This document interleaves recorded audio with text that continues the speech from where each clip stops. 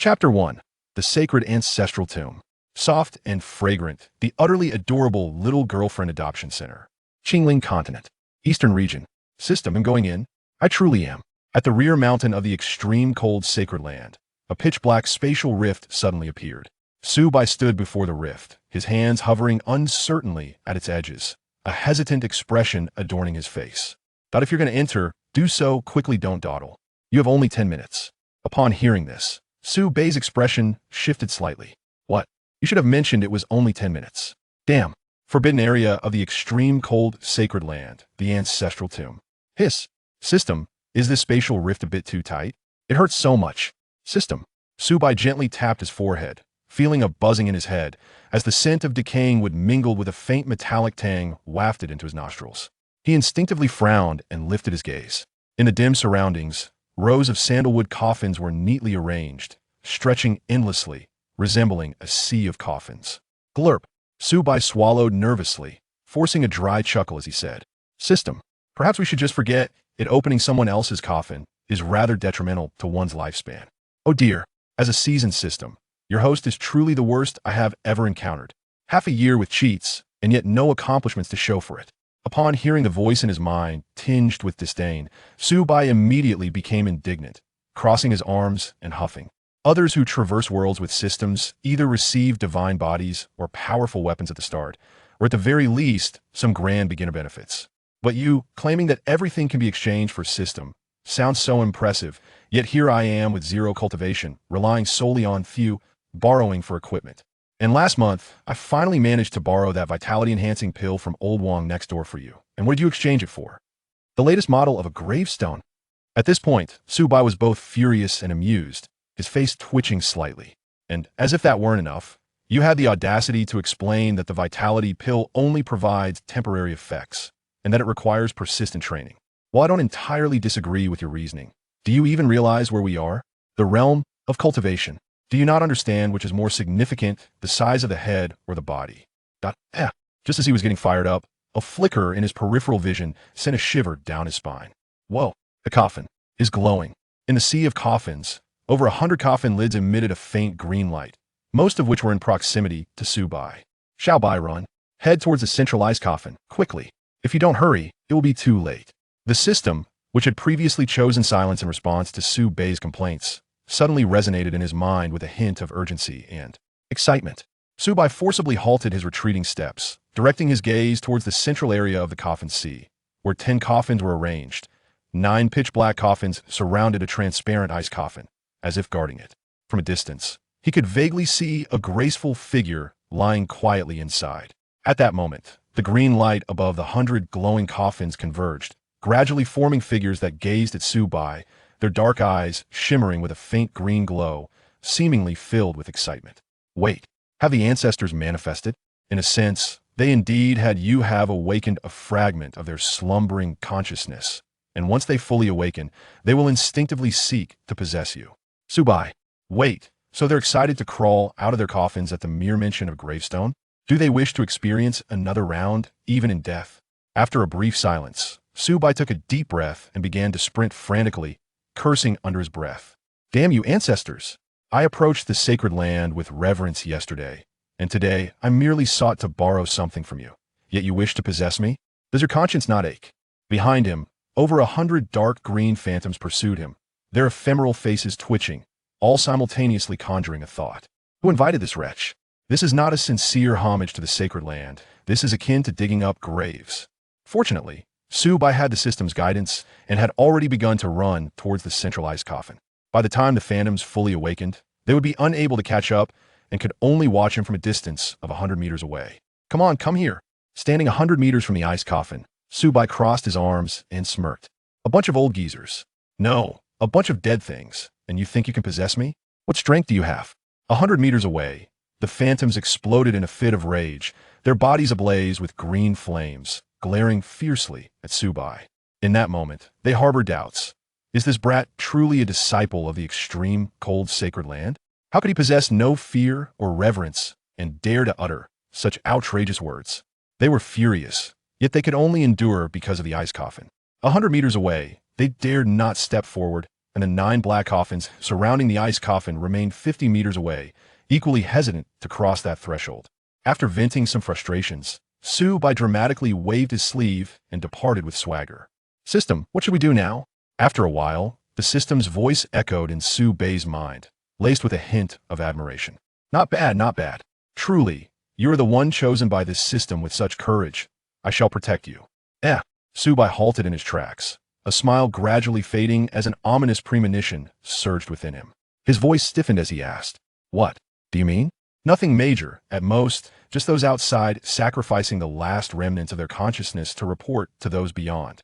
Su Bai fell silent, his expression darkening. He turned his head stiffly, forcing a smile as he said, "My esteemed ancestors, do you know who I am?" The phantoms did not respond. They coalesced, subtly merging, just as the system had described, preparing to report to those outside. Su Bai's countenance darkened further, but recalling that he had only recently entered the sacred land, he felt emboldened, scoffing. "A bunch of neither human nor ghost old things. How many years have you been dead? Still like little children seeking their parents to complain. Only I can indulge you like this. Remember, your grandfather's name is Song Yi. I just entered the sacred land yesterday, setting a small goal. Today, a menial worker, tomorrow a saint." With that, Su Bai dramatically waved his sleeve and strode towards the ice coffin. Behind him, the phantoms gradually solidified into a singular figure, devoid of features, their twisted faces revealing their fury. Wretch! Even if they exhausted the last vestige of their consciousness, with no hope of rebirth, they would still seek to eliminate this wretch named Song Yi. The corner of Su Bai's mouth curled slightly as he let out a soft snort, aware that they must be seething with rage behind him. However, what Song Yi did had nothing to do with him. Su Bai. Chapter 2. The Woman Within the Ice Coffin. Ines. Lu Qinghan in a dominant state. 70 meters. 55 meters. As Su Bai drew closer to the ice coffin, the 9 sandalwood black coffins surrounding it began to hum ominously, as if their lids would fly open at any moment, with the inhabitants leaping out.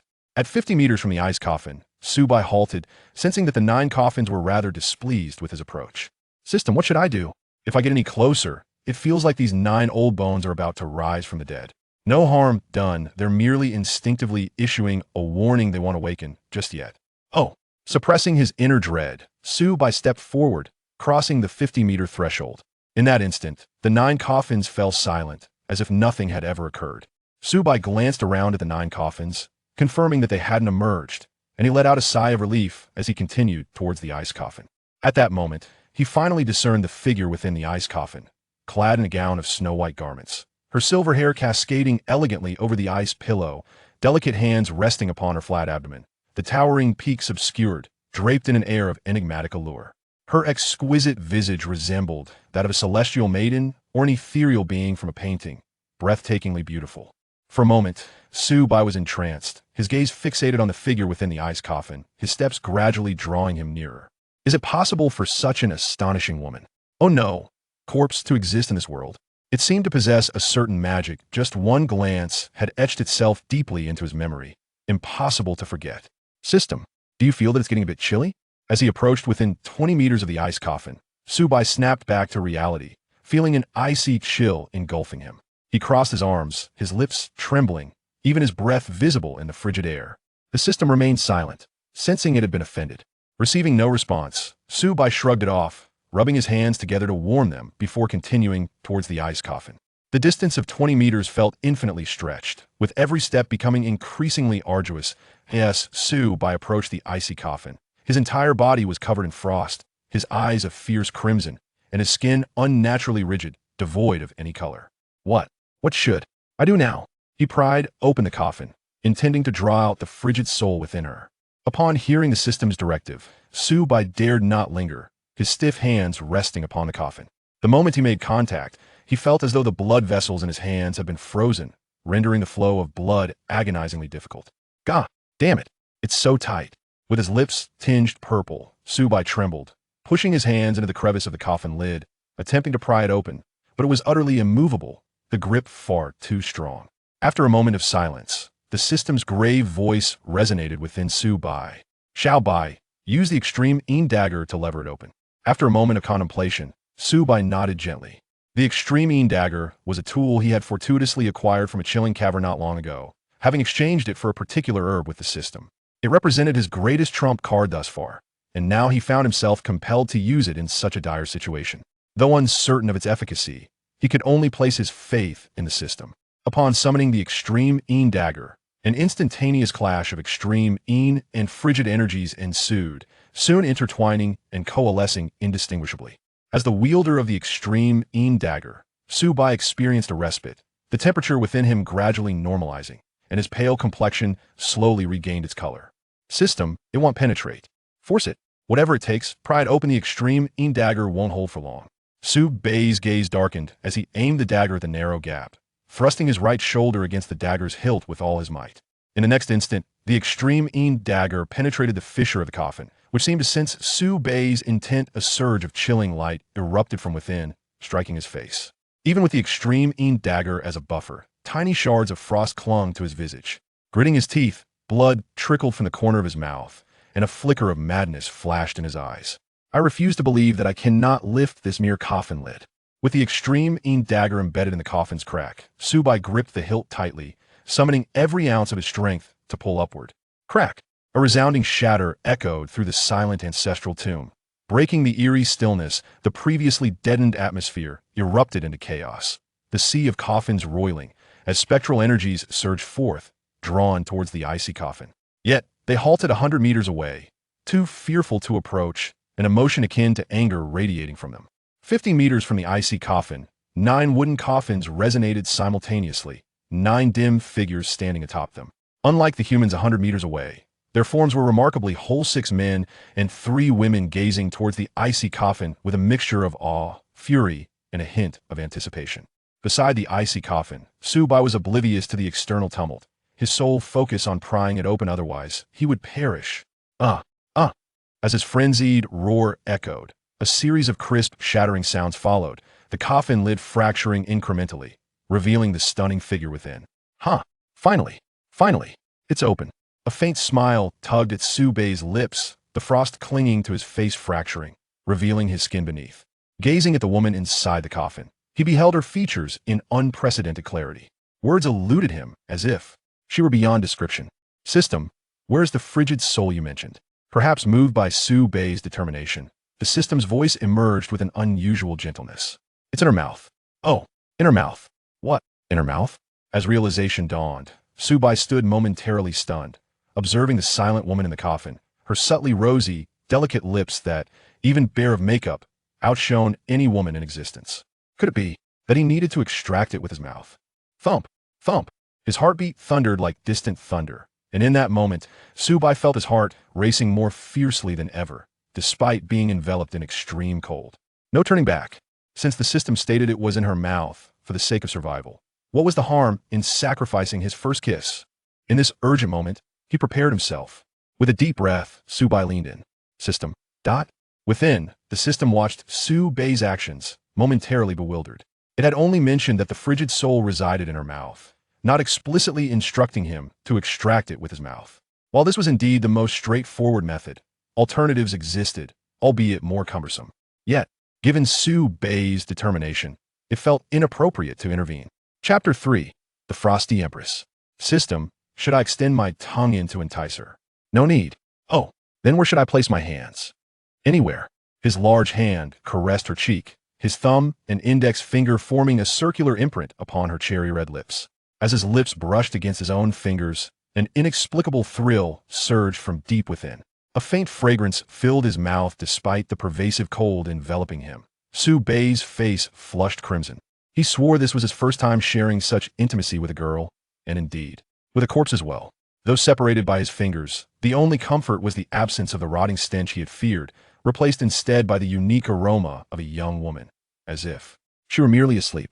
Before his transmigration, he was renowned as a bookworm, possessing striking looks yet never utilizing his charm, wholly devoted to scholarly pursuits. It was not that he did not yearn for love during that fast-paced era. He simply refused to settle. 3 breaths passed. System, is it done yet? Within, the system's excited voice rang out. Almost there. The frigid soul is about to emerge. Do not release your grip. The frigid soul is not a solid entity. Once you let go, it will vanish into the void, difficult to locate again. Upon hearing this, Su Bai's eyes narrowed slightly. The frigid soul? It sounded like a treasure. Moreover, Witnessing the system's excitement was a first for him. The frigid soul. What could it be exchanged for? Could it be that I am about to rise to prominence? Suppressing his inner excitement, Su Bai pressed his lips firmly against his fingers, leaving no gap, the contact between lips becoming increasingly frequent. He could think of nothing else but to wait patiently.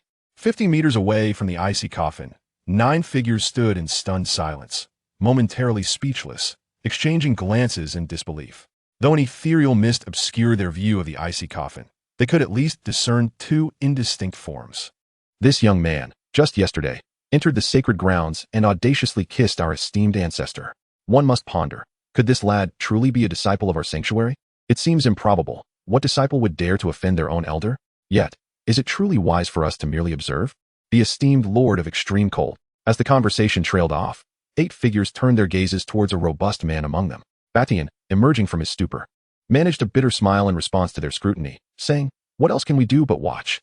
For millennia, as the lord of extreme cold has slumbered, no one has been able to approach within 50 meters of her, including ourselves.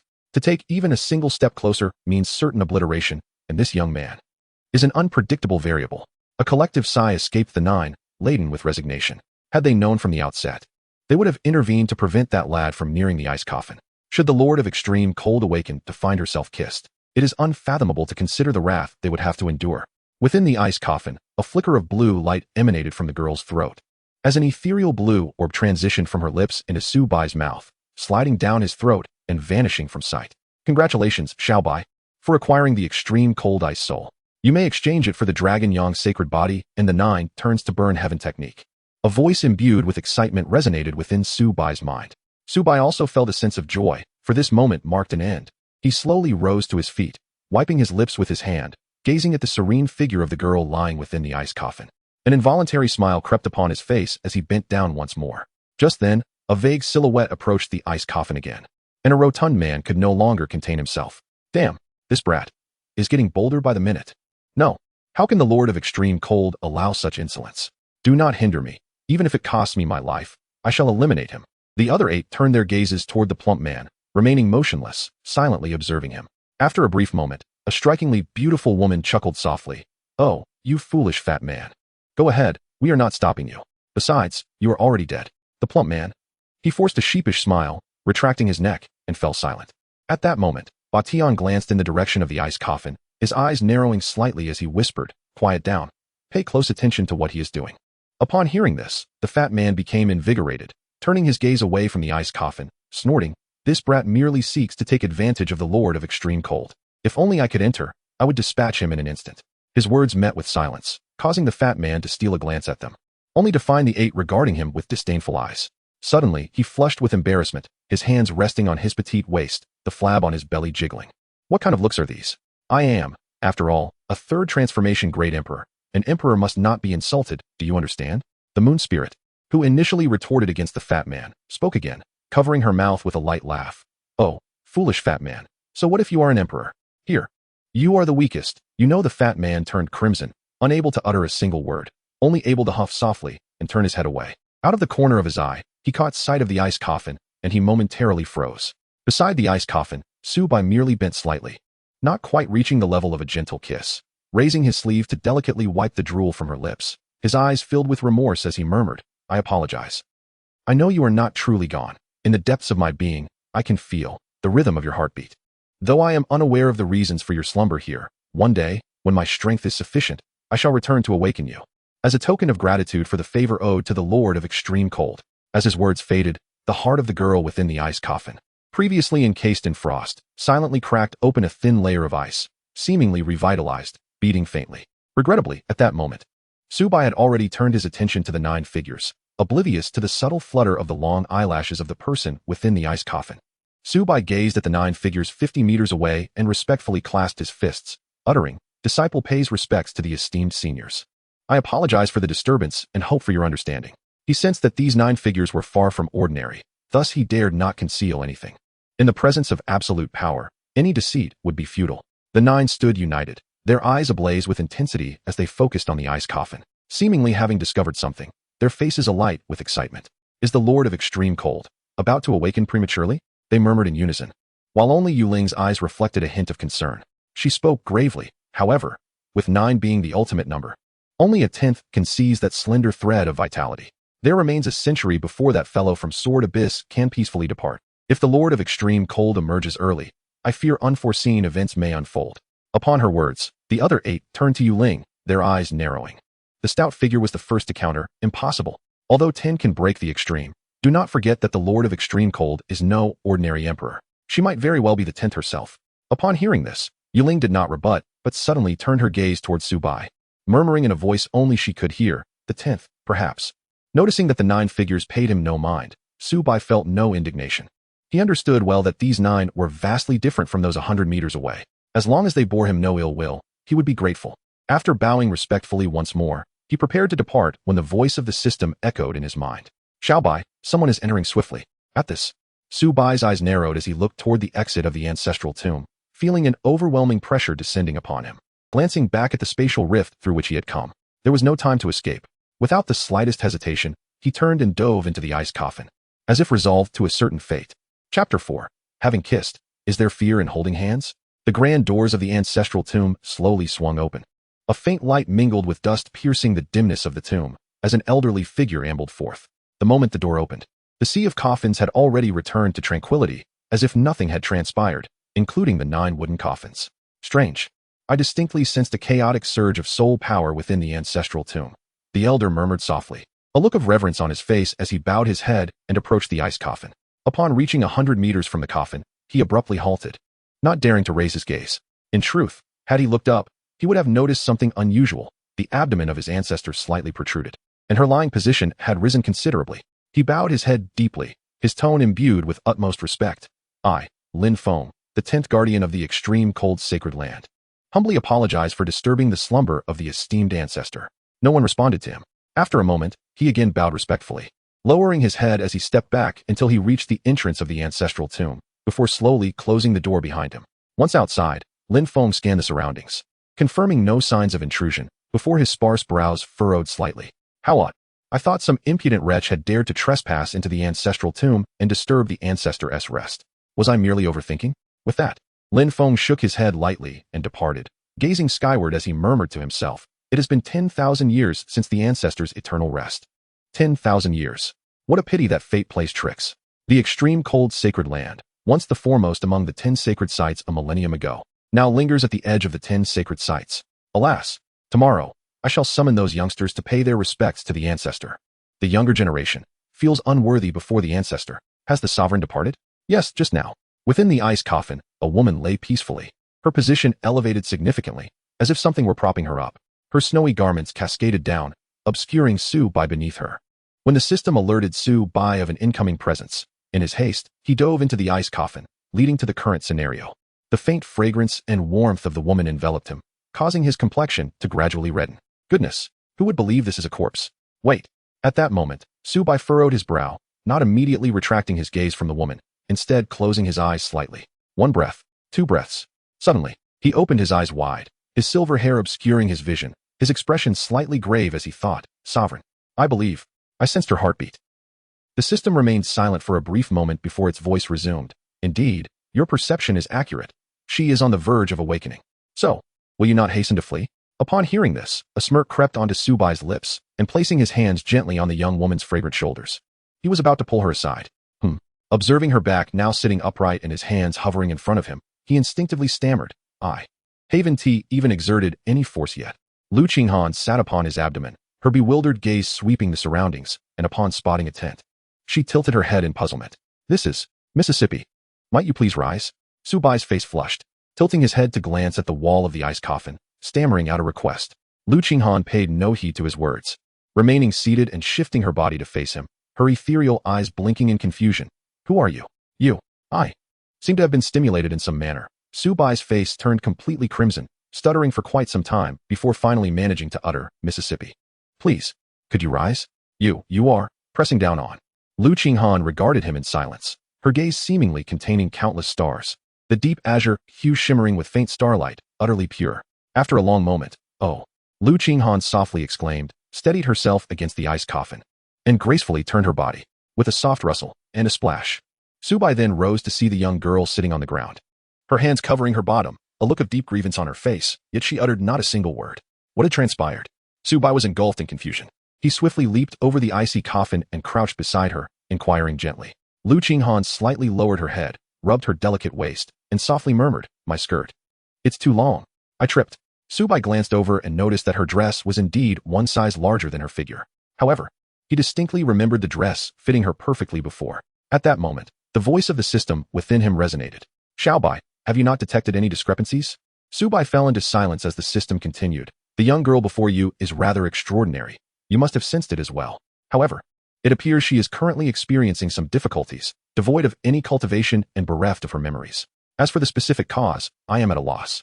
Furthermore, her physique has undergone a transformation. Have you not noticed that she seems to have shrunk in stature?" Listening to the system's analysis, Su Bai scrutinized her closely, his gaze instinctively drifting towards the peak of Qing Feng. Suddenly, he remarked, "She hasn't shrunk that much." The system replied, "In." Concluding his conversation with the system, Su Bai extended his hand, gently smiling as he said, "It's all right, you can get up now."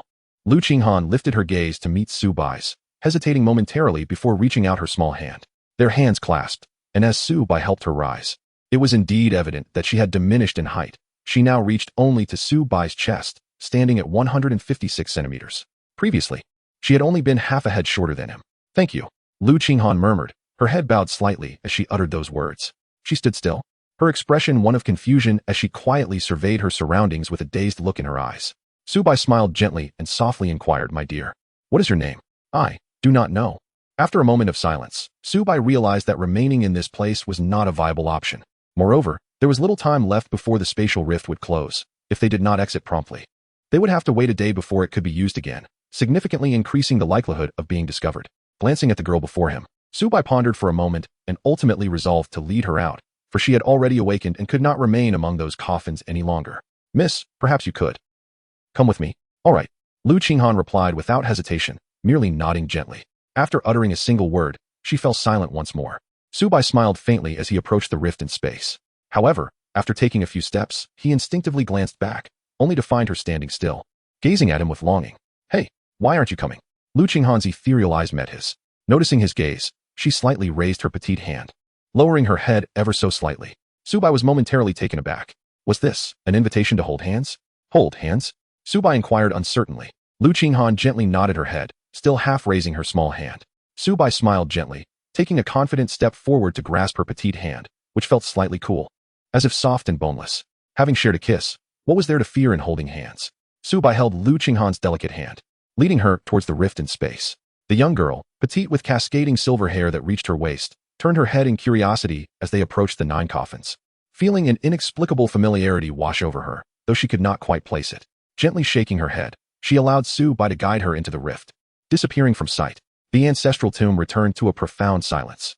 However, unlike before, the central area of the tomb was now devoid of the ice coffin, while the 9 coffins remained, leaving the center empty. In a distant corner, the voice of the pudgy figure echoed, expressing concern over the Lord's apparent amnesia. "It seems dire.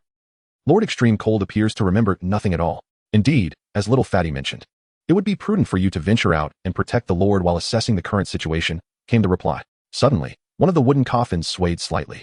"Boss, this isn't fair. Among the 9 of us, I'm the weakest. Why must I be the one to go?" After a moment of silence, the formidable figure spoke. "It is commendable that you noticed the Lord's amnesia when the rest of us did not. This speaks to your innate brilliance, and I trust you can manage this formidable task." "Ah, really? Is that so?" A somewhat bashful voice emerged from within the coffin, followed by a couple of light coughs, as he declared with feigned seriousness, "In that case, I shall take my leave first." "Who said I'm not clever, huh?" With that, a golden light erupted from little Fatty's coffin, and a rotund figure emerged, shimmering with radiance and sporting a comical expression. The Emperor's soul. This marked the attainment of the Emperor realm. Even if the physical body were to be annihilated, the Emperor's soul would endure, allowing for the recreation of a golden form.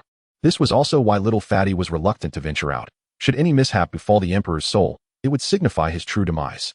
Shortly after little Fatty departed, a gentle voice followed. "Boss, I wish to go out as well.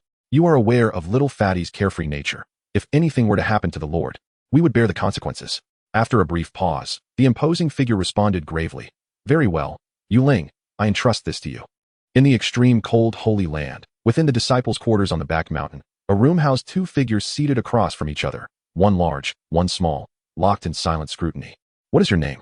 The girl in the oversized snow robe inquired, her large eyes blinking at Su Bai, who replied with a gentle shake of his head. After a brief silence, Su Bai suddenly inquired, "Are you male or female?" Lu Qinghan tilted her head slightly, her small hand parting her clothing to peek inside. After observing for a moment, she turned her gaze back to Su Bai. Upon noticing his somewhat pronounced chest muscles, she hesitated for a moment and softly replied, "I am like you." "Like me? In what way?" Su Bai was taken aback. Initially, he wished to ascertain whether the young girl before him was oblivious to the fundamental distinction between genders. However, it became evident that she truly was unaware. Gently shaking his head, Su Bai spoke earnestly, "No, no, no, it is not the same. I am a male, and you are a female. That makes us different." Lu Qinghan blinked, seemingly grasping yet not fully comprehending his words. "But I possess this as well. Shouldn't that mean we are the same?" Su Bai endured a critical strike of 999, his entire being toppling backward with rigidity. "You are not. Hurry and put it on." "Oh." Lu Qinghan softly uttered, leisurely pulling up her garment, her gaze laced with confusion, seemingly unable to comprehend why Su Bai reacted so dramatically. Su Bai cast a furtive glance and, upon seeing that she was fully dressed, let out a sigh of relief. He sat up. A lingering unease reflected in his gaze as he looked at her. Silently swallowing hard, he took a deep breath, striving to compose himself. "I must tell you," he said earnestly, "that you should never undress casually in front of men." "Oh." Lu Qinghan responded with a calm expression, remaining silent thereafter. Su Bai was uncertain whether she had absorbed his words. Nonetheless, he assumed she had. Alas, it appeared that she truly could not recall anything. For the time being, she should accompany him. Until her memories returned, he would exert every effort to safeguard her. After all, he still owed her the essence of the extreme cold. Upon hearing this, Lu Qinghan nodded repeatedly like a chick pecking at grains, a glimmer of delight in her eyes. She shifted her position on the bed and nestled beside Su Bai, wrapping her arms around his. What are you doing?" Su Bai was momentarily taken aback. Unable to comprehend the situation with the young girl who had suddenly embraced his arm, Lu Qinghan remained silent, quietly holding onto his arm, her slightly pale complexion tinged with a hint of color. "System, what is happening here?" Inside him, the system paused for a moment before analyzing. "If all goes as expected, it is due to your recently awakened Dragon Yang sacred body. She possesses the extreme Yin sacred body, while you embody the Dragon Yang sacred body. The fusion of Yin and Yang is occurring. She is in a weakened state and instinctively requires your Dragon Yang energy for balance." "Are you implying a fusion of Yin and Yang? However, your way of speaking feels rather peculiar." Su Bai cast an odd glance at Lu Qinghan, pondering the notion of Yin and Yang merging. Could it be that his understanding was indeed as he feared? No, he was not the sort to behave so frivolously, especially considering the young lady was currently suffering from amnesia. How could he take advantage of her vulnerability? That would be no different from barbarism. Although he had been compelled to steal a kiss in the ancestral tomb, it was merely a brief contact, separated by the space of his finger. In such a perilous situation, he had little time for contemplation. Meanwhile, within him, the system observed the boy blushing and shaking his head, realizing he was overthinking the matter once again. Sigh. This host was truly difficult to manage. Had he perhaps been a painter before his transmigration?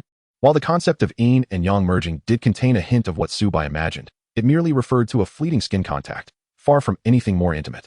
Nevertheless, since he held such beliefs, so be it. After all, that kind of union indeed yielded the most effective results. However, one could only wonder what might transpire if she regained her memories one day. Would she seek retribution against him? After wrestling with his thoughts for a while, Su Bai extended a finger to gently nudge Lu Qinghan's forehead, pushing her away. "We cannot proceed like this." Lu Qinghan gazed at him in confusion. Seizing the moment when Su Bai was distracted, she tilted her little head, evading the finger that had pressed against her forehead, and nestled into the crook of his arm. A faint smile gracing her delicate features as she comfortably closed her eyes. Su Bai attempted to extricate his arm, but it was ensnared too tightly to be freed. Even the slightest movement revealed an exquisite softness. After a futile struggle, he surrendered, letting out a gentle sigh, and with a faint smile, he remarked, "Since you cannot recall your name, allow me to bestow one upon you for the time being. Let us call you." After a moment of contemplation, Su Bai was suddenly reminded of the swirling chill that emanated from the ice coffin. He turned to Lu Qinghan and cheerfully suggested, "Let us name you Xiaohan." "Su Xiaohan. Su Xiaohan." Lu Qinghan softly murmured, a delicate smile gracing her lips. "Very well, and what about you?" As she spoke, she lifted her gaze to meet Su Bai's, her eyes sparkling with a hint of anticipation. Su Bai could not help but gently stroke her head, smiling as he said, "You can call me Xiao Bai." Coincidentally, the system also referred to him as Xiao Bai. Lu Qinghan nodded lightly, letting out a soft "oh" as she pressed her cheek against his arm, as if his arm were her source of energy replenishment. Chapter 6. The Distinction Between Genders. We cannot bathe together. Nightfall at the rear mountain of the extreme cold sacred land. Su Bai had only recently entered the extreme cold sacred land, possessing limited cultivation. Merely at the late stage of the spirit communicating realm. Generally speaking, sacred lands are the coveted sanctuaries for practitioners. Yet it is improbable for one at the spirit communicating realm to gain entry. However, the extreme cold sacred land was currently in decline, on the verge of being ousted from the ranks of the top 10 sacred lands, and it was fortunate to recruit any decent disciples. Thus, Su Bai found himself with the opportunity to blend into the extreme cold sacred land, albeit at the very bottom of the hierarchy. On the bed, Su Bai turned slightly to gaze at the young girl lying beside him. Although she was fast asleep, her hands were tightly clasped around his arm. Staring at the ceiling, Su Bai quietly murmured to himself, "System, what do you think of Xiao Han standing in the extreme cold sacred land? Very high indeed. What would happen if I were to hand her over to the extreme cold sacred land?"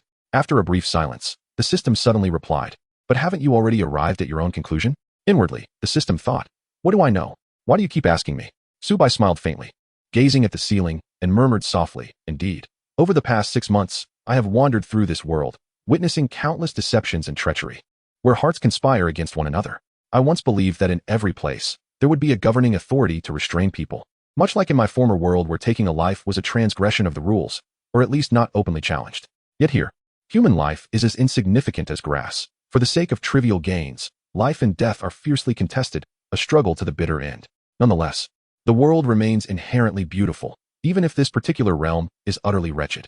Upon finishing his thoughts, Su Bai wore a smile, seemingly reminiscing about the individuals he had encountered during these past months. When he first traversed into this world with nothing and nearly faced starvation, a kind-hearted old woman extended her hand, offering him a few steamed buns that became his lifeline. Within his heart, he had already found his answer. In this dismal world, how could he entrust Xiao Han to the extreme cold sacred land? Perhaps most people there would not harm her, yet the allure of profit is potent, and inevitably, someone would succumb to temptation and act against her. At that time, how could she, with her memory lost and devoid of any cultivation, defend herself? The system remained silent, sensing the profound change within Su Bai's heart, and felt an immense sense of gratification. It vaguely recalled that when it first encountered Su Bai, the youth was still remarkably naive, a bookish lad imbued with a hint of youthful arrogance, filled with dreams of the future. In this realm of cultivation, the hierarchy of cultivation systems is divided into 3 realms of body refinement: chi refinement, muscle refinement, bone refinement; 4 realms of spiritual energy: spirit communication, earth spirit, mysterious spirit, heavenly spirit; 4 realms of the mysterious path: mysterious master, mysterious sovereign, mysterious king, mysterious emperor, and the realm of the 9 revolutions emperor. Weapons are categorized into 2 types: blunt instruments for mortals and weapons for cultivators, further divided into spiritual instruments, mysterious instruments, king instruments, emperor instruments, and the legendary imperial instruments. The following morning, as dawn broke, Lu Qinghan slightly opened her eyes, sitting up with a sleepy expression, perched on the bed like a duck. She glanced around in confusion at the cramped room, the simple furniture, a bed, a table, and a chair, nothing more.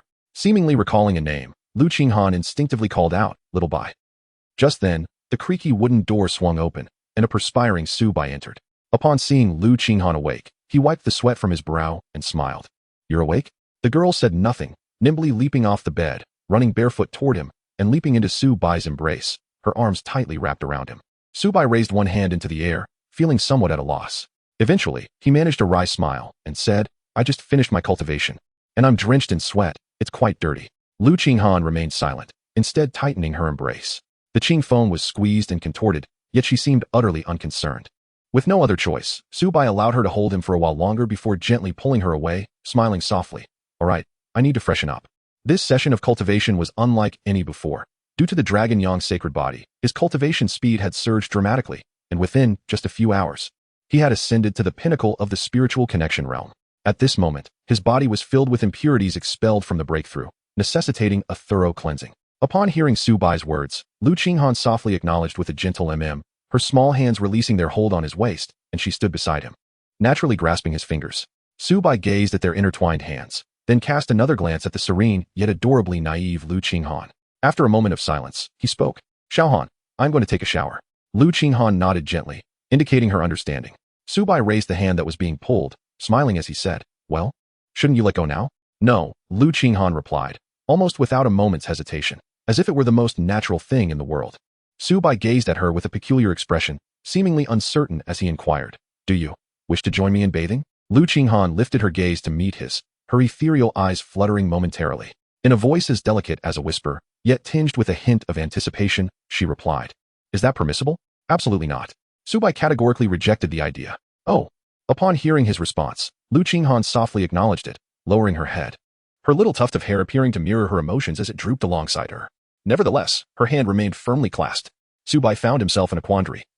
How could he wash without releasing his grip? Would he truly take her along? "Xiaohan, I'm about to take a bath."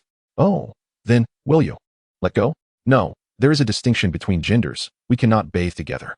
"Oh, then, will you let go?" "No." In the room, a large bathtub was positioned in one corner, filled with crystal clear water. Su Bai, clad in an undershirt, leaned against the edge of the tub, his arms propped on its rim. Despite the cold water, a faint flush adorned his cheeks, as if he were luxuriating in a hot spring.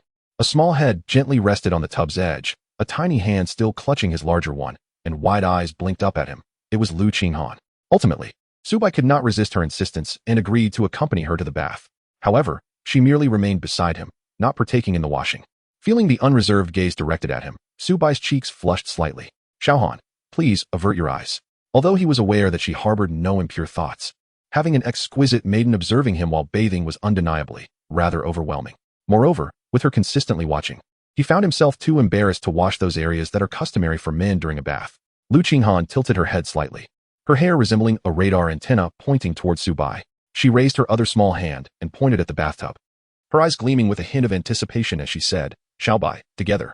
I want to join too." Su Bai's cheeks slightly twitched. "Did you not hear me speaking?" With a soft sigh inwardly, he gently nodded and said, "All right, but..." Just then, a splash of water interrupted Su Bai's words. He opened his mouth, but the continuation of his sentence was abruptly lodged in his throat, refusing to escape. Turning his neck stiffly, he glanced to the side, where a pile of clothing lay, his among them. This meant, gurgle Su Bai involuntarily swallowed, his neck rigid as he gazed ahead. Sensing a warmth in his nose, he instinctively reached up to touch the bridge of his nose, noticing the strikingly vivid crimson of his blood. "Xiao Bai, you are hurt." Chapter 7, Song E. In the room, Su Bai sat on a chair, observing the girl perched on the bed like a duck, clad in an oversized top. Without rules, there can be no order. Thus, we shall establish 3 guidelines. Upon finishing his statement, Lu Qinghan's expression remained impassive, merely blinking as she quietly listened to him. "Well, you may say what you wish. Whether I heed it or not is entirely my concern." Su Bai extended a finger. "Firstly, there is a distinction between men and women. We cannot bathe together. Secondly, when it comes to sleeping, we must refrain from embracing each other, maintaining a respectful distance." Lu Qinghan remained silent, merely gazing at him quietly. As for the third point, it is temporarily set aside. After finishing his words, Su Bai patted his clothes and stood up, admiring her oversized garment, which was vividly adorned, resembling a celestial being from a painting. He instinctively turned his head away and touched his nose. "Well, it is settled then. I shall go buy you some clothes. Be a good girl and wait for me here." Currently, Lu Qinghan only possessed one snow-white outfit, and it was indeed a larger version. So he naturally needed to prepare a few more garments for her. After speaking, Su Bai turned to leave, glancing back at her at the door. Seeing her quietly seated on the bed, staring at him without any intention to move, he felt a wave of relief wash over him. If she were to venture out in that attire, who knows what kind of trouble might ensue. He was well aware of the allure her appearance held for men. Gently closing the door, he walked a short distance before glancing back uneasily.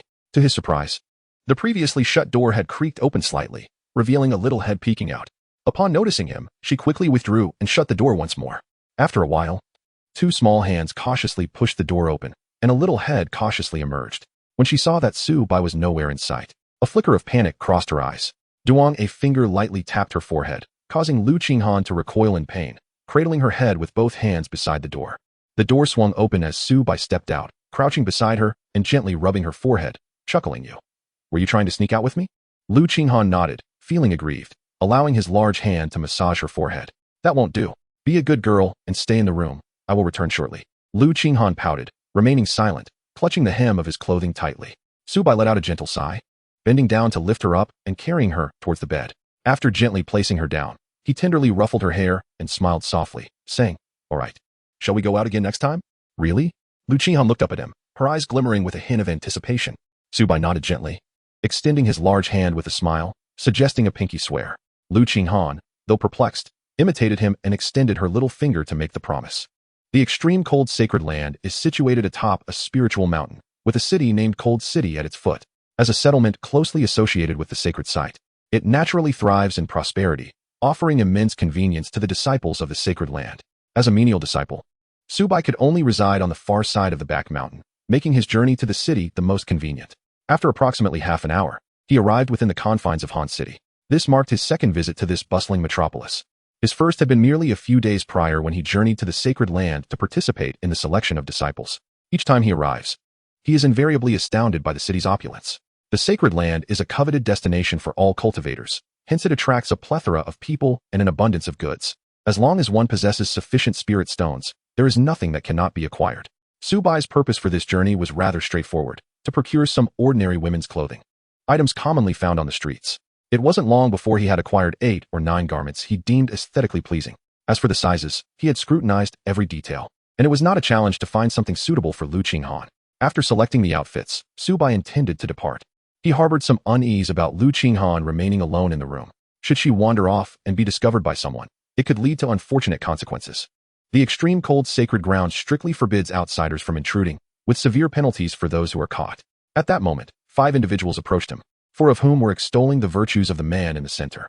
Song Shidi, as expected of a royal prince, has been granted admission as an outer disciple by the sacred ground without undergoing trials. Indeed, one only needs to consider who Song Shidi is, the 9th prince of the Grand Haiyue Empire, the future heir to the empire. Being merely an outer disciple was hardly a challenge for him. The man in the middle merely smiled faintly, a hint of impatience evident on his brow, as he walked indifferently, disregarding their praises. Suddenly, he appeared to notice something, his steps halting abruptly, a flicker of surprise crossing his eyes, as though he were astounded to see the person before him. Song Shidi, what troubles you? Why have you stopped? Oh, it seems I've encountered an acquaintance. Song Yi replied casually, striding towards Su Bai with a smirk playing on his lips. Well, is that not the little white mouse? Have you come to observe the grandeur of the extreme cold sacred ground? Would you like me to escort you inside to witness its splendor?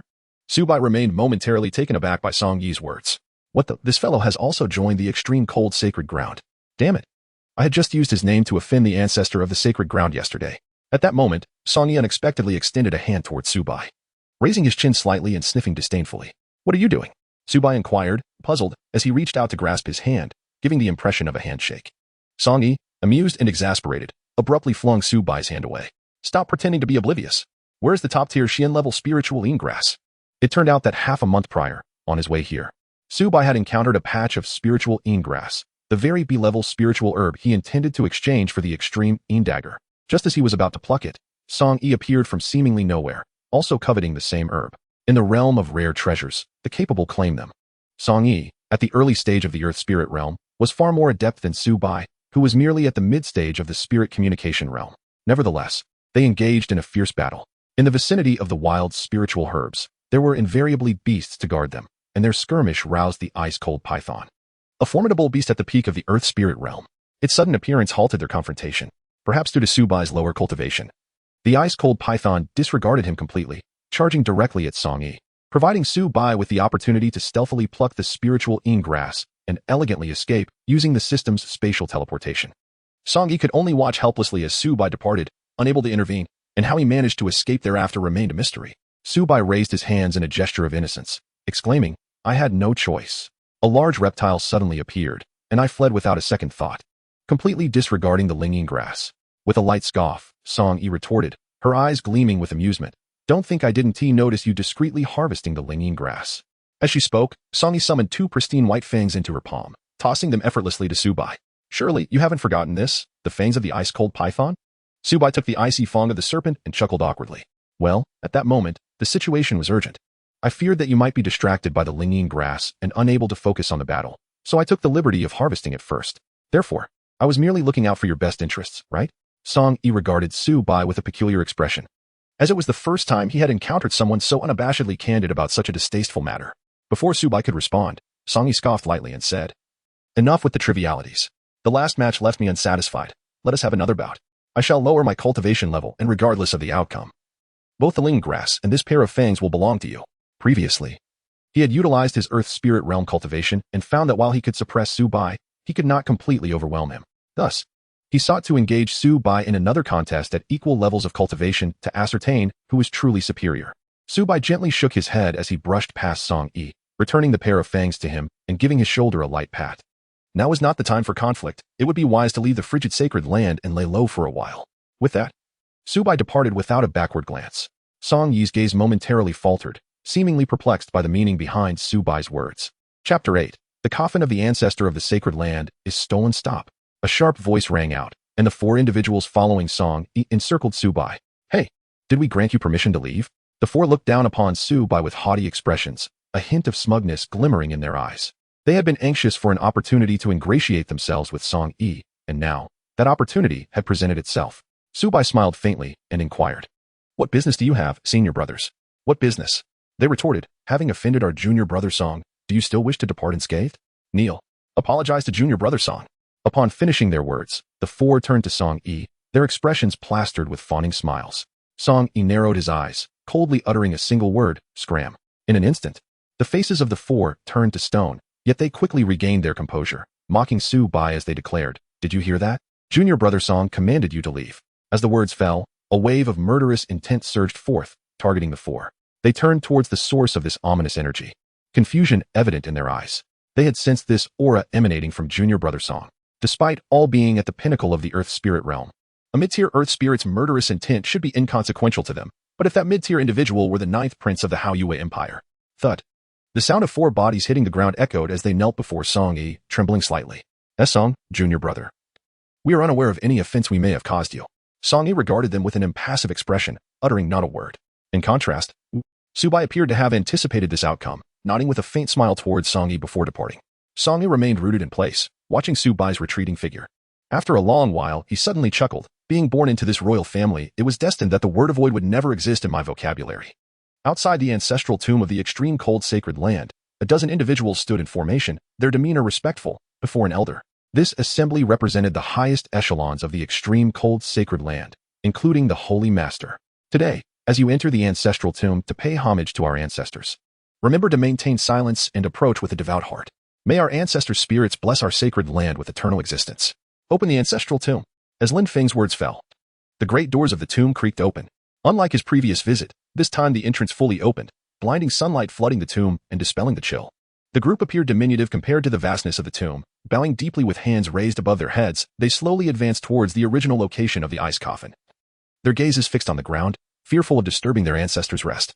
Upon nearing 100 meters, they collectively knelt, performing 3 bows and 9 prostrations. Within the 9 wooden coffins, Batian and the others remained silent, uncertain whether to feel joy or sorrow. The individual they were to pay respects to was no longer present. What were they to honor? Air?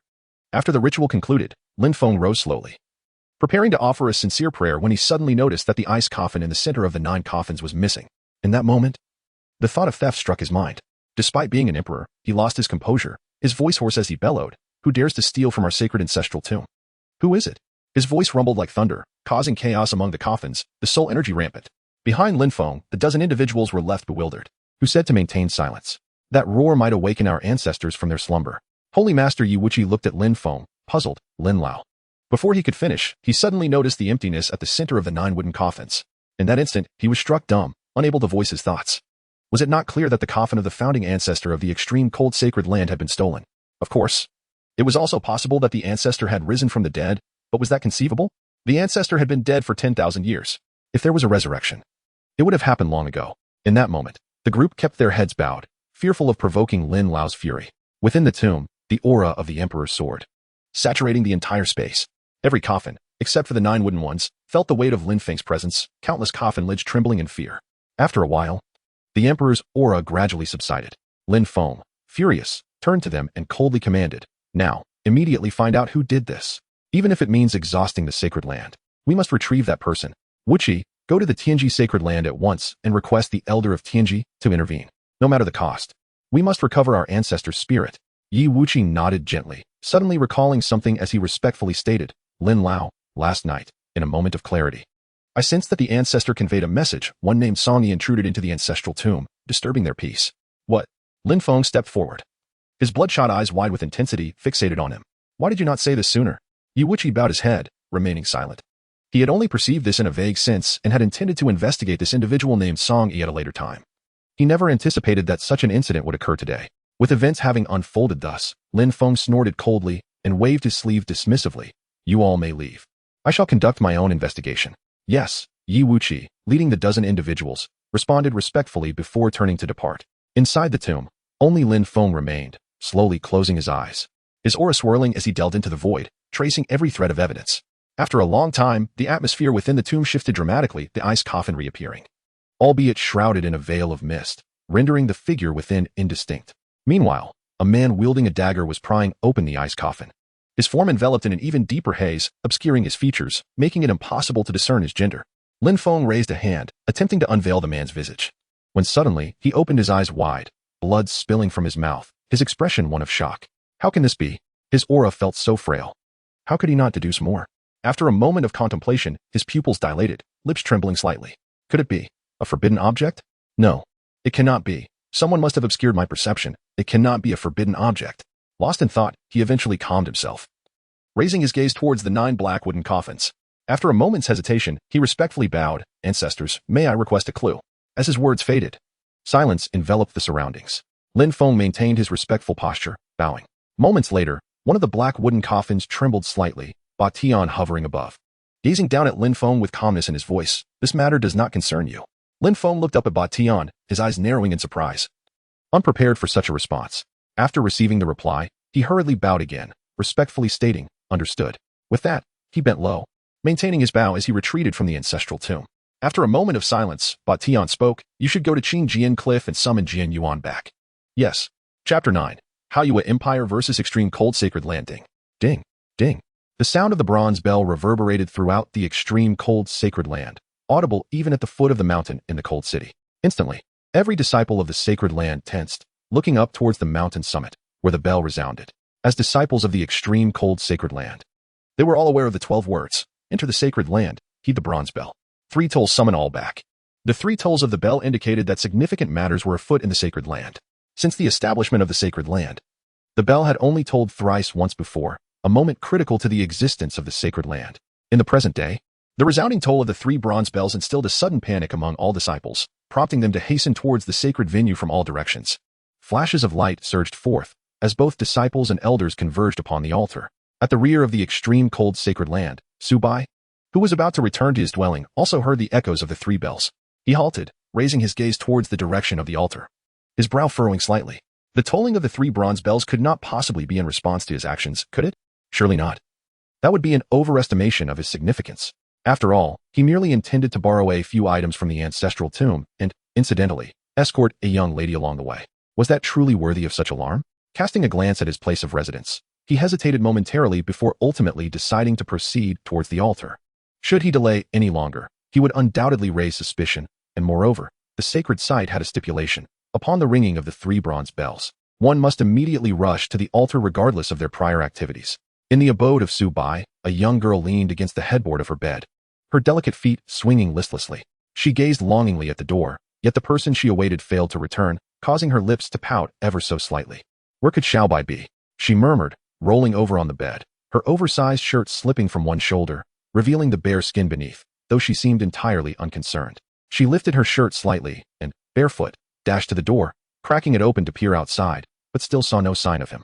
Her small face fell, her hair drooping as she continued to stare outside with yearning. What should I do? I really want to find Su Bai, but he told me to wait for him. What if he comes back and doesn't see me? Her eyes shimmered with conflict, and after much hesitation, she reluctantly closed the door, returning to her bed, clutching her pillow, her lips still pouting, as if on the verge of tears. Su Bai, please come back soon.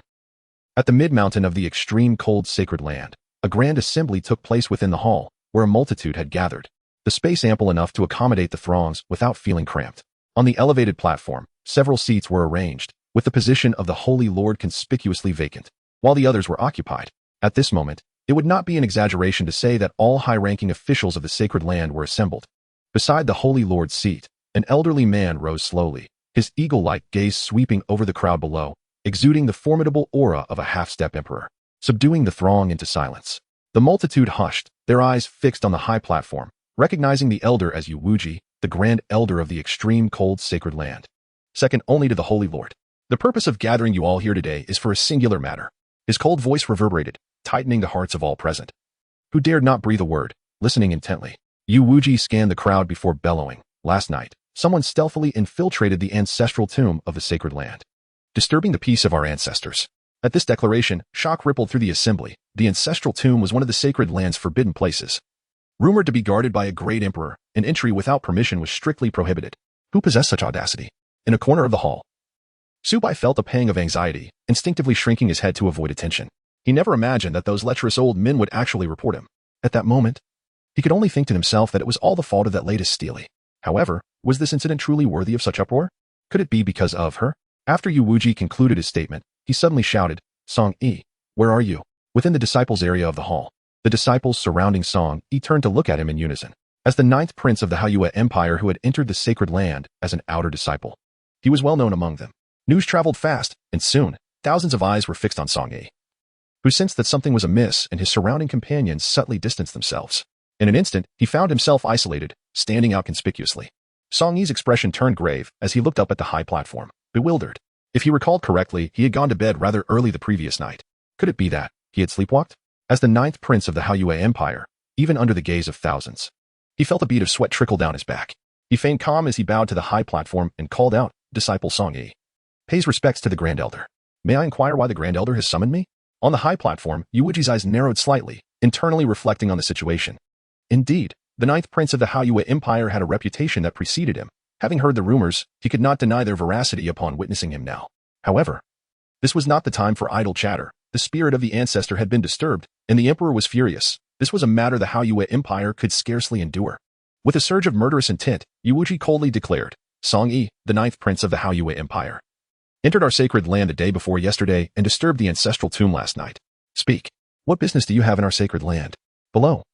Song Yi gazed up at Yu Wuji in disbelief, his lips twitching. You know I just entered the sacred land the day before yesterday. I don't even know where the ancestral tomb is. In a corner of the hall, Su Bai kept his gaze downward, his thoughts focused, silently reciting prayers for forgiveness. Grand Elder, Song Yi finally met Yu Wuji's gaze. Exhaling slowly, his tone calm, one must speak with evidence. If I had indeed infiltrated the ancestral tomb last night, why would I still dare to stand here today? Though our Haiyue Empire may be small, if the Grand Elder cannot provide a reasonable explanation, how do you suppose outsiders will perceive the extreme cold sacred land? Will you malign a disciple without cause? Or can the Grand Elder alone determine the life and death of a disciple? His words sent shockwaves through the crowd once more. As all present looked at Song Yi in disbelief, unable to fathom that he would speak so boldly to the Grand Elder.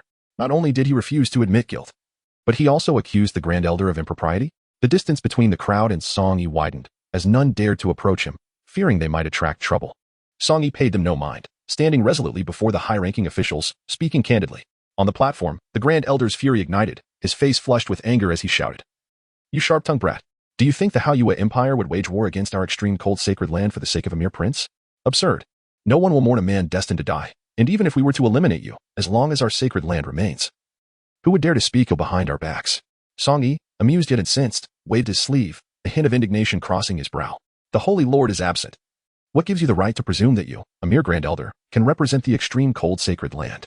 In the Haiyue Empire, my word is law, and all citizens heed my command. How dare you insult the sovereign of a nation?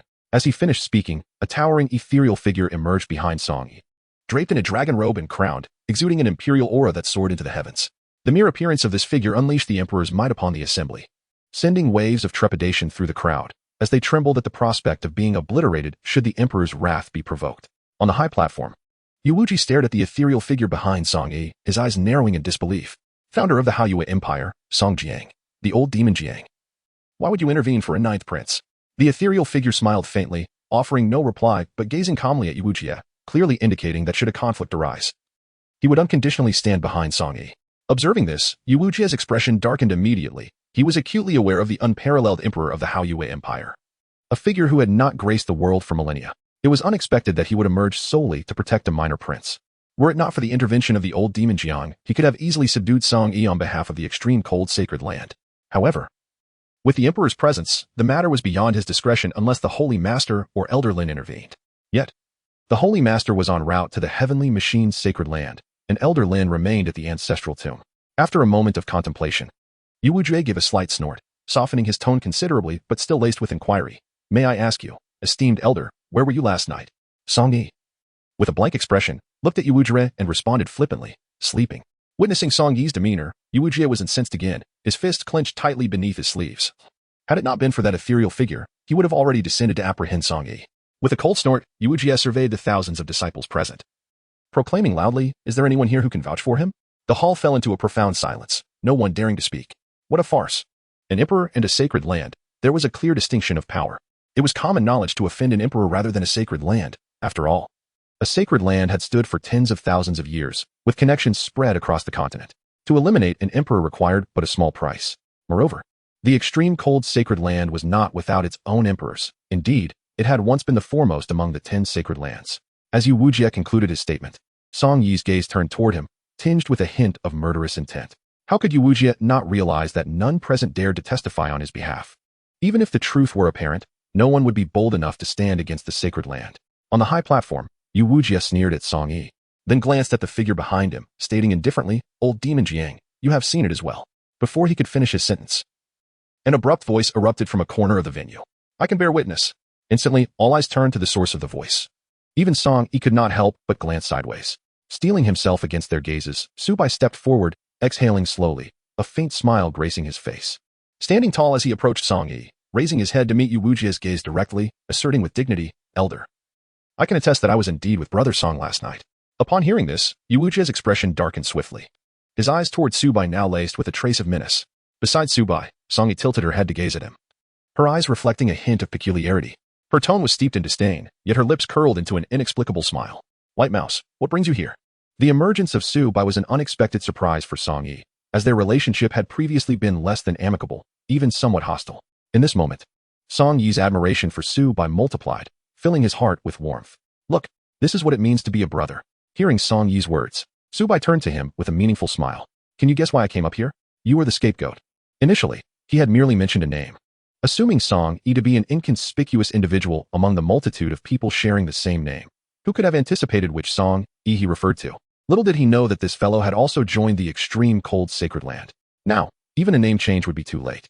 On the platform, noticing that Su Bai had only reached the peak of the spirit communication realm and was still clad in the attire of a lowly disciple, the murderous intent in Yu Wujie's eyes intensified. He raised a hand and waved lightly, stating indifferently, "A mere lowly disciple cannot serve as a witness. Seize the one who disrupts the order." With that, after a moment's hesitation, 2 men stepped forward from the attendants standing beside the platform and soared into the air, heading straight for Su Bai. Su Bai's gaze momentarily faltered, leaving him somewhat dazed. This was not at all what he had anticipated. How could a venerable elder of the sacred land behave like a rogue? Initially, he intended to testify, attempting to vindicate Song Yi's innocence. Ideally, if it could be achieved, it would be best. If not, he would promptly leave the sacred land with Lu Qinghan after this incident. After all, remaining here was no longer an option. As 2 men charged towards him, he instinctively cast a glance at the ethereal figure behind Song Yi. To his surprise, it was also scrutinizing him, yet showed no inclination to intervene. Momentarily, Su Bai fell into silence. If the ethereal figure was unreliable, then Song Yi was even less dependable, unless he were to be dragged into danger. For the figure would not act otherwise. After a brief contemplation, Su Bai smiled faintly, silently distancing himself from Song Yi, clearly unwilling to jeopardize him further. It would suffice to be captured for the time being, and then seek an opportunity to escape stealthily using the system's spatial teleportation. The system's spatial teleportation had its pros and cons. Its advantage lay in precise short-distance teleportation, while long-distance transfers were random and limitless, allowing one to choose the range. At that moment, Song Yi turned to the ethereal figure, addressing it respectfully. "Ancestor, I implore you to take action." The figure remained motionless, gently shaking its head, casting a meaningful glance at Su Bai, and remarked, "No, he does not require my assistance. There will be others to protect him." Song Yi fell silent, his gaze fixed upon the figure. The ethereal figure, with a resigned smile, added, "Very well, if trouble arises, I shall ensure his safety." With that, Song Yi finally exhaled in relief, and in the next instant, he rushed towards Su Bai. With each step, his mid-stage Earth Spirit Realm aura erupted, with 2 strides. It felt as if he had broken through some shackles, his momentum surging dramatically. By the time he reached Su Bai's side, he had already ascended to the mid-stage Mystic Spirit Realm. "White Mouse, what do you mean by this? Do you wish to seek death on your own?" Song Yi smiled gently, standing quietly beside him. Su Bai remained silent, yet the voice of the system unexpectedly resonated within him. "Xiao Bai, this fellow is rather extraordinary. The Emperor's sacred body. TSK, it is not significantly inferior to your Dragon Yang sacred body. No wonder a great emperor would willingly destroy his own corporeal form, concealing his imperial soul within, to safeguard his path." Upon hearing this, Su Bai couldn't help but cast another glance at Song Yi, who smirked slightly and remarked, "What are you staring at? Don't become infatuated with me. I am already devoted to another." Su Bai.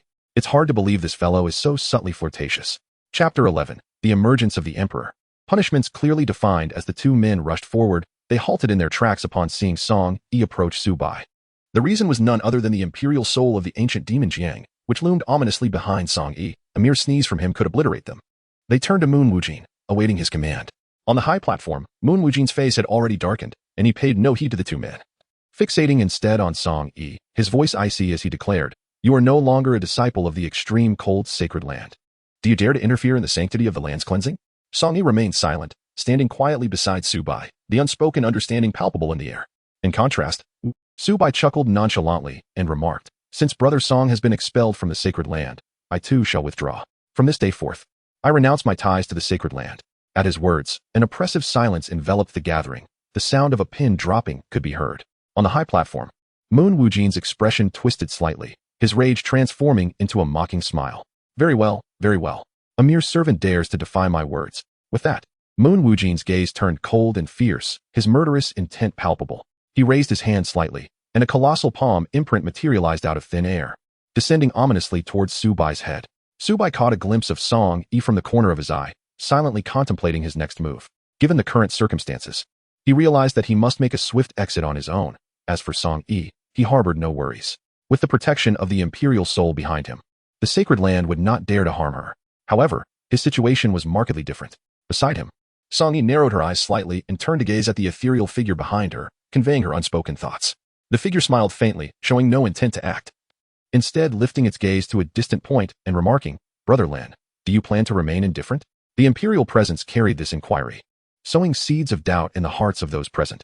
Could there be unseen observers lurking in the shadows? On the high platform, Yu Wujia seemed to sense something amiss and suddenly bowed respectfully towards the front. Yu Wujia pays respects to Elder Lin. As his voice resonated, a deep sigh followed, and the massive palm imprint he had left dissipated, revealing an ancient figure materializing in the air, advancing slowly towards Song Yi. "My dear brother, it has been 3 millennia since we last met. I never imagined you would go to such lengths for a junior. How lamentable." The old demon Jiang chuckled lightly, crossing his arms and gesturing towards Song Yi with a hint of arrogance in his tone. "Brother Lin, you seem to be regressing with age. Perhaps you should open your eyes and see more clearly." Their exchange went unheard by others. Lin Feng cast a fleeting glance at Song Yi, and with that single glance, his brow furrowed slightly, only to smooth out into a knowing smile moments later. "I see." Just as he finished speaking, he seemed to discern something and suddenly uttered a soft gasp. The realm of the Emperor is one that embodies the fortunes of heaven and earth, fusing one's own path with the cosmos to validate their existence through the divine will. Thus, they can perceive the rise and fall, strength and weakness of human fortunes. At this moment, he noticed that while Song Yi's fortune flourished magnificently, it was subtly being consumed by an unknown presence nearby, a detail easily overlooked without careful observation. Turning his gaze, Lin Feng noticed that only Su Bai stood beside Song Yi, and his eyes narrowed slightly. He could detect no trace of fortune surrounding Su Bai. It is known that in this realm, every being is accompanied by fortune from the moment of birth, regardless of its magnitude. All things possess it. How peculiar. After a moment of astonishment, Lin Feng turned his attention back to the old demon Jiang, seemingly seeking confirmation. Jiang merely smiled knowingly, offering no words. Finding no validation, Lin Feng shook his head gently, casting a disappointed look at Yu Wujia, and softly lamented, "In the absence of the sovereign, as the grand elder of the extreme cold sacred land, you ought to shoulder the responsibility of its governance. Yet, you act with such obstinacy, blurring the lines between public and private matters. Alas, since our sacred land began its decline 10 millennia ago, the reasons are known to all of you, yet you show no signs of repentance." Upon hearing this, the dozen or so individuals on the high platform fell into a state of panic, kneeling on one knee, awaiting Lin Feng's judgment. Among them, the one with the lowest cultivation level was still at the Xianwang realm, yet none dared to entertain a thought of defiance. At the forefront, Yu Wujia was particularly terrified. Trembling as he knelt, stammering, "Wujia acknowledges his faults. Please punish the ancestor." After a moment of silence, Lin Feng raised a finger and lightly pointed at Yu Wujia.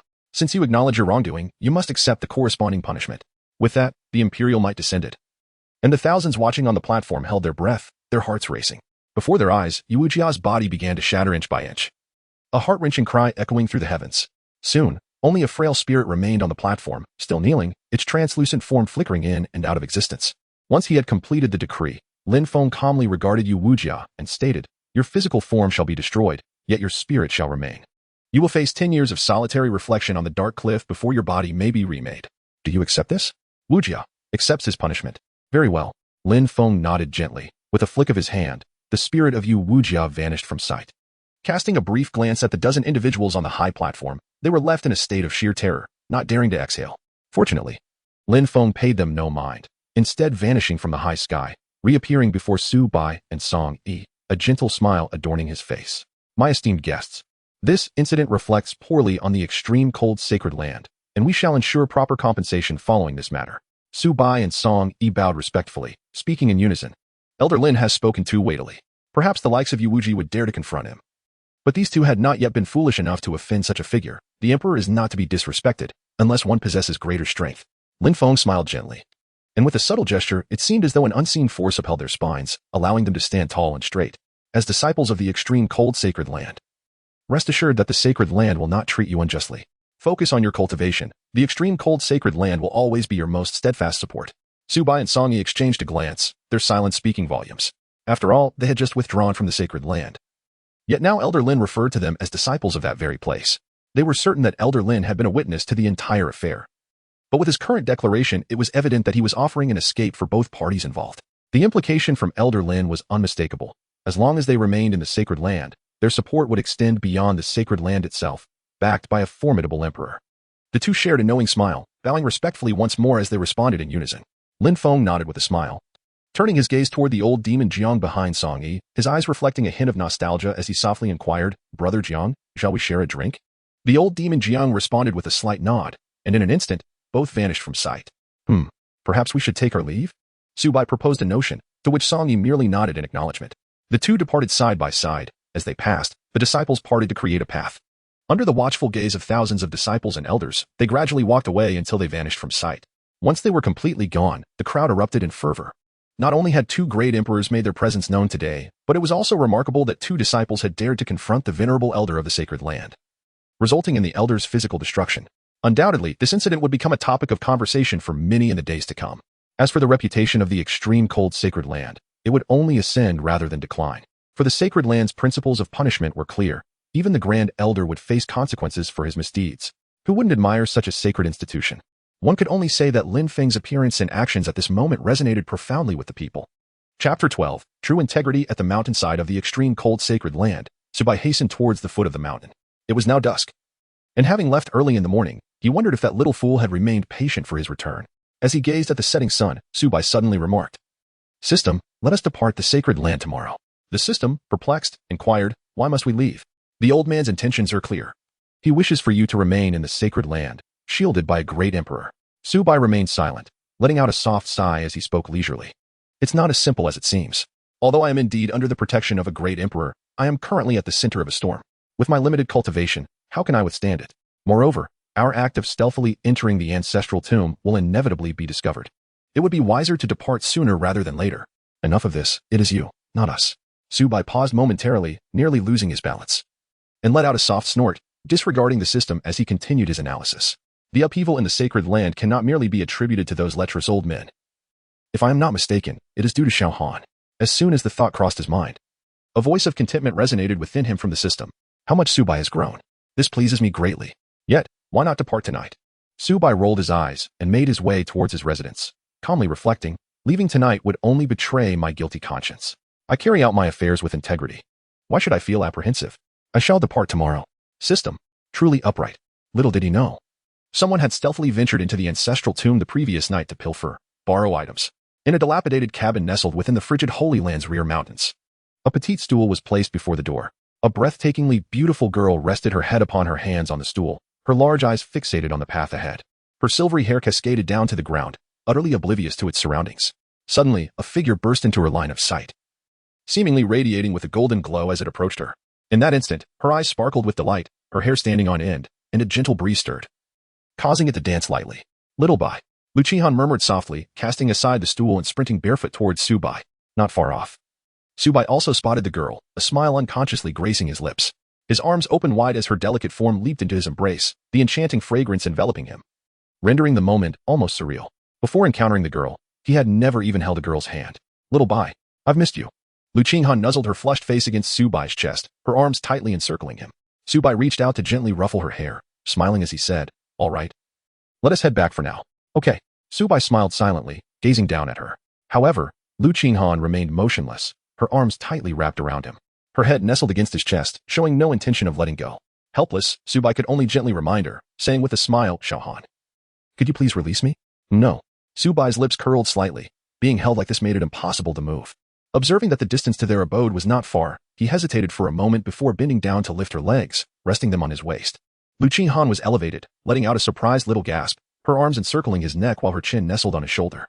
Su Bai dared not entertain any distracting thoughts. Continuously reciting in his mind, "Form is emptiness, Namo Amitabha." Alas, this was an omen of great misfortune, and he truly could not endure any longer. The girl, despite her petite stature, was surprisingly heavy.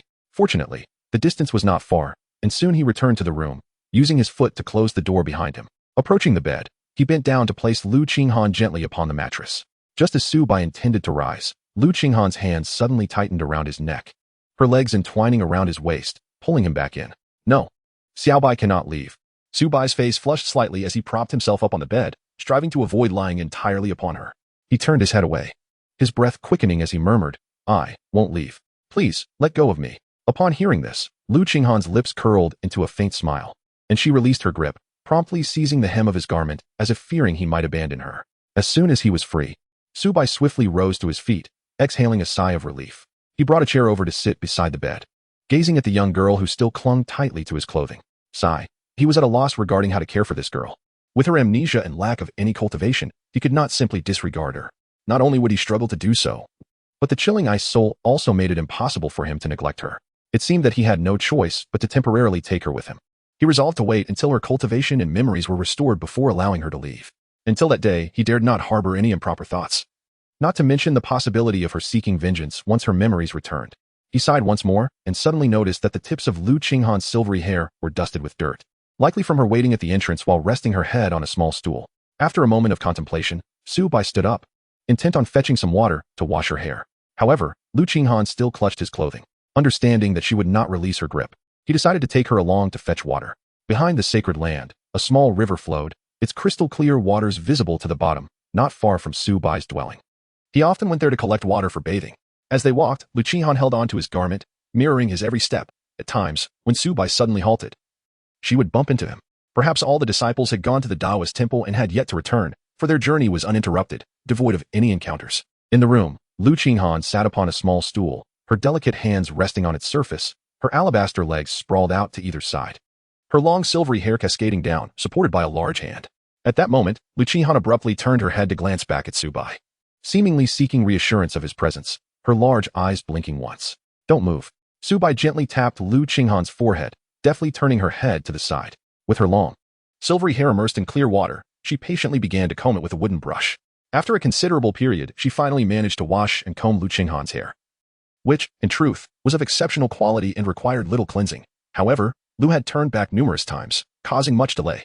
After lightly drying her hair, Su Bai carried Lu Qinghan to bed, sitting at the edge as Lu's small feet dangled outside. "All right, let us wash those little feet, once your hair dries. It's time for sleep." Lu Qinghan responded with a soft "oh," allowing Su Bai to hold her feet, which were soaking in the basin of clear water. As she tilted her head slightly to observe Su Bai, who was crouched beside her. "Will Xiao Bai sleep with me too?" Su Bai lifted his gaze to her, pausing in silence for a moment before smiling. "Of course, but you mustn't sneakily press down on me anymore." Lu Qinghan nodded slightly, a glimmer of mischief dancing in her eyes. "Since we can't do it secretly, let's do it openly then. However, my little belly feels a bit uncomfortable. But it's all right. Once Xiao Bai falls asleep, it won't be bothersome anymore." Chapter 13. The Old Man of Destiny. Later on, a prince, under the whims of fate, kissed the sleeping princess. "Are you asleep?" A soft murmur broke the stillness as Su Bai propped himself up on his arm, lying beside Lu Qinghan, gently caressing her strands of hair. Lu Qinghan clutched the hem of his garment with one hand, her eyes half closed, breathing evenly as if already lost in slumber. Yet, upon hearing Su Bai's words, the slumbering beauty's lips stirred slightly, a faint hum escaping her mouth, reminiscent of a dreamer's murmurs, as if to say, "I truly am asleep. This is merely my dream talk." Su Bai could not resist the urge to gently tap her delicate little nose, whispering, "All right, the story ends here. It's time for you to sleep." Lu Qinghan kept her eyes closed, her long eyelashes fluttering slightly as she feigned sleep-talking. "But what happens next? You Haven Tea told me the rest. As for what comes next, I'm afraid I do not know. Their tale is still unfolding, and I shall share it with you another time if you wish." "All right then." A murmured response followed, and it seemed Lu Qinghan realized her behavior was rather suspicious. She quickly added in a soft voice, "Su Bai, I'm falling asleep now." Su Bai could not help but chuckle, his eyes glimmering with a hint of affection as he softly remarked, "All right.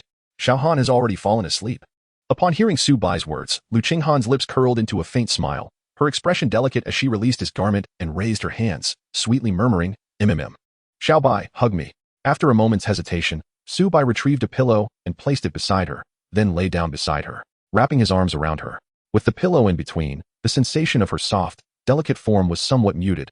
Otherwise, he could not guarantee he would remain unaffected. No. Lu Qinghan swiftly pulled the pillow away and tossed it aside, lifting the loose fabric of her top to her neck. And then she clasped him tightly, breaking into a sweet smile. Su Bai lay rigidly on his side, paralyzed by the sensations he felt within his embrace. His mind a tempest of thoughts. Without needing to glance, he comprehended that she wore nothing but his shirt. Thus, it could be inferred. Fortunately, Lu Qinghan merely held him close, refraining from any erratic movements. Gently, Su Bai pulled down the shirt draped over her, enduring a seemingly eternal hour. Throughout this time, he wrestled with his internal turmoil, yet his reason prevailed each time. With a deep exhale, he released a heated breath, his eyes fluttering shut as he softly inquired, "Has Shaoan fallen asleep?" Lu Qinghan offered no reply, her breathing steady as she clung to him. After a while, Su Bai cautiously pried apart her fingers, replacing his embrace with a pillow. Standing at the bedside, gazing at the peacefully slumbering Shaoan, he finally felt a sense of relief. Instinctively, he lowered his gaze. A cold shower would be prudent to regain composure, he mused, as he quietly opened the door and slipped out, just as Su Bai departed. The door clicked shut, and Lu Qinghan abruptly opened her eyes, propping herself up on the bed, peering at the door, her lips forming a pout as she murmured, "Su Bai, deceitful." With that, she stealthily followed him, barefoot. By the riverside, the cool water invigorated his taut nerves. Su Bai cast a glance downward, finally feeling a sense of tranquility, rising from the water. He stretched his arms and made his way to the shore to don his garments. Next, he intended to practice the 9 turns of burning heaven technique, a skill intrinsically linked to the Dragon Yang sacred body, regarded as an accompanying martial art. With little time available earlier, this moment was perfect for exploration. As he contemplated leaving the riverbank, he suddenly noticed a rustling in the grass nearby. Who goes there? Su Bai let out a cold snort. His gaze fixed upon the thicket. After a brief moment, a small head emerged from the underbrush, appearing somewhat aggrieved. Su Bai. Upon seeing the newcomer, a subtle smile tugged at the corners of Su Bai's lips. He glanced at the small river and suddenly inquired, "When did you arrive?" Lu Qinghan blinked her eyes, lowering her head to count on her fingers. After a while, she gently shook her head and murmured softly, "When did Su Bai come?" Su Bai remained silent, seemingly aware that she had followed him out, which implied she had seen everything. An uncomfortable silence lingered for a moment before Su Bai sighed softly. It appeared unrealistic to coax her back to sleep now. Instead, it would be more prudent to allow her to sit beside him and observe his practice. With this thought in mind, Su Bai approached her, took her hand, and led her to the door, where he fetched a stool and placed it beside the entrance. With a smile, he said, "All right, you can sit here while I practice for a while. It may be a bit dull, so if you grow weary, feel free to return to sleep." Lu Qinghan nodded gently, settling onto the stool with her legs sprawled to the side, her hands resting on the bench as she gazed at him with eager eyes. Thus, he practiced while she watched, seemingly undisturbed yet intricately connected in their shared experience. 3 hours later, as the horizon began to pale with the first light of dawn, Su Bai slowly opened his eyes, a flicker of crimson flashing within them. The 9 turns of Heaven's flame were indeed formidable. After an entire night, he had only managed to grasp the rudiments of its first form, named a finger of life and death, which concentrated all his spiritual energy into a single finger, unleashing the mightiest strike to determine the outcome of a confrontation, deciding life and death. Exhaling a breath of stagnant air, Su Bai turned to Lu Qinghan at the door, only to find her propped up on the bench, her head bowed, seemingly sensing his gaze. Suddenly, she tossed her head back, raising it to meet his eyes, her expression heavy with sleepiness. Instinctively, her small hand moved to wipe the drool from the corner of her mouth. "Little Bai, I'm so sleepy." Su Bai let out a bitter smile. This girl, she truly remained seated there until now. Did I not say that if she felt sleepy, she should return to rest? What a little fool. He rose and approached Lu Qinghan, enveloping her in his embrace. With a gentle caress of her delicate nose, he spoke with a tone that conveyed both tenderness and reproach. "You silly girl, did I not tell you to sleep if you were tired?" Lu Qinghan, with her cheek resting against his chest, drowsily murmured, "No. Su Bai, let us sleep together." Su Bai smiled gently and stepped towards the bed. At the foot of the heavenly machine sacred land, a figure stood gazing at the sacred site atop the mountain, his eyes reflecting a hint of heaviness. The visitor was none other than Yi Wuqi. Observing the heavenly machine sacred land, he silently moved his lips, and then remained still, standing upright as passers-by seemed oblivious to his presence, even as they brushed past him. At that moment, a hand suddenly rested on Yi Wuqi's shoulder, accompanied by a jovial, aged voice from beside him. "Little Yi, no need to call out. The old man has been waiting for you for quite some time." Chapter 14. It is not that the clothes are too small, but that she is too grand. Yi Wuqi was slightly taken aback, turning to respectfully bow to a disheveled old man. "I am Yi Wuqi, honored to meet you, Elder Tianqi." The elder waved his hand dismissively and plopped down on a nearby rock, appearing much like a scruffy old man, with unkempt hair and patched clothing, devoid of any semblance of an elder's grandeur. Yi Wuqi seemed to have anticipated the elder's demeanor, and after a faint smile, he too settled beside the rock. The elder cast a sidelong glance at Yi Wuqi, gazing up at the sky as he murmured to himself, I know the purpose of your visit. It was Lin Feng who sent you, wasn't he it? Yi Wuqi nodded solemnly. Truly, the elder Tianji was as the rumors suggested, residing at the pinnacle of the heavenly machine's sacred land, intercepting the breath of the heavenly path and comprehending the affairs of the world. With a soft sigh, Elder Tianji continued, Go tell him that the matter of the extreme cold Empress is beyond his reach, for she is surrounded by. Before he could finish, the elder suddenly spat out a mouthful of essence blood, his face turning ashen in an instant. He glared at the heavens, his lips quivering. Damn it, so. Good. Above him, dark clouds gathered ominously, and purple lightning danced, seemingly poised to strike. Only after the elder hastily altered his words did the clouds begin to dissipate. Huh. Elder Tianji fumed, his hair standing on end, and waved his hand dismissively. Go, go, go. Tell Lin Feng that this old man dares not intervene. Let him resolve it himself. With that, the elder muttered curses as he departed, leaving a bewildered Yi Wuqi behind. Even after Elder Tianji had left, Yi Wuqi remained stunned, still struggling to comprehend the recent dark clouds. For a fleeting moment, he felt as though he had been on the brink of death. Sensing that the surging purple lightning above could obliterate him with but a mere flicker of its power, what kind of heavenly mechanism could provoke such fear in the heavens, warranting the descent of such terrifying thunder to extinguish the one who dared to reveal it? After standing in silence for a long while, Yi Wuqi cast a distant glance at the heavenly machine's sacred land before turning to leave. At the pinnacle of the heavenly machine's sacred land, a scruffy old man sat cross-legged atop the precipice, slightly opening his eyes to glimpse in Yi Wuqi's direction. With a deep sigh, he murmured to himself, The already fallen extreme cold sacred land has unexpectedly become entangled with forbidden matters. I wonder if this is a blessing or a curse. Suddenly, his voice trailed off as he looked up at the cloud-covered sky. This time, without any warning, the purple lightning struck directly. Even speaking to oneself seems futile. How stingy. As he spoke, Elder Tianji reached for a palm-sized turtle shell. When the purple lightning descended, the shell expanded instantaneously, perfectly enveloping the elder. Boom. 3 bolts of purple lightning struck successively, dispersing the dark clouds. Elder Tianji stood upright on the cliff, gazing at the shell now marked with cracks the width of a fingernail, filled with immense regret. Millennia ago, I sought knowledge of the extreme cold Empress, and yet the heavens could not harm my shell. Now, I merely mention it, and I am to be condemned to death. Is that so? Very well. If that is the case, then I must settle accounts with him. Just in time, for my heavenly machine's sacred land is nearly forgotten by the world. It is indeed time to re-emerge. Keeping pace with the times and seizing opportunities. Perhaps this time, I, the old man, have wagered correctly. When the time comes, mere heavenly paths. As he spoke, Elder Tianji raised a hand, pinching his thumb and forefinger together, and shouted at the heavens. I shall grasp it. On that day, the heavenly machine's sacred land was struck by 99 bolts of heavenly thunder, relentlessly bombarding the peak of the sacred land. While someone's wails echoed throughout, the inhabitants of the heavenly machine's sacred land were engulfed in terror, for such heavenly thunder was unprecedented in their experience. They all understood that this incident was undoubtedly caused by their ancestor intercepting heavenly information, provoking divine wrath. After all, the heavenly machine's sacred land was renowned for such feats, and being struck by lightning was a common occurrence. But to be struck by 99 bolts of heavenly thunder, had they breached the gates of heaven, or perhaps abducted the heavenly mother? The following noon, at the back mountain of the extreme cold sacred land, within the residence, Su Bai laid out 7 or 8 garments on the bed and turned to Lu Qinghan with a smile. Here, these are for you. Choose whichever you like to wear. Lu Qinghan looked at Su Bai, blinking before pointing to a white dress adorned with jade bamboos, fresh and natural in appearance. Su Bai smiled and nodded, picking up the white dress and its accompanying garment, handing them to her. You may wear this one. I will put the others away for now. Call me when you are ready, he said, turning away. He had initially intended to step outside, but then realized that if he did, Lu Qinghan would undoubtedly follow him out. It was better to remain in the room. Lu Qinghan, puzzled, tilted her head to glance at Su Bai and inquired, Su Bai, what are you up to? Su Bai turned his back without a glance, asserting that there are distinctions between genders. Young ladies must prioritize the safeguarding of their privacy and should not allow outsiders to gaze freely. Oh.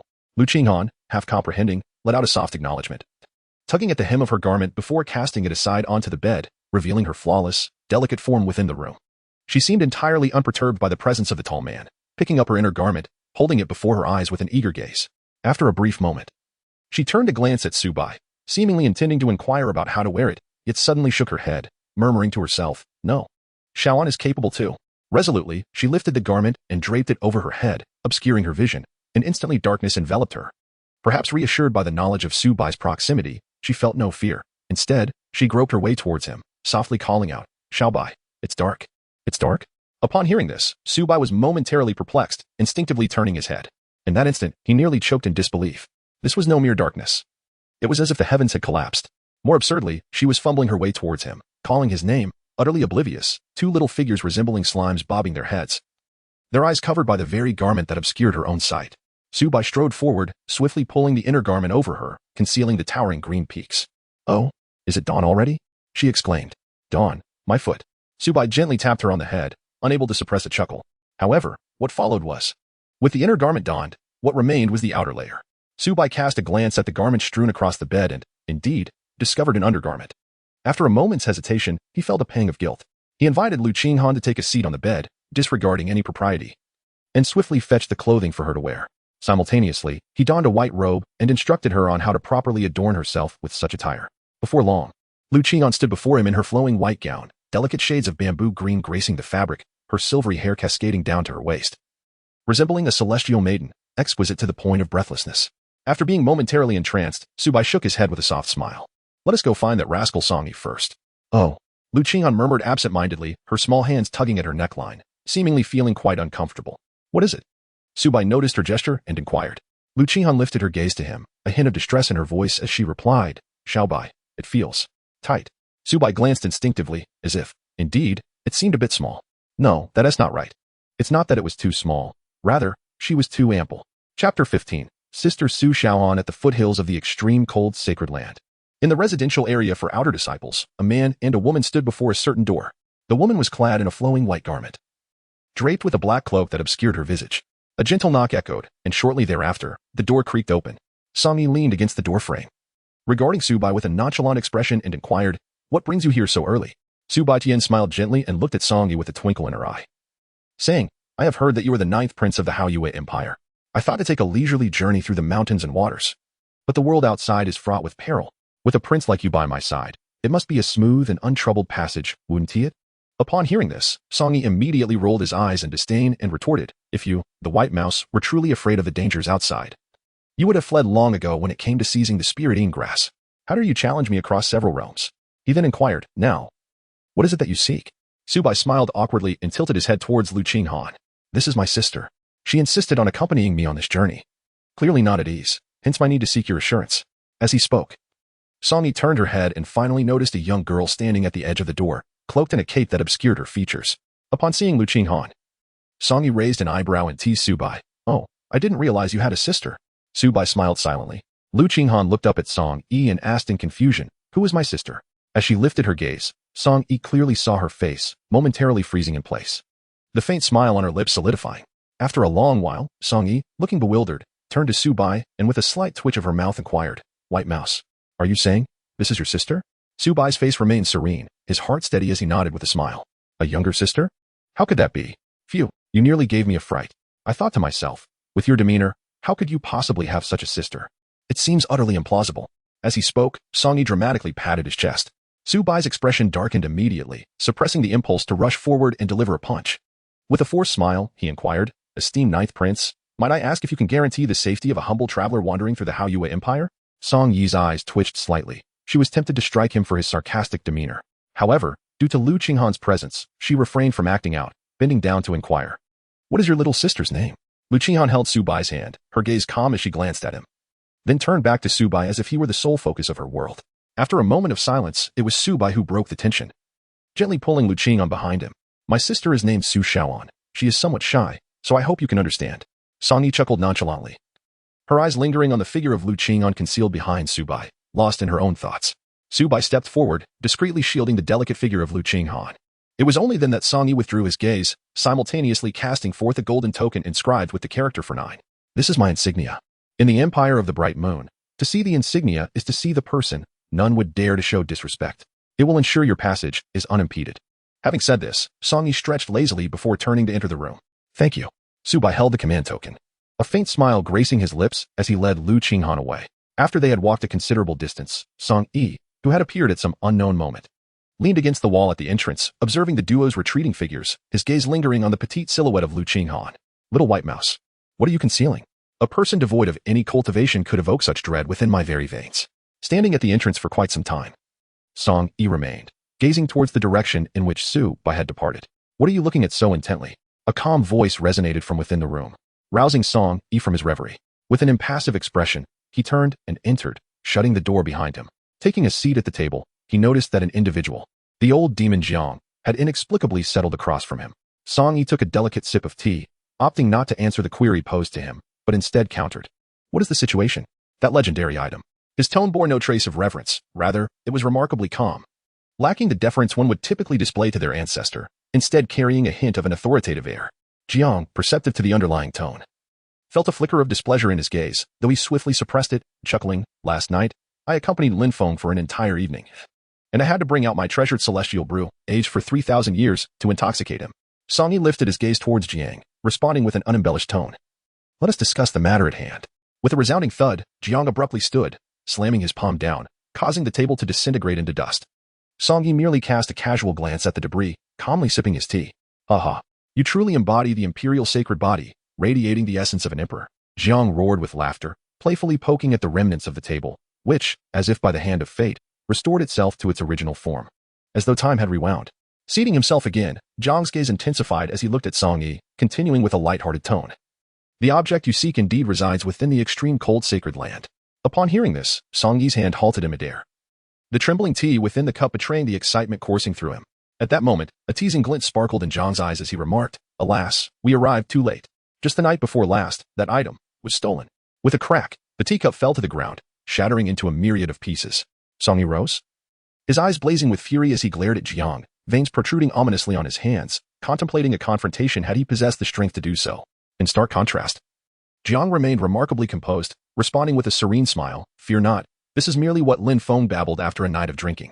Who knows, perhaps it still remains, right? Isn't it common for intoxicated individuals to speak nonsense? Despite his reassurances, the weight of truth hung palpably in the air. Song Yi fixed his gaze intently on Jiang, and after a moment, he suddenly burst into laughter, taking his seat once more, seemingly mocking. Surely you do not believe that if that item eludes your grasp, you will achieve your desires? As the words left his lips, the smile on Jiang's face froze, a glimmer of murderous intent flashing in his eyes.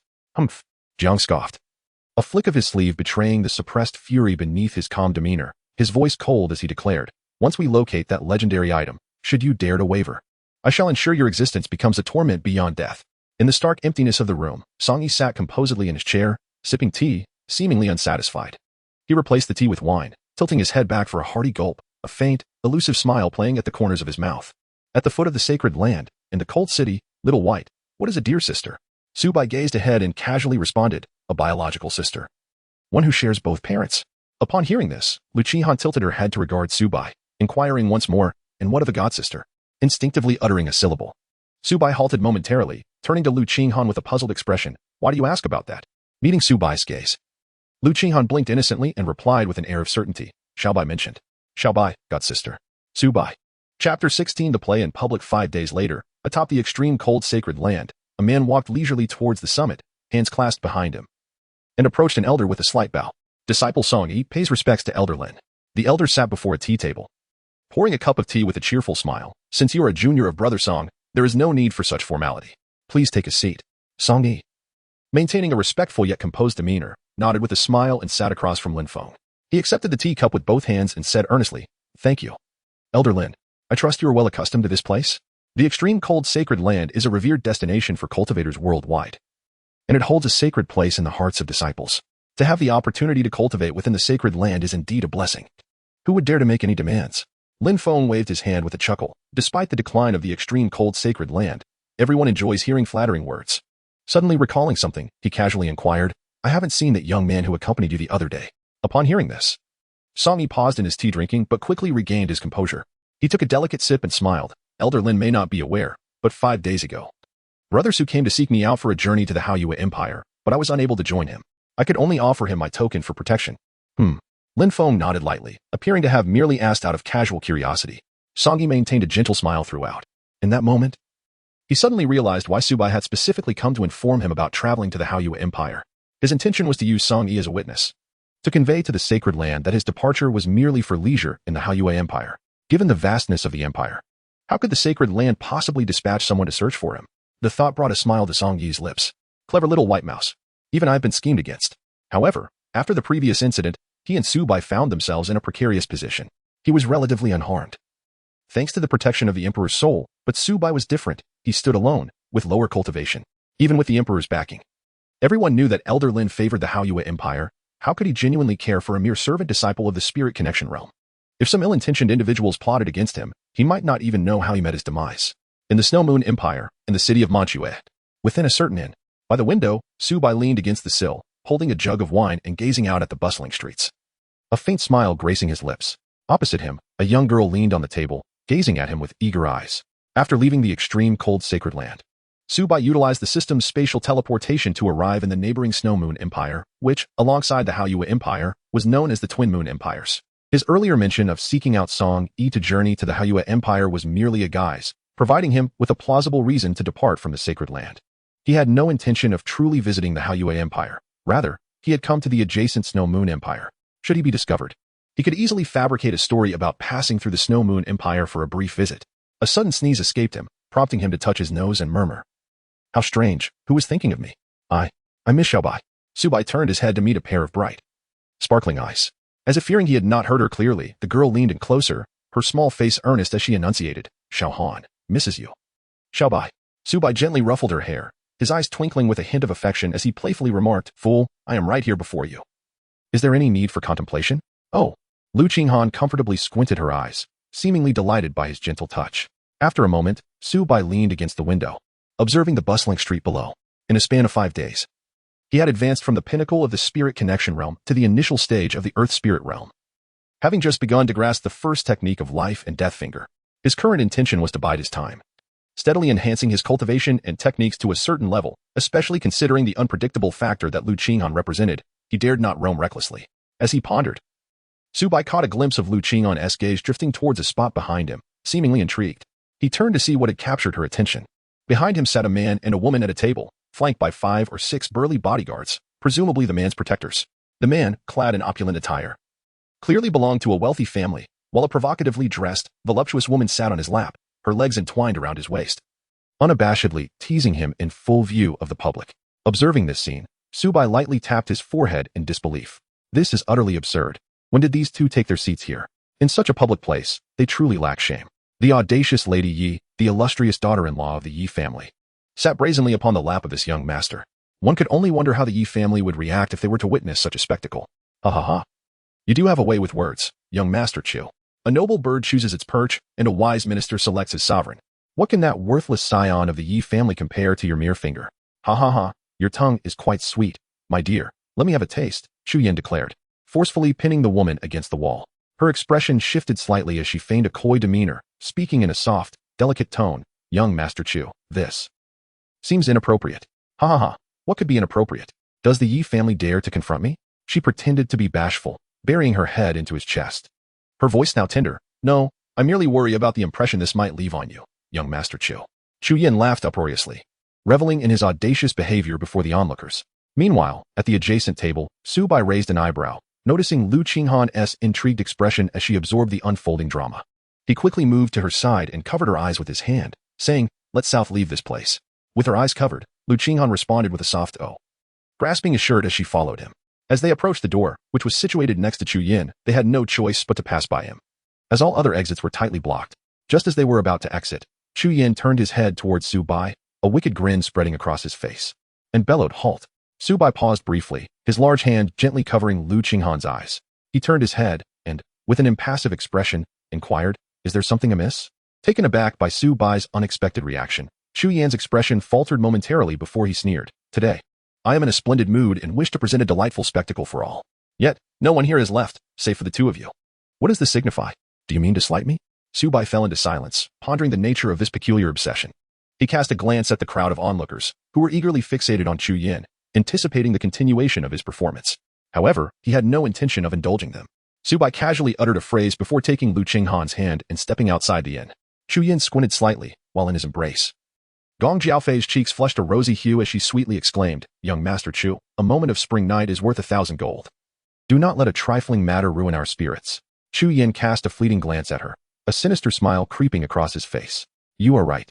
Upon hearing Chu Yin unexpectedly affirm her words, Gong Jiaofei's demeanor became even more alluring.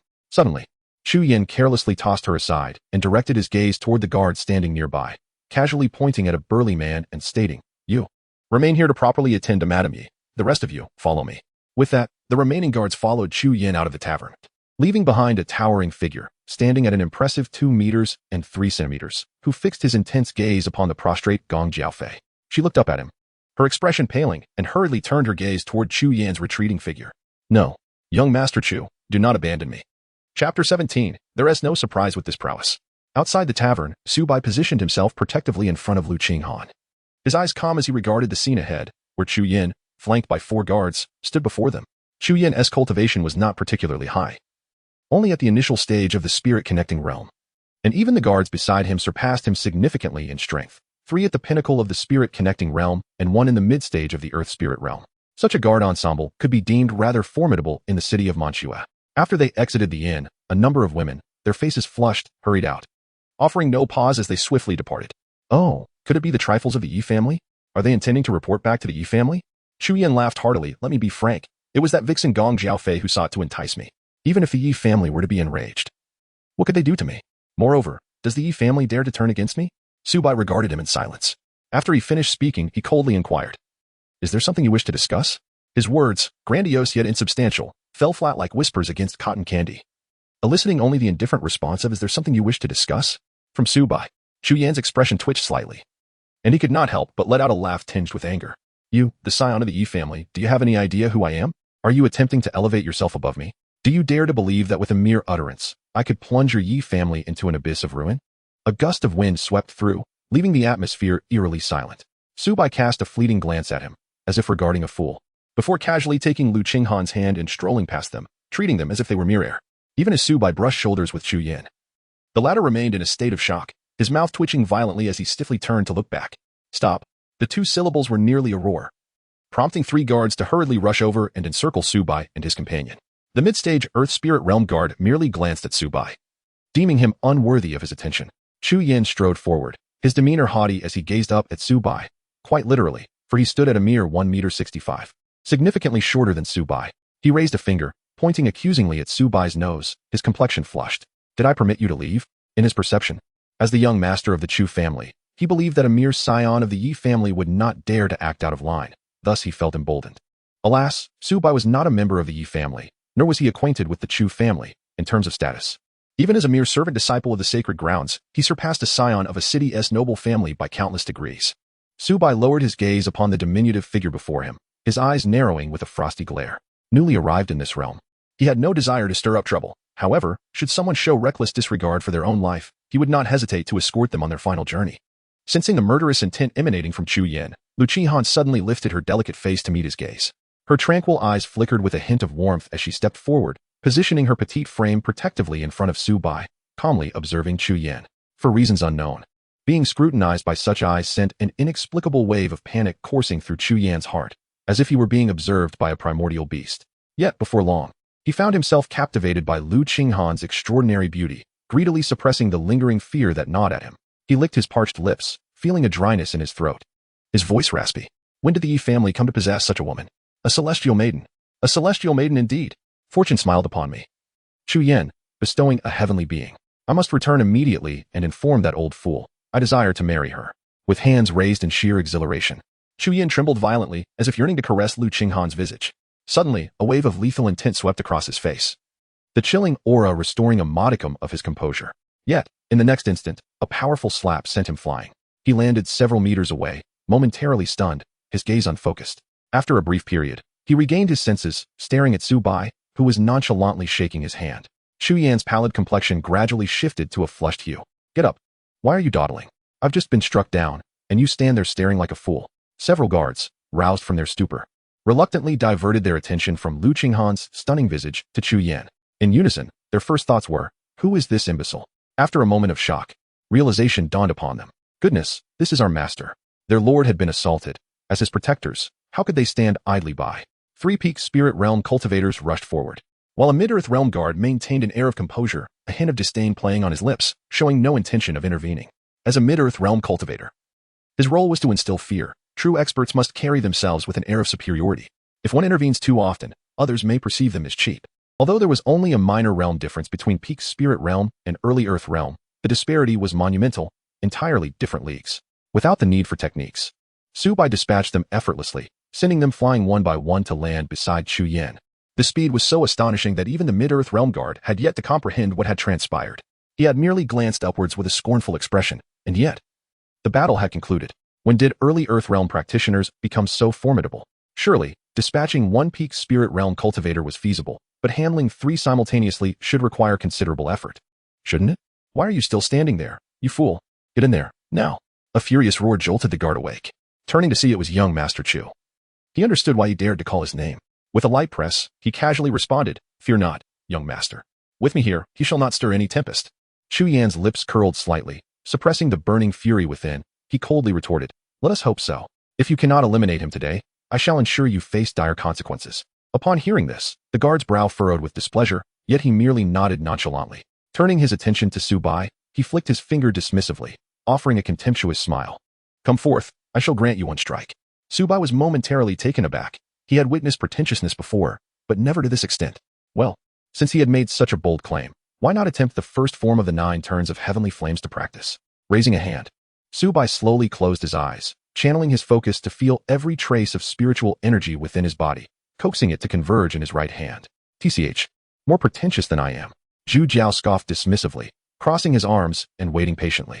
A mid-stage earth spirit realm practitioner against one in the early stage. Wasn't he this akin to a father chastising his son or a cat toying with a mouse? What was there to fear? As a breath passed, spiritual energy began to swirl around Su Bai's right arm. A significant amount of energy coalesced in his palm, as if he grasped it firmly. Zhu Jiao cast a fleeting glance, still unperturbed.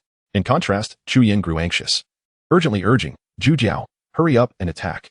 Delays could lead to unforeseen consequences. Kill him quickly." "Chu Xiao, you are losing your composure." Zhu Jiao smiled faintly, gesturing with one hand to calm him, assuring him that he had everything under control. Chu Yan was left speechless, but witnessing Zhu Jiao's confidence, he wondered, could it be true? Should he trust him this once? Chapter 18. Yi Jingtian. As a breath and a half elapsed, Su Bai suddenly opened his eyes, a faint smile playing at the corners of his mouth. One finger of life and death, he mused, uncertain of its true power. Feeling the energy in his palm, Su Bai's heart raced with excitement. After all, this was his inaugural attempt. While he could not yet gather all his energy into a single fingertip, managing to concentrate it in his palm was commendable. He would take his time, with practice. He would surely master it, one finger, determining life and death. Zhu Jiao glanced at Su Bai, and upon seeing his right palm, an inexplicable jolt of alarm surged within him. It must be an illusion, he reassured himself internally, sweeping his sleeve and deliberately stepping in front of Chu Yan, offering him a reassuring glance. "Rest easy. Chu Xiao, with me here, unless he steps over my corpse, he shall not lay a finger on you." Fortunately, he refrained from voicing this thought, or Chu Yan would have demanded an explanation for the vivid red handprint on his face. A powerful gust of wind swept through, and a colossal hand materialized above Su Bai, formed entirely of spiritual energy, mirroring his right hand. The energy surged vigorously, coalescing into the giant hand, which now aimed directly at Zhu Jiao. As his hair was tousled by the wind, Zhu Jiao remained unruffled, casually brushing back a stray lock. A smile gracing his lips as he calmly declared, "How dare a mere early-stage earth spirit practitioner?" However, as he uttered these words, his voice faltered abruptly. The massive hand was hurtling toward him, and the faint sense of danger he had previously felt now magnified exponentially, invading his very thoughts. He could not withstand this blow. It would mean death. Before it drew near, he had perceived it merely as an aggregation of spiritual energy, but as it approached, he began to sense the intent contained within the colossal hand, a relentless momentum that dictated victory and defeat, life and death alike. With little time for contemplation, Zhu Jiao did not hesitate. He swiftly evaded to the side, rolling and scrambling to escape. As Su Bai beheld the scene before him, his eyes narrowed slightly. At this moment, he was unable to forcibly lock onto an adversary of superior cultivation. Given the distance between them, if Zhu Jiao reacted promptly, evading the attack would not pose a challenge. However, if Zhu Jiao successfully dodged, the misfortune would befall Chu Yan. At that moment, Chu Yan's mouth fell agape. His eyes widened in shock as he witnessed Zhu Jiao slip past, leaving him vulnerable behind, with his cultivation already a significant realm below Su Bai's. How could he possibly evade such an assault? In that instant, his animosity towards Su Bai diminished, only to be eclipsed by an overwhelming hatred for Zhu Jiao. If Zhu Jiao had not deliberately positioned himself before him, Chu Yan might have escaped the blow. The audacity of Zhu Jiao, not only approaching but also making grandiose promises, only to flee without a trace, left Chu Yan in despair. It seemed his only recourse was to beseech Brother Kuan for assistance. As a colossal hand descended, a pungent odor permeated the air. Chu Yan, with both hands pressed against the ground, attempted to plead for mercy but found himself unable to utter a single word. With a thunderous clap, the massive hand struck Chu Yan on the head, and a heart-wrenching scream echoed through the air as he was sent hurtling backward, crashing into a dirt wall before sliding down. Simultaneously, A faint crimson protective shield enveloped him, with a token hovering above his head, inscribed with a single character, Chu. Oh. There was even an additional layer of protection. As the dust settled, Su Bai regarded Chu Yan with an expression of calm indifference. Upon noticing the dampness in Chu Yan's trousers, a scornful smile crept across his face. It was unclear whether the commotion had been too great or the spectacle inside the tavern too intense, but the patrons began to emerge hurriedly, their eyes still glistening with lingering excitement, oblivious to the nature of the unfolding drama. However, as they stepped outside, they collectively froze in astonishment. Initially, having witnessed Chu Yan trailing Su Bai, they had anticipated misfortune for the pair. Thus, they believed it wiser to remain inside to observe the performance.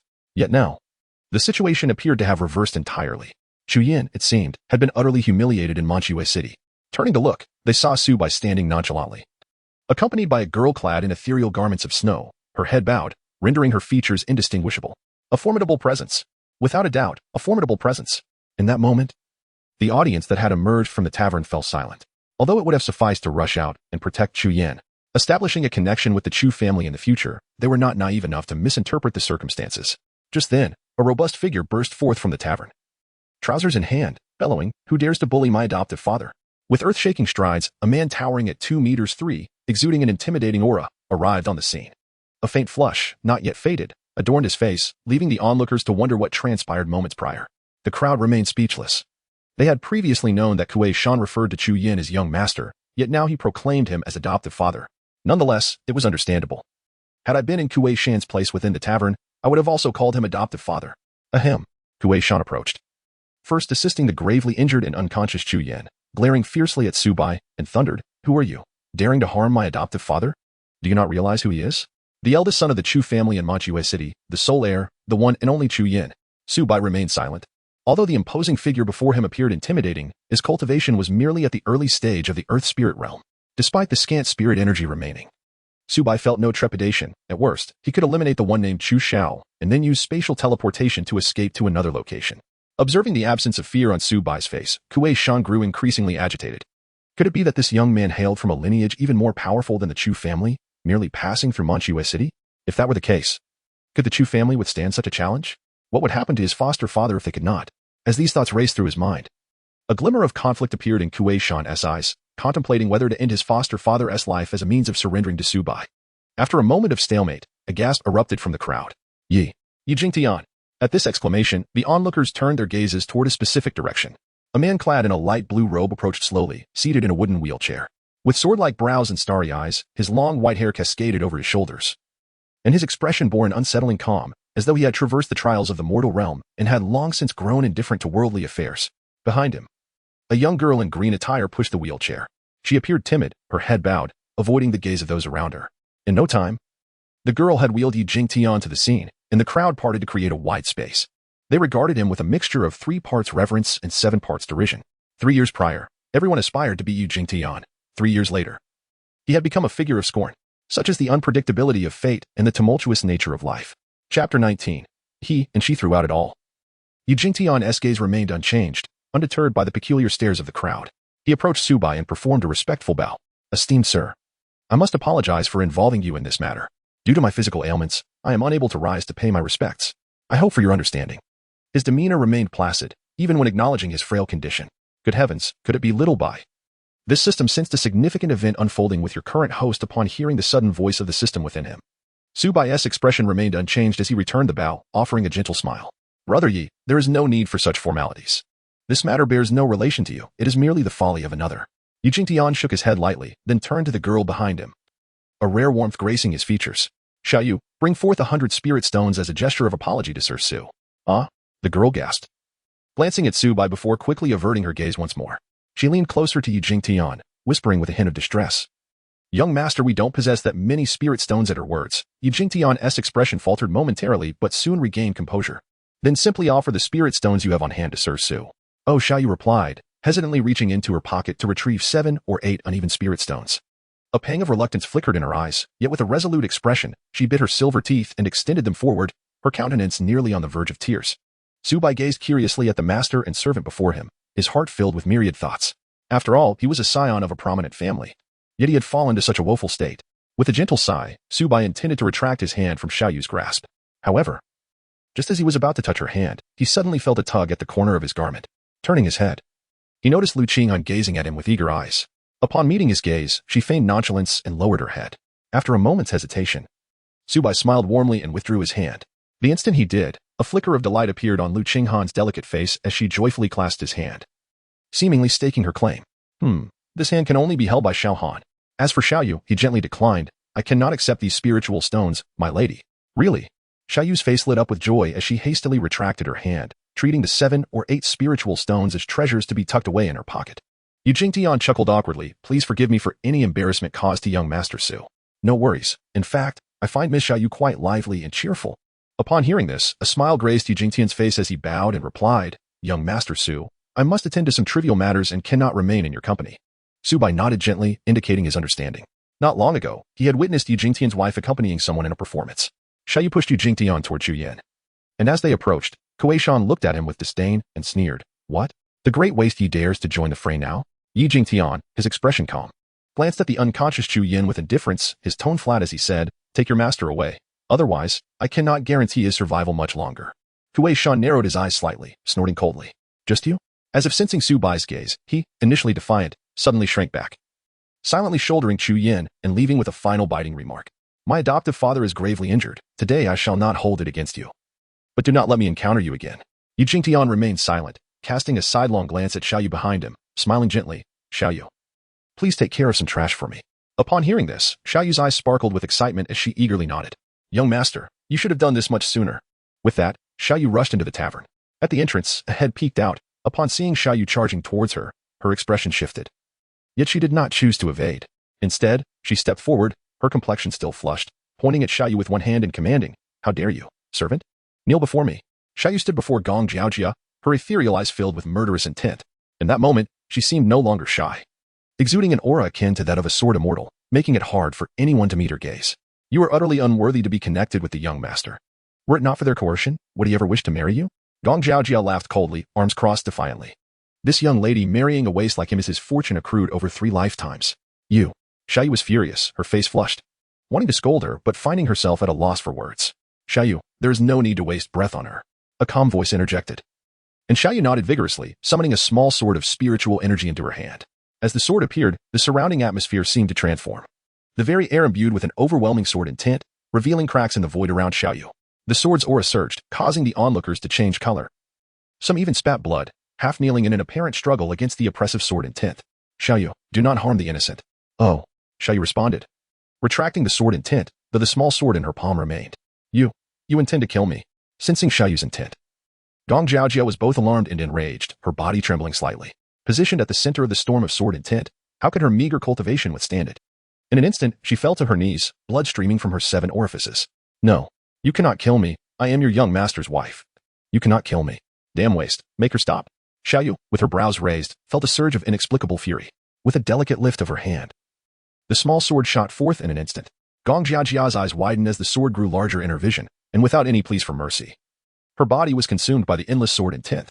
Not far away, Su Bai witnessed this scene unfold, the stimulating sword intent sending a rush of excitement through him. Master. This woman is quite peculiar. She seemed shy at first, yet turns out to be a sword practitioner, and quite formidable at that. Within him, the system remained silent for a moment before responding. No, she is not a sword practitioner. Not a sword practitioner? Su Bai's eyes widened in astonishment. After all, the sword intent he had just perceived was so incredibly genuine. Who would believe that Xiaoya was not a swordsman? Indeed, she was not a swordsman. But he was. Chapter 20. I wished to be alone when Gong Jiaofei fell. The crowd collectively gasped in disbelief. Xiaoya truly dared to kill her. Although Gong Jiaofei was of little significance, if the Gong family were to overreact and target the Yi family, it was uncertain whether they would still protect Yu Jingtian.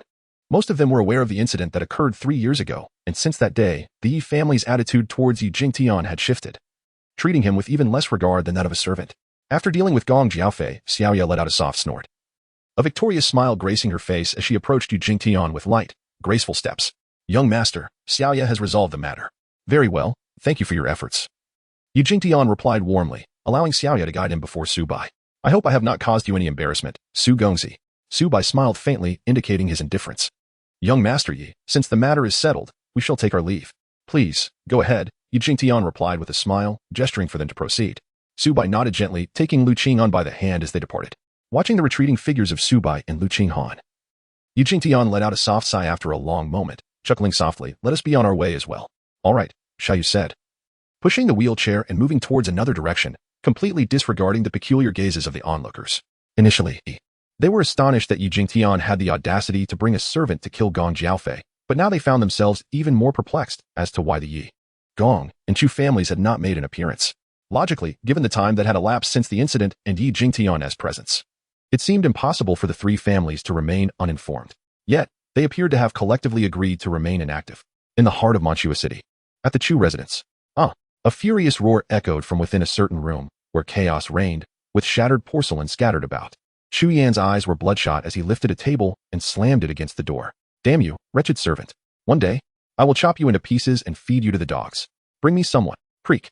The door slowly opened, and Kuei Shan entered with his head lowered, trembling in fear. Chu, young master, Kuei Shan stammered. Chu Yan glared at Kuei Shan, a surge of unbridled fury rising within him. Without warning, he lunged forward, unleashing a flurry of punches and kicks. Though his cultivation was inferior to Kuei Shan's, the latter dared not resist, curling up on the ground to silently endure the blows. After a long while, Chu Yan finally ceased his assault, placing his foot on Kuei Shan's head. Investigate. Find that scoundrel, Zhu Jiao, and bring him to me within a day. Why yes, Kuei Shan replied, his voice trembling, filled with deep regret. Why had he been so foolish as to bring this wretched creature back? Had he known, he would have fled alone, far from Manchua City, seeking refuge elsewhere. You useless fool. Chu Yan kicked Kuei Shan's head fiercely, bellowing, get out. Upon hearing this, Kuei Shan nearly burst into tears, hastily bowing 3 times. Yes, I shall take my leave.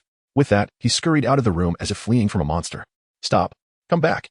Kuei Shan stumbled, nearly tripping over himself. His swollen face forced into a stiff smile. Chu, young master, do you have further orders? Chu Yan narrowed his eyes and coldly replied. Where is that scoundrel who struck me now? And the woman by his side? Where do they come from? And what have they been doing in Manchua City? I want every detail uncovered. I must see why he dares to act against me in Manchua City. Chapter 21 Lu Qinghan, Su Bai. I want to take a bath. Nighttime. At the Jilai Inn, Su Bai's rented room was of the highest quality, complete with a bathing area. A square water basin adorned with fragrant flowers lay before him. Su Bai comfortably reclined at the edge, eyes closed and head tilted back. System. The 2 individuals we encountered today were rather peculiar. From what I gather, the Yu family does not hold the foremost position in Manchua City. Their strongest member is merely at the Xian master level. Given Xiaoyu's formidable sword intent, she should not be subjected to such treatment within the Yi family. And then there is Yi Jingqian, once hailed as a genius, now rumored to be a wastrel. Yet, I remain unconvinced. In demeanor and conduct, it seems only Song Yi could rival him among those I have encountered. To rise from the ashes, one must possess great fortitude. Su Bai, do not underestimate him. Oh? Pray tell, what leads you to this conclusion? If my deductions are accurate, this young man possessed an innate sword spirit 3 years ago, but for reasons unknown, it was stripped away, rendering him a waste. The sword spirit ranks 1 tier below the sacred body. 3 years of decline, yet he has risen anew, fully embracing the path of the sword. I would assert that with a bit of time, he shall inevitably become a sword sovereign. Su Bai lay quietly by the edge of the pool, arms outstretched, a subtle smile gracing his lips. How intriguing, truly fascinating. It seems that even with my extraordinary capabilities, things are not so effortless. Speaking of extraordinary, could it be that you have bestowed upon me the wrong fortune, Tongzi? In my previous life, despite toiling tirelessly, I remained a mere beast of burden. In this life, might I be afforded a different fate? A beast of burden? Su Bai, this system is truly ruthless. In fact, regarding Yi Jingtian, the system has already made a conservative estimate. With his own path to enlightenment, once he merges the sword path within himself, though not a sacred body, he would be even more formidable. After a moment of silence, Su Bai smiled nonchalantly. I was merely jesting, dear system. If everything were to proceed smoothly without any obstacles, it would be exceedingly dull. It seems we must hasten our pace. Next, where shall we stealthily borrow a few items?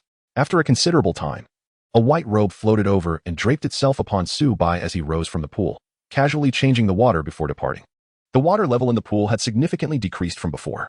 Arriving at the door of the bathing room, Su Bai deftly produced a key to unlock the door. Do not inquire why it was locked, for someone had once stealthily intruded while he was bathing. As soon as he opened the door, a torrent of steam surged forth. Su Bai had just intended to take a step outside when he suddenly froze in place, his pupils gradually widening. There, before him, lay Lu Qinghan, languidly sprawled at the door, utterly unclad, her flawless skin almost translucent. Upon seeing Su Bai emerge, her face lit up with joy, and she promptly stood up, her silvery hair cascading down to her waist, accentuated by dark strands, her bare feet planted firmly at the threshold. Su Bai. Before she could finish her sentence, Su Bai swiftly wrapped his white robe around her, enveloping her completely. Su Bai, it has grown dark. Lu Qinghan, with her hands feeling the air, took small steps forward, closing the distance between them until she was nestled against Su Bai, feeling her softness against him. Su Bai's face flushed slightly, and he gently tugged the white robe to reveal her small head, while the rest of her was swathed tightly like a dumpling. Having completed this, he finally exhaled in relief and looked at Lu Qinghan earnestly. "Why are you standing here without a stitch of clothing?" Lu Qinghan gazed up at him, her expression innocent. "Su Bai, I want to take a bath," Su Bai said. "One cannot bathe while clothed." Su Bai opened his mouth, but found himself at a loss for words. Indeed, he had uttered that statement before. For the last time she had entered the water fully clothed and emerged in drenched attire. Upon further inquiry, it was revealed that she had plunged into the pool while still dressed, only to resurface after swallowing a few mouthfuls of water before hastily retreating. "All right, go on in and wash up," he urged. Su Bai pushed her inside, and Lu Qinghan turned her head reluctantly to gaze at him. Suddenly, she said, "Su Bai, let's bathe together." "That is not permissible." Su Bai gently shook his head, closed the door, and stood by the entrance, casting a glance at himself before silently retrieving a garment to wear. In the bathing room, Lu Qinghan's petite face scrunched up as she approached the basin, tugged at her white robe, and after a moment's hesitation, hurled herself directly into the water. With a splash, she created an ephemeral wall of water, followed by a series of bubbles rising to the surface. As she rose to her feet, she dashed towards the door, exclaiming with excitement, "Su Bai, I'm done washing." As the bathing room door swung open, steam mingled with the fragrance of the young girl wafted out. Su Bai, who had just pulled up his trousers not far away, turned at the sound, a slight twitch at the corner of his eye. "Su Bai, I'm all clean," Lu Qinghan called out, jogging toward him with her arms wide open as if to embrace him. Noticing a warmth in his nose, he instinctively touched it, feeling reassured by his immunity as he saw no signs of redness. Swiftly grabbing a shirt, Su Bai stepped forward and swiftly dressed Lu Qinghan, covering her modesty. He then feigned anger, fixing his gaze upon her, determined to impart a lesson about the distinctions between genders. "Xiaohan, how could you come out without wearing clothes after your bath? A girl must pay attention to protecting her privacy. It is improper to let others see." Lu Qinghan blinked, tilting her head in confusion, and suddenly interjected, "But, Su Bai, you just did the same thing." At her words, Su Bai's reprimand faltered as he recalled hastily draping his robe over her without a second thought. Clearing his throat, he softened his tone considerably. "Next time, you must not do that again. There must be a distinction between boys and girls. We need to maintain a certain distance, understood?" "Oh, do you really understand?" Su Bai questioned, skepticism evident in his gaze as he sought confirmation. "MHM," Lu Qinghan nodded earnestly, her eyes blinking at him. "You can continue speaking. I'm listening." At her response, Su Bai smiled knowingly, relieved that she comprehended his words, rendering his efforts worthwhile. Just then, Lu Qinghan lifted her gaze to him, arms outstretched. "Su Bai, I want a hug." The smile on Su Bai's face gradually froze as he gazed at her for a long moment. How could she not understand? It was as if none of it had registered. Noticing that Lu Qinghan's delicate face was about to wrinkle in confusion, Su Bai sighed inwardly, bending down to lift her up and make his way toward the bed. It seemed this matter could not be rushed. He would have to teach her slowly. Sitting at the edge of the bed, he took a wooden comb and began to gently untangle her hair. Once it was completely dry, Su Bai produced an hourglass. Glancing down at the girl resting on his lap, he spoke softly, "Xiaohan, I have to step out for a moment. Will you be a good girl and wait for my return? Look at this hourglass. I will be back before all the sand is flowed through." Lu Qinghan turned to glance at the hourglass, her eyes reflecting a hint of struggle. After a moment, she acquiesced, "All right." She then took the hourglass into her hands and began to play with it. Seeing her response, Su Bai smiled. Her agreement brought him peace of mind, allowing him to attend to his own matters without worry. The hourglass would take at least an hour to empty, which was ample time. Rising to his feet, Su Bai made his way toward the door, but just as he was about to step outside, he suddenly heard a voice behind him. "Su Bai, it's all gone." Su Bai paused his steps and turned to look. "You've got it the wrong way." Chapter 22. Schemes for wealth and life. As the hour of the rat approached, the command rang out, "Close the windows and doors." The night enveloped Manchue City, with most inhabitants already in slumber. The crescent moon hung in the sky, partially obscured by dark clouds, casting a dim light over the scene. In the heart of Manchue City, the Chu family occupied a vast expanse, their management strict and unwavering. Occasionally, one could see a few patrolling in pairs along the corridors. Their cultivation levels modest, with the leader barely reaching the spirit communication realm. Outside the Chu residence, atop a towering building, a shadow silently stood on the rooftop, surveying the entirety of the Chu family estate. Quite a formidable setup, the shadow mused. "I wonder where that fellow resides." After observing for a while, the shadow smiled faintly. "Oh well, I shall simply enter and inquire directly." With that, the figure leaned forward and plummeted from the rooftop, disappearing from sight. On a street outside the Chu residence, a cloaked figure walked along the deserted path, arriving at the outer wall of the estate. With a gentle leap, he perched himself on the edge of the wall.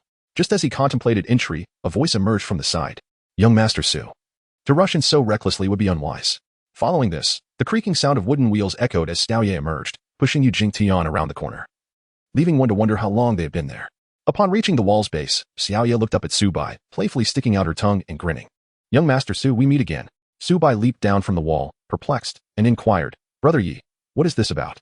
Yi Jingtian responded with a faint smile, raising his hand to gesture towards a certain area of the Chu residence. To the east of the Chu family, the third house on the right, with steps crafted from white jade, was the abode of Chu Yin. Su Bai fell into contemplative silence, his gaze narrowing as he regarded Yi Jingtian. Suddenly, he inquired, "Brother Yi, I suspect your presence here tonight is not merely coincidental, is it?" Yi Jingtian smiled back at Su Bai, nodding gently as he replied, "I must humbly admit, I have harbored some conjectures regarding your journey, Sir Su." "Oh, really?" Su Bai said with a slight smirk, crossing his arms and chuckling, "Pray, do enlighten me. While you seek wealth, I, on the other hand, seek to take lives." Su Bai maintained an impassive expression, his tone devoid of any inflection as he inquired, "How do you ascertain that?" Without further ado, a few days prior, young Master Su had indeed arrived in Manchua City and discreetly sought information regarding the Chu family and the whereabouts of Chu Yin. The Qinghai Tavern served as his daily waypoint. What young Master Su desired was merely a justification for his actions, or perhaps one could say, a method of entrapment through legal means. Of course, these are merely my conjectures. Should they be erroneous, I humbly ask for your understanding. Su Bai did not deny it. Instead, he smiled nonchalantly and raised a hand to gesture towards himself. "Since you are aware that I have been secretly investigating the Chu family, you must also recognize my cultivation level, correct? The Chu family boasts an ancestral figure at the early stage of the Xianjun realm, while I am merely at the initial stage of the Earth Spirit realm. How could I possibly covet the wealth of the Chu family? On what grounds?" Yi Jingtian's smile faded, and pointing to his heart, he spoke with a grave expression, "Instinct." Su Bai remained speechless, while Yi Jingtian pointed towards a particular location within the Chu family estate. At the innermost depths of the Chu family, within a dilapidated thatched cottage, lies the treasure vault of the Chu family. The exact method of entrance requires young Master Su to investigate personally. Su Bai remained silent, and after a moment, he turned and headed toward the Chu family, waving his hand without looking back. "Thank you." Yi Jingtian's lips curled into a slight smile as he watched Su Bai's figure vanish into the night. Behind him, Xiaoyu could not contain her curiosity and asked, "Young master, why didn't you tell Su Gongzi that the old man is in that straw hut?" Yi Jingtian did not respond, but softly said, "Let us go. Tomorrow we shall await good news from Su Gongzi."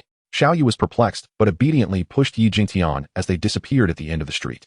To the east of the Chu family, the house with steps crafted from white jade stood out prominently, its rooms brightly lit, and several voices could be heard emanating from within. "Ha ha ha, little vixen, how do I compare to that dead ghost of yours? Am I not 100 times better? Speak up, why are you silent? If you don't talk, I might just..." Outside the door, for figures carrying lanterns passed by, frequently glancing at the house. "Oh, I recall that not long ago, young Master Chu was always bringing men inside. Hey, you won't believe it. I secretly inquired with them, and guess what? They all said they felt nothing." The group nearly burst into laughter but quickly covered their mouths, hastily fleeing from in front of Chu Yan's door. Inside the room, a voluptuous woman lay on the bed, her face flushed like fire, alluring and captivating. Yet, deep in her gaze lingered a hint of disdain, as if to say, "What else can you do besides drenching me in drool?" However, Chu Yin was oblivious, completely entranced in his moment of indulgence. Suddenly, the woman's eyes widened in terror, as if witnessing something horrifying, and she let out a piercing scream. Chu Yan's face lit up with delight, boasting, "Humph. Now you recognize my prowess." Before he could finish his sentence, a chill gripped the back of his neck, as if a giant hand had seized him, causing his expression to stiffen, and he felt an icy sensation enveloping his body. "Who?" Instinctively shouting, Chu Yan's body flew out like a kite severed from its string, crashing into the table, which splintered apart. The woman was struck with sheer terror, instinctively trying to scream for help, but a white mark crossed her neck, and blood gushed forth as if it were a torrent, her body collapsing rigidly. Su Bai stood by the bedside, deftly twirling a dagger in one hand, blood from the gleaming blade splattering onto the bed. Coughing violently, Chu Yin spat out mouthfuls of blood, staggering to rise, his hands scrambling backward in a desperate retreat. "No. Who are you? Please, do not kill me. My father is Chu Go, the head of the Chu family. He can provide you with anything you desire. I beg you, spare my life."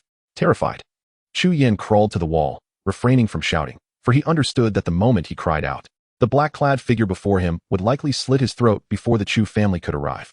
Su Bai curled his lips in a disdainful smile as he crouched before Chu Yin, lowering his mask. He gently tapped the dagger against Chu Yan's face, regarding him with mocking eyes. "What is the matter? Has the esteemed young Master Chu's memory faded so swiftly?" It's you." Chu Yan's gaze fixed on Su Bai's visage, his pupils dilating with fury as a wave of rage surged within him. He suddenly spat venomously. You wretched scoundrel. How dare you infiltrate the Chu family? Don't think for a moment that I am unaware of your status as a mere rogue cultivator. If you kill me, my father will not let you off lightly.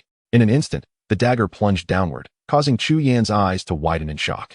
His trembling hands instinctively reached beneath him as his throat tore open, ready to emit a cry of anguish.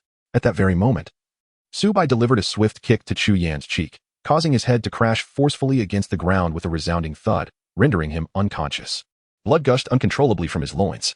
Su Bai gazed at him with an expressionless face, took a chair, and calmly stated, "You have 3 seconds. If you do not rise, the consequences will extend beyond just a single leg."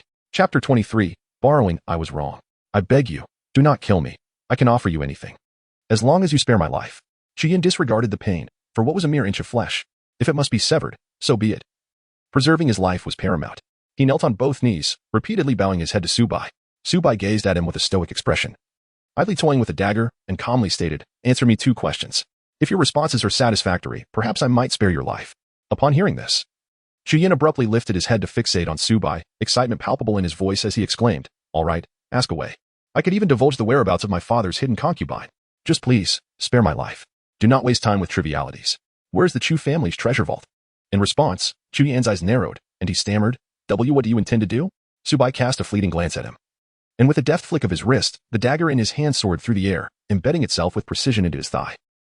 Before Chu Yan could even utter a cry, Su Bai, seated before him, lifted his foot and forcefully pressed it down, grinding his face into the ground. "From this moment forth, for every unnecessary word you utter, a blade shall be your reward." Su Bai calmly drew out his dagger, bending down to wipe it on Chu Yan before reclining back in his chair to observe him, perhaps due to the agony that restrained him from voicing his pain. Chu Yan gasped heavily, his voice trembling as he uttered, "In the deepest part of the Chu family in the basement of that thatched cottage." Indeed, Su Bai smiled faintly, revealing no hint of surprise. He had not fully believed Yi Jingtian's words, harboring a sense of skepticism, yet upon hearing Chu Yan mention the thatched cottage as well, he was almost convinced.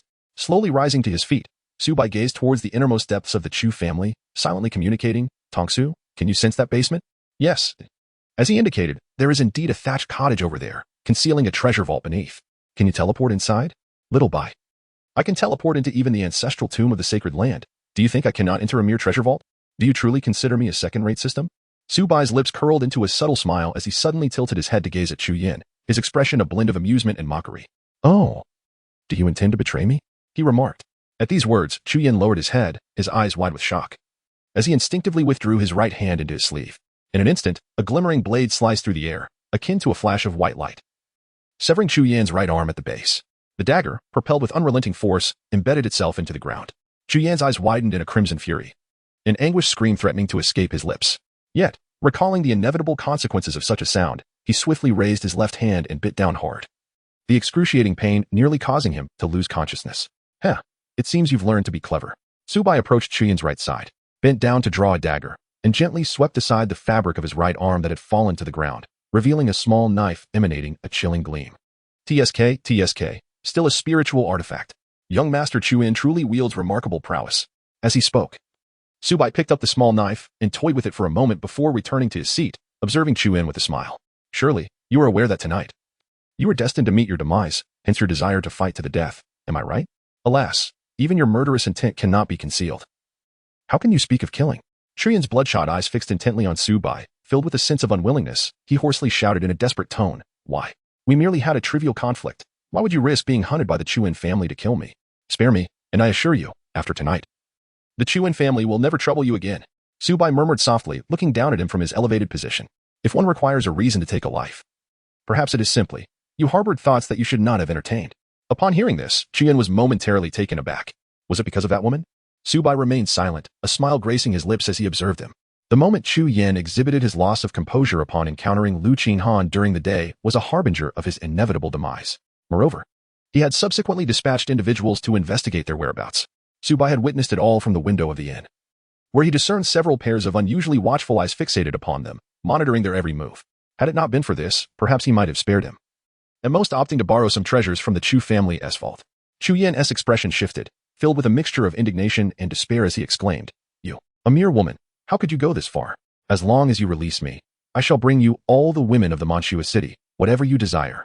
Release me, and I will grant you an endless array of pleasures and immeasurable wealth. Please, let me go."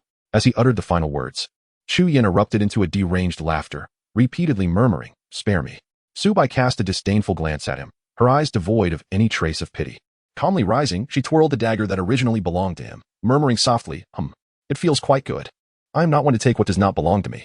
Therefore, for the sake of fairness, let this dagger serve as a trade." With that, Su Bai flung the dagger casually, departing the room without a backward glance. Inside the room, the dagger struck Chu Yin squarely in the forehead. Blood and brain matter spilling forth, a gruesome sight indeed. Deep within the Chu family's estate, a dilapidated thatched cottage stood quietly in a corner, glaringly out of place amid the towering buildings surrounding it. In front of the cottage, an old armchair was positioned, upon which an elderly man with graying hair sat leisurely. Eyes closed in meditation. It felt strange. An unsettling sensation lingered in the air, as if something significant were about to unfold. The old man murmured softly, sensing an inexplicable anxiety gnawing at his heart.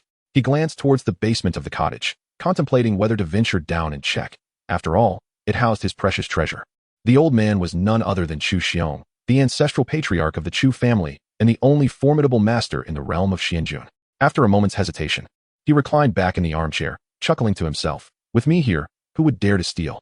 He dismissed his concerns, closing his eyes once more, allowing himself to drift into peaceful repose. After a while, he suddenly opened his eyes wide, sitting up with a furrowed brow. Something felt amiss. A nagging feeling that something was afoot. No, I must go and check for my peace of mind, he whispered to himself, rising to enter the thatched cottage. In the treasure vault beneath the cottage, Su Bai surveyed the array of dazzling treasures before her, swallowing hard as her eyes sparkled with greed. Oh my, this truly is the wealth of a prominent family. I can only imagine the grandeur of the Holy Lands. She shook her head, reminding herself that even if she entered the treasure house of the Holy Lands, she would be discovered immediately and have no chance to escape. Just a jest. She mused lightly, taking in the sight of the vault. Though it was called a treasure vault, it contained merely three-tiered bookshelves and a few small mounds of spirit stones, likely over 30,000 in total. One bookshelf was filled with tomes, possibly techniques. Another was adorned with weapons, while the third tier held a sharp, mystical sword. Additionally, one bookshelf housed 3 spatial rings on the first tier, a plethora of pill vials on the second, and a single exquisite square treasure box on the third. Well then, I shall not be polite. I will borrow a little for my own use. With that, Su Bai strode forward, sweeping her hand across one bookshelf, causing all its contents to vanish into her system's storage space. She repeated this process, emptying all 3 bookshelves, leaving not a single technique behind. And the nearby mounds of spirit stones vanished as well, nearly taking the bookshelves with her. Truly, just borrowing a little. Chapter 24. The wrath of the Chu family. Inside the dilapidated thatched cottage, a rickety table and a straw mat lay haphazardly in a corner. The interior was extremely antiquated, appearing as if abandoned by its inhabitants. Chu Xiong entered the cottage, glancing at the straw mat's position and, seeing no signs of disturbance, felt a wave of relief wash over him. The mat's untouched state indicated that no one had been there. After all, without a key, it was merely an ordinary decoration. He then produced a silver-gray token, engraved with the character Chu. As soon as the token appeared, it emitted a brilliant white light that enveloped the straw mat. Moments later, the mat vanished, revealing a staircase leading underground. Holding the token, Chu Xiong descended the stairs and approached a wall, skillfully placing the token into a recess. The treasure vault was of utmost importance to the Chu family, and the token served as its key. There were only 2 such tokens in existence within the family, the other held by the family head. With a creak, the wall shifted, unveiling the interior's starkly different scene. Indeed, this is quite different. Inside the treasure vault, only 3 lonely bookshelves remained, each layer empty, not a single spirit stone left piled beside them. Chu Xiong stared at this scene, momentarily dazed, before suddenly pressing his fingers into the stone wall, manually sealing it shut. My old eyes must be deceiving me. Bang! He forcefully reopened the stone wall, his eyes widening as he scrutinized the empty vault, veins bulging on his neck. Who has dared to rob my Chu family's treasure vault? With that, Chu Xiong swiftly dashed outside, hovering in the air, his gaze fixed on a particular house. Chu Go, get over here at once. Before long, a scrawny figure emerged, hastily pulling up his trousers while stumbling towards him, trembling as he stood before the patriarch. Oh, ancestor, what is the meaning of this? Chu Go stammered, sensing the old man's fury, realizing that his timing was terribly unfortunate. I ask you, have you entered the treasure vault? Chu Xiong demanded. Chu Go hesitated for a moment, then replied, Ancestor, surely you recall that without your permission, and barring special circumstances, even I cannot enter the vault. Upon hearing that Chu Go had not been inside, Chu Xiong's rage intensified, his aura erupting and enveloping the entire Chu estate. In an instant, every room in the estate was illuminated, and the members of the family awoke in alarm. All Chu disciples, assemble. Observing his ancestor's demeanor, Chugo quickly recognized the gravity of the situation, tightening his trousers and hovering in the air, scanning the estate with hawk-like precision. Soon, all members of the Chu family gathered in a spacious area, confusion evident on their faces as they gazed up at the two figures in the air. Chugo conducted a quick survey of the crowd, frowning as he inquired, "Where's Yan?" Upon hearing this, a disciple who had patrolled near Chu Yan's door stepped forward, respectfully reporting to the family head. "Young Master Chu is currently with the widow Xiao in the western part of the city." At this, Chugo's expression turned cold, a disdainful snort escaping his lips. "Go, bring that ungrateful wretch here at once." "Yes." A few patrolling disciples hurriedly complied and raced toward Chu Yan's residence. After some time, they returned, their faces pale and bodies trembling as they knelt before Chugo, stuttering in fear. Family head Chu Yan is dead. Bang. The disciple who spoke was instantly silenced as Chugo's figure flickered, appearing before the remaining two patrolling disciples, glaring furiously at them. "What did you say? Yan is dead?" The two disciples dared not respond, bowing their heads repeatedly. Chugo let out a heavy breath, charging toward Chu Yan's room. In the air, Chu Xiong cast a casual glance at the departing Chugo, uninterested. To him, Chu Yan was of no concern. He was solely focused on uncovering who had pilfered his treasures. The aura of awareness permeated the entire Chu family. Chu Xiong's gaze swept over the crowd below, seemingly intent on uncovering the identity of the thief who had pilfered the treasure vault. Yet, it was evident that disappointment washed over him. The faces of the onlookers were etched with fear, none of whom possessed the audacity or capability to steal under his very nose. Moments later, a furious roar erupted from the direction of Chu Yan's chamber. "Yener, who has slain my son?" Chugo ascended into the air, his fury palpable.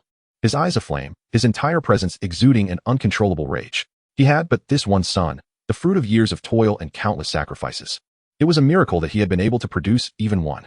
He understood well that he was no longer capable. Having created one son was already a blessing. Thus, within the Chu family, apart from the ancestral figure, no one dared to oppose Chu Yan, the legitimate heir of the Chu lineage. Now, with Chu Yan deceased, it signified the end of the Chu family line. He himself was incapable, and there was no hope that the old patriarch could rise again. At least he could still stand firm. Bowing his head before Chu Xiong, Chugo roared in a low, tormented voice, "Ancestral Lord. Yener has been killed." Chu Xiong cast a cold glance at him, his expression devoid of emotion, and replied indifferently, "Do not dwell on this matter for now. Gather all the clan disciples, and at any cost, find the one who has stolen from the treasure vault." Chugo raised his head to meet the Ancestral Lord's gaze, his eyes bloodshot, biting down on his lower lip. "Ancestral Lord, Yener." Chu Xiong's eyes grew icy as he regarded Chugo, his voice chilling. "He was merely a wayward child. His death is inconsequential. The foundation of our family has been hollowed out. Our utmost priority is to locate that thief. Of course, they may very well be one and the same. Investigate what recent troubles this rebellious child has stirred." "Yes."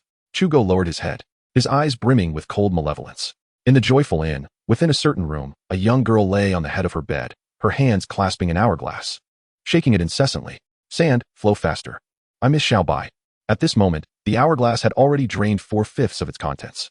The normal flow rate was an hour, yet only half that time had elapsed, and it was nearly empty. Suddenly, a large hand gently ruffled Lu Qinghan's hair. Su Bai stood beside her, leaning down, his head tilted as he gazed at her, a gentle smile gracing his lips. "Who is yearning for me?" As he spoke, before Lu Qinghan could properly see him, she turned and flung herself into his embrace, her cheek rubbing against his chest. I miss Su Bai." Su Bai tenderly caressed her hair, lifting her gently and laying her down on the bed. "It's getting late. It's time to sleep," he said. Lu Qinghan wrapped her arms around his neck, her eyes sparkling with delight, a faint smile gracing her lips as she whispered, "Su Bai, together." "All right," Su Bai replied, settling down beside her, his right hand instinctively placed beside her for her to hold. Lu Qinghan turned her profile towards him, naturally embracing his arm, her eyes twinkling with joy. Suddenly, as if struck by a thought, she shifted closer to Su Bai, her delicate leg resting upon his, and quietly murmured in his ear, "Su Bai, before we sleep, may I have a kiss?" Chapter 25. A kiss between couples equals intimacy, no? Su Bai firmly declined, turning to look at Lu Qinghan with a hint of seriousness on his face. "Have you forgotten what I said about the distinction between men and women?" "Oh." After Su Bai's refusal, Lu Qinghan's brows furrowed slightly, her voice softening as she said, "But aren't we a couple? Su Bai said that couples can kiss." "A couple?" Su Bai felt somewhat bewildered. When did they become a couple? Oh. It turned out that he had told her that only couples could share kisses, and then he had been forcefully kissed. From her perspective, it seemed only natural that they were indeed a couple. Su Bai let out a resigned smile, gently brushing aside the strands of hair that framed her face, and softly coaxed, No. It's not that couples can kiss Couples may hold hands at most. Such intimate gestures as kissing are reserved for married partners. Then, are we married? Lu Qinghan, though perplexed, understood that only married couples could kiss. Her eyes sparkled with anticipation, as if awaiting his affirmation of yes, granting her the possibility of a kiss. Not quite, he replied. Marriage must occur in the presence of both families as witnesses. Su Bai skillfully coaxed her. Though he was unaware of Lu Qinghan's parents' whereabouts, he was certain that her parents were not present. Once she regained her memories, this matter would likely fade into oblivion. As Lu Qinghan listened to Su Bai's persuasion, her eyes flickered momentarily at his first utterance. Before Su Bai could fully comprehend the second statement, she raised her head slightly, and her delicate, crimson lips pressed against his, silencing him. She was oblivious to any notion of parental witnessing. All she knew was that spouses could share tender kisses, and thus, reciprocating such affection was entirely reasonable for a couple. Su Bai's pupils gradually dilated, and in a moment of distraction, he failed to push her away immediately. Lu Qinghan's eyes were half closed, her tightly shut crimson lips pressed against his, unfamiliar yet entrancing, unwilling to part. Time seemed to freeze in that instant, and they forgot to breathe. The girl's initiative momentarily caused Su Bai to lose sight of his original intent. Perhaps, just a kiss, just one. It should be permissible, right? In contrast to Lu Qinghan's naivety, Su Bai possessed an additional skill. He was aware that he could extend his tongue. As he parted her delicate lips and gently touched her silver teeth, he realized she was tightly clenching them, even trembling slightly from nervousness. Su Bai slowly opened his eyes, gazing upon the exquisite visage before him, a subtle smile gracing his lips. This little fool, so clearly anxious, yet daring to lean in for a kiss. Withdrawing his tongue, Su Bai closed his eyes once more, their lips gently brushing against each other as he wrapped an arm around her slender waist, while she nestled comfortably in his embrace. Perhaps, in this moment, it was quite splendid indeed. After a while, Su Bai opened her eyes in confusion, wondering why this little fool had not taken a breath.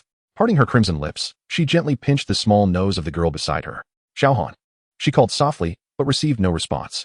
Hesitating for a moment, Su Bai raised her hand to feel the pulse of breath beneath her nose. Detecting the faint yet steady rhythm, she breathed a sigh of relief, realizing that the girl showed no signs of awakening. It dawned on her, no wonder she and T breathed. It seemed she had fainted from holding her breath. Truly, such a little fool. Turning onto her side to gaze at the peacefully sleeping Lu Qinghan, a subtle smile graced Su Bai's lips. Morning arrived in Manxua City, at the Yi family's secluded villa on the back mountain. Though the dwelling was somewhat dilapidated, it was impeccably tidy, complete with a small pond where clear water revealed the playful fish beneath its surface. Under the pavilion, Yi Jingtian sat in a wooden wheelchair, while Xiaoya, seated opposite him, busied herself with brewing tea. Master, do you think Su Bai will be all right? Yi Jingtian reclined in his wheelchair, eyes closed in contemplation, and replied languidly. If he did not possess the confidence to retreat unscathed, he would not dare to venture into the Chu residence. Oh. Xiaoya continued her work, her curiosity piqued. But last night, you revealed the location of the Chu family's treasure vault to Su Bai. Why did you not mention that the ancestral guardian is watching over it? Yi Jingtian opened a sliver of his eyes to glance at the boiling tea, gently tapping Xiaoya on the head with a light chuckle. The tea is ready. Oh, Xiaoya exclaimed playfully, lifting a cloth to uncover the teapot, releasing a plume of steam that filled the pavilion with the aroma of freshly brewed tea. With a casual smile, Yi Jingtian remarked, I merely indicated the location of the vault. I never claimed it was devoid of peril. The tea is boiling. Yet one knows to use a cloth to lift the lid. As for how he might pilfer from the vault, that depends on his own capabilities. How could that be? Su Bai is only at the initial stage of the earth spirit realm, while that old man is at the early stage of the profound monarch realm. How could Su Bai possibly steal from under his nose? Xiaoya pondered. I suspect Su Bai is merely seeking to trouble that annoying fellow and will not venture to the vault. Yi Jingtian shook his head with a faint smile, choosing to remain silent. He was certain that Su Bai would indeed go and return unscathed, though whether he could successfully steal from the vault was uncertain. Yi Jingtian offered no reply, and Xiaoya, sensing the unspoken understanding, proceeded to wash the teacups on the table, pouring 2 cups for them both. Master, please enjoy your tea. Yi Jingtian remained unmoved. Instead chuckling, Xiaoya, pour 2 more cups of tea. Ah, Xiaoya responded, puzzled. Master, are there not only the 2 of us? Why prepare for cups? Yi Jingtian did not respond, and after a moment of hesitation, Xiaoya complied, knowing her master had his reasons. Once the tea was prepared, a voice called from outside the courtyard. Brother Yi, I hope you will excuse my uninvited arrival. Yi Jingtian's lips curled into a smile as he turned to Xiaoya. Xiaoya, please go welcome Su Bai. All right. Xiaoya, clearly taken aback by Su Bai's arrival, hurriedly got up and dashed towards the entrance. Soon, the 3 of them entered the courtyard, with Su Bai at the center, Lu Qinghan holding his hand on the right, following closely behind, and Xiaoya trailing on the left, a sweet smile adorning her face. Seated in the pavilion, the 4 exchanged pleasantries, and Su Bai, glancing at the prepared tea, gave Yi Jingtian a knowing smile. Brother Yi, could it be you predicted my visit today? In response, Yi Jingtian maintained a composed demeanor, cupping his hands together as he smiled. Brother Su, you jest. I merely wish to extend my early congratulations to you. If you had not come today, I would have prepared tea for your arrival on the morrow. Su Bai narrowed his eyes slightly, remaining silent as he lifted his teacup and took a delicate sip. Beside him, Lu Qinghan blinked and, following suit, raised her cup and tilted it back, gulping down the contents with a soft sound. In the next moment, she leaned over the table, clinging to Su Bai's arm, her tongue sticking out in a playful manner as she pouted. Oh, Su Bai, it's so bitter. Upon hearing this, Su Bai glanced at her empty teacup and chuckled, realizing that it was absurd to drink tea in one go. Especially for someone experiencing it for the first time, finding it bitter was an inevitable reaction. Across the table, Yi Jingtian cast a sidelong glance at Lu Qinghan, a flicker of something unusual passing through his eyes, before breaking into a gentle smile. Chapter 26. What sister? They are a couple. After a brief exchange of pleasantries, Su Bai produced 2 spatial rings and stated plainly, Brother Yi, let us speak candidly. I indeed visited the Chu family's treasure vault. In the spirit of reciprocity, here are 10,000 spirit stones along with a cultivation technique. Yi Jingtian merely glanced at the offerings without making an attempt to take them. Smiling faintly as he replied, Brother Su, do not jest. I have not contributed a single effort in this matter. How could I possibly accept? Su Bai gazed at Yi Jingtian, a knowing smile gracing his lips. Were it not for your guidance, dear Brother Yi, I would remain in ignorance. Yi Jingtian, maintaining his silence, merely returned a smile to Su Bai and ceased his refusals, allowing Xiao Yu to collect the items. How could he be unaware? Even without his counsel, Su Bai would merely need to locate Chu Yan's whereabouts to learn the location of the treasure vault from him. The 10,000 spirit stones and the techniques were sought here for the sake of finding a sanctuary and forging a friendship. Xiao Yu, observing the 2 spatial rings, appeared mesmerized, her bright eyes gleaming with anticipation. One ring brimmed with techniques, which to her were nothing more than a heap of useless parchment. However, the other ring was a different matter altogether. It was overflowing with spirit stones, estimated to number around 10,000. Having never encountered such a bounty of spirit stones, she fondled the ring with great affection and sweetly smiled at Su Bai, saying, Thank you, young Master Su. Su Bai turned back with a smile in response. For the techniques held no value for him, akin to a pile of worthless paper. Mastering the 9 turns of burning heaven sufficed for his needs, and he understood the wisdom of not overindulging. Yi Jingtian picked up his teacup and took a delicate sip, casually inquiring, Might I ask what plans you have next? Brother Su? Su Bai fell into a moment of silence before lightly chuckling and mentioning his departure from Manchua City with his younger sister. Upon hearing this, Yi Jingtian instinctively glanced at Lu Qinghan, then back at Su Bai, pondering, She is your sister? This confusion was not entirely unwarranted. The resemblance between the two was hardly apparent. Although Su Bai possessed striking good looks, anyone observing them would scarcely conclude they were siblings. Instead, they bore a closer resemblance to a pair of young lovers. At Yi Jingtian's remark, Lu Qinghan suddenly lifted her gaze towards him, her eyes resolute as she declared, We are husband and wife. Su Bai's expression stiffened as he turned to look at Lu Qinghan, seemingly unable to believe she would utter such words. Married? When did they become a couple? Oh, they kissed again last night. According to the Little Han principle, a kiss signifies marriage. Quite reasonable. In contrast, Yi Jingtian appeared remarkably calm, wearing an expression of knowing acknowledgement. I knew it. This hardly resembles a sibling relationship. Look, they have openly declared themselves as husband and wife. With that thought, Yi Jingtian suddenly glanced at Su Bai, offering a knowing look of understanding. The youth enjoys engaging in role play. As if sensing Yi Jingtian's gaze, Su Bai's lips curled slightly. That look was a form of communication reserved for men. He sighed inwardly, realizing that this situation would be difficult to explain. The atmosphere fell into silence, with Lu Qinghan holding Su Bai's arm, her gaze steadfast, as if proving to others, Su Bai and I are indeed a couple. At that moment, Yi Jingtian broke the impasse with a light-hearted smile, saying softly, Brother Su, if you wish to leave Manchua City now, it may prove quite difficult. If all goes as expected, the Chu family has already sealed off the entire city last night, preventing anyone from entering or exiting. Su Bai offered a subtle smile, gazing at Yi Jingtian, who smiled in return without uttering a word. He found it hard to believe that Yi Jingtian was aware of his ability to pilfer from the treasury. After all, it was merely a city gate, and he could easily depart without issue. Yi Jingtian remained unfazed, continuing to chuckle. Perhaps Brother Su could take refuge here for a while. It would not be too late to leave after some time. Very well, I shall trouble you then, Brother Yi, Su Bai replied without hesitation, readily consenting. Xiao Yu, please show young Master Su to his room. Xiao Yu snapped out of her reverie, looking up at Yi Jingtian in bewilderment.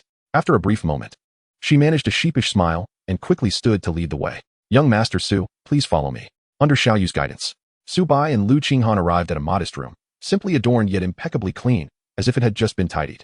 A cursory glance around the chamber caused Su Bai to squint slightly, contemplating inwardly. Indeed, Yi Jingtian is quite extraordinary.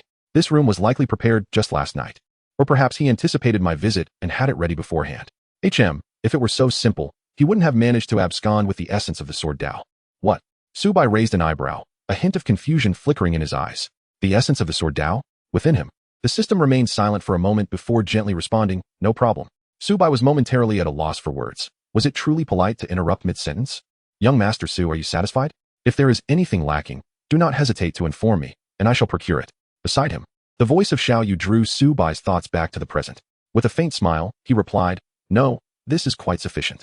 Perhaps buoyed by the substantial sum of money in hand, Xiao Yu confidently patted her chest and declared, if young Master Su requires anything, you must certainly let me know. Su Bai nodded gently, and the three of them continued towards the pavilion, with Xiao Yu leading the way, skipping joyfully, her spirits soaring. At that moment, the voice of the internal system suddenly sounded. Xiao Bai, why not try to win her over? It could prove immensely beneficial for you in the future. Upon hearing this, Su Bai nearly stumbled and fell, almost landing face first on the ground. If it weren't for Lu Qinghan holding onto his arm, he would have indeed tumbled in a most undignified manner. With a dark expression, he retorted, System, do you even hear the nonsense you are uttering? Win her over? And you speak of future benefits? Do I appear to be that kind of person? How could I ruin someone's reputation for my own gain? What do you take me for? The system remained silent, internally lamenting, what kind of absurdity fills this host's mind? Future. It's an adverb, indicating what lies ahead. Not a verb. Sigh. The generational gap between humans and systems is truly vast. After this brief interlude, the trio arrived at the pavilion and took their seats. Yi Jingtian leisurely poured them tea, saying, Brother Su, you may stay here at ease for the next few days. Rest assured, no one will disturb you. Su Bai smiled and nodded. Staying here peacefully for a while would indeed be pleasant, allowing him to digest the borrowed items and make necessary exchanges. Just as he was about to express his gratitude, a furious roar erupted from outside the courtyard. Yi Jingtian, get out here. The voice reverberated, echoing throughout the courtyard. Silence fell over the pavilion as a hint of embarrassment crossed Yi Jingtian's face. Having just asserted that no one would disturb them, he was immediately proven wrong. How quickly they come, he murmured softly, then turned to Su Bai and the others with an apologetic smile. My apologies, Brother Su, please wait here for a moment while I handle this. Very well, Su Bai replied, and Yi Jingtian, with another apologetic smile, had Xiao Yu push him towards the courtyard's exit. Outside the courtyard, dozens of people had gathered in two factions, representing the Yi and Gong families. In front of the Yi family stood a middle-aged man, hands clasped behind his back, calmly observing the courtyard. Yi Hong, the current head of the Yi family. Beside him stood a corpulent man, his face adorned with a mocking smile. This rotund individual was Gong Yi, the head of the Gong family, who had been the one to shout moments ago. It did not take long for Xiao Yu to push Yi Jingtian out of the courtyard, stopping before the crowd.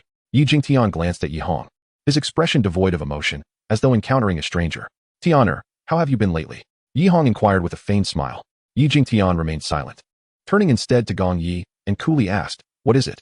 Yi Hong's eyes narrowed slightly at Yi Jingtian's disregard, but he did not press the issue, seemingly accustomed to it. Gong Yi snickered, his aura surging as he unleashed the peak power of the Tianling realm, coldly declaring, you scoundrel Yi Jingtian. You ruthlessly murdered my wife yesterday. Do you not realize the heinousness of your actions? Yi Jingtian gazed at him with calm eyes, a trace of derision playing at the corners of his mouth as he replied flatly, wife? Is that not a rumor concocted by your Gong family? I, Yi Jingtian, have no recollection of such a marriage. It turned out that half a year prior, the Gong family had paraded Gong Jiaofei to the Yi family, and the Yi family had clearly arranged for a grand welcome, drawing the attention of onlookers. The Gong family publicly claimed a union between the Yi and Gong families, asserting that it involved Yi Jingtian and Gong Jiaofei. The Yi family's inaction and Yi Jingtian's seclusion had allowed the rumors to proliferate, turning falsehood into perceived truth. Gong Yi seemed to have anticipated Yi Jingtian's response, remaining unfazed as he sneered. You dare not acknowledge your own wife? The so-called genius of the Yi family is but this. He continued, nonetheless, Gong Jiaofei is a core disciple of the Gong family. You have killed her. Should you not provide an explanation? Explanation. Yi Jingtian murmured softly, lightly tapping his fingers on the armrest. Head of the Gong family, if you wish to deceive, ensure you are not deceived yourself. To my knowledge, the minimum cultivation level for a core disciple of the Gong family is the Earth Spirit realm. Yet her cultivation is merely at the Bone Refinement realm. How could she possibly be considered a core disciple? He continued, furthermore, if she were merely a minor issue, I might turn a blind eye, but she brazenly paraded as my wife while engaging in illicit activities. Tell me, head of the Gong family, is she deserving of death? Death? Gong Yi chuckled coldly. As a member of the Gong family, her actions are the responsibility of the Gong family. Her life and death are not for an outsider like you to judge. With that, he turned to Yi Hong, his demeanor shifting as he donned a smile. Head of the Yi family, what is your stance on this matter? Sighing heavily, Yi Hong regarded Yi Jingtian, a glimmer of disappointment in his eyes. Tianer, the Yi family is in a sensitive period. You must not have harmed a disciple of the Gong family. He continued. It is my failure as a father for not guiding you properly. In the past, I remained inactive in the face of external pressures, but today, I will show you that enduring humiliation is a burden I bear. Now, I will stand with you. With that, a powerful aura erupted from Yi Hong, signaling his cultivation at the late stage of the Xian Master Realm. Gong Ye's complexion changed dramatically, and he quickly retreated. Yi family head. Do you intend to make an enemy of my Gong family and the Chu family? Humph. Yi Hong scoffed, dramatically waving his sleeve. What of the Chu family? Today, this head of the family stands with Tianer, come what may. At his declaration, the disciples of both families glared at one another, on high alert, fearing an imminent brawl. Gong Ye's expression darkened, glancing absently towards the path from which they had come, muttering to himself, damn it, where's that old fool Chu go? Yi Hong felt similarly, raising an eyebrow as he discreetly glanced towards the entrance. Ordinarily, Chu Go would have made his appearance immediately after his declaration, applying pressure on him, leading to a dramatic display of feigned humility. But now, having made his statement, Chu Go had yet to appear, leaving him unsure of how to proceed. The awkwardness was palpable, an overwhelming sense of discomfort etched across their faces. A sudden scoff echoed through the air, followed by Yi Jingtian's indifferent voice. A pathetic performance. Yi Hong's face twitched slightly, and in an instant, he vanished from his position, reappearing before Gong Yi. Grasping his collar, he lifted him high, his lips moving slightly. Gong family head, the plan has changed. I regret to inconvenience you. Upon hearing this, Gong Ye's expression altered dramatically, his face trembling with rage. He was oblivious to the specifics of the plan's alteration. All he knew was that calamity awaited him. Before he could utter a word, his corpulent body was flung into the air, followed by Yi Hong, who shot forth like an arrow, delivering a punch to Gong Ye's abdomen. Gong Yi expelled several mouthfuls of blood midair, his form curling like a shrimp as he flew backward. As he soared, he cast a venomous glance at Yi Hong, his lips quivering in silent curses. Noticing Yi Jingtian's calm demeanor, Yi Hong steeled his resolve, raising one hand to conjure a green sword, proclaiming loudly, Today, I shall seek justice for Tianer. How dare you, ye old dog? Are you serious? Gong Yi, who had heavily crashed to the ground, suddenly sprang up, his face jiggling as he howled. Yi Hong's eyes narrowed, a flash of murderous intent crossing his features. Without hesitation, he aligned his 2 fingers toward Gong Yi and suddenly bent them downwards. Suppress and kill. In an instant, the green sword above Yi Hong's head shot forth like a released arrow, its speed unparalleled. Gong Ye's pupils contracted as he quickly assumed a defensive stance, shouting in rage. Ye old dog, you actually want to kill me. As his voice trailed off, the green sword descended upon him, an overwhelming pressure raging forth. Before the sword could strike, all of Gong Ye's defenses shattered instantaneously, and he fell to his knees, trembling uncontrollably. The sword cleaved through, and his head rolled away, the Gong family head, vanquished. Yi Hong retracted his fingers, casting a disinterested glance at the pallid-faced disciples of the Gong family, before gracefully landing before Yi Jingtian, a smile gracing his lips. Tianer, the Gong family head is dead. I wonder if you are satisfied. Yi Jingtian regarded him with an expression devoid of emotion, gesturing toward the remaining Gong disciples and calmly stating, Are there not others? A slight twitch at the corner of Yi Hong's mouth was all that betrayed him. As he waved his hand, unleashing a torrent of sword energy that surged toward the Gong family, resulting in a cacophony of wails. Ye old dog, may you not die well. The Gong family swears eternal enmity against your Yi family. Soon, the tumultuous cries began to subside, and Yi Hong, narrowing his eyes, smiled and asked, How is it? In response to this scene, Yi Jingtian laughed as if liberated, retrieving a bamboo scroll from the side pocket of his wooden wheelchair and handing it to Xiaoyu. Xiaoyu, give this to him. All right. Xiaoyu took the scroll and hurried towards Yi Hong, delivering it before swiftly returning. Within it lay the knowledge he sought. Mastering this technique would grant him complete control over the sword spirit body. Upon hearing this, Yi Hong's eyes sparkled with intrigue as he unfurled the scroll. The words Jing Hong's sword technique emblazoned upon it like a sharp blade. Suppressing his inner ecstasy, he looked up at Yi Jingtian and abruptly queried, How can I trust you? Sighing softly, Yi Jingtian did not respond, but merely gazed at him with an unflinching demeanor. Isn't this your obsession for the past 3 years? Why do you doubt now? However, whether he chose to trust or not, the debt of nurturing over 17 years was settled today. Xiaoyu, let us go. These few words seemed to drain Yi Jingtian of strength. He leaned back in his wooden chair, while Xiaoyu silently pushed him away. Behind them, Yi Hong gazed at their retreating figures, whispering softly, All right. In truth, Yi Jingtian was not his biological son, but rather an infant found in a deep mountain 17 years prior. Moved by compassion, he had taken him in and raised him as his own. However, everything changed 3 years ago when Yi Jingtian revealed his innate sword spirit body. Such a spirit could incite chaos across the continent, and any immature spirit could be extracted for one's own use. While possessing a spirit was initially a cause for celebration, Sometimes, the greatest sin lay in vulnerability. On the day Yi Jingtian awakened his innate spirit sword body, he understood this all too well. Just as Xiao Yu pushed Yi Jingtian into the courtyard, a voice suddenly called out, "Wait!" The wooden wheelchair halted, and without turning his head, Yi Jingtian calmly replied, "Lord Chu, I have delivered the items to the Yi family head. Do you have any further instructions?" Hearing Yi Jingtian's words, Yi Hong's heart ached as he observed their retreating figures. If not for that incident 3 years prior, perhaps Tenor would still call him father. But now, everything had changed. Upon hearing the title Yi family head, he knew Yi Jingtian had entirely severed their ties. At that moment, a figure rushed to Yi Hong's side. Snatching the bamboo scroll with gleeful eyes, turning to gaze at him fervently. "Brother Yi, is it true?" Yi Hong remained silent, a sense of desolation filling him as he glanced back at Yi Jingtian's figure before turning to leave. For 3 years, he had been fixated on compelling Yi Jingtian to reveal the method to control the sword's spirit body, even resorting to unscrupulous tactics, for without that method, the Yi family would face annihilation. Yet now that he possessed it, he found no joy in it. Was this wrong? Perhaps, in truth, there was no clear right or wrong. Chu Go watched as Yi Hong departed, his eyes narrowing slightly as he snorted, stowing away the bamboo scroll before turning to Yi Jingtian with a nonchalant tone. "I have come here for one matter. Hand over the one surnamed Su. I know he is here." As these words fell, Yi Jingtian wheeled himself into the courtyard, delivering a light remark. "Xiao Yu, see our guest off." "Oh, all right." Xiao Yu nodded, lowering her head as she approached Chu Go, slightly bowing as she gestured for him to leave, her voice laced with trepidation. I'm sorry, but my young master requests you to leave." Chu Go shifted his gaze from Yi Jingtian, taken aback by being ignored for the first time by someone he deemed insignificant. "Humph," he scoffed, turning to Xiao Yu, and upon seeing her, his eyes lit up. "I heard you were the one that was casually picked up by that waste Yi Jingtian a year ago. Why not follow me instead? I guarantee you a life of luxury." Xiao Yu slowly raised her head to meet his gaze, and in that moment, Chu Go was even more exhilarated, his eyes gleaming with avarice. He prided himself on his experience with women, yet he had never encountered such pure beauty, like a flower on the verge of blooming. Xiao Yu regarded Chu Go with a chilling stare, her demeanor shifting from timid to frigid. "You are unworthy." "Ha! What did you say?" "I, the esteemed head of the Chu family, am unworthy?" Influenced by the events of the previous night, Chu Go erupted into a frenzied laughter, his expression oscillating between tears and mirth. "I am unworthy. Ha ha ha." Seeking death.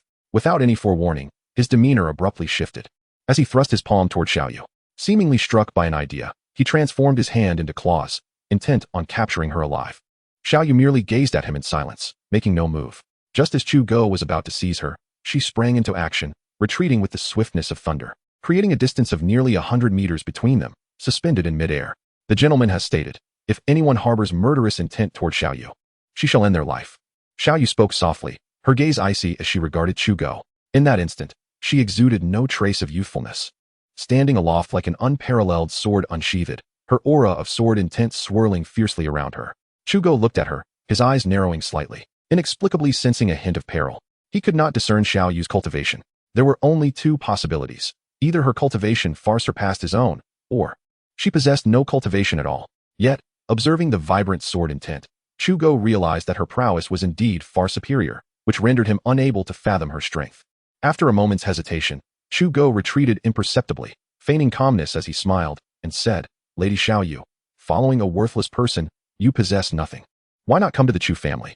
We shall spare no effort to fulfill your desires." Xiao Yu remained silent, gently lifting one hand, palm upward, fingers poised together. She beckoned upwards, her red lips parting to whisper, "Sword, come."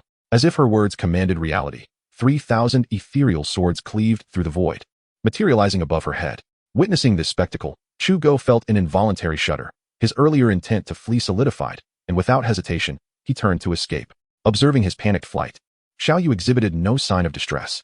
With a slow motion, she flipped her palm toward the ground, her wrist arched downwards, uttering a chilling word, "Kill." In an instant, the 3,000 ethereal swords darted through the air like fish, swiftly reaching Chu Go's back, unnoticed until the first sword pierced through his left arm, exploding into a spray of blood that splattered across his face. It was only then that he turned to see a torrent of swords behind him.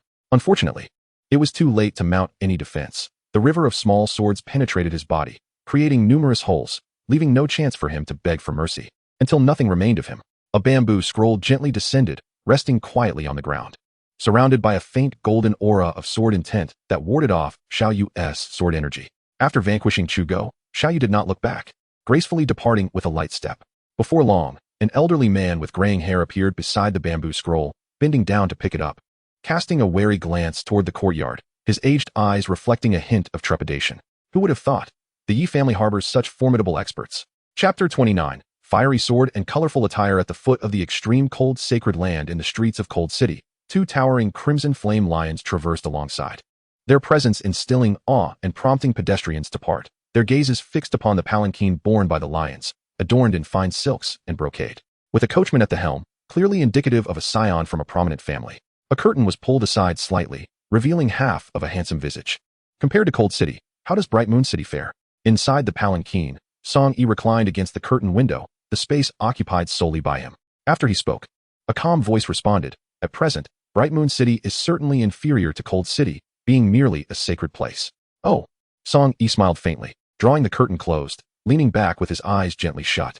At that moment, the voice spoke again, "However, if you agree to my proposal now, I guarantee that within a century, Bright Moon City will undoubtedly surpass Cold City in prosperity, and within a millennium, the Bright Moon Empire will rise above the sacred lands, revered across the world."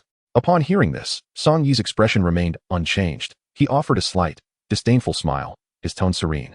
"The future development of the Bright Moon Empire is of no concern to me. Do not forget what I desire." A phantom gradually solidified before Song-Yi, silently observing him, unyielding in its silence. After a considerable pause, Elder Jiang sighed deeply. The one capable of stealing the ice coffin from the sacred land must possess formidable strength. Even if we find them, do you believe we can contend with them? Just with this imperial soul of mine? You are of the Song lineage. You should be concerned for the Bright Moon Empire. How can you disregard the countless lives of the empire for personal grievances? Song-Yi slowly opened his eyes, his gaze calm, and replied, "I have said, they are unworthy." Elder Jiang fell silent, clearly understanding why Song-Yi, being of royal blood, exhibited such indifference toward the Bright Moon Empire. After a moment, Elder Jiang fixed his piercing gaze upon Song-Yi, a hint of madness flickering in his eyes. "Very well, if that is the case, then why should we continue to seek the ice coffin? Shall we sacrifice the lives of millions in our empire for a mere glimmer of resurrection?" Upon hearing this, Song-Yi regarded Elder Jiang with a look of derision, his lips curling into a sneer. "You profess to champion the empire, yet repeatedly suggest resorting to dark arts, truly deserving of the title Old Demon." Elder Jiang laughed dismissively. "Those who achieve great things do not sweat the small stuff. Once I unify this world, every place shall belong to my people. Their sacrifices shall be for the empire, dying for a worthy cause." Song-Yi cast a glance at the somewhat ailing Elder Jiang, opting to remain silent, leaning against the table, his expression tinged with fatigue. Elder Jiang watched Song-Yi for a while, his eyes betraying a hint of unwillingness, and with a soft sigh, he vanished from sight. Upon leaving Cold City, the man seated before the palanquin addressed the path ahead respectfully. "Ninth Prince, shall we return to Bright Moon City?" The curtain was drawn back, and Song-Yi glanced at the sacred land behind him, remaining silent for a moment before softly stating, "I have heard that the Emperor of Snow Moon Empire is gravely ill. Let us pay a visit to the Snow Moon Empire." "Yes." Inside the palanquin, Song-Yi rubbed his temples, a lingering irritation etched across his brow. Since returning from Lin Feng's side, he had discerned a troubling issue. Before the elder from the sacred land inexplicably accused him, Su Bai had urged him to leave the sacred land swiftly, clearly aware of something. Moreover, Su Bai had hastily departed the following day, ostensibly for leisure, but considering the advice he had given in Cold City, Song-Yi could not help but suspect that Su Bai was fleeing to safety. After pondering for a long while, an idea seemed to dawn on Song-Yi. His lips curling into a slight smile, his spirits lifting. "Ah, the little white mouse has grown quite bold, daring to disturb the ancestor's rest in the ancestral tomb of the sacred land, and to top it off, he used my name. How amusing, truly amusing."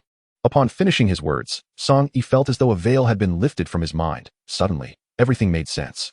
However, he never suspected Su Bai of stealing the ice coffin, as he believed Su Bai lacked the capability for such an act. Nevertheless, should the opportunity arise, he might inquire whether Su Bai had ever encountered the ice coffin. In the eastern domain of the Shuyue Empire, the city of Manxue, Su Bai and Lu Qinghan had been residing in Yi Jingtian's villa for the time being. Ever since he had, borrowed a trivial object from the Chu family, Su Bai embarked on his journey of exchange. Initially, he attempted to trade a low-grade weapon, but the results were rather disappointing. It was only later, upon the reminder from the system, that he discovered he could accumulate weapons for exchange, thereby elevating the quality of the items received. Thus, Su Bai divided his items into 2 batches, even including a superior grade sword in the mix. Ultimately, he acquired a mid-grade royal weapon, the blaze sword, and a defensive upper-grade royal garment, the colorful robe. The robe possessed a higher rank than the blaze sword due to the inclusion of a mysterious artifact in its exchange. Casting a glance at the slumbering Lu Qinghan, Su Bai smiled gently, stowing away the 2 royal items, before turning his attention to the myriad of bottles and jars, which he bypassed without hesitation. As for the elixirs, ever since his experience with Old Wan's vitality potion, he had refrained from experimenting again, fearing the emergence of yet another peculiar concoction. His gaze shifted to the 3 spatial rings, each filled with spirit stones, approximately 500,000 within a single ring. A mere glance was enough for Su Bai to focus on the final exquisite square treasure box, a sense of anticipation stirring within him, for he instinctively sensed that it contained something precious. With a flutter of excitement, Su Bai carefully opened the treasure box, revealing a small, round crimson orb nestled within. Enveloped in a faint red mist, its hue reminiscent of blood. The moment he beheld the blood pill, Su Bai's brow furrowed slightly, an inexplicable discomfort washing over him. System, what is this? He silently pondered, and the system's calm voice resonated in his mind. This is the blood pearl. Formed from the essence of 1,000 hearts, their souls trapped within the pearl and scorched for 1,000 days, resulting in the blood pill. Consuming this pill will elevate your realm within the Xianjun stage without any adverse effects. Upon hearing this, Su Bai's frown deepened. He found it impossible to ingest such a pill to enhance his realm. The system continued. It appears the blood pill will be complete in 3 days. When the outer shell of the blood pearl sheds, it will resemble an infant, embodying the blood pill. After a prolonged silence, Su Bai suddenly declared, System, let us proceed with the exchange. Are you certain? Your current realm is low, and once the blood pill is complete, it conservatively guarantees an elevation of a significant realm. If exchanged, who knows what you might receive? Well, you understand. With a slight curl of his lips, Su Bai remarked, Ah, so you are aware? I thought you were oblivious. The last tablet was still hidden away, and if another beloved wife were to appear this time, he vowed never to exchange for elixirs again. Gritting his teeth, Su Bai waved his hand decisively. It was exchanged. Chapter 30, The Ghost Emperor Banner. Sworn by heaven and earth in the room, Su Bai gazed at the black triangular banner floating before him, his expression peculiar. A soul-summoning banner? Unfamiliar with it. This is the Ghost Emperor Banner. I have struck it rich this time. As the voice of the internal system faded, information about the Ghost Emperor Banner surged into Su Bai's mind. Ghost Emperor Banner, a top-tier royal artifact, capable of collecting the souls of the deceased and trapping them within the banner. In battle, it can summon these souls to fight. The longer the spirits linger within the Ghost Emperor Banner, the stronger they become, with their potential limited by the banner's rank, which can currently reach the Xianjun realm. In just a few succinct phrases, Su Bai's heart was stirred by waves of tumult. Other aspects were tolerable, but the fact that the Ghost Emperor Banner could elevate its rank, unlike ordinary weapons that remained fixed, was particularly significant. Reaching out to grasp the Ghost Emperor Banner, Su Bai suddenly withdrew his hand, his gaze astonished as he beheld the banner. Such immense resentment. Indeed, the blood pearl contained the souls of 1,000 individuals, tormented day and night, hence the profound resentment. When the blood pearl transformed into the Ghost Emperor Banner, the souls of those 1,000 were transferred into it as well. In light of this, should the vengeful spirits within not be resolved, controlling the Ghost Emperor Banner would be an arduous task. After a moment of silence, Su Bai contemplated his 2 options, to forcibly eradicate the vengeful spirits or to persuade them to relinquish their hold willingly. After a brief pause, he sighed softly, gazing at the Ghost Emperor Banner and murmuring, They are but pitiful souls. In this brutal realm of cultivation, weakness is a sin, yet that sin is not without fault. Everyone strives to escape this condemnation, yet the path is endless, with ever greater mountains to surmount. Before the mightier, we are but mere prey. To cultivate the Tao, one must first cultivate the heart. The Chu family, devoid of virtue, slaughters the innocent, suffering unrest even in death, enduring the torment of relentless burning. To all those wronged, I, Su, hereby promise, one day, I shall restore justice to you. As his words fell, the Ghost Emperor Banner quivered violently, a surge of dark energy pouring forth, and the room resonated with mournful wails, echoing the cries of the tormented. Su Bai raised his gaze to behold 1,000 souls, all in perfect unison, their visages twisted in grotesque expressions as they stared at him. These were the tormented spirits, their forms marred and scorched, not a single part left unscathed, encompassing the young and the old alike. In the next moment, the multitude of souls simultaneously bowed before Su Bai. Though no words were spoken, their actions conveyed everything. Su Bai gazed at the multitude of over 1,000 individuals, predominantly young, yet even the venerable elders were present. In that moment, an inexplicable pang of sorrow surged within him. These were all living beings. After all, they were innocent. Yet, in this merciless realm of cultivation, weakness is the gravest sin. Su Bai clasped his hands together, bowing deeply in return with a serious expression. My name is Su Bai, he proclaimed, and what I have spoken today shall be witnessed by heaven and earth. I will assuredly bring justice to you all. As his words fell, over 1,000 souls bowed in unison, perhaps understanding Su Bai's intentions. willingly transforming into a torrent of dark river that surged into the Ghost Emperor banner. In an instant, the banner shook violently, drifting towards Su Bai and halting before him. Gazing at the Ghost Emperor banner, Su Bai felt a weight in his heart as he reached out to accept it. This time, he sensed no resentment, as if it were merely an ordinary flag. With the banner now in his possession, there was no trace of joy on Su Bai's countenance. He stood in silence, lost in thought. After a long while, he let out a soft sigh and turned his gaze towards the bed, a gentle smile gracing his features. Awake now? On the bed, Lu Qinghan had unknowingly roused from her slumber, sitting up with her clothes half draped. Rubbing her eyes with one hand, she spoke in a sweet, soft voice, Su Bai. Hug me. Su Bai approached the bedside with measured steps, extending his hands. Lu Qinghan's eyes sparkled with joy as she leaped into his embrace. Her delicate feet entwined around his waist, her arms encircling his neck, comfortably resting against him with her eyes gently closed. With a gentle smile, Su Bai tenderly caressed the nape of her neck and softly said, I apologize for waking you. If you haven't had enough rest, feel free to sleep a little longer. A faint, melodic hum seemed to emanate from Lu Qinghan's throat as she squinted her eyes, breathing evenly, evidently drifting back into slumber. Thus, Su Bai embraced her, seated on the bed, allowing her to rest in his arms. Time slipped by unnoticed until he gently laid her down. Reclining on the bed, Su Bai propped his head up with one hand, gazing at her exquisite and peaceful visage, and involuntarily smiled. In a moment of whimsy, he slowly leaned closer, brushing aside her stray locks, and placed a tender kiss on her smooth forehead.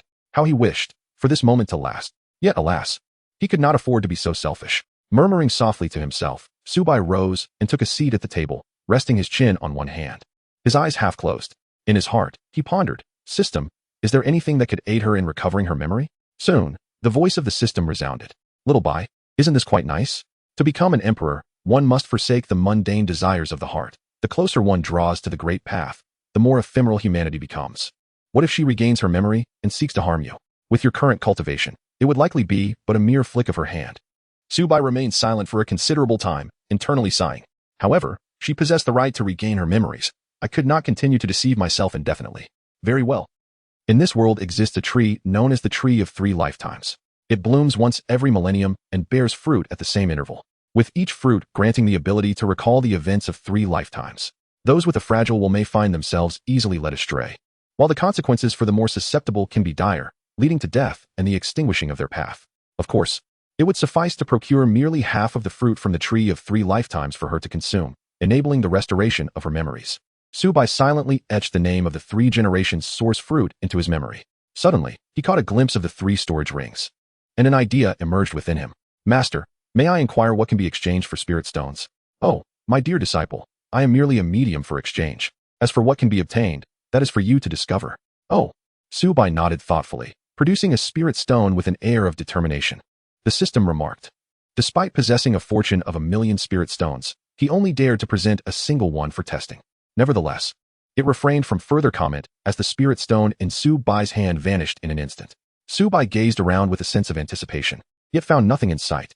After a brief moment, still seeing no item materialize, he raised an eyebrow and inquired, System, has something gone awry? To his surprise, the system's voice responded, infused with an unusual excitement.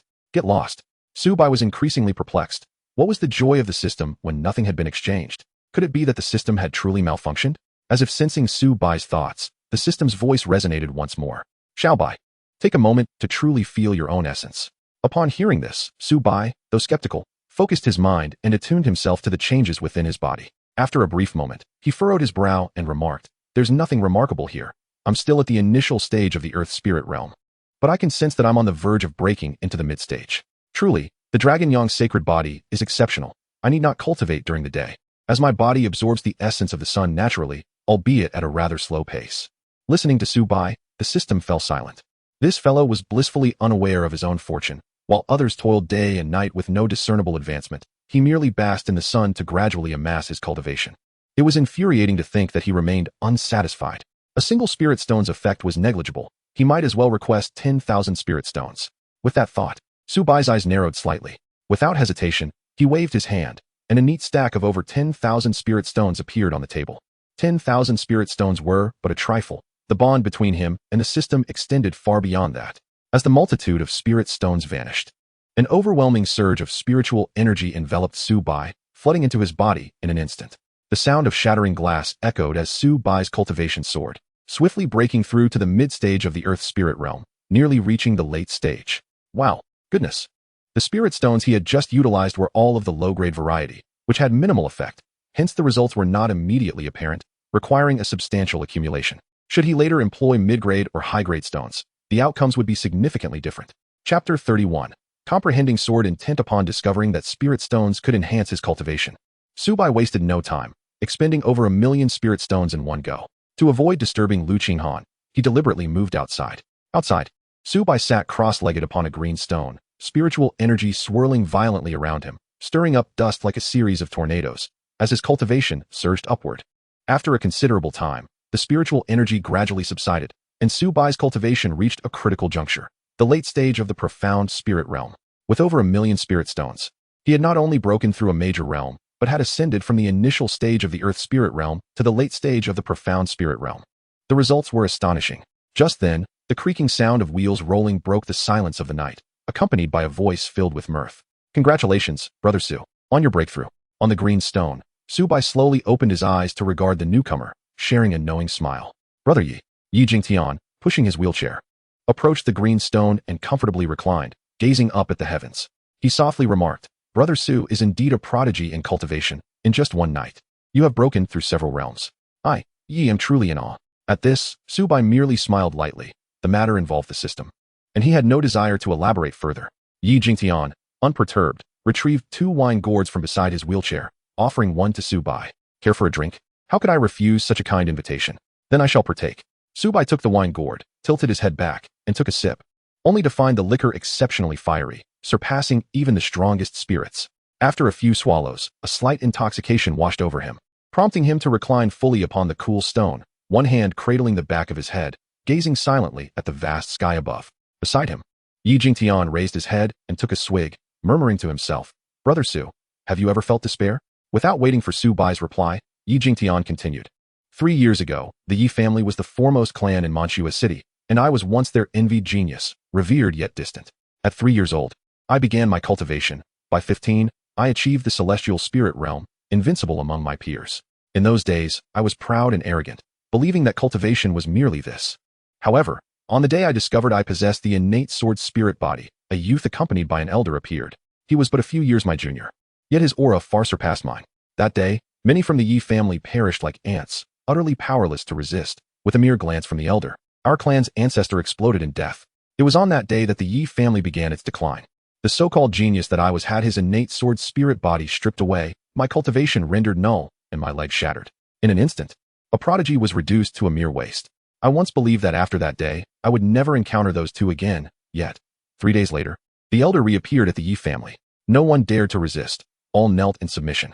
He stood aloft above the Yi family, like a deity, issuing a decree that within 10 days, I must surrender the means to control the innate sword spirit body. Little did they know, I had no knowledge of what the innate sword spirit body even was, let alone how to control it.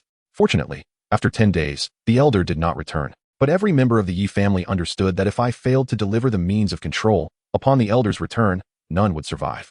After 2 years of despair, at 17, I created the Jinghong sword technique, mastering it with ease to stabilize the innate sword spirit body. With that, Yi Jingtian chuckled self-deprecatingly and took another hearty swig of wine. Su Bai listened quietly, tilting his head to gaze at him, and said, It has been 3 years since that old man last appeared. Why then did you choose to relinquish the Jinghong sword technique?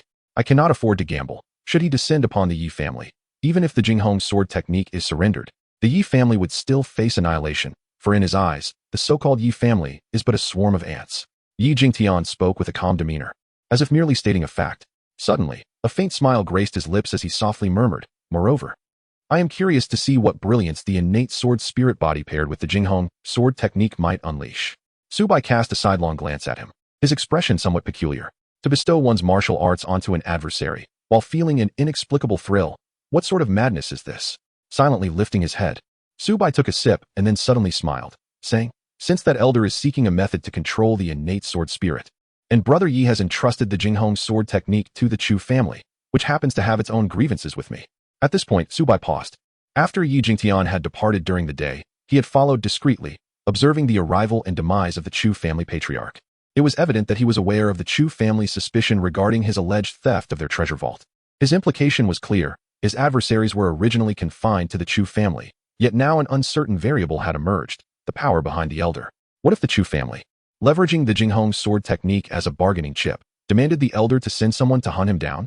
Upon hearing this, Yi Jingtian maintained his composure, smiling faintly as he replied, "Brother Su has misunderstood. This is my personal vendetta and will not involve you in any way." Su Bai lightly acknowledged with a sound. Unwilling to delve further into the topic, he casually inquired, "Brother Yi, might you know of any place in Manchua City where one can procure medicinal pills in large quantities?" Yi Jingtian paused for a moment, then softly replied, "In the eastern part of the city lies the Tianbao Pavilion. This establishment has branches spread throughout the continent, operating independently of any particular faction. Its status is unparalleled. When trading medicinal pills there, one need not worry about the origins of the goods, nor the potential leakage of personal information, for the Tianbao Pavilion engages in both lawful and illicit dealings." "Thank you for the information, Brother Yi." Su Bai laughed heartily, swaying as he stood up and made his way towards the room, lifting the wine gourd and giving it a gentle shake. The day was growing late.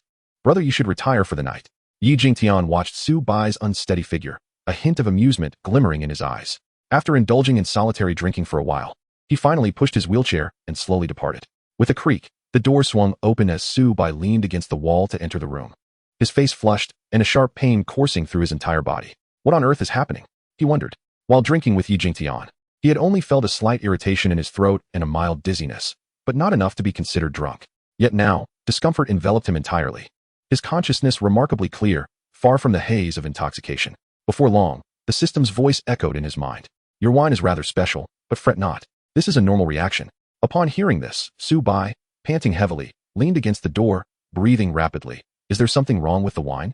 That guy didn't slip me an aphrodisiac, did he? Damn." The system's voice continued but only uttered 2 words before pausing, as if it understood Su Bai's predicament, for he indeed felt as though he had been drugged, his complexion a deep crimson, his breath labored. "Damn it, tomorrow. I will make him pay." Cursing inwardly, Su Bai cast a glance at the peacefully sleeping Lu Qinghan on the bed. Without hesitation, he gritted his teeth and struggled to crawl out of the room, shutting the door behind him and leaning against it, gasping like a bull. At that moment, the system's voice sounded once more. "Little Bai, do not misunderstand. He did not drug you. The wine was merely infused with sword intent. Though the wine itself is ordinary, the sword intent is anything but. Perhaps he noticed your gaze towards Xiaoyu yesterday and intended to aid you in comprehending sword intent." Sword intent? Su Bai mused softly, momentarily taken aback. After this explanation, it seemed his current sensations truly resembled an ordeal of 1,000 swords piercing him.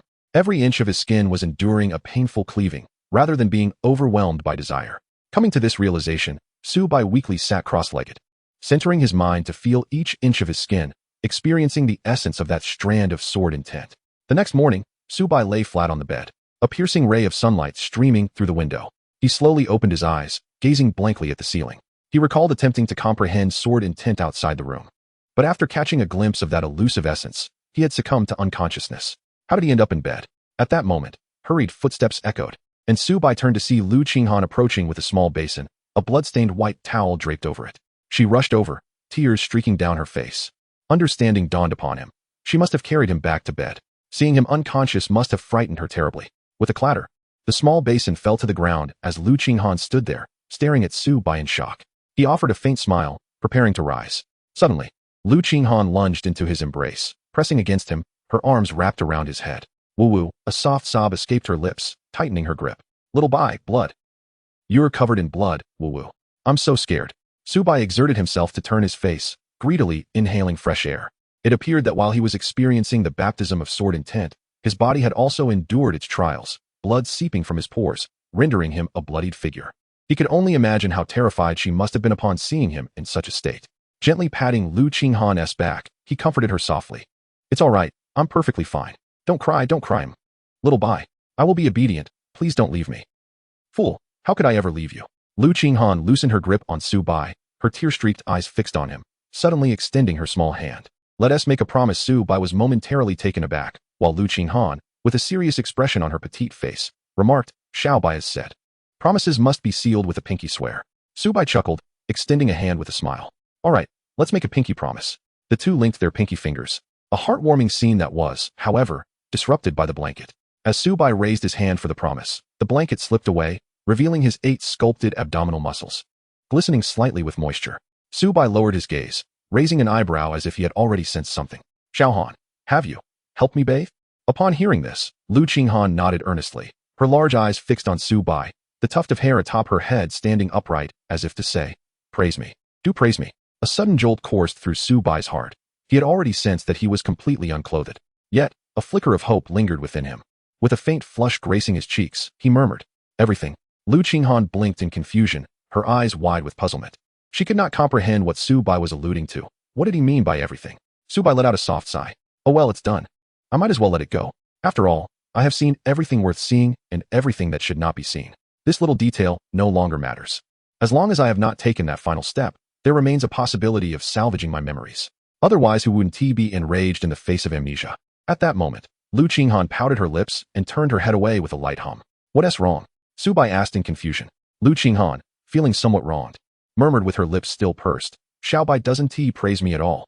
Upon hearing this, Su Bai chuckled silently, affectionately ruffling her hair as he said, all right, my little Han is the best." With a gleeful giggle, Lu Qinghan's face instantly lit up with joy as she leaped into Su Bai's embrace, rubbing her cheek against his chest, radiating sheer happiness. Moments later, she suddenly exclaimed, "Huh?" Sitting up, her eyes filled with concern as she looked at Su Bai. "Xiao Bai, you're hurt again." Su Bai spent the following days in the courtyard, solidifying his comprehension of sword intent while also practicing the first move of the 9 transformations of flame, one finger of life and death. At the doorway, Lu Qinghan sat on the steps, resting her chin on her hand, quietly observing Su Bai, who was seated on the bluestone. "Master, what do you think would happen if I fused the sword intent with this one finger of life and death? It is worth a try, but do not harbor excessive expectations. The techniques inherent to the Dragon Yang sacred body are already optimally suited for it. Any alterations may weaken rather than enhance it. Is that so? But how can one know without attempting?" With a slight smile, Su Bai slowly opened his eyes, rising to stand upright on the bluestone. A sharp aura erupted from him, as piercing as a sword drawn from its sheath. He extended his hand, and a mid-grade royal weapon, the flame sword, materialized in his grasp, twirling gracefully. His gaze fell upon the massive bluestone not far ahead, and he murmured, "One finger of life and death," as spiritual energy coalesced at his fingertip, ready to unleash a formidable strike. Wherever the finger points, mountains and rivers shall collapse. In the realm of life and death, all else is cast aside, solely for the purpose of vanquishing foes. The sword is the embodiment of assault. Its incisiveness knows no bounds. A swordsman, a gentleman, is unafraid of retreat, relishing the thrill of vengeance. With that, Su Bai gently closed his eyes, extending one hand outward, the flame sword hovering before him, its tip directed at the bluestone. A torrent of spiritual energy surged from Su Bai, infusing the sword. The sword emitted a resonant hum, as if it sensed its master's energy and was stirred by it. Moments later, as the energy reached a critical threshold, Su Bai's brow furrowed slightly, a hint of agitation appearing on his face. "Xiao Bai, steady your mind. Remember not to be hasty." The system's voice suddenly resonated in his mind. Su Bai paused, a cold sweat trickling down his back. While spiritual energy flowed into the flame sword, it could not find the point of eruption. Unbeknownst to him, he began to grow increasingly restless. Had the system not intervened, the amassed energy would have caused the sword to self-destruct the moment his concentration faltered. At that instant, Su Bai's eyes momentarily glazed over, and the flame sword began to tremble violently, hinting at a potential detonation. Inside him, the system grew frantic. "Xiao Bai, wake up." It was genuinely alarmed. It felt that if the outcome were to be a mere mishap, it would be an unjust demise. The piercing sound of the sword's hum grew louder, causing Lu Qinghan, seated on the steps, to instinctively cover her ears, her eyes filled with concern as she gazed at Su Bai. She wished to rush forward to assist him, but remembering his instructions to keep her distance, she restrained herself, anxiously waiting. She was unaware of the impending explosion of the flame sword. She only recognized that the sound was excruciating, and Xiao Bai must be suffering greatly as well. Before long, the sound transformed into a mournful wail, as if the flame sword were weeping. Indeed, having just come into existence a few days prior, it was destined to self-destruct on its first use. Who could it turn to for justice? In that moment, a barely perceptible smile crept onto Su Bai's lips as he murmured, "System, I have comprehended." "Comprehended what nonsense? Steady yourself." The system's irate voice echoed within him. Yet, Su Bai simply smiled faintly, continuing to channel energy into the flame sword. As it turned out, the point of eruption he had been seeking all along had always been here. With that, Su Bai slowly raised one hand, extending his index finger to lightly tap the end of the sword's hilt. In the next moment, the flame sword unleashed an overwhelming aura, causing the surrounding air to ripple, leaving a crimson trace in its wake, as though it had cleaved through the void itself. Boom! The sword's tip barely grazed the bluestone, and in an instant, the enormous stone shattered into dust, leaving behind a deep crater in the ground, with the sword embedded within, resonating with an ecstatic hum. It worked. Su Bai wore a smile on his face. In that fleeting moment, he had indeed taken a gamble. Should he fail, the self-detonation of the blazing sword would render fate uncertain. Fortunately, he triumphed, unleashing a force from his fingertips that was amplified by the sword's sharpness and lethality, enhancing its offensive prowess. Within him, the system remained silent for a prolonged period before finally uttering 2 words, monster. On the steps before the door, Lu Qinghan was already fidgeting with impatience. When she witnessed the blazing sword create a breach, her mouth gaped in astonishment, and she promptly broke into applause. Little Bai is truly remarkable. Upon hearing this, Su Bai chuckled, scratching his nose. It felt rather awkward to have an empress praising his prowess. It was akin to a novice clown attempting to showcase his skills before seasoned professionals. Meanwhile, on the path, Xiaoyu gently pushed Yi Jingtian forward, who wore a cheerful expression.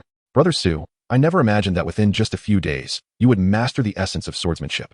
You are truly a prodigy in the way of the sword. Su Bai extended his hand, summoning the blazing sword back into his grasp, and with a bow, he expressed his gratitude. Thank you, Brother Yi, for your assistance. Yi Jingtian waved his hand with a smile, casting a glance at the deep crater left by the fiery blade, a flicker of astonishment crossing his eyes. The sheer power was sufficient to obliterate any practitioner at the Xianling realm. Even those at the initial stage of the Tianling realm might struggle to withstand it. Soon, he regained his composure and turned to Su Bai, chuckling lightly. Brother Su, the tea has been brewed. Shall we take a seat? Su Bai responded affirmatively. At that moment, Lu Qinghan approached, joyfully taking his hand, and together they followed Yi Jingtian toward the pavilion. After a leisurely exchange, Su Bai turned to Xiaoyu, gently smiling. Miss Xiaoyu, I must step out for an urgent matter shortly. Might you keep Xiaohan company in my absence? Upon hearing this, Xiaoyu looked at Yi Jingtian, her eyes bright with anticipation, clearly wishing to play with Lu Qinghan. Just as Yi Jingtian was about to agree, Lu Qinghan interjected, tightly clutching Su Bai's arm, shaking her head and declaring, No. I only want Xiao Bai. Su Bai affectionately lowered his head, gently ruffling her hair, and with a tender smile said, Xiaohan, be good, I will return shortly. Will you keep Xiaoyu company for a while? Upon hearing this, Lu Qinghan displayed a hint of hesitation. Gazing longingly at Su Bai, she wished to refuse, yet recalling the need to obediently comply, she could only nod reluctantly. Yi Jingtian also glanced at Xiaoyu, offering a gentle nod. With their agreement, Xiaoyu beamed with delight and trotted over to Lu Qinghan, softly saying, Sister Xiaohan, shall we play together? Lu Qinghan, however, did not spare a glance at Xiaoyu, her eyes solely reflecting her thoughts of Su Bai. Su Bai gently brushed her nose and said with a tender smile, It would be rather impolite not to respond when others call for you. Why not spend some time playing with Miss Xiaoya? Oh, Lu Qinghan replied sullenly, turning her gaze towards Xiaoya and expressionlessly stating, No. Xiaoya's smile instantly transformed into a look of dismay, her head drooping in distress. How could one so dismissively reject another's invitation? Su Bai gently tapped Lu Qinghan's forehead, exclaiming in a blend of amusement and exasperation, Silly girl. If you continue like this, Miss Xiaoya will surely be heartbroken. Lu Qinghan covered her forehead with both hands, her small mouth pouting in a display of grievance, while her unruly hair seemed to mirror her mood, drooping listlessly. Well then, upon hearing this, Xiaoya beside her brightened, taking her hand and rising to lead her away. Sister Xiaohan, I shall take you to a secret base. It's truly delightful. Oh, Lu Qinghan responded absent-mindedly, being pulled along, yet continually glancing back at Su Bai. Her eyes revealed her deep desire for him to call her back. However, Su Bai merely smiled gently at her, waving his hand without any intention of retaining her. At this moment, he believed it essential for Xiaohan to meet more friends rather than remain overly attached and reliant on him. She needed to cultivate her independence, at least until her memories returned. Once the 2 girls departed, Su Bai drained his teacup in one go and stood up, bowing with a smile. Brother Yi, I shall step out for a moment. I entrust Xiaohan to your care. Yi Jingtian nodded slightly, and just as Su Bai was turning to leave, he suddenly spoke. Brother Su, nothing is absolute. Do take care. Su Bai waved his hand and departed without a backward glance.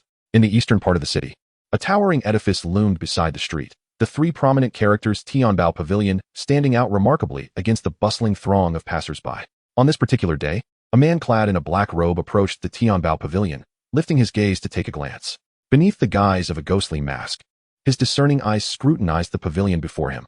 The visitor was none other than Su Bai. In truth, even without Yi Jingtian's counsel, he would have concealed his identity, for presenting the elixirs pilfered from the Chu family in exchange would undoubtedly draw attention. Although Tianbao Pavilion was known for its discretion, one could never be too cautious. The combination of his dark attire and the ghostly mask attracted the curious gazes of many. Yet they were wise enough to understand that such individuals typically wish to remain anonymous, and provoking them would yield no advantage. Su Bai smoothly stepped into the Tianbao Pavilion, where a voluptuous woman approached him briskly, her tone imbued with respect. Esteemed sir, may I inquire if you are in need of anything? I would be delighted to assist you. Her demeanor exuded deference, for individuals of concealed identity were typically either wealthy or noble, generous in their spending, and she hoped to gain a share from their patronage. Su Bai cast a glance at the woman, gently nodding his head, his voice hoarse as he inquired, "Might this place be interested in purchasing elixirs?" Upon hearing this, the woman smiled sweetly and replied, "My lord, jest, for if Tianbao Pavilion cannot acquire elixirs, then there would be no place in the world bold enough to do so." Her tone was grand, yet it was the truth. After a moment's hesitation, the woman tentatively asked, "May I inquire about the quantity you possess, my lord?" Su Bai gazed calmly at the woman. "Do not inquire about matters that are best left unasked. Simply inform me whom you seek." The woman, realizing her impertinence, quickly apologized and hurriedly departed to summon Deputy Pavilion Master Zhu. Su Bai casually chose a seat in the resting area, awaiting his turn, in the lounge of Tianbao Pavilion. It wasn't long before the woman who had departed earlier returned, though she now bore a rosy complexion. "Esteemed sir, Deputy Pavilion Master Zhu requests your presence on the second floor for a discussion." "Very well, lead the way." Su Bai merely cast a glance. His curiosity piqued, yet unwilling to inquire further, thus he instructed her to lead the way. Shortly thereafter, under the guidance of the woman, Su Bai arrived before a door on the second floor. The woman respectfully called out, "Vice Pavilion Master, you may enter." As the door swung open, she gestured for him to proceed. Su Bai nodded gently and stepped inside, after which the woman closed the door and awaited outside. Within the room, an older middle-aged man sat behind a desk, his gaze fixed intently upon Su Bai as he entered. "I have heard that you wish to sell elixirs at the Tianbao Pavilion?" he inquired. Su Bai nodded calmly, extending his hand to retrieve a spatial ring. A wisp of spiritual energy levitated it onto the table as he hoarsely proclaimed, "3 pills, and over 100 pills for your inspection, Deputy Pavilion Master." Zhu cast a quick glance, his face instantly alight with a broad smile. The pills were commendable, yet the 3 pills were truly exceptional, especially one of superior quality and exquisite. Even their branch of the Tianbao Pavilion in the city of Mangshui possessed scarcely any superior pills. Zhu regarded Su Bai, gently tapping the table with one hand as he contemplated their approximate value. After a moment, he smiled lightly and inquired, "May I ask how many you require?" In response, Su Bai chuckled softly, replying, "According to market prices, a superior pill can fetch 300,000, while the pills can be sold for at least 100,000 each. Not to mention over 100 pills." As he spoke, Su Bai raised a single finger. "In total, 1 million. Ha ha ha, splendid," Zhu exclaimed with gusto. For the price was indeed reasonable, and he even stood to gain a little. After agreeing, Zhu tossed a spatial ring onto the table, filled to the brim with 1 million. However, he abruptly shifted the topic, letting out a soft sigh, as if lamenting. "I have heard that the ancestor of the Chu family secretly concocted a blood pill, which upon completion, is a top-tier pill, comparable to royal grade. The consumer, within the realm, would unconditionally elevate by one minor realm. Though it is but a hair's breadth away from a superior, the two are worlds apart. I wonder, do you possess such a pill?" Upon finishing, Zhu Da's gaze towards Su Bai grew increasingly fervent, even tinged with excitement. At present, he stood at the pinnacle of the realm. Given his age, he deemed it unlikely to break through to the realm. Yet, should he acquire the blood pill, he could effortlessly ascend and become a formidable. Beneath the guise of his mask, Su Bai's eyes narrowed slightly as he replied with composure, "Deputy Pavilion Master jested.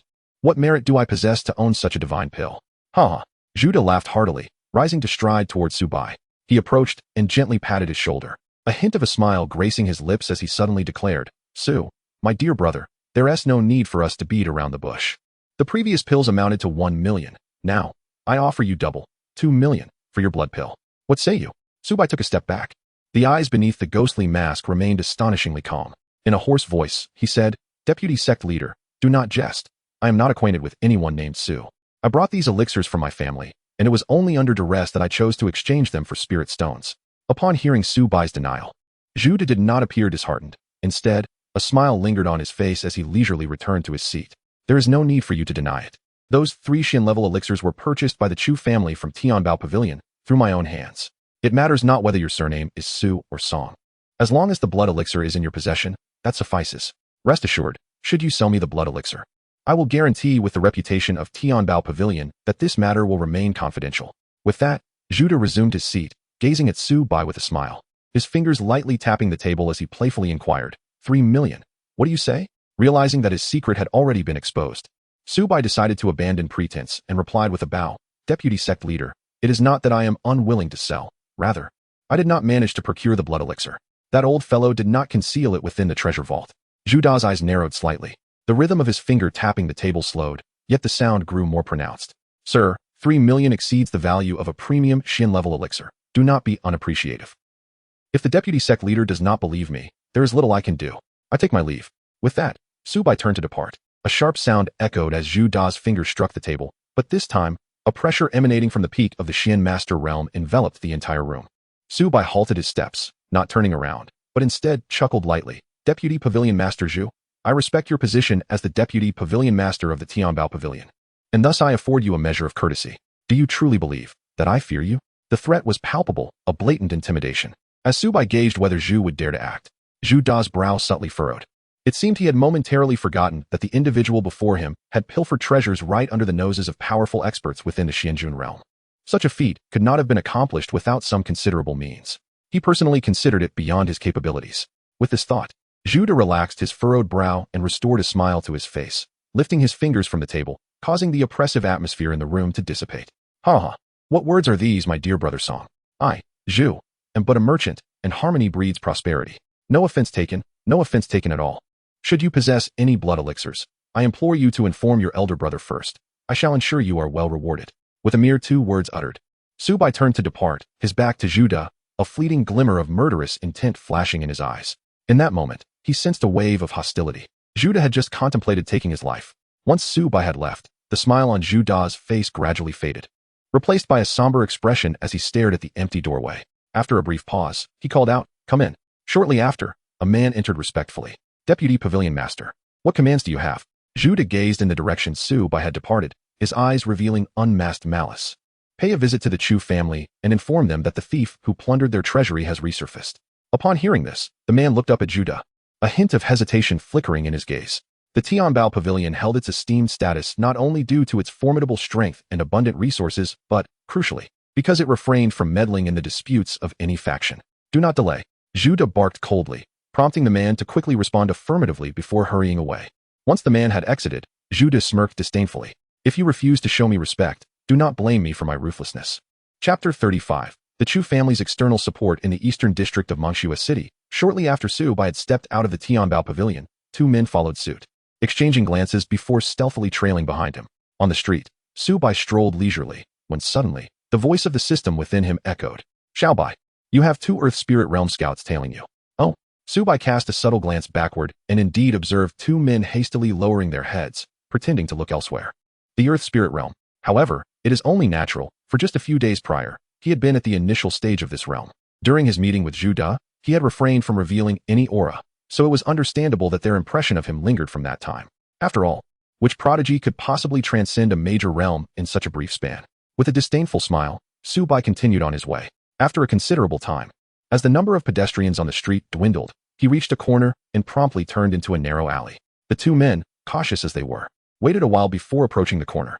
Upon realizing it was a dead end and finding no one in sight, they exchanged glances, both reading the confusion reflected in each other's eyes. Where could he be?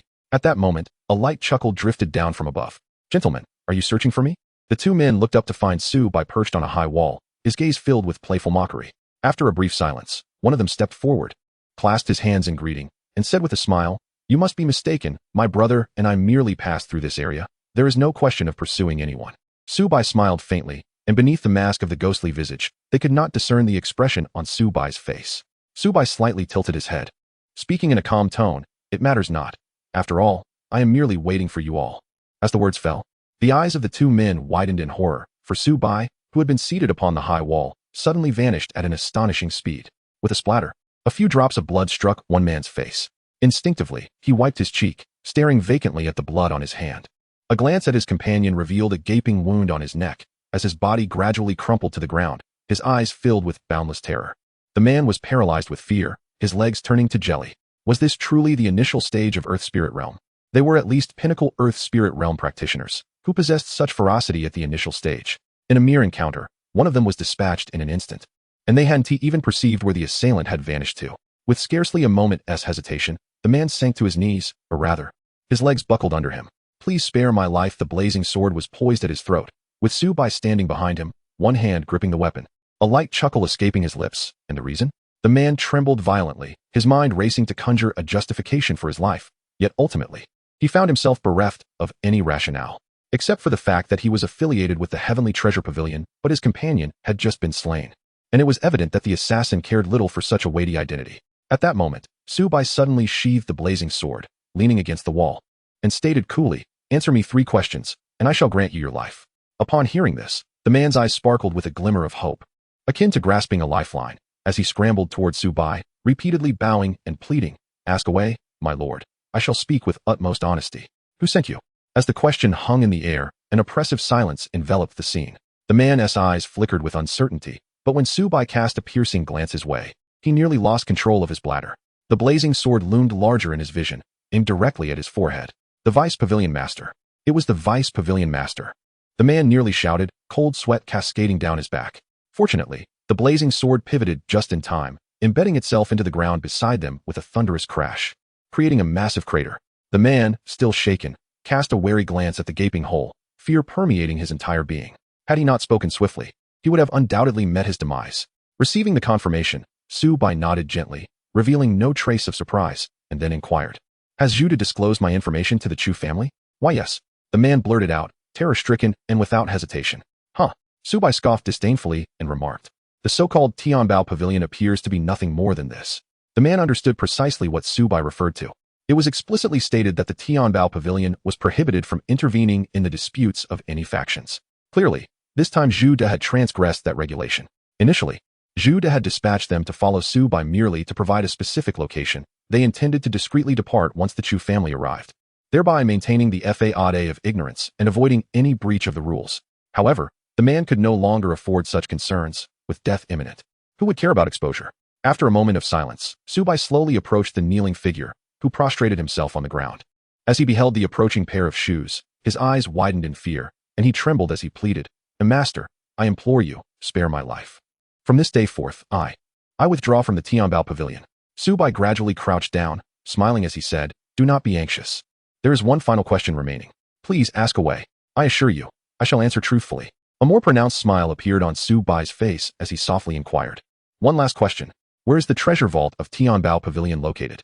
Upon hearing this, the man's expression abruptly froze, and he lifted his gaze to meet Su Bai's, peering into the tranquil depths concealed beneath the mask of a ghostly visage. It seemed a realization struck him, causing his pupils to tremble. "Master, you." Su Bai gently patted his cheek and spoke softly, "Do not be anxious. Answering this question will redeem your life." The man lowered his head, fear evident in his eyes. He could hardly fathom that someone would dare to covet the treasures of the Tianbao Pavilion. Though the Tianbao Pavilion explicitly refrains from intervening in the disputes among various factions, it should not be underestimated. The entire cultivation world is acutely aware that it is far better to provoke the 10 holy lands than to become an enemy of the Tianbao Pavilion. Not only does the Tianbao Pavilion boast an assembly of formidable experts, but its financial resources are also extraordinarily vast. Anyone marked by the Tianbao Pavilion has no hope of survival, not even the mightiest of emperors. Su Bai waited in quiet anticipation, unhurried. After a while, the man's psychological defenses nearly crumbled. He could no longer bear the company of such a lunatic. Raising a hand, his face a mask of conflicting emotions, he uttered, "The Western City, the top floor of the Mingxian Tavern." With those words, he collapsed onto the ground, as if that single statement had drained him of his last bit of strength. Moments later, when he lifted his head again, Su Bai had vanished without a trace. As though foreseeing what was to come, he mustered his remaining spirit and leaned against the wall to depart the scene. There was no way he could remain in the city of Manchuet any longer. He needed to leave swiftly. After a long while, dozens of figures descended into the alley. Among them stood 2 men at the forefront, an elderly man and a middle-aged one. The elder was Chu Xiong, yet he stood respectfully behind the middle-aged man, his face bearing an expression of deference. Chu Xiong glanced at the corpse below, his eyes narrowing as he spoke solemnly. "Lordly, this person must have been killed by that rogue Su Bai. He surely hasn't escaped far." Shunli cast a disdainful glance at Chu Xiong, retorting, "You are, after all, a Xianjun, yet you require my assistance to deal with a mere Dilling." Chu Xiong lowered his head in silence. After witnessing Xiao Yu's prowess, he had lost confidence in overcoming her. Thus he had sought the help of that external force using the surging swan sword technique. Shunli merely glanced at Chu Xiong, then disdainfully turned away, raising a hand to gesture. "Spread out and search." Following his command, a wave of spiritual consciousness spread throughout the eastern district, the overwhelming presence of a peak Xianjun causing unease among its inhabitants, who prayed that this formidable figure would refrain from bloodshed. Simultaneously, 3 miles away from Chu Xiong and the others in the eastern district, a figure suddenly halted, turning to gaze back with narrowed eyes. A peak Xianjun, indeed. The Chu family has summoned external aid. Chapter 36. Emptying the treasure pavilion on this day, a multitude of powerful beings appeared in the eastern district of Mantua City. Shenli remained aloft, observing every movement in the area. Those below could see him, as if he loomed over them, instilling a sense of helplessness. At the treasure pavilion, Judah reclined on a chair of golden silk nanmu, his feet propped upon the table, a cup of wine in hand, a faint smile gracing his lips. Before him stood a man, bowing respectfully as he reported on the current situation in the eastern district. By the way, what of the individuals we sent to follow? Why have they not yet returned? The man hesitated before responding. One is dead, and one is missing. At this, Judah's expression faltered slightly, his eyes flickering as he pondered. After a lengthy pause, he finally spoke. Send someone to retrieve the missing individual. As for the deceased, we shall publicly announce that Su Bai brutally murdered one of our disciples following a dispute. He continued, simultaneously, issue a general bounty for Su Bai, calling upon all cultivators to hunt him down. The man looked up at Judah, shock evident in his eyes. The issuance of a bounty by the treasure pavilion signified enmity, summoning all cultivators to eliminate the target, with rewards to be claimed at the pavilion. After a respectful acknowledgement, the man quietly withdrew. Once alone, Judah slowly rose and approached the window, surveying the somewhat chaotic eastern district, a smirk playing at the corners of his mouth. Those who refuse a toast must drink a penalty. I imagine he is currently fleeing in all directions. As if recalling something, Judah's gaze darted to a tall building, an inexplicable shiver coursing through him. This fellow possesses the ability to pilfer the Chu family's treasury. Could he possibly? Lost in thought, he suddenly broke into a cold sweat, shaking his head with a wry smile as he raised his cup to steady his nerves. The mere Chu family could never compare to my treasure pavilion. 81 intricate formations. Without a decree, even the pavilion master cannot breach them. A mere dilling. Huh. With a scoff, Judah nonchalantly returned to his seat, silently staring at the table, his inner turmoil growing. After a long while, he glanced again at the tall building, a hint of anxiety emerging in his eyes. No, I must go take a look. With that resolve, Judah transformed into a streak of light, dashing towards the towering structure. Mingxian Tavern. The top floor of the tavern had never entertained any guests and was a restricted area, heavily guarded. As Judah approached in haste, he felt a wave of relief upon seeing the guards still stationed at the entrance. However, to quell his concerns, he proceeded towards the top floor, producing a pavilion master token to navigate through the intricate formations. Unbeknownst to him, 5 minutes prior, Su Bai had already entered the treasury. Utilizing the system's spatial teleportation ability, he effortlessly bypassed the so-called 81 formations and guards, entering without resistance. Upon witnessing the opulence of the treasure pavilion's treasury, Su Bai's eyes sparkled with delight. It was simply too rich. In comparison, the Chu family's treasury was scarcely sufficient to fill a gap between teeth. Rubbing his hands together, Su Bai first approached the area designated for spirit stones. On the counter lay numerous storage rings, each quietly nestled in its box. A cursory glance revealed 52 rings, each containing 100,000 spirit stones. Swallowing instinctively, Su Bai's eyes gleamed, and a grin spread across his face. I have truly struck gold. He had never intended to provoke the treasure pavilion, yet it had chosen to confront him. Well then, if I can't defeat you just yet, may I borrow a few items to enhance my equipment before we meet again? As the saying goes, using your money to slap you in the face is nothing compared to this. With no sense of guilt, Su Bai reached out and collected all 52 storage rings into the system's space. Scanning other areas, he found an abundance of elixirs, weapons, and an array of peculiar items. With a slight grin, Su Bai stepped forward, gathering one area after another until, in no time, the spacious treasury lay utterly bare, not a single spirit stone remaining. System. I believe we should have come here long ago. This place is truly overflowing with wealth. Inside, the system paused momentarily before responding. Su Bai, are we perhaps going a bit too far? You are effectively crippling the treasure pavilion's branch in Mantua City. What is the difference between this and declaring enmity with them? Su Bai stretched lazily, indifferent to his surroundings. While counting money could bring joy, the act could also become somewhat tiresome with excessive repetition.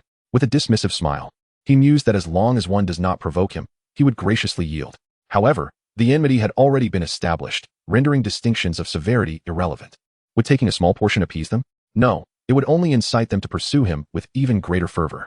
Thus, if he were to take something, why not seize it all? Indeed, there is a certain logic in this line of thought. Su Bai chuckled softly, surveying his surroundings to ensure no traces were left before stepping into the spatial rift at the entrance. The system's spatial teleportation is indeed time-restricted, allowing only one use per day, with each stay not exceeding 10 minutes, and the destination for return is fixed. At the junction of the East District and the North District, in a secluded street, a spatial rift opened like a zipper. Stepping out, Su Bai, clad in a black robe, stretched lazily and glanced back at the middle-aged man hovering in midair, chuckling lightly. Take your time. Don't rush. Soon enough, we shall settle the score. With that, Su Bai made his way towards the North District, where the Yi family resided. In the air above the East District, Shun Li seemed to sense something, turning to look at the spot where Su Bai had departed. His figure flickered, appearing at the location where the spatial teleportation had vanished. His brow furrowing slightly. The disturbance in the space here had been quite severe. It had appeared without warning, only to vanish without a trace. Lordly, have you discovered anything? Approached Chu Xiong, speaking respectfully. Without turning, Shun Li, with a contemplative expression, replied coolly, "Did you not mention earlier that he might be hiding somewhere?" Upon hearing this, Chu Xiong's eyes brightened, and he quickly responded, "Lordly, I suspect that Su Bai is hiding within the Yi family, the one with the innate sword spirit body?" Precisely. Shun Li's brow arched, revealing a hint of intrigue. A smirk gracing his lips as he murmured, "Interesting. Let us search a while longer. If we find nothing, we shall visit the Yi family tomorrow." Understood. At the top floor of the Ming Xian Tavern, the door to the treasure vault of the Tian Bao Pavilion creaked open. Zhu stepped into the room, his gaze sweeping over the emptiness. Momentarily lost in thought, he instinctively muttered, "Have I entered the wrong room?" Standing frozen for a long while, Zhu trembled uncontrollably. A peak practitioner of the Xian Master Realm, now reduced to a quivering heap on the floor, murmuring to himself, "It's over. All is lost." No. There is still hope. Su Bai, I must find him. As long as I retrieve the items before the pavilion master discovers it, all will be well, yes. I must find him. Resolute in his thoughts, Zhu rose, his eyes burning with red intensity, his murderous intent unmasked. He traversed through various formations. Amidst the terrified gazes of onlookers, exuding the might of a peak Xian master, heading towards the sky above Ming Xian Tavern, making straight for the Yi family. Chapter 37. Gamble on the future. Upon entering the Yi family courtyard, a petite figure rushed towards Su Bai. "Xiao Bai, I missed you." Almost immediately, another figure hurriedly followed, calling out, "Sister Xiaohan, don't run so fast." Seeing Su Bai's return, Xiao Yu beamed with a smile. "Young Master Su, you have returned." Su Bai gently caressed Lu Qinghan's head and smiled. "Miss Xiaoya, are you enjoying yourself?" Upon hearing this, Xiaoya awkwardly turned her head aside and murmured, "Well, I took Sister Xiaohan to see the flower garden I personally cultivated, but when we arrived, Sister Xiaohan wore a gloomy expression." Xiaoya understood that she must be missing young Master Su. Su Bai smiled wryly, casting his gaze down upon the young girl resting on his chest, his eyes betraying an undeniable tenderness. "Next time, you mustn't do this," he gently admonished. "When playing with friends, it is essential to revel in joy. Otherwise, Xiaohan might find it difficult to make friends." Lu Qinghan lifted her gaze to meet Su Bai's, a hint of grievance in her voice. "But, without Xiao Bai around, I'm not happy." Su Bai let out a gentle sigh, taking her hand and leading her into the courtyard, where they arrived at the pavilion. Yi Jingtian had already prepared tea. Once seated, Yi Jingtian casually inquired, "Brother Su, was your journey smooth?" As he spoke, he sipped his tea, as if this inquiry were merely a polite formality, given that everyone had returned, ensuring that all was well.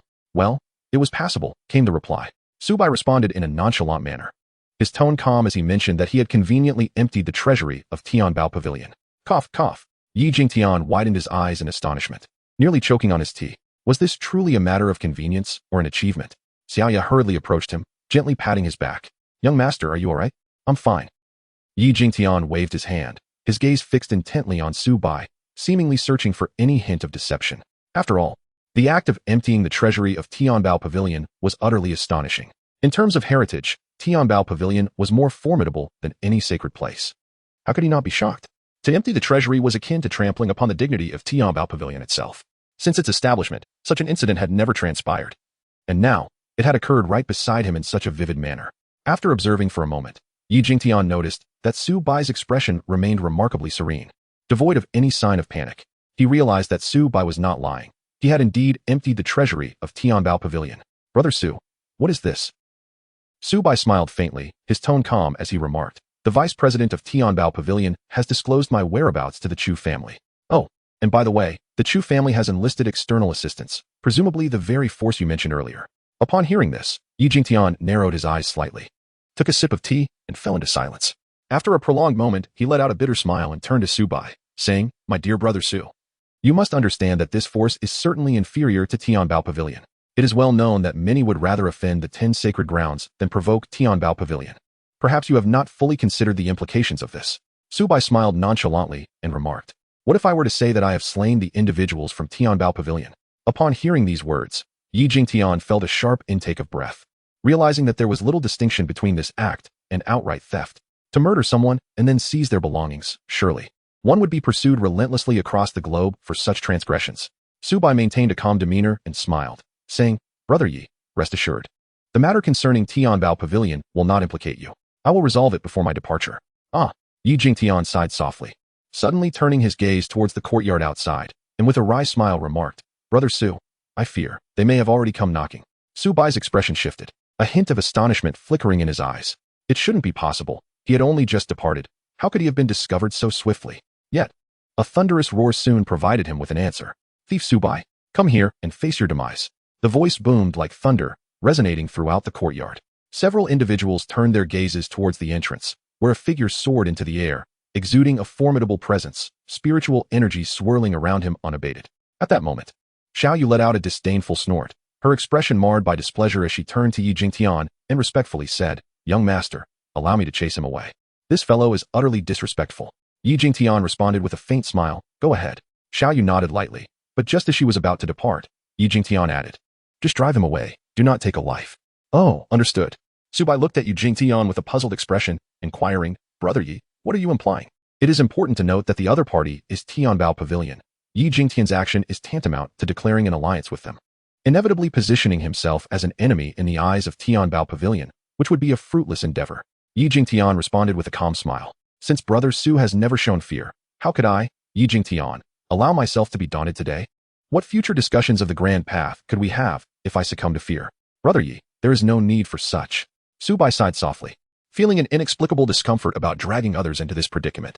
Yi Jingtian waved his hand dismissively and said, Brother Su, there is no need for further discussion. What is Tianbao Pavilion to us? It is the perfect opportunity for me to embark on a journey. Alone and unencumbered, what is there to fear? Su Bai remained silent, silently acknowledging the kindness bestowed upon him. He clasped his hands in a gesture of respect and earnestly expressed, I am grateful for your assistance today, Brother Yi. Yi Jingtian smiled and waved his hand dismissively, steering his wheelchair towards Xiao Yu. Brother Su, please wait here for a moment. I shall return shortly. As he turned his back to Su Bai, the creaking of the wooden wheels echoed softly. In the face of the formidable Zhu Da, Yi Jingtian exhibited no trace of panic. Instead, a smile adorned his face. Although the heavenly treasure pavilion was indeed terrifying, was it not even more alarming to possess the ability to stealthily pilfer its treasury and remain unflinching before it? He was wagering on the future, envisioning a dear friend rather than an adversary. In the pavilion, Su Bai glanced down at Lu Qinghan, who was nestled against him, a hint of amusement flickering in his eyes. Throughout the conversation and Zhu Da's arrival, Lu Qinghan's expression remained unchanged, her gaze unwaveringly fixed on Su Bai, occasionally nuzzling her cheek against his shoulder. All right, could you sit quietly over there for a moment? Su Bai chuckled, gently ruffling her hair. Okay. Lu Qinghan replied in a bright tone, obediently moving to sit beside him, her hands resting on her knees as she watched him in silence. Su Bai cast a glance at the courtyard outside, exhaling a breath of turbid air. He retrieved 52 spatial rings containing spirit stones and placed them before him, inwardly contemplating the necessity of exchanging all 5 million spirit stones. The system within his body responded with a single word, and a pitch-black void materialized above the rings. With a crisp sound, one of the rings shattered, and 1,000,000 spirit stones flowed into the black hole like a rushing river, consumed in mere moments. Simultaneously, Su Bai's aura surged dramatically, swiftly breaking through to the pinnacle of the Xianling realm. Following the same method, each spatial ring shattered, causing Su Bai's cultivation to ascend rapidly. Outside the courtyard, 2 figures hovered in midair, 100 meters apart. Zhu Da emanated an overwhelming aura, filled with murderous intent, while Xiao Yu appeared somewhat unremarkable, standing defenseless and empty-handed across from him. Perhaps blinded by rage, Zhu Da's veins bulged as he bellowed furiously, Get lost. Let Su Bai come out to face his death. Xiao Yu furrowed her brow, pouting as she muttered, What an impudent fellow. Why doesn't he, my master, allow me to deal with him? With a soft sigh, she turned to Zhu Da, her expression clouded with displeasure. My master requests that you leave at once. Humph. Zhu Da scoffed disdainfully, barking, Who is this insolent girl? Scram. Xiao Yu's expression turned icy. She gently gripped her small sword which appeared in her hand. Just then, a light laughter broke the tension. Vice Pavilion Master Zhu. What has stirred your anger so? Zhu Da narrowed his eyes at the newcomer, coldly responding, Young Master Yi. Are you certain you wish to obstruct the affairs of the Tianbao Pavilion? Not at all, came the reply, however. Su Bai is my friend. May I inquire as to why Vice Pavilion Master Zhu seeks him? At this, Zhu Da turned his gaze toward the pavilion, his eyes gleaming with malice. As of now, the one surnamed Su has been placed on our Tianbao Pavilion's kill list. Do you still dare to intervene?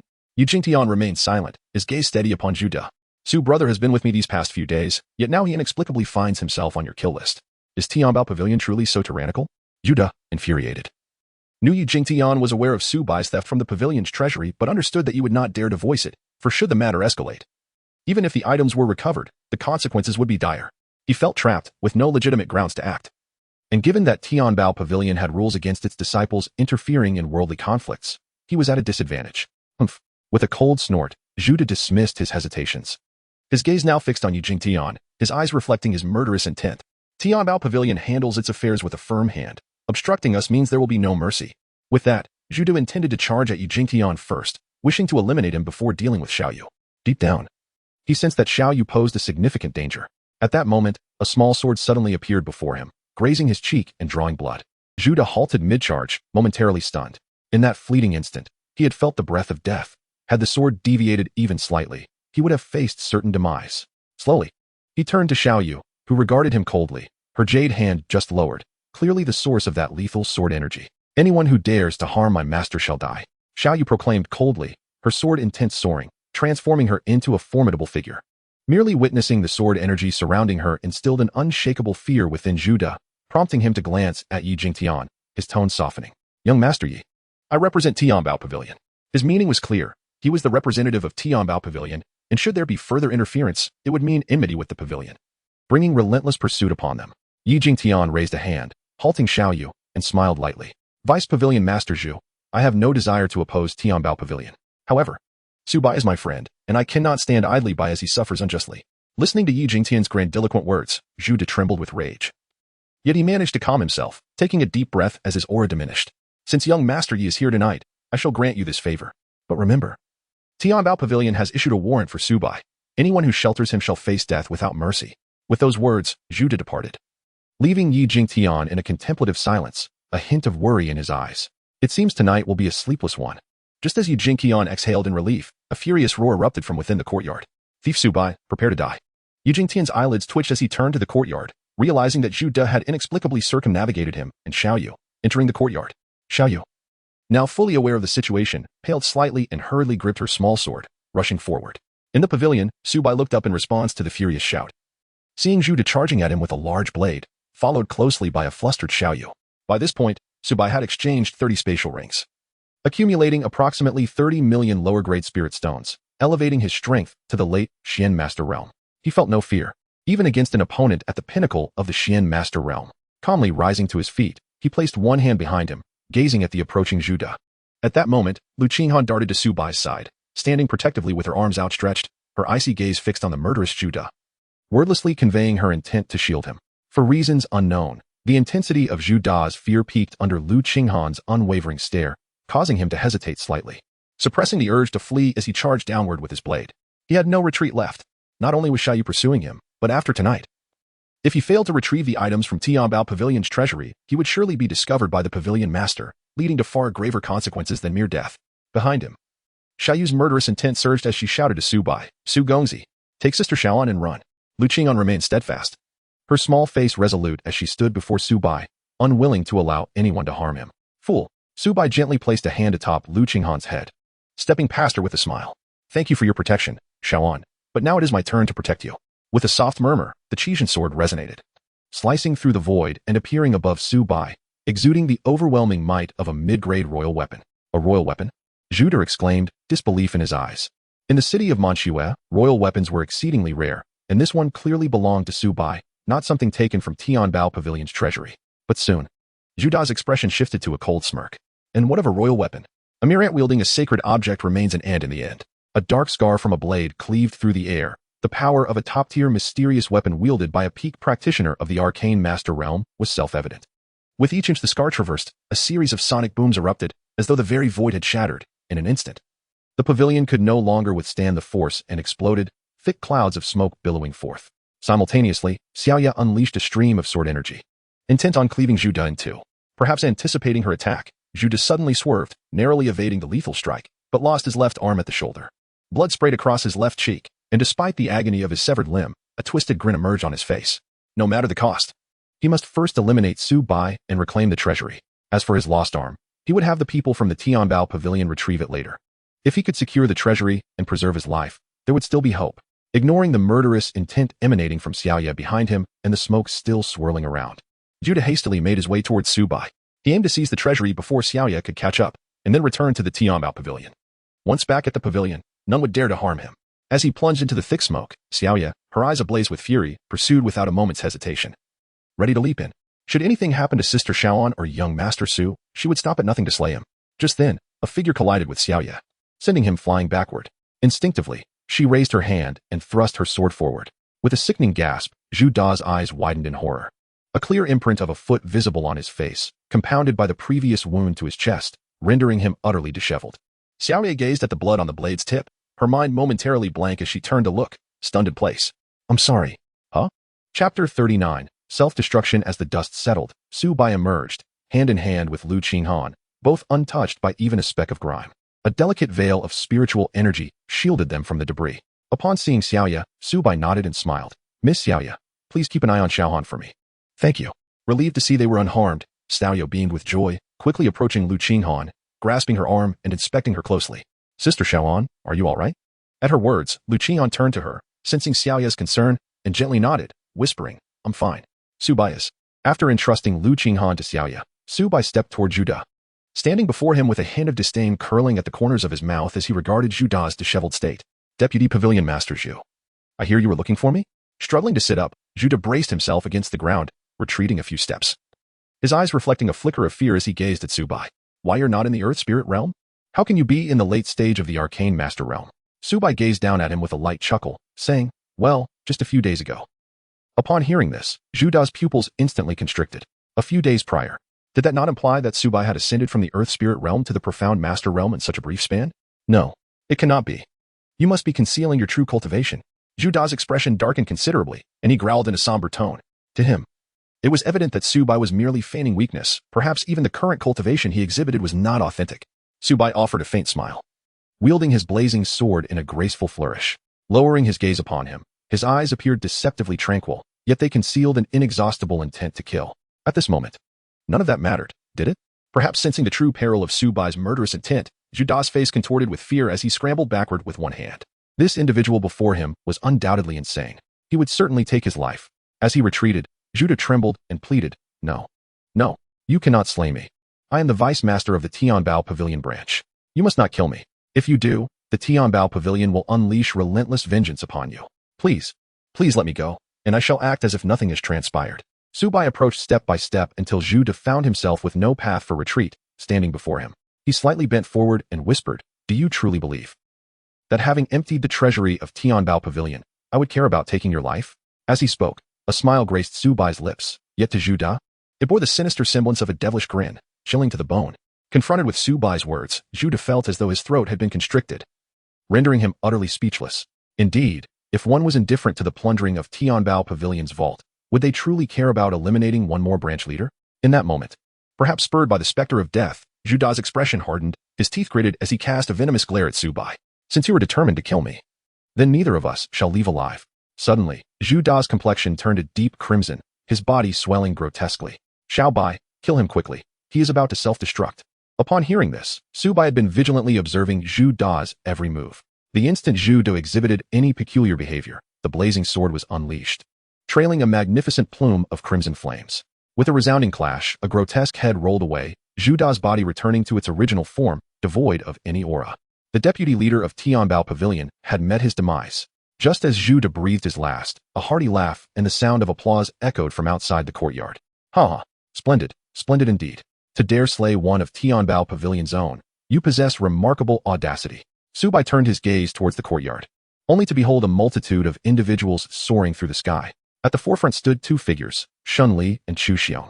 Behind them were the upper echelons of the Chu family, each possessing at least the cultivation of the celestial spirit realm. On the narrow path, Yi Jingtian, alone, pushed a wooden wheelchair into the courtyard. He did not lift his gaze to the heavens. Instead, with a serene expression, he directed the wheelchair towards Su Bai. Before long, Shun Li and the others descended into the courtyard, each side taking their respective positions. In the rear, Shun Li remained silent, while Chu Xiong's eyes were fixed on Su Bai, an unmistakable glint of murderous intent shining forth. It was clear that he was at the late stage of the Profound Master realm. No wonder he could stealthily pilfer from the Chu family's treasury right under his nose. Since entering the courtyard, Shun Li had not once glanced at Yi Jingtian. Instead, he studied Su Bai with keen interest, a hint of amusement playing upon his lips. Not long ago, I sensed a ripple in space at the junction of the East and North districts. Surely, that was your doing? Pray tell, how did you accomplish such a feat? It is common knowledge in the cultivation world that, without the aid of a teleportation array, none below the sovereign realm can achieve spatial traversal. Thus, the sovereign realm serves as a significant threshold, separating the vast majority of those at the profound monarch realm. Without exceptional talent and a measure of fortune, one is unlikely to ever transcend the sovereign realm in their lifetime. Su Bai gazed calmly at Shunli, a gentle smile gracing his lips. Are you curious? Shunli nodded with keen interest, responding with a subtle smile. If you can elucidate, I might be inclined to refrain from intervening in today's affairs. No sooner had he spoken than Chu Xiong became anxious, hastily interjecting, My lord, you. With a sharp crack, a resounding slap echoed, sending Chu Xiong reeling into the crowd of the Chu family, where he landed heavily. Shunli turned his head, casting a cool glance. I dislike interruptions while I am speaking. Should this occur again, the consequences will be dire. Chu Xiong, though seething with indignation, dared not voice his anger. He quickly rose and bowed in respect. Shunli then shifted his gaze back to Su Bai, a smile returning to his face. Young Master Su, what are your thoughts on this matter? Of course, it is entirely possible. With a smile, Su Bai gestured towards the Chu family. Eliminate them all, and I shall reveal the truth to you. Shunli remained silent, and this silence sent waves of panic through the members of the Chu family. Initially, it was only Chu Xiong who was anxious. After all, with Shunli gone, they still had their ancestor to rely on, and there was no cause for alarm. However, now that Su Bai demanded Shunli to eliminate them, how could they not be terrified? In an instant, over 100 members of the Chu family knelt in unison. Their earlier bravado shattered by the fate that had befallen Chu Xiong, rendering them speechless. Shunli remained silent for a moment, casting a glance at the Chu family that nearly frightened the souls out of them. He turned to Su Bai with a mocking smile in his eyes. Is it that you have devised a scheme that implicates me, young Master Su? Su Bai smiled faintly, remaining silent. Ha ha. Shunli laughed heartily as if he had encountered an enormous joke. Do you know my cultivation level? I am at the pinnacle of the Xianjun realm. How dare you? A mere late-stage Xian master, scheme against me? Are you not afraid of death? Afraid? Su Bai lightly uttered a single word, his expression unchanged. Interesting, truly interesting. To be honest, had you not killed the people from Tianbao Pavilion, I would have genuinely wanted to recommend you. You possess talent, intellect, and courage. Indeed a rare genius. Unfortunately, you should not have killed the people of Tianbao Pavilion. A talent like you is not worth offending Tianbao Pavilion. Shunli looked at Su Bai with a hint of regret in his eyes, raising a hand as a wisp of spiritual energy swirled around his fingertips. So, are you prepared to die? Chapter 40, The Madman Creak. Creak. The sound of a wooden wheel turning abruptly echoed. Yi Jingtian gently pushed his wheelchair forward, calmly gazing at Shunli. Your Excellency is being rather overbearing, isn't he? Shunli disdainfully glanced at Yi Jingtian. Speaking in a flat tone, overbearing is the privilege of the strong. You, a worthless waste, have no right to speak here. After saying this, he glanced at Yi Jingtian's legs, a mocking smile suddenly appearing on his lips. I almost forgot. A waste like you is not worthy of possessing the innate sword spirit body. Giving it to the young saint was the wisest choice, but unfortunately, you do not recognize your own worth, and now your legs are broken, doomed to a life of uselessness. Yi Jingtian chuckled coldly, leaning back slightly in his wheelchair, closing his eyes and murmuring to himself. Can you contact your so-called young saint now? Umph. Shunli scoffed, his tone filled with contempt. What? Now you know to plead for mercy? If you had begged 3 years ago, perhaps the young saint would have taken you as a dog, considering your innate sword spirit body. But now, as a waste, you aren't even worthy of being a dog. Yi Jingtian remained silent, but understood that Shunli could indeed contact the young man from 3 years ago. At Shunli's provocation, Xiao Yu's face flushed crimson, tears streaming down her cheeks as her small hands clenched, wanting to rush at Shunli. At this moment, Yi Jingtian raised a hand to stop her. Simultaneously, his previously closed eyes slowly opened, his gaze fixed on the sky.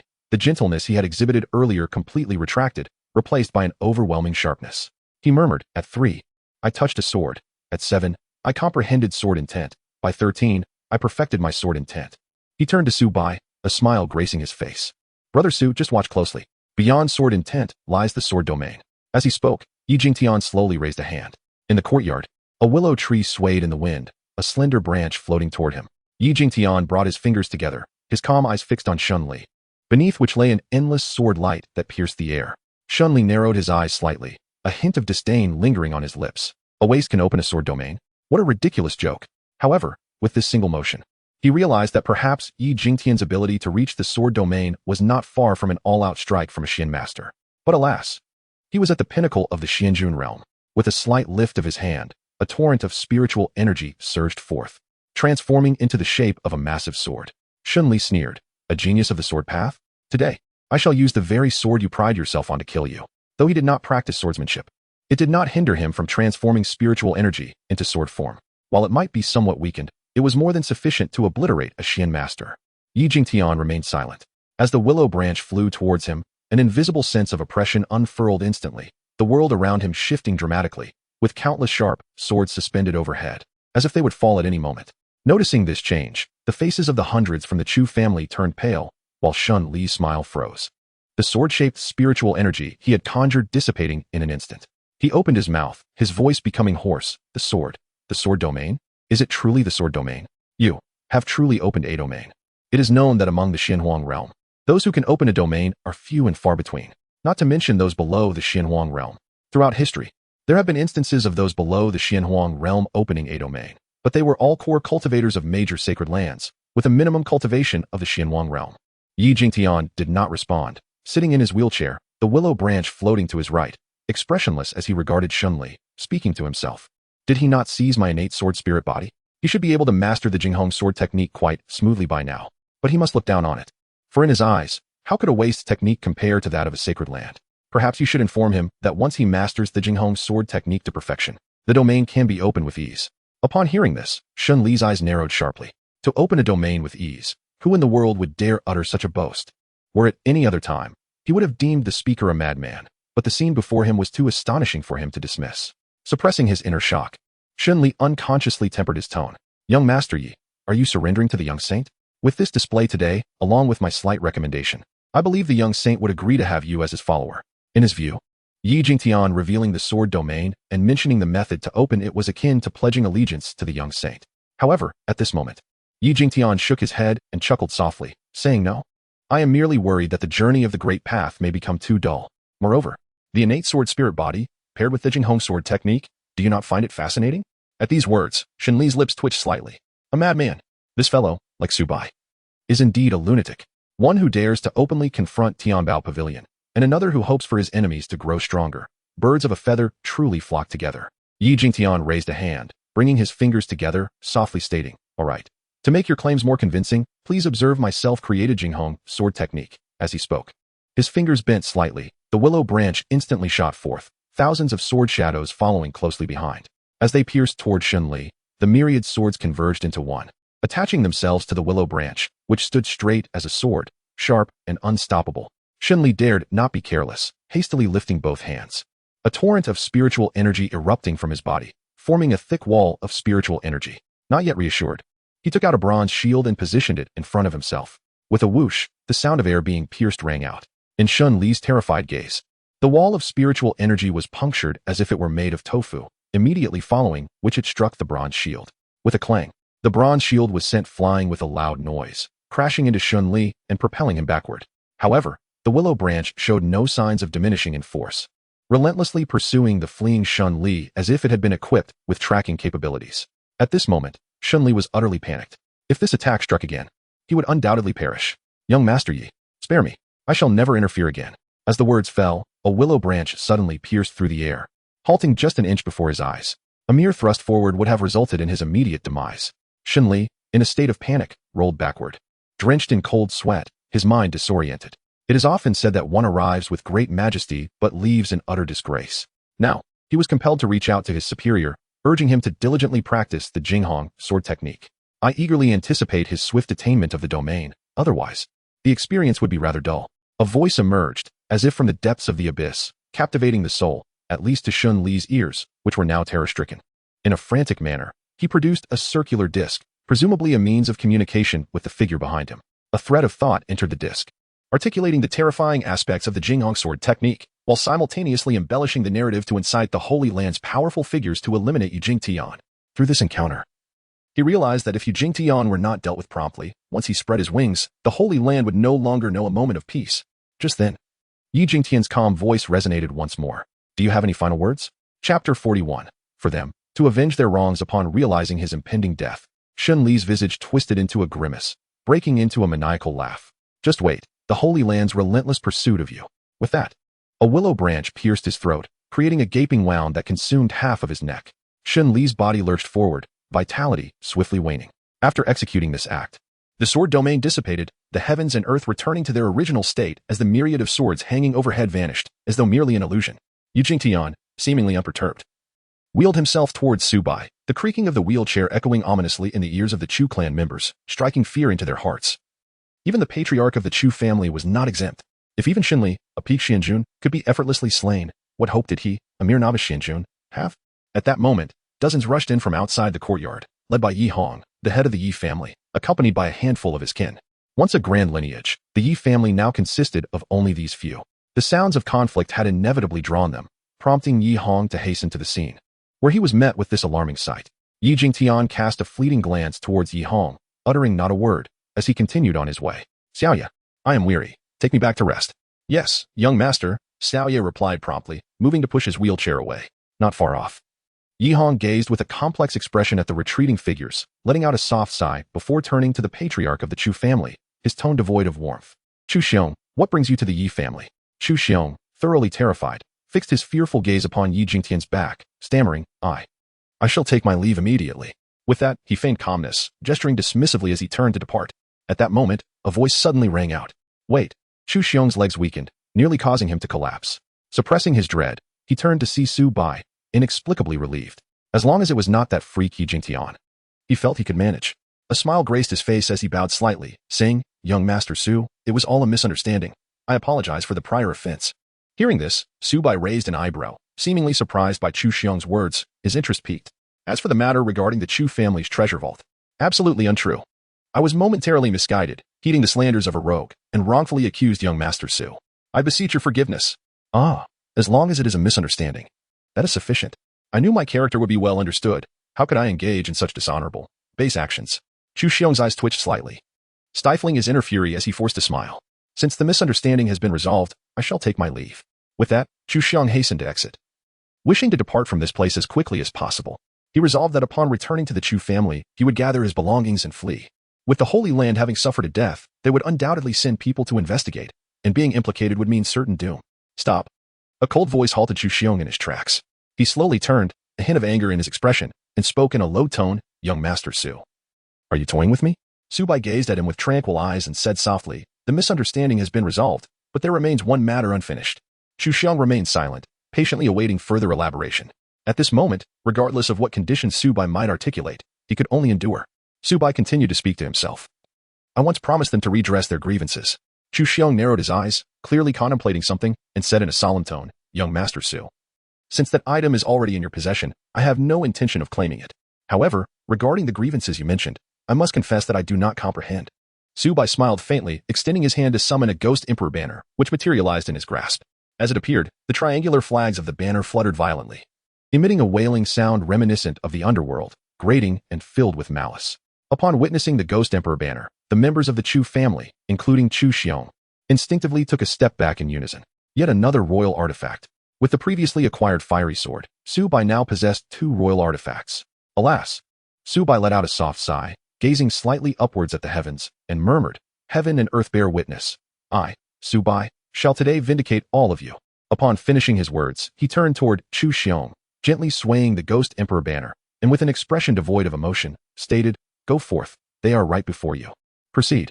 As he spoke, the ghost emperor banner floated autonomously before Su Bai. An overwhelming surge of ghostly energy erupted, manifesting into a multitude of incomplete figures, each marred by searing scars. As they emerged, they surged wildly toward the direction of the Chu family, their faces twisted with monstrous visages and sharp fangs. For countless days, they had endured the agony of burning, unable to comprehend why the Chu family had subjected them to such torment, for they had no prior connection, and thus no grievances to speak of. In an instant, the atmosphere turned frigid, the dark, ghostly energy cloaking the sky. Chu Xiong, positioned at the forefront, felt a change in his countenance. Although a solitary ghost posed little threat, the prospect of facing thousands of them simultaneously was indeed daunting. Not far away, Su Bai observed this scene, internally sighing with resignation. The collective strength of these thousands of ghosts had significantly increased under the nurturing of the Ghost Emperor banner over the past few days. Yet it remained insufficient to slay a cultivator at the early stage of the profound sovereign realm. Raising a hand, he brought his fingers together, the blazing sword hovering before his right side. Go. With a light tap on the sword's hilt, an overwhelming sword intent erupted. After witnessing Yi Jingtian manifest the sword domain, he gained profound insights. While he had yet to attain the capability to open a domain, his understanding of sword intent had deepened considerably. The blazing sword trailed a fiery tail as it lunged directly toward Chu Xiong. Perhaps sensing the imminent threat of death, Chu Xiong waved his sleeve, sending the ghostly figures that clung to him flying, glaring furiously at Su Bai. Su, do not overstep your bounds. The cultivation world is inherently a realm where the weak are preyed upon by the strong. I have merely dispatched a few lowly lives. What sin have I committed? The weak are but stepping stones for the strong, and every powerful individual has tread upon the corpses of countless to achieve their greatness. Su Bai gazed down at him with a contemptuous expression, his tone eerily calm. This world is devoid of constraints. Life is regarded as inconsequential. I am no sage, incapable of harboring compassion for all beings. However, I shall honor my promises. Whether the path ahead is a mountain, I shall cleave it with a single stroke. If it is the sea, I shall flatten it with one blow. Foolishness. Upon uttering these words, Chu Xiong's visage began to twist in anguish. As the blazing sword approached, he hastily summoned a hefty broadsword, emanating the aura of a superior mystical weapon. He swiftly positioned the sword before him, channeling his spiritual energy into the blade. Clang! The blazing sword met the sword's edge, resulting in a shower of sparks, the sound akin to a lament of steel. Chu Xiong's eyes widened in disbelief, fixated on the sword before him, utterly astonished by Su Bai's overwhelming power. A moment passed. Crack! A crisp sound echoed, and Chu Xiong's eyes narrowed in horror as a fissure appeared along the length of his sword, rapidly spreading. In the next instant, the broadsword shattered into two, while the blazing sword continued its relentless advance, imbued with an overwhelming sword intent, striking towards Chu Xiong. A gaping wound erupted, and Chu Xiong barely had time to react before his left shoulder was obliterated, revealing a glimpse of his quivering innards. Severely wounded, Chu Xiong collapsed to the ground, his face contorted in agony.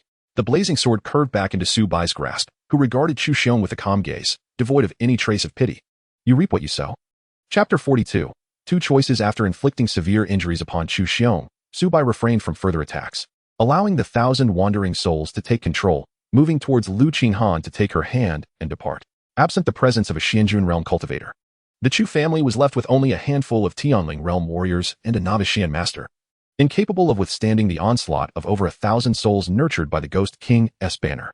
In an instant, wails filled the air as the Chu family endured the relentless gnawing of the souls, limbs severed, resembling a hellish nightmare. Chu Xiong stared vacantly at the unfolding scene, powerless to intervene. As the mastermind behind the blood elixirs, the souls attacking him were exponentially more numerous than those of others. 600 souls merged together, consuming him, gradually devouring his body, and no amount of resistance proved effective. He understood that today, the Chu family was utterly doomed to oblivion. Nearby, members of the Yi family witnessed the scene, a chill coursing through their spines as they urged Yi Hong to leave. Patriarch, we must depart swiftly. This place is not safe. Indeed, Patriarch. Yi Hong remained silent, not regarding the Chu family, but instead focusing on the corpses of Xinli and Zhu De. Moments later, he turned to the Yi family members, and amidst their puzzled gazes, he spoke slowly. From this day forth, the Yi family is disbanded. After tonight, the Yi family will cease to exist. All that can be salvaged, you may take with you. As his words fell, dozens of Yi family disciples collapsed to their knees. Patriarch, you must reconsider. How can you dismantle the foundation established by our ancestors? 3 years ago, even that mysterious powerhouse could not topple the Yi family. We have endured, and now is the time for resurgence. We cannot abandon our efforts. Those who remained were fiercely loyal to the Yi family. Had they wished to leave, they would have done so in the past 3 years. Yi Hong's gaze swept over them, and even as the head of the family, he felt a pang of sorrow. They were the ones who had stood by the Yi family during its darkest hours. Yet, he had irrefutable reasons for disbanding. The deaths of the Saint's disciples at the hands of the Yi family, coupled with the demise of the deputy head of the Tianbao Pavilion, could incite any of those families to seek retribution against the Yi family, leading to its swift annihilation. He could no longer afford to gamble. The upheaval 3 years prior had cost him dearly, and now, he only wished to preserve what little foundation remained of the Yi family. With a slight tilt of his head, his eyes narrowed, Yi Hong spoke resolutely. By tomorrow morning, I do not wish to see any of you remaining in the Yi family. Patriarch, you must not. Patriarch.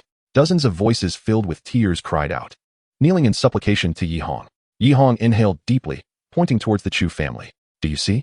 The Chu family, once formidable, now lies in ruins. After tonight, the Yi family will be at the center of a storm. What strength do we possess to withstand any tempest? The crowd fell silent, and after a moment, an elderly man rose unsteadily, his eyes gleaming with determination. Patriarch, there is still the eldest son. He will surely help the Yi family through this crisis. Upon hearing this, others quickly awakened to the thought, their eyes alight with hope. Alas! Yi Hong looked upon them with sorrowful eyes, as if aged by the weight of the moment, and spoke mournfully. What right do we have to seek out Tian? At his words, dozens of individuals bowed their heads in shame. For the past 3 years, they had not sought justice for Yi Jingtian, but rather had aided in the oppression. And now that the Yi family faced calamity, what face did they have to approach him? Yi Hong gazed longingly in the direction of Yi Jingtian, then turned towards the courtyard's exit, softly uttering, "Let us go. As long as your hearts belong to the Yi family, you shall always be members of the Yi family." These words echoed through the air, seemingly directed at the dozens of Yi family members, yet also intended for Yi Jingtian. In the depths of the courtyard, before a door, Yi Jingtian looked up at the sparse starlight, a slight smile gracing his lips as he whispered, "With the heart for the Yi family shall endure." Moments later, Xiao Yu approached from behind, softly stating, "Young master, the Yi family head has disbanded the family." "Yes, I am aware." Yi Jingtian showed no signs of surprise, casually inquiring, "And what of the 1,000 souls? Where do they go now?" Xiao Yu hesitated briefly before replying in a hushed tone, "Young master, they have gone to seek Su Gongzi. However, after killing the Chu family members, their grievances have dissipated." "Su Gongzi. Will he be all right?" Yi Jingtian offered no response, pushing his wheelchair towards Su Bai's direction, his fingers lightly tapping the armrest. Not far away, before another door, Su Bai sat upon a stone chair, with Lu Qinghan across from him, her upper body resting on the table, playfully tugging at Su Bai's fingers in her boredom. "Xiao Bai, when shall we sleep?" "So sleepy," a gentle smile graced Su Bai's lips as he affectionately remarked, "I have already told you to return to your room and rest. But I want Xiao Bai to stay with me," Lu Qinghan insisted, her small face resolute. After speaking, it seemed she noticed something, tilting her head to gaze behind Su Bai and pointing with her hand. "Xiao Bai, they have come to find you." Su Bai gently nodded, and then rose to gaze upon the thousands of specters behind him. Their previous resentment had dissipated, transformed into pure souls. Their tormented appearances restored to their former selves. Observing them, Su Bai suddenly inquired, "Can you still sense the call from the underworld?" As the saying goes, when a person dies, they descend to the netherworld, and this realm is no exception. After death, one will inevitably feel the summons from the underworld, destined for reincarnation. However, this is bound by time. The stronger the individual, the longer they may linger in the mortal realm. For ordinary beings, the limit is 7 days. Beyond that, if they do not venture into the underworld, the gates will close, and emissaries will be dispatched to capture them, relegating them to eternal captivity. Now, with 1,000 days having passed, Su Bai was uncertain whether they could still descend into the underworld for rebirth. As his words fell, no one responded, clearly indicating that they had not possessed the strength to remain in the mortal realm for such an extended period. Among them, most were mere mortals of the 3rd tier of body refinement, having been inexplicably slain, their souls extracted for blood elixirs. Witnessing their silence, Su Bai observed them, pondering their unspoken thoughts. Suddenly, a voice resonated within him. "Little White, you now face 2 choices. First, you may completely refine them, imprisoning them within the Ghost King banner, erasing their memories of life, ensuring they never reincarnate, and becoming your eternal thralls. This would also prevent the underworld's emissaries from pursuing them." Without a moment's hesitation, Su Bai dismissed the first option. If he were to follow the system's first suggestion, how would it differ from the blood elixir concoction with Chu Xiong? It would be even more brutal. Perhaps anticipating Su Bai's rejection, the system continued. The second choice is to act as their guide, leading them to the underworld for reincarnation. However, entering the underworld as a living being is not a prudent decision, as the realm is rife with adversaries. Yet, there are advantages. The underworld possesses a stone known as the Nether Stone, akin to spiritual stones, which can provide a substantial amount of soul energy. Just as spiritual stones can enhance cultivation, Nether Stones might bolster soul power, proving immensely beneficial for your future endeavors. Chapter 43. Opening the underworld passage, Su Bai gazed at the multitude of spirits before him, deep in contemplation. How does one unlock the passage to the netherworld? The system revealed no surprise at Su Bai's choice and promptly stated, "Xiao Yu can assist you in opening the netherworld passage." "Xiao Yu?" Su Bai furrowed his brow, pondering what this had to do with the young lady. Seemingly sensing Su Bai's confusion, the system continued. "Xiao Yu is an embodiment of the essence of swordsmanship, with a single strike. She can unveil the passage between the realms of yin and yang." Upon hearing this, Su Bai exhibited a look of astonishment. Xiao Yu was indeed the essence of swordsmanship, not merely a human. It was no wonder the system had urged him to recruit her. She possessed significant importance. "So, do you wish to abduct her now?" "Not at all," Su Bai replied almost instinctively, turning his gaze towards the direction of Yi Jingtian's residence. "Xiaohan, please wait here for a moment. I shall return shortly." Lu Qinghan glanced at the spirits and gently nodded, responding, "All right." Afterward, she obediently settled back down, her small face earnest as she remarked, "Su Bai, you must return quickly." "Indeed." Su Bai smiled in acknowledgement before heading toward Yi Jingtian. As he departed, the multitude of spirits followed suit. Meanwhile, Xiao Yu sat idly beside Yi Jingtian, inadvertently looking up to see Su Bai approaching. Her face lit up with joy as she exclaimed, "Young master, Su Gongzi has come to see you. At her words, Yi Jingtian slowly opened his eyes, a peculiar glint in them, as he remarked enigmatically, I fear he has not come to seek me. Brother Yi. Su Bai greeted as he approached the two. Yi Jingtian responded with a subtle smile and gestured invitingly. Please, Su brother, take a seat. No need. Su Bai gently shook his head and turned to Xiao Yu, intending to speak. Suddenly, Yi Jingtian's expression grew serious, and he inquired, Su brother, is it worth it? Su Bai turned his gaze back to Yi Jingtian, remaining silent for a moment before breaking into a smile. There is no question of worth. It is merely a matter of desire. Very well. Yi Jingtian, unfazed, then turned to Xiaoya, smiling as he said, Xiaoya, please assist Brother Su in opening the passage to the underworld. Xiaoya looked bewildered, and after a brief pause, she softly inquired, Young master, are you referring to that dark and ominous place? Yi Jingtian responded with a gentle smile and a nod. Oh, I see. Although Xiaoya was somewhat perplexed as to why Su Bai wished to venture into such a place, she obediently stepped forward, raising her hand with fingers poised together, and gracefully swept them downward through the air.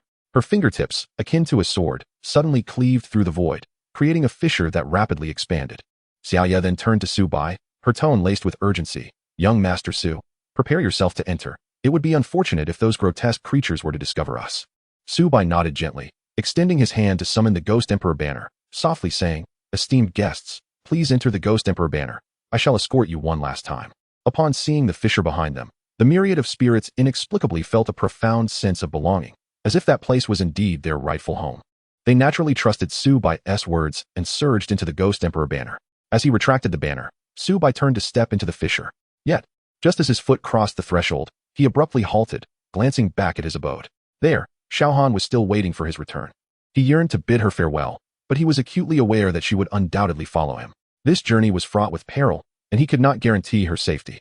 With a soft sigh, Su Bai turned to Yi Jingtian and cast a glance at Xiao Yu, smiling as he offered a slight bow. Brother Yi, during my absence, I implore you to take care of Xiaohan for me. If she inquires about my whereabouts, please tell her. Tell her I am attending to a matter of great importance and shall return shortly. Yi Jingtian chuckled and shook his head, gesturing toward the courtyard gate with a smile. Why not? Brother Su, clarify matters with her yourself. Su Bai turned his gaze and noticed a small head peeking from behind the courtyard gate, observing him intently. However, unlike her usual demeanor, her face bore traces of tears, and her eyes were filled with a sense of grievance. Perhaps Lu Qinghan had been there all along, merely refraining from showing herself. Before Su Bai departed, he had instructed her to patiently await his return, assuring her that she would heed his words. For she too feared being abandoned.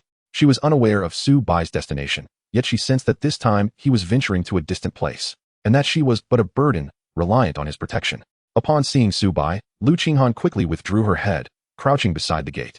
Her arms wrapped around her knees, her delicate shoulders trembling slightly, accompanied by the muffled sounds of her suppressed sobs. Su Bai gazed at the retreating figure at the gate, a flicker of turmoil evident in his eyes. The present Xiaohan possessed no cultivation, and he could not guarantee even his own safety, let alone hers. Yet, the thought of causing her sorrow was unbearable. This journey could extend indefinitely, perhaps days, months, or even a return that never materialized. In that moment, he hesitated. Recalling Yi Jingtian's poignant inquiry, is it worth it? To be frank, it was not worth it at all. However, his heart urged him to accompany them, not for the allure of the unique underworld stones from the netherworld. Yi Jingtian observed the subtle shift in Su Bai's expression, standing silently by, seemingly awaiting his decision. At that instant, the voice of the system within Su Bai resonated unexpectedly. Xiao Bai, perhaps bringing her along is not such an unfavorable notion. In the netherworld, there exists a Naiha bridge, where those who traverse it witness the entirety of their past lives, facilitating the forgetting of this existence. Yet, should she cross the Naiha bridge in her mortal form, perhaps the end of the bridge does not signify oblivion. With that, Su Bai experienced no hesitation. He swiftly moved to the entrance, where he found the girl crouched in sorrowful solitude, gently weeping. He bent down slowly, a tender smile adorning his face as he inquired, What troubles you, Xiaohan? Why are you hiding here shedding tears? Upon hearing Su Bai's voice, Lu Qinghan hurriedly wiped away her tears and looked up, forcing a smile onto her face. Xiao Bai, Xiaohan will behave. Please don't leave me behind. Is that all right? As she spoke the last words, Lu Qinghan gradually lowered her head. Yet, she lamented, but Xiaohan is a burden, only causing you to protect me. At her words, Su Bai felt as though his heart was being cruelly squeezed, the anguish rendering his breath labored. He crouched down, gently wiping away the traces of her tears with his sleeve, and offered a comforting smile. No more tears, no more. Xiaohan is not a burden at all. Should anyone dare label you as such, I shall deliver them a couple of well-deserved blows. Now be good, no more crying, or you'll end up with a face like a little raccoon. He continued, and how could I ever abandon you? My precious little Xiaohan. How could I bear to part with you? As he spoke, Su Bai cradled her face in his hands, playfully stretching her cheeks apart. See, your smile is far more delightful than your tears. Chapter 44. Entering the netherworld before long, Su Bai took Lu Qinghan's hand and approached. Where Yi Jingtian watched him with an amused expression. Have you finished your instructions, Brother Su? Su Bai gently shook his head and cast a glance at Lu Qinghan beside him, a smile unconsciously blossoming on his lips. No need for further explanation. I shall take her along. Upon hearing this, Yi Jingtian's smile faltered, seemingly taken aback by Su Bai's decision to include Lu Qinghan. However, he quickly regained his composure and remarked, since you have made your choice, I shall refrain from saying more. Please proceed. Su Bai nodded gently, grasping Lu Qinghan's small hand, and resolutely stepped into the nether passage. Just as they crossed the threshold, an enraged roar echoed from the opposite side of the passage. Who dares to open the nether passage without permission? Upon hearing that voice, Xiaoyu chuckled mischievously, waved her hand, and the inky black rift vanished in an instant. Yi Jingtian smiled faintly, pushing the wheelchair into the room. With the dust settling, he too prepared to depart. At the border of the Shuiyue Empire, an elderly figure staggered along the street, his unkempt hair and patched clothing, along with a few singed spots that suggested he had been burned, rendered him akin to a beggar. Clutching a turtle shell, he muttered to himself, how peculiar. After calculating for several days, I finally discerned the extreme cold Empress was within this small empire, yet suddenly, she has vanished without a trace. I must calculate again. With that, the elderly man sat down on the ground, seemingly invisible to the passers-by, who brushed past without a glance. As time slowly passed, the old man's sparse brows furrowed tightly, and he gradually opened his eyes. Strange. I cannot deduce anything at all. This should not be, as long as one remains in this realm. How could it be impossible to predict? Unless they are no longer in this realm. After a moment of contemplation, the elderly man rose slowly. Taking a step forward, and a dark passageway suddenly appeared before him, identical to the one Xiaoyu had previously severed. Perhaps due to the failure to capture Xiaoyu. The guardian of the passage was utterly enraged, his voice booming like thunder, filled with murderous intent. The nether passage is not for the living to open. Those who trespass shall be killed. Upon hearing this, the elderly man's brow arched slightly as he extended a hand into the passage and waved it. A resounding slap echoing from within. Who are you? The voice from the other end seemed momentarily stunned, offering no response. After a pause, a trembling, respectful voice replied. It is you, great Emperor Tianji. I did not recognize your greatness. Please forgive me. The elderly man retracted his hand, casually flicking a piece of dirt into the passage, and inquired, did a man and a woman enter the nether realm? After a brief silence, the voice responded uncertainly. Reporting to the great emperor, I only know that someone unlawfully opened the nether passage not long ago. I am unaware of who entered the nether realm. However, any living being entering the nether realm will reveal their location within half a day. Impatience flickered across the elderly man's face as he waved dismissively. Forget it, forget it. I shall seek out Brother Ming for answers. With that, the elderly man stepped into the nether passage, his figure vanishing from sight. In the Shuiyue Empire, within the city of Shuiyue, at the Qinghua Tower. Ahaha, come here. My lady, let's have some fun, ladies. I'm here, choo-choo. On the top floor of the Qinghua Tower, there was but one room, where 10 stunning maidens surrounded a middle-aged man whose figure had suddenly ballooned. His eyes were covered with a cloth, and the maidens playfully teased him, fluttering their garments. Come on, my lord, come here, my lord, I await you. The middle-aged man burst into laughter, tearing away the cloth that obscured his vision, eager for revelry. However, upon opening his eyes, he found no beautiful maidens around him. After glancing side to side, only a single figure sat on the bed, coldly regarding him. The man's expression darkened instantly, his flesh quivering in agitation as he demanded, "Where is my lady?" The woman seated on the bed wore a displeased expression, her icy gaze fixated on him as she coldly replied, "Lady, do I resemble one?" The man's face faltered slightly as he approached her, adopting an air of nonchalance. "Yujia, have I not been dormant for several millennia? Surely, it is only natural to unwind a bit upon awakening. Moreover, the original owner of this body was quite the libertine before his demise. If we do not indulge a little, we may raise suspicions." Suddenly, without any warning, Yuling kicked the man squarely in the face, sending him flying and shattering a collection of decorative items. Yet, before long, the man returned with a cheeky grin, chuckling. "Yujia, we agreed not to hit the face. Did we not?" Ignoring him, Yuling responded coolly, "Lord Jihan has descended into the netherrealm." At this, the man's expression transformed, his voice rising in alarm. "What? How dare that old wretch take the lord? Damn it, I shall go kill him right now." Lord Jihan entered willingly. "Besides, can you contend with the Nether King?" A voice interjected unexpectedly, causing the man's bravado to deflate like a punctured balloon as confusion washed over him. How could the lord venture into such a desolate place? It doesn't make sense. Yuling stood, moving to the window, gazing at the sparse starlight. She sighed softly. No, it was that young man who led the lord in. Upon hearing this, the man's excitement reignited. Damn it, I can handle him. I will go kill him right now. Yuling shot him a sidelong glance, her tone indifferent. The Lord is currently without memory and heavily relies on that young man. Are you certain you dare to act against him? At her words, the man's smile froze, and he reclined back, the bed creaking under his weight as he flopped onto the mattress, his voice laced with despair. I am a great emperor. How is it that I cannot contend with anyone? Yuling paid him no mind, continuing resolutely. You stay behind and seek any leads on the 3 generations source fruit. I shall proceed to the nether realm to ensure the Lord's safety. With that, she transformed into a streak of light, darting out the window, where a rift opened, and she shot directly into it. This time, the guardian of the nether passage chose silence, opting for inaction. It had become wise, aware that something significant was bound to occur, and thus refrained from obstructing anyone. After all, it knew it was powerless to stop anything. If trouble arose, the Nether King would handle it. Chapter 45. Bait on the top floor of a certain tavern in Shuyue City. A spacious room held 10 tables and chairs, yet it was devoid of any patrons. By the window, a young man leaned against it, drinking alone. Beside him, a figure clad in black stood respectfully. Observing the night beyond the window, Songyi murmured, I have heard that the ruler of the Shuyue Empire is gravely ill, yet why has he been frequenting the Qinghua Tower recently? To the 9th prince. The figure in the black robe lowered his head, hesitated for a moment, then spoke respectfully. As far as I know, a few days ago, the lord of the Snow Moon Empire was indeed gravely ill, his vitality gradually fading. Yet, inexplicably, 3 days ago, he walked out of the palace as if nothing had happened, visiting the Qinghua Pavilion as per usual. Perhaps, as the folk say, he experienced a fleeting moment of clarity, driven by an obsession with the Qinghua Pavilion, wanting to indulge himself before departing. Upon hearing this, Songyi's eyelids twitched slightly, casting a glance at the black-robed figure, before placing his wine cup on the table and gently tapping his fingers. Moments later, an unexpected figure seated himself across from him and poured himself a drink. Observing this, the black-robed man hurriedly bowed deeply, addressing him, I pay my respects to the ancestor. The old demon Jiang glanced at him indifferently, then turned to Songyi, speaking in a calm tone. That old man refuses to divulge anything, even after a beating. He remains obstinately silent. Songyi, gazing out at the night sky, casually nodded and murmured in acknowledgement. Jiang continued, however, before he left. He did offer me a word of caution, advising us not to meddle in the affairs of the Snow Moon Empire, especially regarding the Lord of the Snow Moon.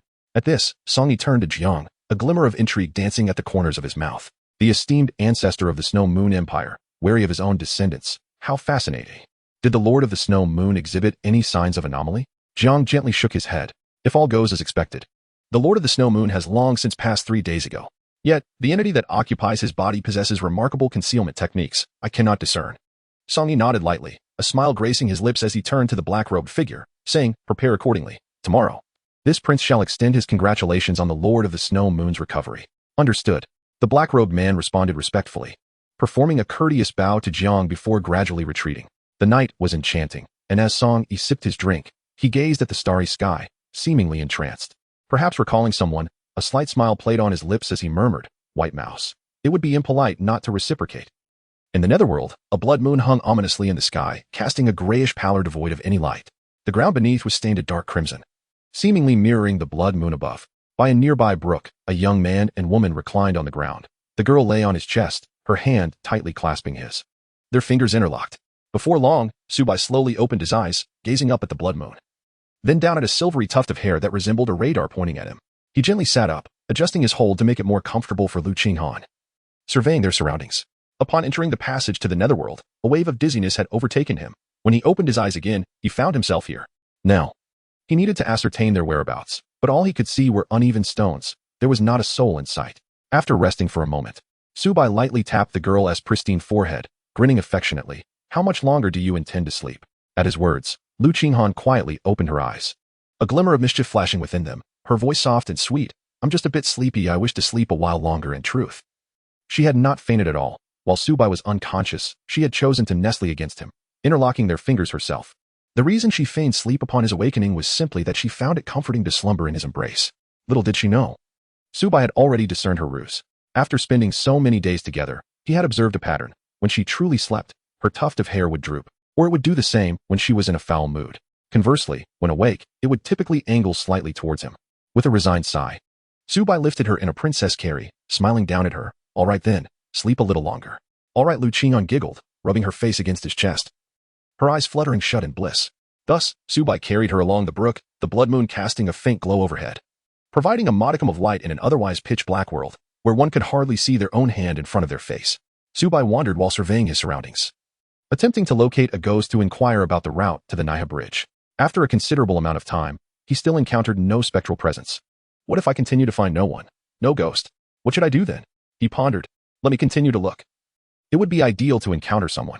However, if I cannot find anyone, waiting for half a day for them to seek me out is daunting, especially with the possibility of unforeseen circumstances arising. Is there any alternative? Upon hearing a suggestion, Su Bai's eyes brightened, realizing that this idea was indeed promising. There was a daring approach, to release them as bait to attract the ghostly enforcers. However, such a strategy carried the risk that if they were not promptly sent into the cycle of reincarnation, with the blood moon looming overhead, it could lead to their eternal disarray. Su Bai fell into a moment of silence, letting out a soft sigh. After searching for a while longer, if nothing materialized, he would have to resign himself to this outcome. As Su Bai furrowed his brow over the matter, Lu Qinghan, nestled in his arms, suddenly gazed up at him and asked, "Su Bai, am I too heavy? What is the matter?" Su Bai inquired, perplexed. The girl lowered her head and murmured, "I noticed your brow furrowing, and I wondered if it was because I'm too heavy." Upon hearing this, Su Bai chuckled, cradling her with one arm while playfully poking her little nose with the other. "You, my dear, possess but a few ounces of flesh. What weight could you possibly bear? See, I can lift you effortlessly with one hand." Lu Qinghan responded with a light sound, wrapping her arms around his neck and affectionately nuzzling against his shoulder. After walking for about another half hour without encountering a single ghostly figure, Su Bai decided to halt his steps and produce the Ghost Emperor banner. As soon as the banner appeared, it exuded a palpable excitement, for it was an object of the underworld, undoubtedly enhancing his influence within the realm of the dead. Gently placing Lu Qinghan down, Su Bai immersed a fragment of his consciousness into the Ghost Emperor banner, where thousands of souls stood in orderly formation, facing him. After a brief moment of hesitation, Su Bai spoke with clarity, "Esteemed souls, I beseech your assistance in a matter." Before he could finish his sentence, the multitude of spirits bowed in unison, proclaiming, "Lord Su, do not hesitate to ask. Even if it means our souls shall scatter, we shall not shy away from the task." Hearing this, Su Bai scanned their faces with a solemn gaze and replied, "It is possible that death may indeed be the outcome." They had already faced death once. The death he referred to was the true essence of demise, soul scattering, never to reincarnate. Upon hearing Su Bai's words, the multitude of spirits fell into a respectful silence, lowering their heads. They had been destined to die, yet Su Bai had pulled them back, granting them the chance for vengeance, and now even for the prospect of rebirth, all at the risk of entering the realm of the dead. Thus, even if they were to face death once more, they bore no grievances. Chapter 46. Oxhead and Horseface. Su Bai fell silent for a moment before breaking into a smile. "Very well, since you place your trust in me, I shall exert every effort to ensure your reincarnation." "Thank you, esteemed lord." The others replied in unison, "Please, follow me." As these words resonated, Su Bai's consciousness withdrew from the Ghost Emperor's banner, and simultaneously, a surge of dark energy erupted from within, manifesting thousands of spirits. At that very moment, as the multitude of spirits emerged, the blood moon above seemed to take notice, its radiance intensifying. The spirits, upon their inaugural entry into the netherworld, felt as though they had returned to their homeland, their spirits soaring with unparalleled ease. Just as they pondered Su Bai's intentions, a series of eerie red flames materialized above them in an instant. In that fleeting moment, the countenance of the thousands of spirits contorted in agony. Their expressions twisted as the red flames descended, engulfing them and searing their ethereal forms. The torment they experienced was 100-fold more excruciating than the burning within the blood elixir. Su Bai stood aside, his eyes filled with a trace of reluctance, and inwardly pondered, what is the nature of this eerie flame? This is the nether fire, descended from the blood moon. Any soul that trespasses into the nether realm must endure the searing of the nether fire, without a ghostly emissary to guide them, to mark them with the seal of the nether realm, or to expedite their passage into reincarnation. They shall find their souls scattered to the winds. Su Bai fell into silence for a moment, observing how their souls became increasingly ethereal, and he could not help but feel a sense of urgency. Has the emissary of the underworld arrived? Logically, it should be imminent, considering there were over 1,000 souls present, a considerable accumulation of karmic merit for them. However, the emissaries only handle the collection and guidance. As stowaways, the netherworld would not permit their reincarnation, but rather seize them for labor. Just as his thoughts concluded, the voice of the system abruptly resonated. "They have arrived." At this, Su Bai's heart trembled, and he warily scanned his surroundings, yet no specter was in sight. Suddenly, two rustling sounds emerged. "Old Ma, this tremendous fortune has finally come our way. 1,000 points of karmic merit, nearly equivalent to my monthly performance." "Indeed. But let's agree on how to split it. I'll take 60, you take 40. Splitting it in half, huh? Old Ma, why do I feel something is amiss? What seems off? 60 to 40 is indeed half. Are you suggesting I would cheat you, my friend?" "No. Yes. It feels quite right."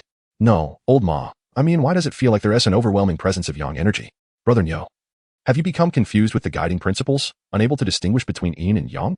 Su Bai turned his gaze towards the sound, and in the distance, he beheld two ghostly figures approaching, one with the head of an ox and the other with the visage of a horse. Though they had seemed quite far moments ago, they swiftly drew near in the blink of an eye. Ah! The horse-faced specter appeared to sense something, suddenly turning its head to regard Su Bai. By the heavens! A living person. Beside him, the ox-headed figure also noticed Su Bai and, with a huff of indignation, directed a pointed look at the horse-faced creature, asserting with conviction, "See, I told you there was a presence of yang energy. You doubted me, didn't you?" The horse-faced spirit, snapping back to reality, swatted dismissively. "Is this the time to be discussing that? Hurry and report." The ox-headed spirit cast a glance at Su Bai, hesitating momentarily. "Old horse. Don't you think we should apprehend him first? What if he escapes?" With a disdainful glance, the horse-faced specter retorted, "We are paid for our tasks. Capturing the living falls outside my jurisdiction." "Oh, indeed." The ox and horse spirits observed Su Bai transition from astonishment to calm within mere moments, and then, disregarding him, they proceeded towards the throng of over 1,000 wandering souls. Su Bai stood silently to the side, motionless, allowing the ox-head and horse-face to approach them, a faint smile gracing his lips. The duo regarded Su Bai and Lu Qinghan as mere air, making their way to the multitude of spirits before them, marveling, "Ah. So they are smugglers, thousands of smugglers, indeed a rarity." As Horseface spoke, he cast a sidelong glance at Oxhead, gesturing towards a corner. "You collect from that side and remember. Gather 400. Without suspicion, Oxhead produced a hexagonal plate inscribed with the character Ming. Each of them unveiled their own hexagonal plate, subsequently ascending into the air, emanating two rays of great light that enveloped the 1,000 spirits in a division of 4 to 6. Before long, the foreheads of the 1,000 spirits bore the same character, prisoner. This character signified that these spirits were condemned souls in the underworld, destined to be captured and forced into labor, a punishment for the smugglers. As the character prisoner appeared upon their foreheads, the hellfire surrounding them gradually extinguished, leaving them weak and collapsed upon the ground. Not far away, Su Bai gazed at the character prisoner, lost in contemplation. "Master, does this character hold any significance?" The character signifies that the underworld denies them the chance of reincarnation. However, it is of little consequence. The underworld has never intended to accept them. The addition of the character merely accelerates the exposure of their identity. Once they enter reincarnation, they will naturally dissipate. Su Bai fell into silence. The system's words resonated with profound wisdom. Ultimately, he was determined to press on, indifferent to the pace of exposure. Initially, he intended only to escort them to the threshold of the Naiha Bridge, regarding their passage as beyond his concern. He had already acted with utmost benevolence and felt no guilt. However, upon the system's mention that the Naiha Bridge might restore Xiaohan's memories, he resolved to confront the bridge head-on, thus becoming indifferent to the notion of imprisonment. At that moment, the Oxhead and Horseface whispered amongst themselves before turning away, followed by a throng of over 1,000 spectral figures, their faces devoid of expression and their eyes hollow, reflecting a profound emptiness. Su Bai gently patted Lu Qinghan's small hand and softly said, "Please wait for me here." With a simple instruction, Su Bai swiftly approached the Oxhead and Horseface. Out of the corner of his eye, the Horseface cast a glance and intoned, "Old Ox, run quickly." As soon as the words left his lips, the Oxhead and Horseface dashed away, pursued closely by thousands of restless spirits. As they fled, the Oxhead wore a puzzled expression. "Old horse, why am I the one running? Shouldn't that person be the one to flee?" The Horseface remained unperturbed and calmly replied, "Dear Ox, you simply do not understand. We are compensated for our duties, and driving away the living is not within our purview. Why engage in a thankless task?" The Oxhead nodded in a semblance of understanding, his eyes radiating innocence. Although the Horseface harbored many thoughts, his reasoning was consistently sound, truly deserving of the title of my wise strategist. At that moment, a leisurely voice drifted from the left side of the Oxhead. "Gentlemen, why not pause for a moment to converse?" The Oxhead turned, his eyes widening in astonishment. "Why are you following me? I have no business with you." The Horseface observed silently, bemused by how quickly this foolish ox had learned, despite his seemingly dull appearance. Su Bai's eyes widened in astonishment for a moment, then he broke into a smile. Suddenly accelerating, he intercepted them and forced them to a halt. The two. As Su Bai was about to speak, Neo Tu abruptly raised a hand to silence him, exhaling a heavy breath of warm air and grumbling. "You truly are a fool who cannot discern good from ill. I have already stated, your business shall not be attended to. If you have matters to discuss, seek the appropriate officials." In the vicinity, Ma Mian observed Su Bai's silence and quietly distanced himself from Neo Tu. Though Neo Tu's mind may still be in a state of confusion, he nonetheless sensed a certain strangeness in the atmosphere. Su Bai was able to effortlessly catch up with them, and remained unfazed upon recognizing them as emissaries of the underworld, which was inherently unusual. Their strength was comparable to the celestial spirit realm in the mortal world, and they might even be more formidable. Consequently, Ma Mian remained vigilant, prepared for an immediate escape. For as he stated, he had never engaged in endeavors that were both arduous and thankless. Su Bai gazed at the ox head and, with a courteous smile, remarked, "Rest assured, I am not here to trouble you. However, those 1,000 souls belong to me, and you cannot take them away." The horse face remained silent, seemingly lost in thought, his eyes narrowing imperceptibly. If what this fellow claims is indeed true, then does it not imply that he is smuggling thousands of souls into the underworld? The only purpose of smuggling souls into the underworld is to facilitate their reincarnation. With this realization, the horse face contemplated releasing the 600 souls. While the accumulation of merit is undoubtedly significant, without the lives of the souls, what value does such merit hold? Yet, the horse face perceived the situation with clarity, whereas the ox head reacted differently. Upon hearing Su Bai's demand for his 400 souls, he erupted in fury. "You speak with such audacity. Do you dare to covet my merit? Is this not a blatant disrespect towards me? Do you believe I won't send you back to the realm of the living with a single blow?" Su Bai gazed at the ox-headed figure with a faint smile, releasing 2 strands of late-stage profound master aura that gracefully wafted towards the ox-headed and horse-faced duo.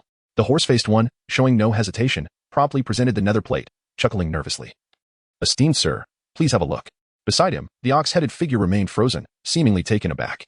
The horse-faced one urgently signaled him, reminding him that a wise man does not suffer losses in front of him. There would be ample opportunities to accumulate merits in the future. Suddenly, the ox-headed being, panting heavily, glared at Su Bai with fury, pointing a finger and bellowing, "Do you know where this is? The underworld.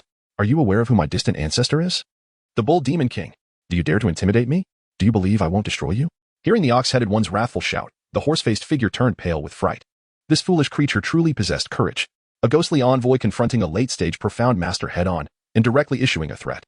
In contrast, Su Bai merely chuckled, raising a hand as the blazing sword materialized at his side, suddenly thrusting forward to rest against the ox-headed figure's neck. In that instant, the once heated ox-headed figure felt a rapid chill, his raised hand frozen in midair as he realized Su Bai was indeed a genuine profound master.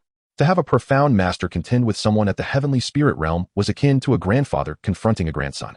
Slowly retracting his hand to rest on the sword's hilt, he gently pushed it away, stammering, "Master, I was merely jesting. What is the meaning of this?" Su Bai gazed at him with a silent smile. At that moment, even the most foolish of creatures, Neo too, grasped the meaning behind it and hurriedly produced the underworld plates, chuckling, "My lord, please take a look." Without hesitation, Su Bai accepted the 2 underworld plates, allowing a fragment of his consciousness to delve into them, discovering precisely 1,000 marks within. Observing this, Ma Mian cautiously remarked, "My lord, we shall forego these 1,000 souls. Does this mean we may take our leave?" Su Bai turned to the horse-faced creature and gently smiled, "Of course, but before I depart, could you kindly inform me of the whereabouts of the Naya Bridge?" Upon hearing this, the horse-faced one's eyes narrowed slightly. Indeed, he had surmised correctly. The mortal before him had come to escort these myriad souls into reincarnation. It was well known that such an act was a grave transgression against the laws of the underworld. After a moment's hesitation, the horse-faced one, visibly troubled, replied, "Esteemed one, it is not that I wish to withhold information, but..." Just then, the bull-headed figure, whose neck was being threatened by a blazing sword, hastily interjected, I know. Esteemed one, I am aware of the location of the Naya Bridge." Instantly, the horse-faced one turned to glare at the bull-headed creature, who remained blissfully ignorant of the tension, focused solely on the urgency of having the sword removed from his neck. "Esteemed one, the Naya Bridge lies to the far west. Simply proceed straight in that direction." Su Bai glanced in that direction, silently noting the way, then stowed away the soul plate and smiled. "All right, this is no longer your concern." With that, he sheathed the blazing sword and began to walk towards Lu Qinghan. Suddenly, the horse-faced figure called out, "My lord, please hold your step." Su Bai halted and turned to face the horse-face, who bent slightly and approached him with a chuckle. "My lord, the reason you are aware of the location of the Naya Bridge is due to our intervention. If you were to leave now, we would have no way to explain ourselves to our superiors." "Oh, and what do you propose?" After a moment of hesitation, the horse-face steeled himself, his gaze resolute. "My lord, perhaps you could allow us to sustain some injuries. This way, we would have an excuse." "What the hell? Old horse, are you mad?" Not far away, the bull-head, who had been stealthily retreating, suddenly rushed back, angrily pointing at the horse-face. "If there's going to be a beating, let it be just you. Why drag me into this?" The horse-face firmly pressed down the bull-head's hand, stepping closer to whisper in his ear, "If we simply escape, this individual will undoubtedly wreak havoc at the Naya Bridge, and when accountability comes, we will be the first to bear the brunt. However, if we manage to sustain some injuries, we can claim that we fought valiantly for 300 rounds before ultimately succumbing and revealing the location of the Naya Bridge." The horse-face articulated his reasoning, leaving the bull-head in a state of bewilderment, yet he nodded along. "Oh, I see, you want him to hit me, right?"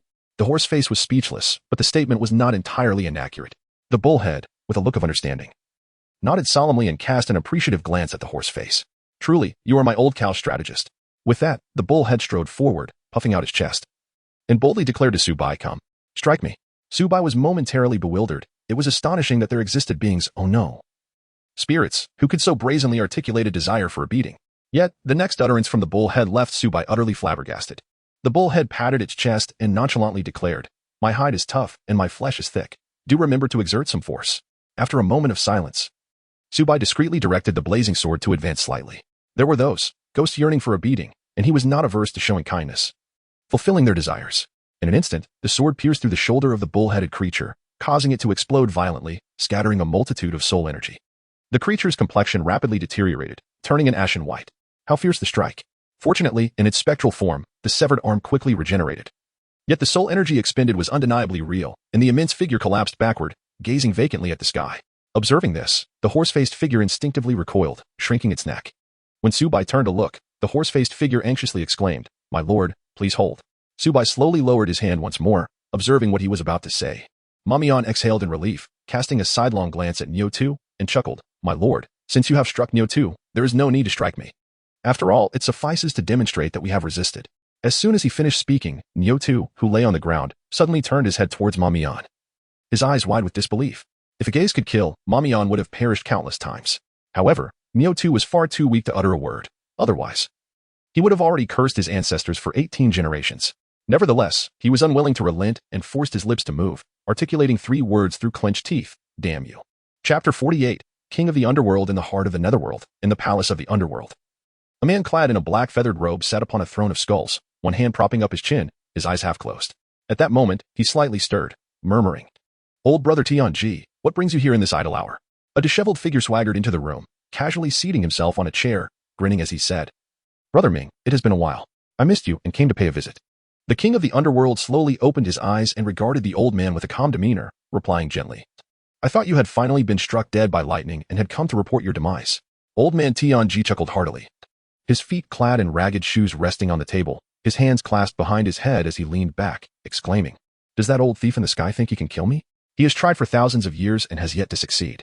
However, if I were to report to you, what position could I possibly occupy?" The king of the underworld smiled faintly, choosing not to respond. As he twirled the inky ring on his finger, "Speak, what is your purpose here?" Upon hearing this, old man Tianji straightened up, abruptly slapping his thigh as he stood. "Brother Ming, given our bond over these many years, it would not be unreasonable to ask for a small favor, would it?"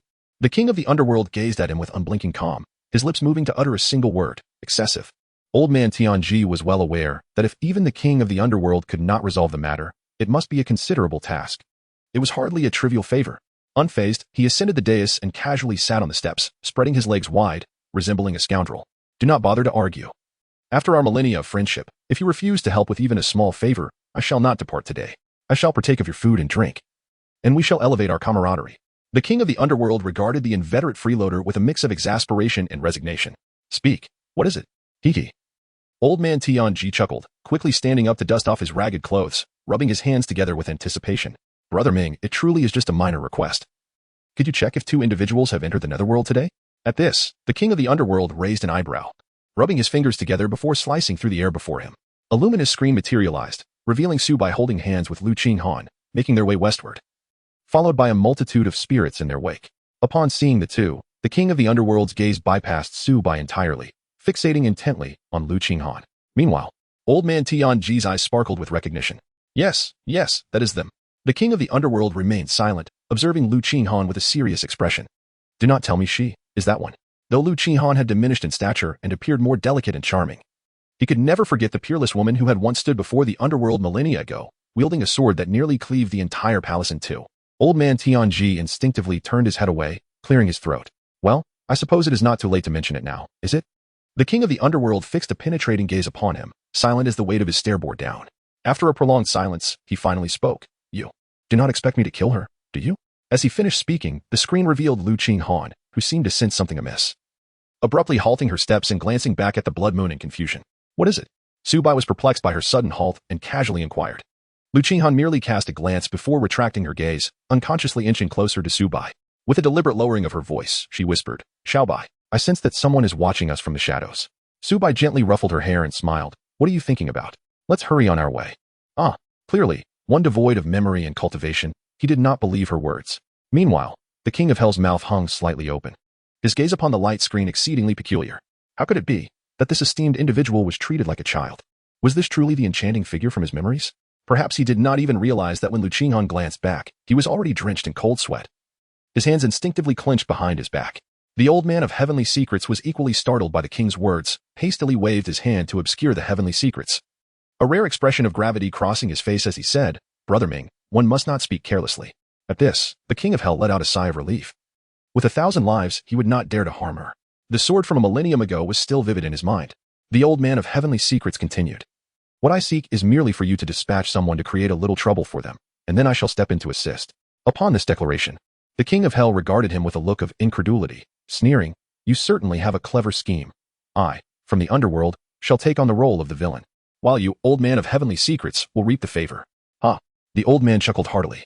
"Brother Ming, you misspeak. Why not take a look at the people surrounding her?" The king of hell cast a casual glance at Su Bai and remarked, "Quite talented." The old man shook his head gently, a mysterious smile playing on his lips.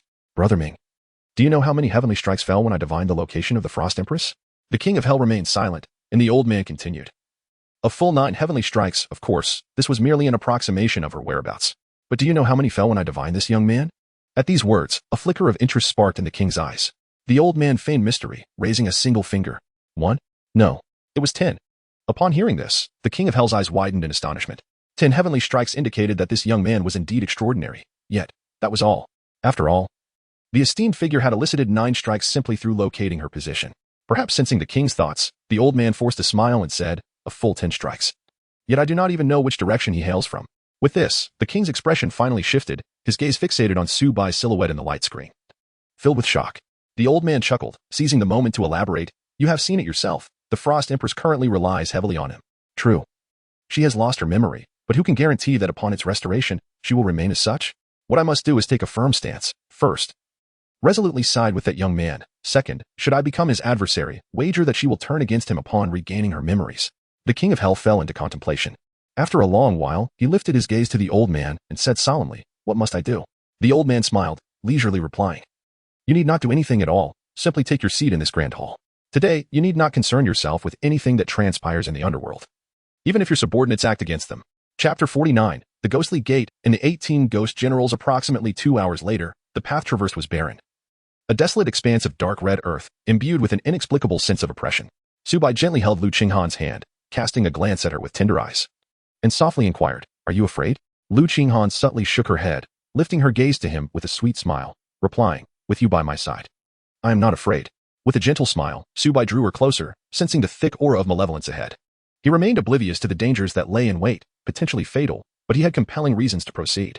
Not only was he driven by the 1,000 souls behind him, but more crucially, he sought to restore Xiaohan's memories.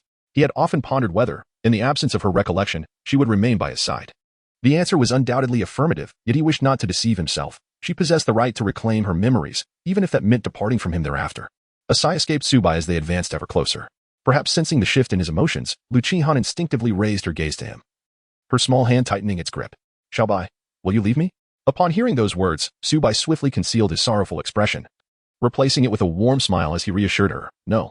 After a considerable time, a towering gate materialized within their view, resembling a city gate that rose majestically from the earth, reaching towards the heavens. The Gate of Ghosts. Observing the entrance before him, Su Bai felt a sense of foreboding. According to legend, one must be escorted by a ghostly envoy through the Gate of Ghosts to traverse the road of Yellow Springs and ultimately cross the Bridge of Forgetfulness. As Su Bai approached with the multitude of souls, 1,000 phantoms suddenly emerged before the gate, their faces twisted with malevolence, wielding pitchforks. Before them stood 18 ghostly generals, each distinct in appearance, yet all bearing human semblance. A commanding voice resonated from the central figure among them. "No living soul may pass before the Gate of Ghosts." Su Bai maintained an air of calmness, instructing Lu Qinghan to remain in place while he advanced a short distance ahead. He produced 2 ghostly plates and respectfully declared, "Esteemed Lord, I am here under the decree of the King of the Underworld to guide these 1,000 souls to their rebirth." The 18 ghost generals exchanged puzzled glances, each regarding the others with confusion. The notion of a living person guiding souls was unprecedented in the realm of the underworld. Yet with Su Bai in possession of the guiding plates, their bewilderment deepened. After a brief murmuring, as if they had reached a silent consensus, the central ghost general spoke with a suddenly frosty tone. "Since time immemorial, no living being has been tasked with such a responsibility. Moreover, we have received no command from the King of the Underworld. We must respectfully decline your request. The entry of the living into the underworld is a grave taboo. You must depart at once." Su Bai raised his gaze to meet theirs, his expression remarkably serene. The 18 gatekeeping ghost generals, equivalent to 18 peak Shinjun, rendered his late-stage Xian master prowess utterly insufficient for victory. However, since arriving at the threshold of the Ghost Gate, he sensed the Ghost King's banner was unusually animated, conveying to him a vague message. The target, the 18 ghost generals. This revelation served as one of his sources of confidence in traversing the netherworld. Suddenly, a voice resonated within him. Little White, among these 18 ghost generals, you must pay particular attention to the 3 in the center. The one in the middle is the mountain-splitting ghost general, the one on the left is the soul-binding ghost general, and the one on the right is the blade-wielding ghost general. Notably, the mountain-splitting ghost general possesses the greatest strength, being at the threshold of the Xianwang realm. Yet you must be especially wary of the poisonous aura emanating from the blade-wielding ghost general. Su Bai maintained a calm exterior, yet internally acknowledged with a subtle hum. He reached for a piece of paper and, using his finger as a quill, inscribed 2 characters in the air. Subsequently, he unleashed a stream of spiritual energy, propelling the paper towards the mountain-splitting ghost general. The ghost general, perplexed, only comprehended the gravity of the situation upon receiving the paper, his expression immediately transforming into one of fury. The paper bore the 2 characters, order. The other ghost generals, witnessing this, similarly erupted in anger, glaring menacingly at Su Bai. How audacious of you to dare mock us. Su Bai scoffed disdainfully, the blazing sword hovering beside him, and declared in a resonant voice. You demand the decree of the King of Hell. Now that I present the command, why do you express dissatisfaction? Impudent. The mountain-splitting ghost general, known for his fiery temper, summoned a colossal black battle axe into his grasp and charged forward. In an instant, he appeared above Su Bai, wielding the axe with a fierce countenance, ready to strike down. The oncoming chill of the wind tousled Su Bai's hair. He brought his fingers together and gently traced the air above, unleashing the blazing sword, which shot forth like a comet toward the mountain-splitting ghost general. Boom! The fierce winds rampaged, stirring clouds of dust, as the battle axe crashed to the ground, creating a deep crater where Su Bai had once stood. Moments later, the mountain-splitting ghost general emerged unscathed from the dust, the axe resting on his shoulder. His gaze fixed upon Su Bai, who had retreated to a distance.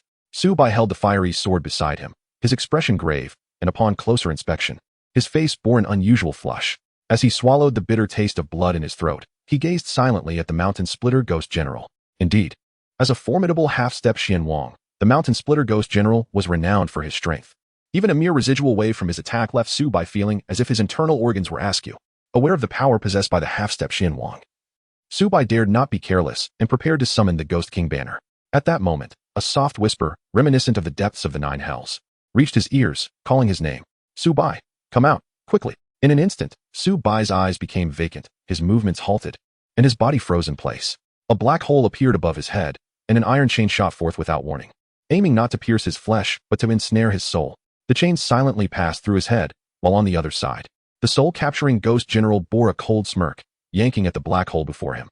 The chain recoiled into another black hole, dragging a phantom into its depths. Upon closer inspection, the phantom was none other than Su Bai's own soul. His soul was pierced through the left shoulder by the iron chain, his face expressionless, eyes devoid of spirit. The soul-capturing ghost general yanked fiercely, extracting Su Bai's soul, which now floated before him, gaze hollow. Hee. It seems I need not lift a finger, chuckled the blade labor ghost general, approaching with an amused glint in his eyes as he scrutinized Su Bai's soul, his elongated tongue licking his pallid lips. It appears, this soul should be quite delectable. The soul-capturing ghost general cast him a disdainful glance, retorting coldly, this soul was captured by me. It rightfully belongs to me. The blade labor ghost general shook his head with a knowing grin, asserting, you're mistaken, old ghost. Even without you, we could effortlessly seize it. Thus, it belongs to us collectively. You. Anger flared on the soul-capturing ghost general's face, ready to retort, when he suddenly sensed something amiss with the chain in his hand. Turning to look, he found Su Bai staring at him with a peculiar smile. No trace of the earlier vacancy. His eyes glinted with mockery and mischief. Chapter 50. Moon Spirit. The soul-capturing ghost general was evidently encountering such a situation for the first time. He had unwavering confidence in the chain. Having captured thousands of souls, any that became ensnared fell into a peculiar state of dazed consciousness. Even if killed, they would not resist. Meanwhile, the blade labor ghost general noticed the abnormality on the soul-capturing ghost general's face and followed his gaze to see Su Bai turning to look at him, a strange smile adorning his features. Just then, a black triangular banner appeared above him, emanating an overwhelming force of attraction from within the Ghost King banner. The blade labor ghost general looked up, his eyes widening in terror. The Ghost King banner instilled fear within him. Soul capturing. You've betrayed me. The sudden turn of events left the blade labor ghost general flustered, angrily cursing the soul-capturing ghost general, seeking to evade the banner's menace. However, at that moment, the Ghost King banner excitedly waved the triangular banner, Two iron chains surged forth like dragons, piercing through the blade labor ghost general's shoulders. A piercing scream echoed as his shoulders were impaled, green blood gushing from the wounds and sizzling on the chains. It's poisoned. With fury, the Ghost King banner seemed enraged, swiftly retracting the chains, dragging the blade labor ghost general's body along. No. Soul capturing, save me. All transpired in an instant. And by the time the soul capturing ghost general reacted, the blade labor ghost general was already suspended in midair, being pulled into the Ghost King banner. The soul capturing ghost general acutely sensed the terror of the Ghost King banner, mustering his courage to thrust the iron chain towards the blade labor ghost general's chest.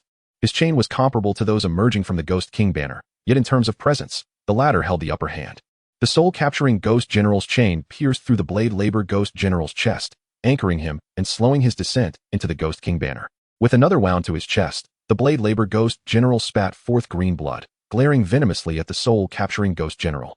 Yet he recognized he had to rely on others to pull him back, gritting his teeth in reluctant acceptance. Just then, the triangular banner of the Ghost King banner began to flap violently, as if enraged. Suddenly, the chains piercing the blade labor ghost general's shoulders extended like a great dragon, racing toward the soul capturing ghost general. In an instant, the soul capturing ghost general was struck with terror, and without a moment's hesitation, he released the chain in his grasp and fled without looking back. Soul capturing. Behind him, the blade labor ghost general roared in fury. Yet the soul capturing ghost general did not turn around, as if resolute in his determination. At that moment, the void ahead of the blade labor ghost general split open, and a soul was pulled back by the two chains. It was the fleeing soul capturing ghost general. Witnessing this scene, the blade labor ghost general burst into laughter, as though pleased to have someone to take the fall for him. The soul capturing ghost general's expression darkened, his breath ragged. Both shoulders were similarly pierced, rendering him powerless. He never anticipated the Ghost King banner's terrifying might. Once locked on, escape was impossible. Meanwhile, the chains binding Su Bai's soul detached, allowing it to return automatically. On the spot, Su Bai's eyes regained their color, looking mockingly at the two being drawn into the Ghost King banner.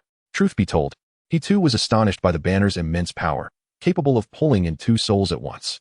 Initially, he had merely intended to play along, allowing the soul-capturing ghost general to draw him in, waiting for the blade labor ghost general to approach and lower his guard before capturing him.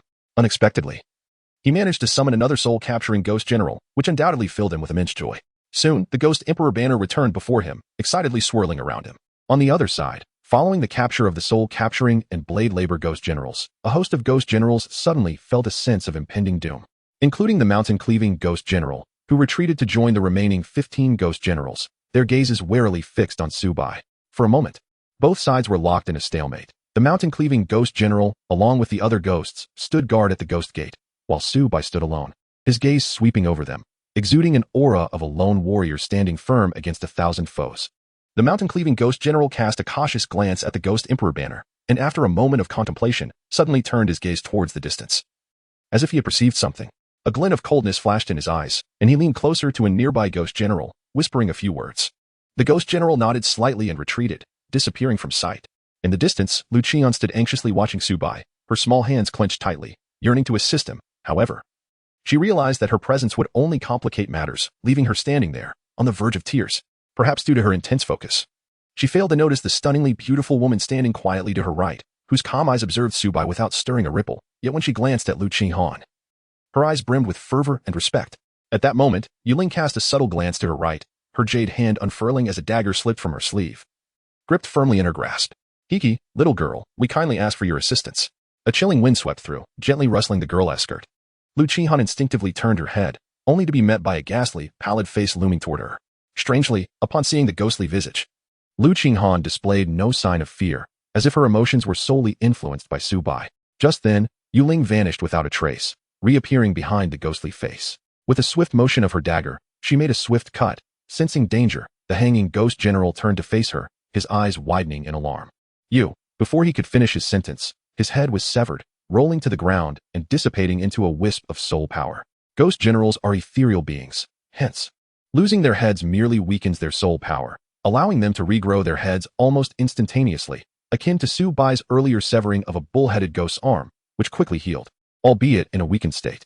However, curiously, the hanging ghost general showed no signs of recovery. Instead, his headless body crumpled to the ground, transforming into wisps of soul power that floated toward the blood moon above. The dissolution of his soul signified his complete demise, nourishing the blood moon as fertilizer. With the hanging ghost general's death, the enormous ghostly face vanished, revealing Yu Ling's figure. Lu Qinghan observed her impassively, a hint of confusion flickering in her gaze. The woman before her felt oddly familiar. Meeting Lu Qinghan's gaze, Yu Ling smiled sweetly, bending slightly as she approached. As she drew near, perhaps due to Lu Qinghan's shorter stature, Yu Ling naturally inclined herself, extending her hand with a smile. Hello, my name is Yu Ling. Lu Qinghan remained indifferent, tilting her head slightly without uttering a word. Just then, Lu Qinghan seemed to notice something, suddenly stepping forward, her anxious gaze fixed on Su Bai. In the distance, at the Ghost Gate, a fierce battle was on the verge of erupting, the Ghost Emperor banner swaying before Su Bai. While the soul-capturing and blade labor ghost generals flanked him, their expressions numb as they stared at the gathering ghosts. Upon learning of the hanging ghost general's demise, the mountain-cleaving ghost general felt a twinge of panic, now intent on eliminating Su Bai before pursuing Yu Ling, sensing that she was not to be taken lightly. Charge! He roared, leading the charge with his battle axe as the 14 ghost generals fanned out behind him, forming a surrounding circle to encircle Su Bai. While thousands of ghost soldiers, their strength unified at the pinnacle of the heavenly spirit realm, closed in. Go help Su Bai. Lu Qinghan turned to Yu Ling, her eyes filled with urgency. For a moment, Yu Ling felt a pang of emotion. She had never seen her master exhibit such a demeanor. Now thrown into disarray by a mere man. Completely obedient to Lu Qinghan's request, she took a step forward, gently smiling. Wait here, I will assist him right away. Yes, thank you. Lu Qinghan nodded firmly, as if recalling something, and suddenly expressed her gratitude. Yu Ling's smile grew even sweeter, her eyes sparkling with delight as she turned to stride towards Su Bai. Approaching him, she stretched in an unbothered manner, her elegant figure exuding a sense of authority as she lazily remarked, Hey, isn't it a bit excessive for you lot to bully the few with your numbers? The mountain-cleaving ghost general and the others glanced at Yu Ling, their eyes betraying a hint of trepidation, for they had just witnessed the hanging ghost general being swiftly dispatched by her. In the center of the encirclement, Su Bai noticed Yu Ling's arrival. He had been attentively observing Lu Qinghan and, naturally, noted Yu Ling's protective action toward her. The mountain-cleaving ghost's intention to attack Lu Qinghan was thwarted by Su Bai's intervention, breaking the stalemate. Grateful for Yu Ling's presence, Su Bai cast her an appreciative look. Yu Ling confidently navigated through the ghostly crowd, the ghosts instinctively parting to create a pathway, as if compelled by an unseen force. Soon, Yu Ling stood before the mountain-cleaving ghost general, gazing up at the towering soul body with a faint smile. You were the one who instigated that, weren't you? The mountain-cleaving ghost general, aware she referred to the hanging ghost general, scoffed. And what of it? I advise you to mind your own business and leave the underworld at once. Otherwise, you shall bear the consequences. Clearly unwilling to engage in prolonged discourse with her, he aimed to intimidate her into retreating. At that moment, Yu Ling regarded the mountain-cleaving ghost general, a slight smirk gracing her lips, hinting at a murderous intent. The next instant, she vanished from her spot, reappearing to the left of the mountain-cleaving ghost general, casually toying with a butterfly knife as she spoke in a hushed tone. My esteemed master is a being even the king of the underworld dares not provoke. You have sealed your own fate. In an instant, the mountain-cleaving ghost general's eyes widened in shock. He could hardly comprehend Yu Ling's sudden movement, though he did not know who her master was. He recognized the king of the underworld, the supreme ruler of the underworld realm. However, the mountain-cleaving ghost general quickly regained his composure, fear flickering in his eyes. Yet his actions did not falter as he swung his battle axe fiercely toward Yu Ling. Yu Ling merely cast a disinterested glance, a cold smile gracing her lips, standing motionless as if utterly unconcerned. As the axe came crashing down, intending to cleave Yu Ling in two, the mountain-cleaving ghost general's expression brightened with triumph, astonished by her audacity. After all, he was a formidable half-step mystic king known for his strength. A solid blow from him would surely spell death or ruin for anyone at the early stage of mystic king realm. Yet, in the next moment, the cleaved Yu Ling dissipated like a bubble, as though what he had struck was merely an afterimage. With a swift thrust, Yu Ling's dagger pierced the mountain-cleaving ghost general's neck with no forewarning, her expression unfazed as she stood to his right, gripping the hilt of the dagger and effortlessly pulling him away. The mountain-cleaving ghost general, a massive figure, attempted to resist, but found himself utterly powerless, as if his entire being had been sealed away. A butterfly knife pressed against his neck, dragging forth a viscous green liquid that oozed several meters. In that moment, fear finally gripped him. His terrified gaze swept across the dazed ghost generals, and with a hoarse voice, he urged, Quick, inform the king of the underworld. Yet, Moonlight cast a calm glance his way, a sneer of disdain gracing her lips, before she nonchalantly waved her hand behind her without a backward glance. I have resolved your predicament, she stated. Thank you, my lady. Su Bai performed a respectful bow. With the defeat of the mountain-splitting ghost general by Yu Ling, a significant burden had been lifted from him. Relying on the formidable support of the two ghost generals, Zhu Han and Dao Lao, his odds of overcoming the remaining ghost generals and soldiers had increased manifold. With the absence of the mountain-splitting ghost general, the battle between the two sides was on the brink of eruption. Zhu Han and Dao Lao, seemingly receiving some directive, surged directly towards the 14 ghost generals. their iron chains soaring through the air, effectively separating them from the ghost soldiers. In swift succession, Dao Lao opened his massive maw and bellowed, unleashing a torrent of toxic gas towards the 14 ghost generals, momentarily stalling their advance. Observing this, Su Bai remained undeterred, positioning himself before the throng of 1,000 ghost soldiers, standing resolutely in mid-air, with the Ghost Emperor banner levitating before him, its triangular pennant fluttering without the need for wind. Perhaps sensing the aura emanating from the Ghost Emperor banner, the 1,000 ghost soldiers below were gripped by terror. With the 14 ghost generals absent, they were thrown into disarray. Before the 1,000 ghost soldiers, the Ghost Emperor banner appeared to revel in the moment, transmitting exhilarating signals to Su Bai as if it had encountered a delectable feast. Su Bai smiled faintly, lifting the Ghost Emperor banner with a single hand, and softly murmured, "Go." As the words fell, the Ghost Emperor banner mysteriously vanished into Su Bai's palm, only to reappear abruptly above the heads of 1,000 ghost soldiers. From it, 1,000 slender iron chains surged forth, wildly piercing toward them. Unlike the chains before, these seemed to have been divided, each only the size of a thumb. Although the chains were somewhat weakened, how could the ghost soldiers at the peak of the celestial spirit realm withstand them? One by one, the chains pierced through them, and in no time, all were drawn into the Ghost Emperor banner, connected by a bond of thought with Su Bai. The Ghost Emperor banner instantly bore 1,000 new marks, corresponding to each of the 1,000 ghost soldiers. After accomplishing this, Su Bai stowed away the Ghost Emperor banner and approached the 14 ghost generals, quietly awaiting the consumption of their energies by the soul-binding and soul-severing techniques. In the underworld, within the Grand Hall, the Skeleton King sat restlessly upon his throne, watching the luminous screen. Initially, when he saw the hanging ghost general attempting to ambush Lu Qinghan, his heart leapt to his throat, nearly prompting him to strike out in anger. Fortunately, in the end, there was no real danger, and the hanging ghost general was slain. Ironically, as the formidable king of the underworld, he felt an inexplicable relief at the death of his subordinate. At that moment, a sharp voice echoed from outside the hall. The king of the underworld dissipated the luminous screen with a wave of his hand, restoring his authoritative demeanor, and raised his gaze towards the urgently rushing ghost general. "What is it?" he intoned in a voice filled with gravitas.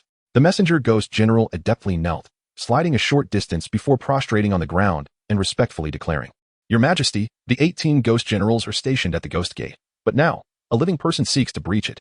2 of the 18 ghost generals have already fallen, and the soul-binding and soul-severing techniques seem to be under control. Over 1,000 ghost soldiers have been captured." The king of the underworld responded nonchalantly, propping his chin with one hand, seemingly lost in contemplation. The messenger ghost general was bewildered. What did it mean? Shouldn't he be ordering his subordinates to eliminate the intruders? As if reading his thoughts, the king spoke calmly. "Is there anything else?" After a moment's hesitation, the ghost general replied respectfully, "Your Majesty, if this continues, the remaining 14 ghost generals will not be able to hold out much longer. Those 3 will breach the ghost gate." "Oh." The king of the underworld continued to speak with indifference, his expression betraying no sign of concern.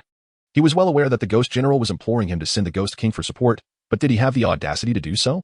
With that great presence looming, it would be futile to send anyone.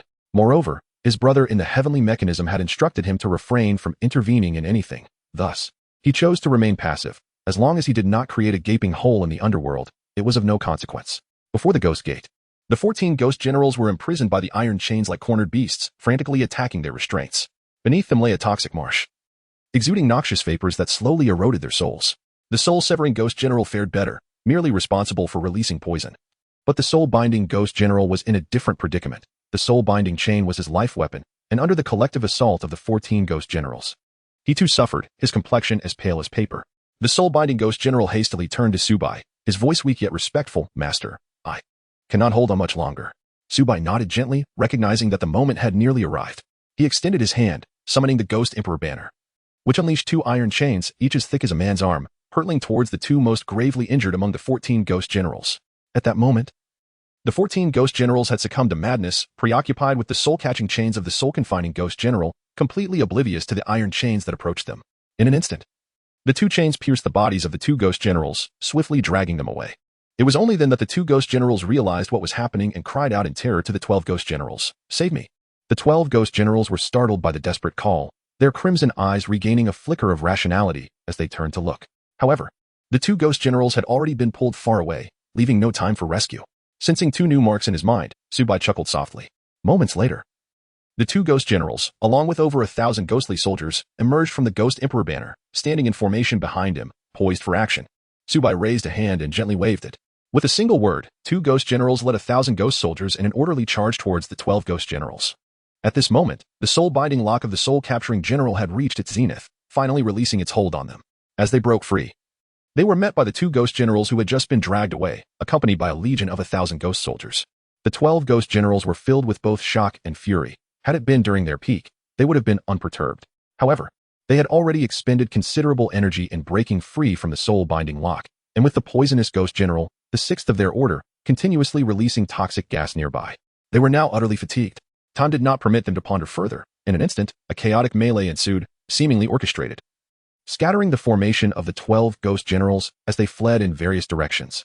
Su Bai raised a hand, and the 4 formidable generals along with the 1,000 ghost soldiers returned quietly, awaiting orders. Not far away, the mountain-splitting general lay prostrate on the ground, watching as one ghost general after another was absorbed into the ghost emperor's banner, his lips trembling uncontrollably. It was over. The ghost gate had been breached. When the king of hell laid blame, even if he survived today, he would inevitably face repercussions later. However, he was perplexed as to why such a significant commotion had occurred at the ghost gate without the king of hell dispatching his subordinates for assistance. Logically, the king, who observed the world, could not possibly be unaware of the events transpiring here. Beside the mountain-splitting general, Yuling sat upon a stone, deftly twirling a butterfly knife, her gaze curiously fixed upon Su Bai, occasionally assessing the ghost emperor's banner. Suddenly, she turned her head towards the mountain-splitting general on her left, her tone laced with amusement. "Big fellow, what do you think of him?" The mountain-splitting general stiffly turned to Yuling, hastily forcing a smile onto his face. "And no, not as good as you, my lady." At this, Yuling's lips curved upward in a faint smile, and she replied lightly, "A commendable will to survive. Fear not. I shall not take your life. It is evident that the lad holds a certain fondness for your kind. Consider this a token of my goodwill."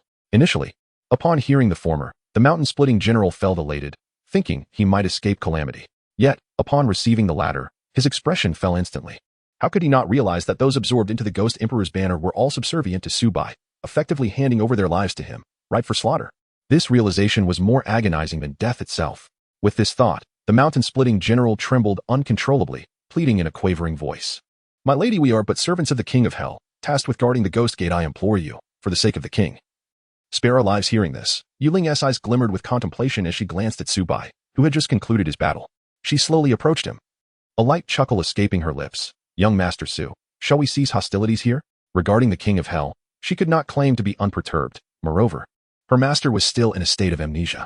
If the king were to be provoked, she alone could not withstand the wrath of the entire netherworld. As her words fell, Su Bai waved his hand, and the ghost emperor's banner was instantly retracted, along with the 4 generals and the 1,000 ghost soldiers. As though he had been waiting for Yuling's signal all along, fully prepared. From the outset, he had never intended to eradicate them completely. Having breached the ghost gate, time was now of the essence, and the earlier warning from the system about revealing their whereabouts in half a day's time meant they could be discovered at any moment. Perhaps reinforcements from the netherworld were already en route. Meanwhile, witnessing the escape of the ghost generals, Lu Qinghan could no longer contain herself, sprinting towards them, her attire billowing, arms outstretched. Little by Su Bai gently raised his large hand to rest on her small head, chuckling softly. "Silly, there are others around. Don't, Xiao Bai, I want a hug." Su Bai smiled helplessly and turned to look at Yuling, saying, "Thank you, my lady, for your assistance." Yuling stared blankly at Lu Qinghan, who was persistently burrowing away, momentarily lost in thought, and did not respond to Su Bai's words. Was this adorable little one truly the Empress who had not smiled for millennia, as she remembered? A gentle call brought Yuling back to reality. She gazed at Su Bai with a meaningful look and replied, "There is no need for formality. Sir Su, you may simply call me Yuling." Su Bai performed a respectful gesture with both hands, expressing his gratitude to Miss Yuling. Just as he finished speaking, Lu Qinghan unexpectedly leapt into his embrace, encircling his waist with her arms. Her cheek brushed against his chest, and a glimmer of mischief sparkled in her eyes as she pouted and murmured, "I want little Bai to hold me." Su Bai smiled helplessly, reaching out to tousle her hair affectionately, and said with a tender smile, "All right, we must make haste." "Okay." Lu Qinghan nuzzled against his chest with enthusiasm, and only then did she contentedly release her grip, joyfully entwining her fingers with his. Su Bai gazed at Yuling and inquired with a smile, "Miss Yuling, may I ask what brings you here?" Upon hearing this, Yuling's eyes inadvertently glanced at Lu Qinghan, and she replied with a smile, "I have come to visit an old friend." Su Bai gently nodded, initially believing that Yuling had come to meet someone on the verge of reincarnation. Thus he did not ponder further. With a smile, he remarked, "Miss Yuling, I have pressing matters to attend to, so I must take my leave." "Wait, young Master Su." As Su Bai was about to lead Lu Qinghan towards the gates of the underworld, Yuling called out cheerfully, gesturing towards the Qi Shan ghost general. "Young Master Su, this one is specifically reserved for you. Do you not intend to claim him?" Not far away, the Qi Shan ghost general writhed desperately like a crawling insect, attempting to retreat in the opposite direction. Upon hearing Yuling's words, he instinctively turned his head back to look. "So, Chapter 53. The Road to the Yellow Springs, where the other shore flowers bloom. Su Bai turned his gaze and found that the mountain-splitting ghost bore no injuries except for a single scar on his neck. Upon noticing Su Bai's glance, the mountain-splitting ghost managed to force a smile that was more sorrowful than tears. During the escape of the 12 ghost generals, he had been on the verge of despair. Had it not been for the fact that Yuling had not yet departed, he would have cried out, pleading to join them. Yet, the 12 ghost generals departed with such resoluteness, as if bound by some unyielding determination, casting not a single glance in his direction. Leaving him behind in a state of forlorn longing, Su Bai fell into a contemplative silence for a moment, then turned to Yuling with a smile and said, Miss Yuling, do it. Yuling replied, somewhat perplexed. She clearly noticed that Su Bai had captured the mountain-splitting ghost general, which could serve her purposes. So why must he be killed? Perhaps sensing her confusion, Su Bai replied with a faint smile, had he only aimed to target me from the very beginning, I might have considered releasing him. However, he dispatched a ghost general to set his sights on Xiao Han. If not for your assistance, Miss Yuling, I shudder to think of the consequences. Therefore, he is utterly unworthy of being included in the Ghost Emperor's banner, no matter the cost. Upon hearing this, Yuling chuckled softly. A butterfly knife slipped from her sleeve, which she deftly grasped in her hand. With a gentle flick, the butterfly knife embedded itself directly into the forehead of the mountain-splitting ghost general. In an instant, his soul dissipated, transforming into a wisp of ash that was absorbed by the blood moon above. The butterfly knife returned to her, and as she stowed it away, she smiled at Su Bai and said, Why not journey together, Mr. Su? It seems we are headed the same way. Su Bai paused for a moment before smiling and nodding, with the mysterious and formidable presence of Yuling joining them. Their safety would undoubtedly be bolstered. Why not embrace such an advantage? After a brief discussion, the trio stepped into the ghost gate.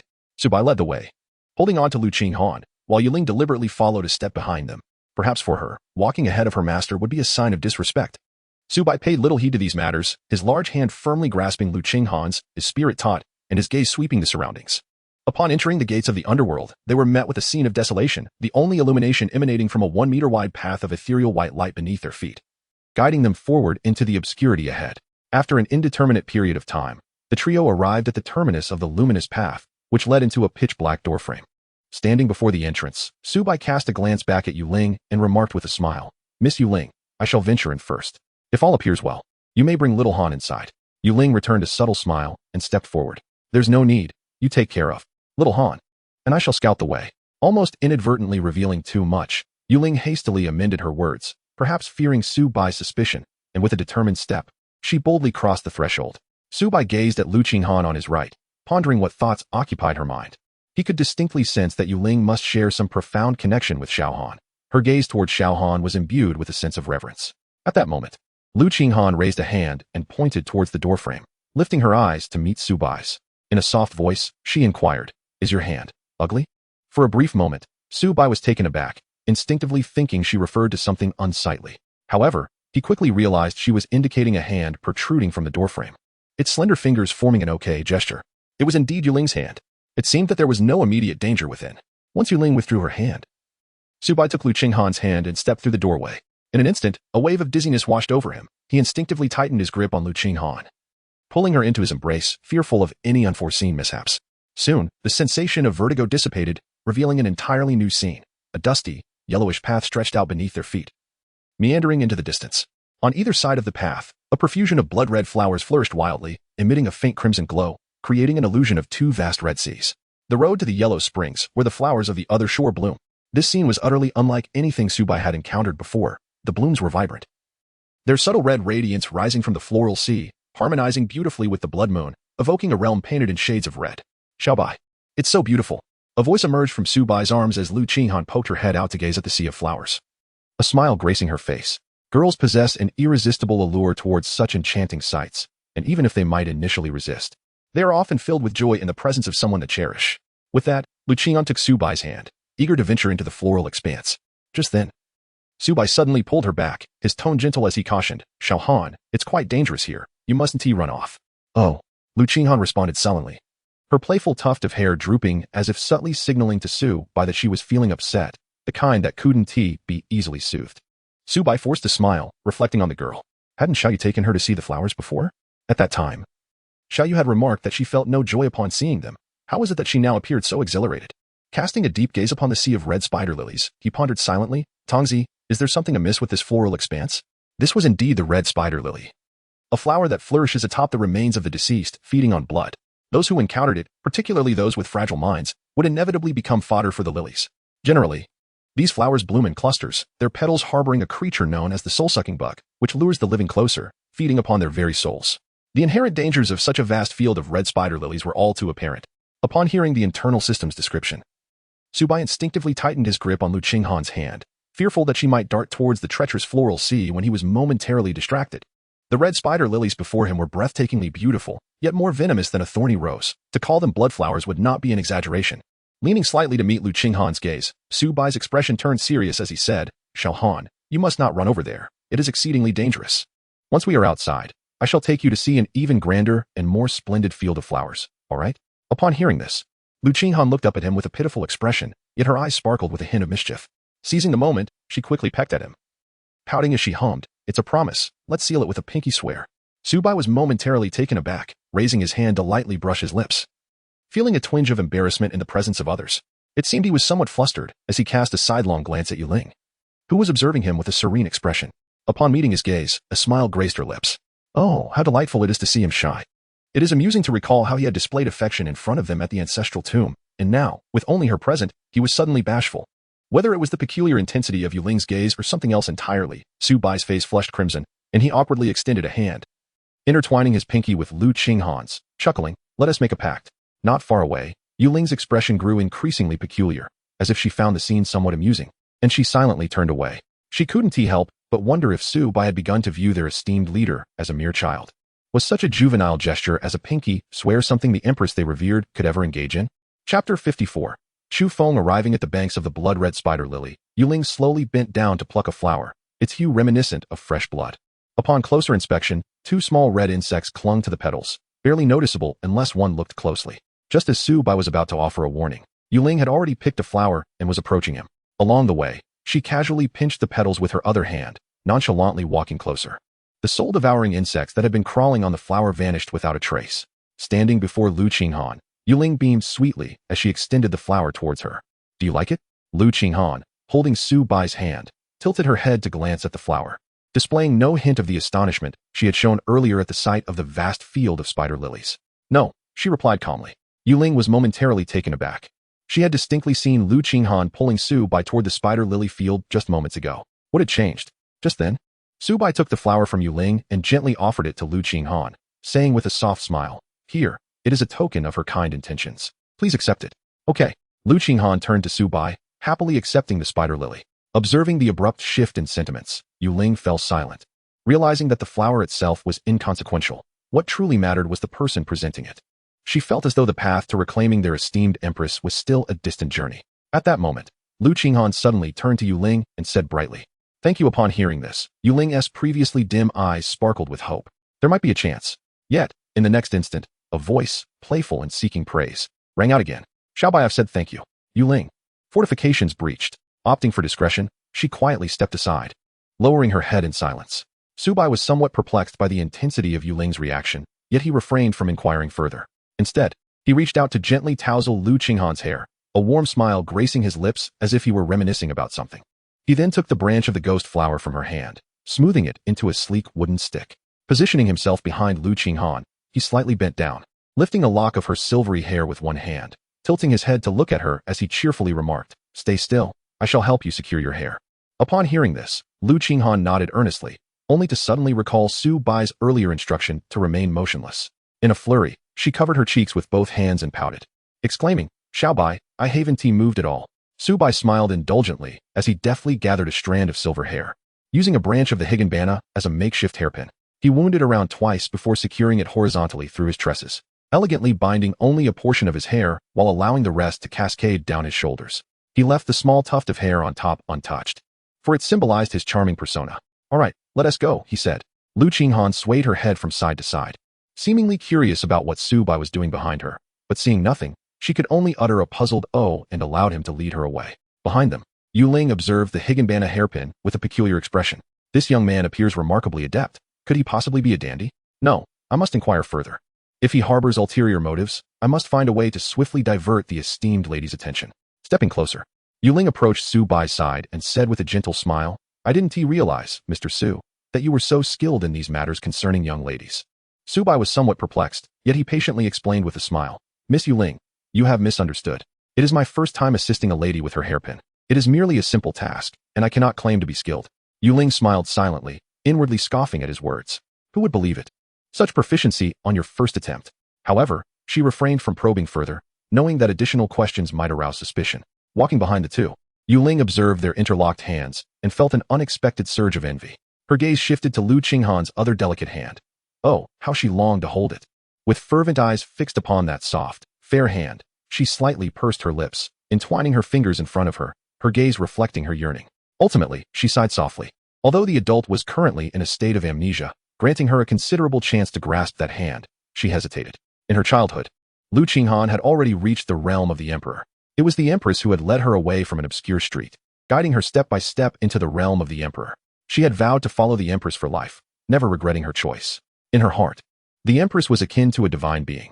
How could she dare to desecrate such a presence? As Yu Ling wrestled with her inner turmoil, Su Bai suddenly halted his steps, pulling Lu Qinghan, who was hiding behind him, closer. Yu Ling, with her gaze lowered, collided inadvertently into Lu Qinghan's back. Upon looking up, she was startled to find that she had bumped into the empress herself. Instinctively, she opened her mouth to apologize, but Su Bai reacted even more swiftly. Turning to Lu Qinghan with a puzzled expression, Xiaohan, what is the matter? Since Yu Ling had bumped into Lu Qinghan had naturally collided with Su Bai as well, her arms wrapped tightly around his waist. Lu Qinghan pouted, glancing at Yu Ling with a hint of grievance. It wasn't me who bumped into you. Then could you please release your grip? Oh. A sly glimmer flickered in Lu Qinghan's eyes as she reluctantly let go. Su Bai affectionately ruffled her hair, then turned to gaze ahead. Behind them, Yu Ling observed the two, her apologies stifled in her throat. It felt as though she were being showered with dog food. On the path to the Yellow Springs, Su Bai regarded the road ahead, his expression somewhat grave.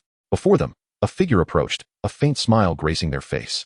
The sword sheath resting against the back of their head, hands casually draped at their sides, sauntering toward them with a nonchalant demeanor. Su Bai stood by the roadside, guiding Lu Qinghan to make way, ensuring ample space for the approaching man to pass with ease. From the man, Su Bai sensed an aura of danger.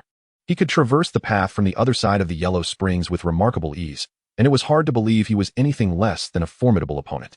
Moreover, prior to this encounter, the 18 ghost generals at the Ghost Gate had suffered no losses, indicating that the man had entered without their notice. Thus, Su Bai remained vigilant, internally preparing for an instantaneous teleportation at a moment's notice. With the system's acknowledgement, he felt a wave of relief wash over him as he maintained a watchful eye on the approaching figure. Before long, Chu Feng nonchalantly strolled up to them, exuding a carefree demeanor that belied his strength.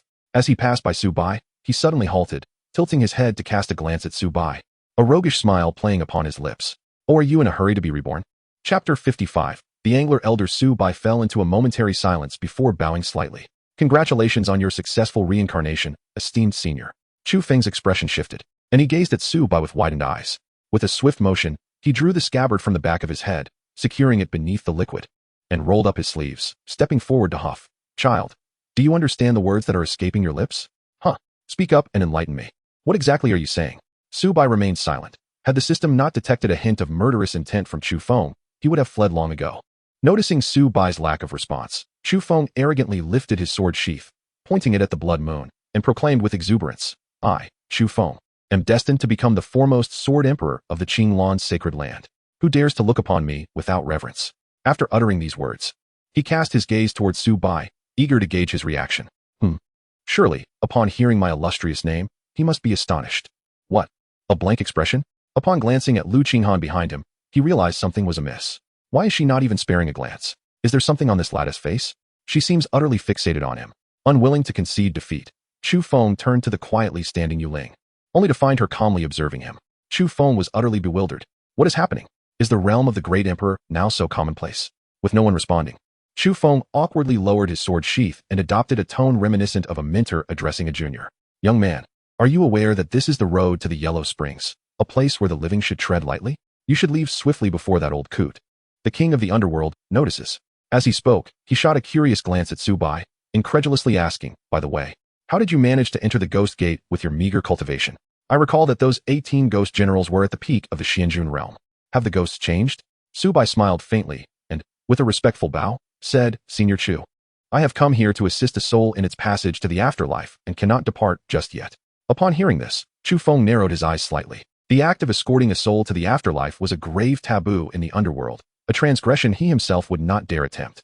His presence on the road to the Yellow Springs was granted only by the favor of the King of Hell, owing to the prestige of the Qilin Holy Land.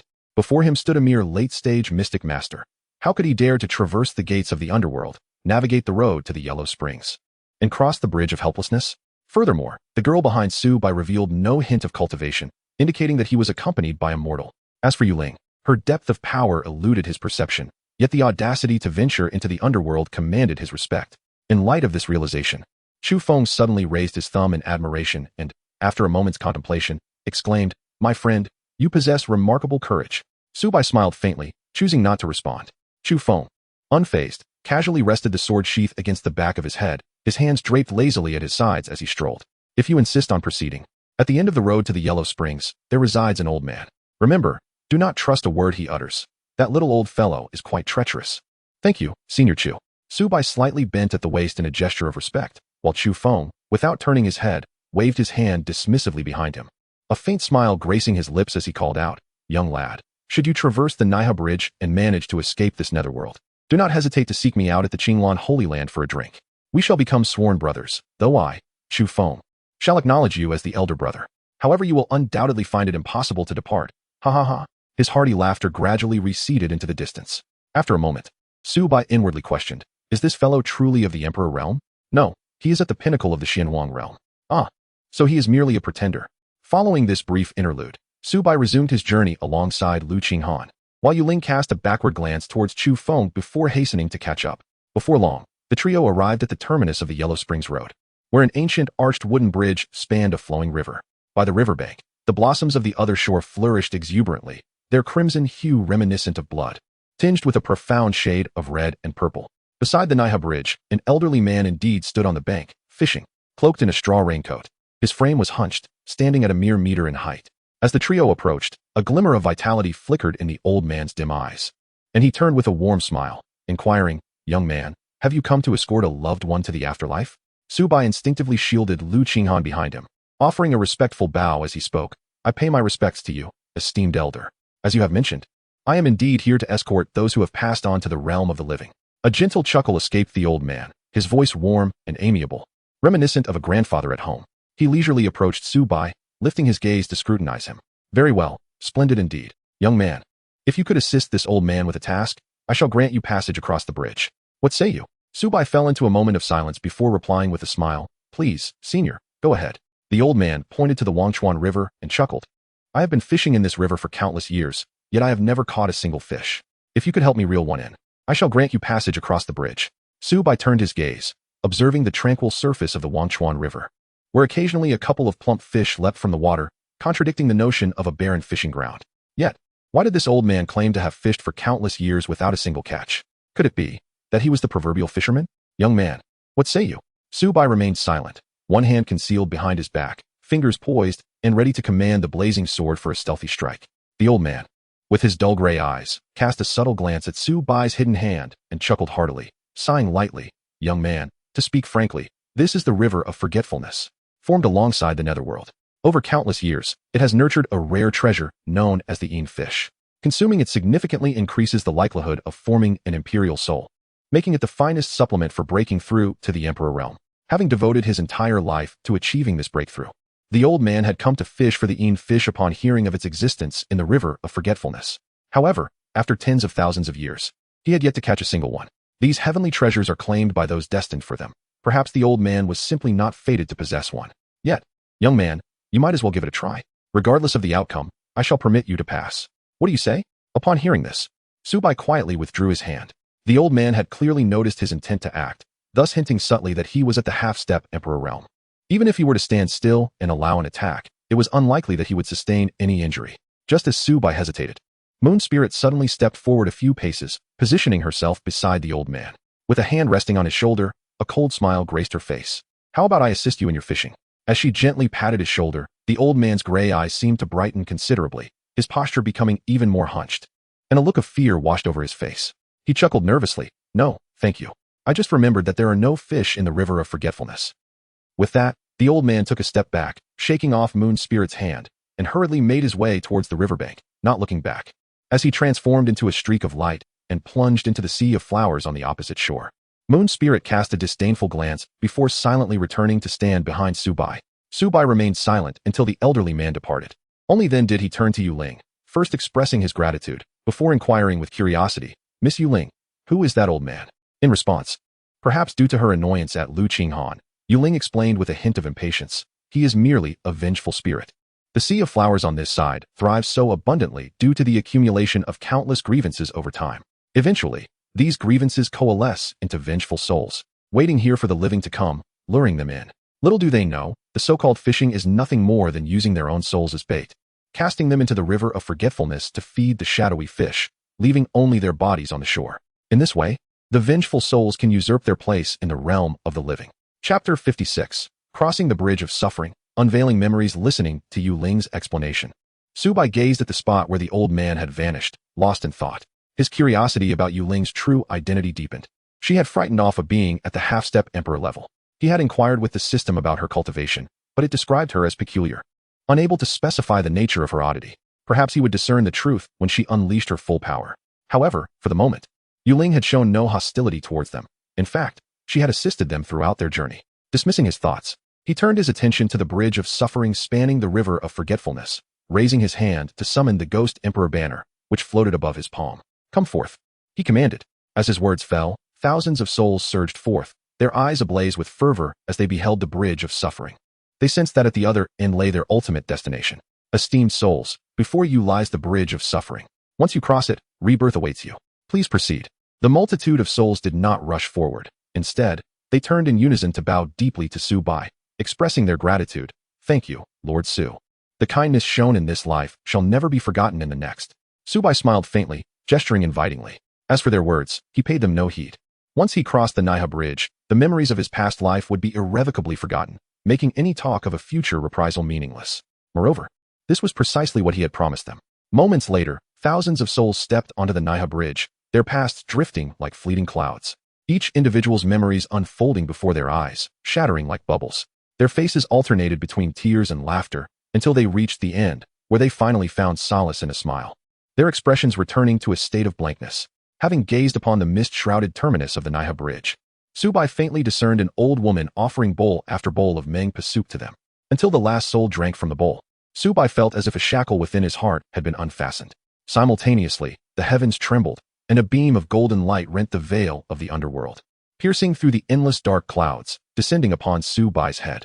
In an instant, Su Bai radiated with resplendent golden light, akin to a Buddha, the brilliance eclipsing even the crimson glow of the sea of flowers on the other shore.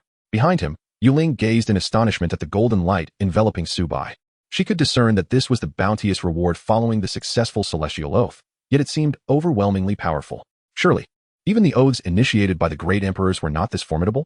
Su Bai stood quietly in place, his eyes slightly closed, absorbing the baptism of golden light, while his own realm ascended in tandem. It was not long before, akin to the tearing of a fragile sheet of paper, Su Bai's aura suddenly surged to the pinnacle of the profound master realm. The golden light enveloped him, showing no signs of dissipating.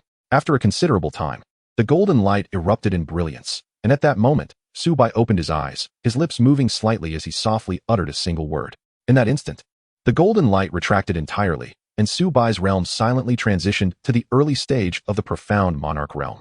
With this breakthrough, Su Bai's spirits soared. He glanced at the Bridge of Sighs before turning to Lu Qinghan, gently saying, "Xiaohan, would you like to take a stroll up there?" Beside him, Lu Qinghan gazed calmly at the Bridge of Sighs, instinctively tightening her grip on Su Bai's hand. In response to his words, she looked up at him and suddenly inquired, "Xiao Bai, will you leave?" Su Bai fell silent. This time, he could not assure her, for if she were to regain her memories, it remained uncertain whether she would choose to remain by his side. At that moment, Lu Qinghan lowered her head, gently shaking it. Her small face wrinkled with distress as she softly sobbed, "I do not wish to go." Su Bai let out a soft sigh. He understood that the girl must have sensed something, which was why she was so reluctant to step onto the bridge of forgetfulness. Crossing the bridge meant erasing the memories of this life. For Lu Qinghan, the bridge might have the opposite effect, awakening her sealed memories. Yet the moments she shared with Su Bai, those constituted her so-called present life, would inevitably be lost. He crouched down before her, gently tugging at her wrinkled face with both hands. Pressing his forehead against hers, he closed his eyes slightly and smiled softly, saying, "Fool, I will never leave you, forever."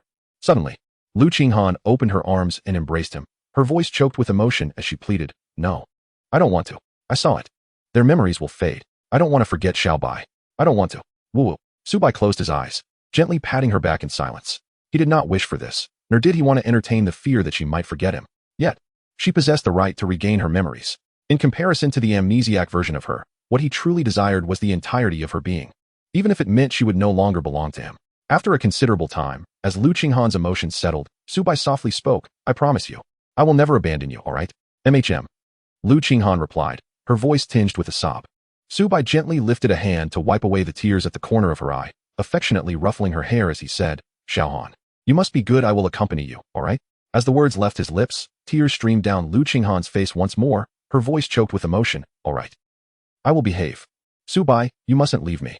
I will be good." "Foolish girl, you've cried yourself into quite the sight," Su Bai remarked, playfully tugging at her cheeks to coax a smile from her.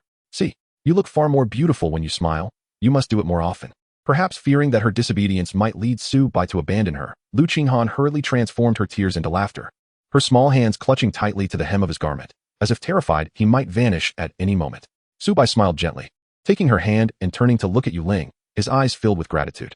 "Miss Yu Ling, thank you for your assistance along the way." Yu Ling gazed at them in silence for a moment before responding with a faint smile. "As for the bridge of helplessness, I fear I cannot accompany you any further. Please remember to exercise caution." Su Bai nodded gently. If he were uncertain, he would not dare to traverse the Naiha Bridge casually. According to legend, once one steps onto the Naiha Bridge, one must not look back nor retrace their steps. Su Bai's objective was straightforward, to assist Lu Qinghan in regaining her memories, thereby enabling the system to activate the spatial transfer and facilitate their departure. After bidding farewell to Yu Ling, Su Bai grasped Lu Qinghan's hand and made their way toward the Naiha Bridge. Standing at the edge of the bridge, Su Bai turned to Lu Qinghan and gently said, "Hold my hand tightly. No matter what you remember, please do not let go, all right?" Lu Qinghan nodded earnestly, her small hand clasped firmly. Su Bai smiled softly, took a gentle breath, and then stepped onto the Naiha Bridge. One step, two steps.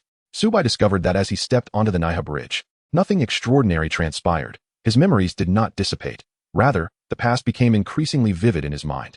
Perhaps sensing something amiss with the figure of Lu Qinghan behind him, he hastily turned to look. There stood Lu Qinghan, her gaze vacant, her small hand gently slipping away as she slowly shook her head, murmuring, "No. Don't." The extreme cold Empress. "I am not. No. I am Xiaohan. Su Xiaohan." Her memories were fading, while at the same time, long-buried recollections began to stir. Chapter 57. Lu Qinghan recovers her memory. The Naiha Bridge forbids looking back or retracing one's steps, such is the rule of the bridge. However, at this moment, Su Bai found himself glancing back at Lu Qinghan. Upon seeing her collapse to the ground, he hesitated not a moment, stepping forward to cradle her in his arms. His face etched with urgency as he called out, "Xiaohan, what has happened? Wake up. System, what is going on? Why did Xiaohan faint? Wake up, Xiaohan." No sound answered him, not even from the system within him. With the system silent, a wave of panic washed over Su Bai, his mind incessantly pleading, "System, activate spatial transfer. Open the spatial transfer now. It must be the Naiha Bridge causing this. If only I can get Xiaohan away, everything will be fine." His whispers echoed in the void, met with silence, akin to a drowning child, rendered utterly helpless. After a long while, he sat cross-legged on the ground, holding Lu Qinghan, gazing upon her exquisite yet pale visage. At that moment, he regretted bringing her onto the Naiha Bridge. Guilt surged within him as he slightly tilted his head, eyes closed. "I am sorry. I have brought you harm." Time passed, and a gentle voice floated over from the other side of the bridge. "Child, bring that little girl here. The old woman has a few tricks that may assist you. Come here." The voice from across the bridge resonated like an enchanting melody, wrapping around Su Bai's ears. A flicker of struggle crossed his eyes. Yet upon looking down at Lu Qinghan, he resolutely picked her up and moved toward the other side of the bridge. Upon regaining his composure, he perceived a flaw. It was impossible for the system to remain unresponsive. Perhaps this was merely an illusion, but he could not afford to gamble. "Good child, come to grandma." On the outskirts of the Naiha Bridge, Yu Ling observed Su Bai step by step approaching the bridge's edge, falling into silence. Indeed, in her view, Su Bai cradled nothing, walking alone toward the edge rather than the opposite side. Perhaps sensing something, Yu Ling suddenly became agitated, her gaze fixating on Lu Qinghan. Her eyes ablaze with fervor as she softly murmured, "Master, are you finally regaining your memories?" On the Naiha Bridge, Lu Qinghan stood there, her expression dulled, her petite form gradually expanding, transforming from a charming little girl into a statuesque beauty of 170 centimeters. Her eyes grew increasingly frigid, akin to glaciers that had never thawed. The colorful attire she wore seemed to respond to her metamorphosis, adjusting to fit her figure, her long, delicate legs bare, as she stood barefoot on the bridge. She raised a hand to touch the corner of her eye, her cold gaze fixed on the teardrop at her fingertip as she murmured, "Why am I shedding tears? This is the Naiha Bridge." Casting a cursory glance around, she soon spotted Su Bai at the bridge's edge, and upon seeing his lonely silhouette, an inexplicable pang of sorrow struck her heart. It wasn't until Su Bai leaped off that she instinctively raised a hand, softly whispering, "Who are you?" As if sensing her presence, Su Bai, now plummeting into the river of oblivion, allowed a faint smile to grace his lips, and the Lu Qinghan in his arms dissipated. "So you are unscathed. That is truly splendid." Splash! His body plunged into the river, instantly attracting a throng of shadowy fish, eager to devour his soul, their sharp teeth gnashing at his flesh. With each bite, he felt as though his very soul was being torn apart, a pain far beyond mere physical torment. Countless shadowy fish enveloped him, darkness engulfing his vision, his consciousness gradually fading. He no longer had the strength to call for the system within his heart. How utterly frustrating. The promises made to Xiao Han remained unfulfilled, to buy her beautiful clothes, to take her to see fields of flowers. In the depths of darkness, he could only curl up helplessly, countless teeth viciously gnawing at his body, rendering him painfully fragile. At that moment, the swarm of gnashing teeth seemed to encounter an unimaginable terror, shattering like fragile bubbles. Bringing relief from the pain, Su Bai, enduring the agony that clawed at his soul, slowly managed to crack open his eyelids. Before him stood a young girl, extending her hand toward him, her face adorned with a sweet smile, identical to the Xiao Han from his memories. "Xiao Han," he whispered, instinctively reaching out to grasp her hand, yet as he lifted it, he suddenly lowered it again. He understood the peril of his situation, unwilling to drag her into his calamity. Then, a murmur from the girl reached his ears, seemingly distant yet near. "Xiao Bai, why are you so foolish?" The voice settled into his ears, and a smile involuntarily graced Su Bai's face. In that moment, his consciousness reached its limit, and he succumbed to darkness. By the banks of the river of oblivion, Lu Qinghan sat upon a rocky outcrop. Her eyes filled with compassion as she gazed at the figure in her arms, a man in tattered clothing, none other than Su Bai. Behind them, Yuling stood respectfully, observing the grown version of Lu Qinghan, knowing that she must have regained her memories. Yet why did her master gaze upon Su Bai with an unmistakable tenderness? Since following her master, Yuling had never witnessed such an expression from her, save for when she had lost her memories. As she pondered this in confusion, Lu Qinghan suddenly turned to her, softly instructing, "Yuling, turn around." Yes. Though Yuling was perplexed, she complied obediently. After a while, a voice emerged. "All right, it is done." Only then did Yuling turn back, finding no visible change, save for Su Bai's attire. Attire? A glance revealed a tattered garment lying beside them. At that moment, Yuling fell silent. If her suspicions were correct, did that mean the Empress had changed a man's clothes? The thought struck her, and she quickly dismissed it. Previously, she wouldn't have dared to imagine such a thing. Yet now, alas, she had hoped that once her master regained her memories, the connection with Su Bai would cease. But now it seemed she was only sinking deeper. With a faint sigh, Yuling felt a bitter pang in her heart. The unfolding of events had truly caught her off guard. Meanwhile, Lu Qinghan was indifferent to Yuling's thoughts, her delicate hand gently caressing Su Bai's face. The rocky surface beneath her transformed into a stone bed, and with a gaze imbued with tenderness, she softly uttered, "Xiao Bai, rest well for a while. Now, it is my turn to protect you." After saying this, she slowly rose and turned towards the Naiha Bridge, the warmth in her eyes dissipating, replaced by an endless coldness. As if in that moment, she had truly become the Empress. Chapter 58. The king of the underworld steps in at one end of the Naiha Bridge. Lu Qinghan stood, gazing at the other side without uttering a word. With her palm facing downward, a snow-white sword materialized from thin air. She lifted the sword and casually sliced through the air towards the bridge, leaving a streak of white light that surged forward. Just then, an irate voice echoed from the other end of the bridge. "You little girl, how audacious! The Naiha Bridge is the foundation of the underworld. How dare you act so recklessly?" From the other side, an old woman approached, leaning on her cane, her dark eyes glinting with malice. With each step, strange phenomena occurred beneath her feet, as shadowy fish swam across the bridge, as if she were walking on their backs. As Lu Qinghan wielded her sword, the old woman paid little heed, for the Naiha Bridge, formed alongside the underworld, could withstand even the mightiest of strikes from an emperor without leaving a trace. What could Lu Qinghan's casual swipe possibly achieve? The Naiha Bridge was supported by 18 pillars, and suddenly, a flash of white light appeared, slicing towards the central pillar. In an instant, the pillar below snapped, causing the bridge to tremble violently, as if it would collapse at any moment. Meng Per, standing on the bridge, nearly lost her balance. When she sensed the bridge's disturbance, her expression shifted dramatically, fear etched into her features. The pillar had truly broken, specifically, the central one. She could scarcely imagine the consequences if the woman before her were to unleash her full power. Steadying herself with her cane, Meng Per regarded Lu Qinghan, hesitating to speak. Ultimately, her tone softened, fear glimmering in her eyes. Who are you? Lu Qinghan's gaze was icy as she met Meng Po's questioning eyes. In a detached tone, she raised her delicate hand, pointing the sword's tip at Meng Po, and replied, "It is said that when one dies, they cross the Naiha Bridge and drink Meng Po's soup to forget the memories of this life. Yet, this mere Naiha Bridge dares to erase the memory of this Empress?" As she spoke, a glimmer of murderous intent flickered in her cold eyes, her tone unwavering. "Since you, the guardian of the Naiha Bridge, fail to recognize your place, I shall assist the king of the underworld in replacing you." Upon hearing this, Meng Po was incensed.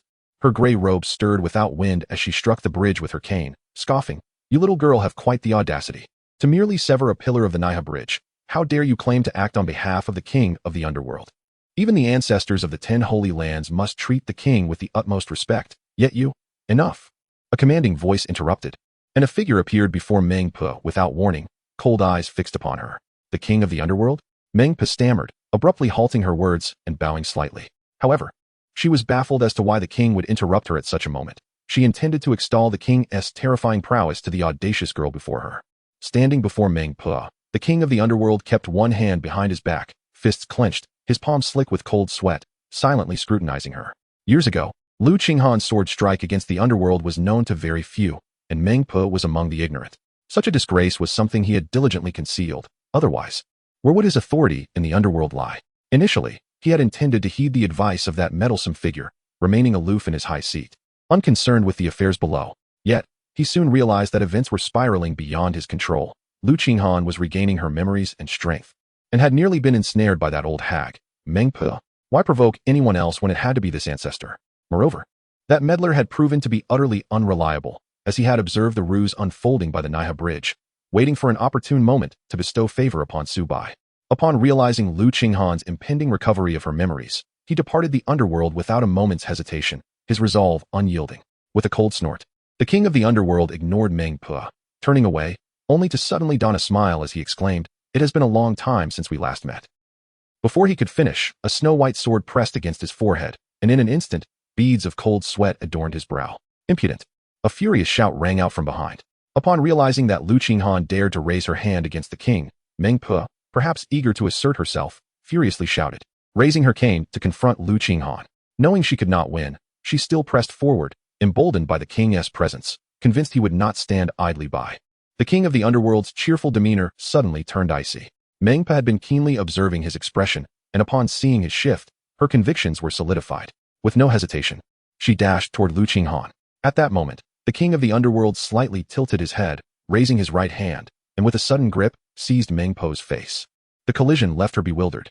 In the next instant, the king of the underworld twisted her face to turn it towards him, his expression a mask of cold amusement as he struggled to contain his wrath, forcing a smile as he said, "I haven't spoken yet. Why do you interject?" Realizing the gravity of her situation, Meng Po's face turned pale, and just as she was about to plead for mercy, the king of the underworld slammed her head down towards the Naiha Bridge. Each strike sent tremors through the bridge, causing shadowy fish to surface, neatly aligned along its sides. After a few strikes, the king of the underworld lifted his hand, dragging Meng Po's contorted face to face the multitude of shadowy fish below. One of the 3-meter-long fish leaped up, transforming into an old woman who bore a striking resemblance to Meng Po, kneeling before the king with fear etched upon her features. The king of the underworld regarded her, casually discarding Meng Po, who, before hitting the ground, transformed into a wisp of ash, drifting towards the blood moon. Witnessing this, the old woman trembled in terror, stammering, "Your Majesty, we, the Shadow Clan, were unaware of Meng Po's actions." The king of the underworld's cold gaze fixed upon her as he spoke calmly, "From this day forth, you shall be the new Meng Po. Should there be another transgression, the Shadow Clan shall have no reason to exist." "Yes." The old woman's eyes gleamed with surprise, and she hurriedly acquiesced, respectfully retreating into the river, aligning herself with the multitude of shadowy fish, ready for orders. As the old woman departed, the king of the underworld's expression brightened once more, chuckling. "I wonder if Lord Lu is satisfied?" Lu Qinghan regarded the king of the underworld with an unyielding gaze, silent and resolute, the snow-white sword still pressed against his forehead, an unspoken understanding hanging in the air. Seeing this, the king of the underworld sighed, feeling a profound headache. This ancestor was indeed challenging to appease. Had it not been for that unparalleled sword strike eons ago, he might still retain the arrogance he had when first meeting Lu Qinghan. Reflecting on that initial encounter, he had been so brash, proclaiming he would utilize the power of the underworld to keep her in the realm of shadows. Little did he know, one sword strike would leave him dazed, nearly splitting the very heart of the underworld in two. After that fateful strike, he became more subdued, acutely aware that even in the nether realm, he was not an omnipotent being. After a moment of silence, the king of the underworld gazed at Lu Qinghan, then cast a glance at the unconscious Su Bai, forcing a smile as he remarked, I understand the rules, the deed is done, and now we must discuss compensation.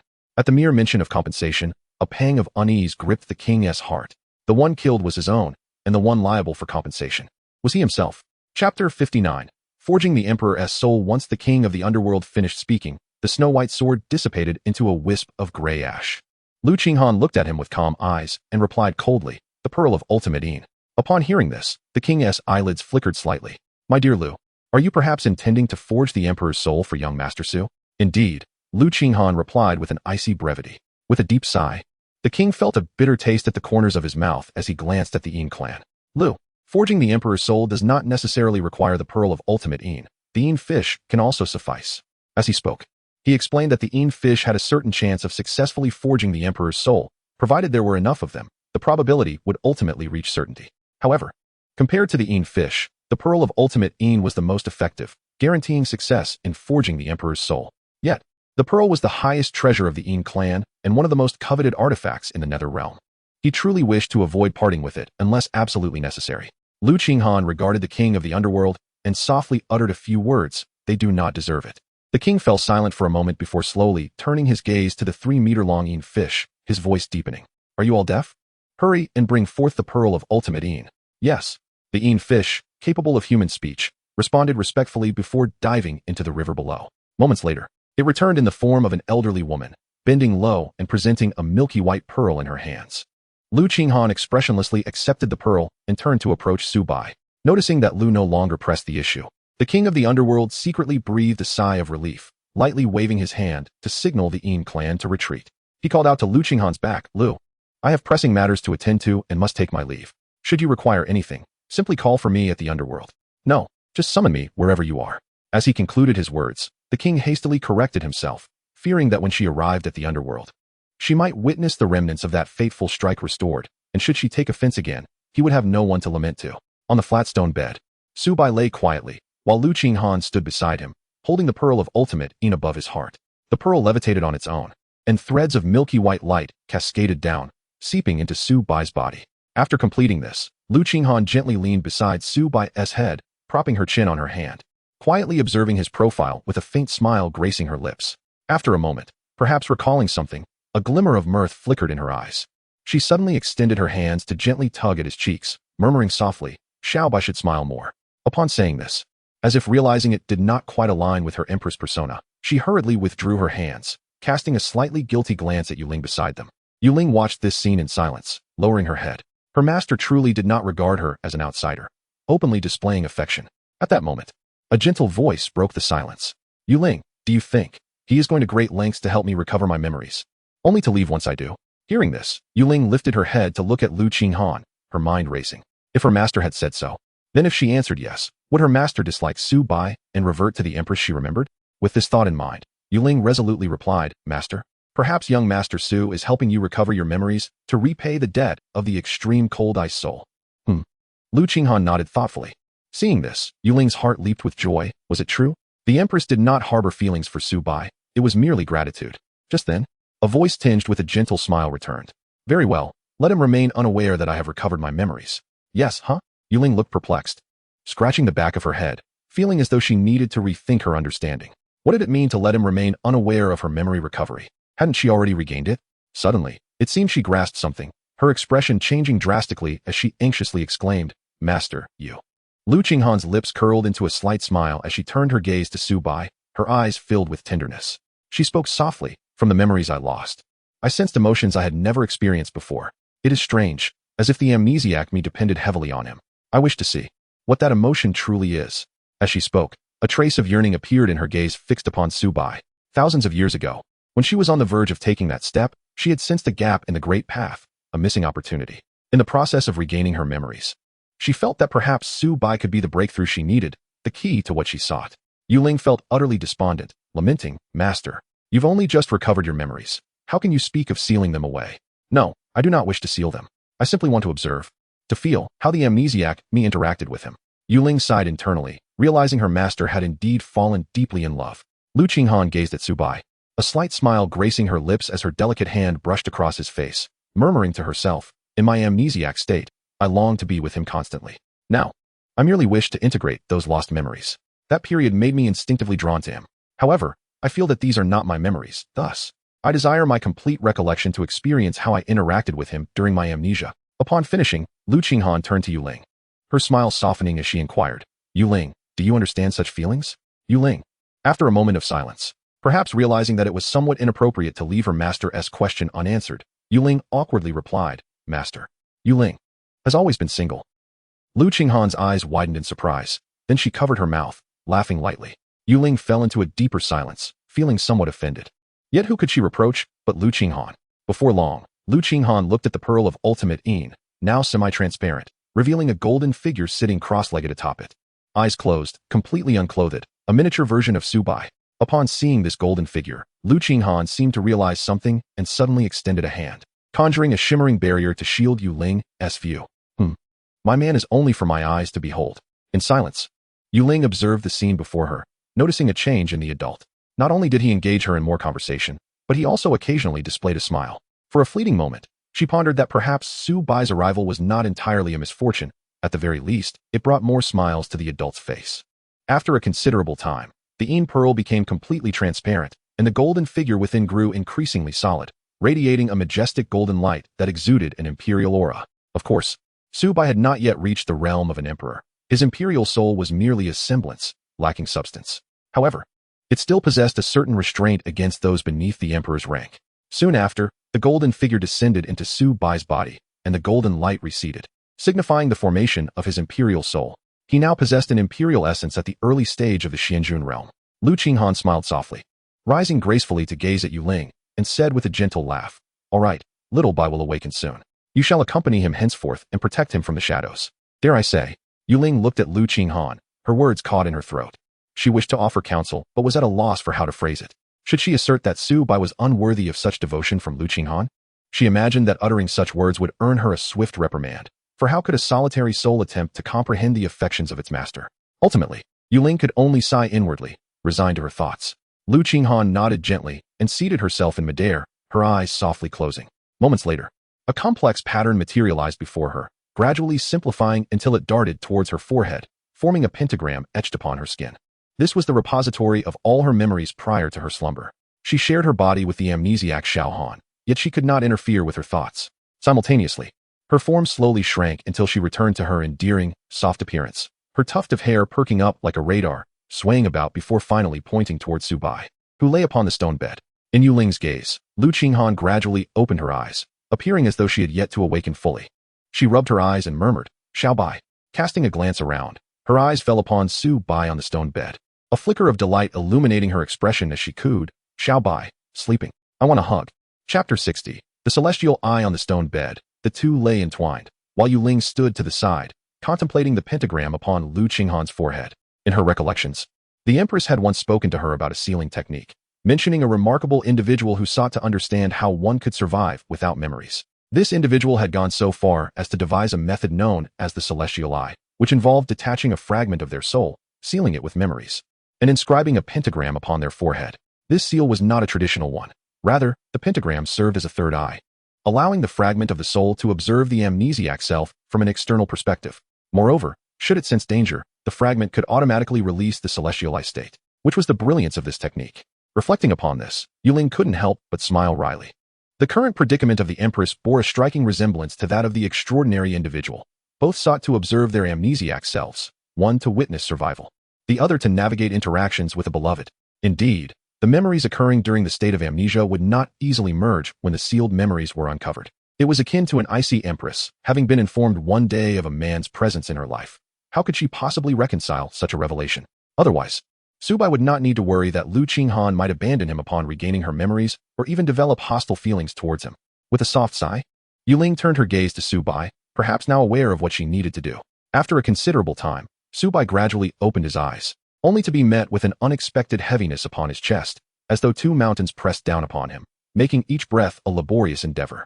As his gaze focused, He noticed a tuft of hair resting softly before him, and upon closer inspection, the girl was sprawled across him.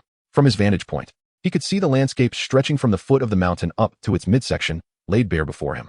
Seeing Lu Qinghan in her current state filled Su Bai with a flicker of joy. She had not regained her memories, had she? Su Bai was enveloped in uncertainty, for at the very moment the illusion shattered, he had heard the haunting question, "Who are you?" The voice resonated like an ancient glacier, evoking a sense of trepidation. In that instant, he fervently wished it was not her voice, yet the truth lay before him, dispelling the thoughts within his heart. Su Bai cautiously propped himself up, ensuring that Lu Qinghan could rest comfortably in his embrace. Just then, a gentle voice drifted from the side. "Young Master Su, are you awake?" Su Bai turned to see Yuling standing to one side, and with a gentle smile, he greeted, "Miss Yuling."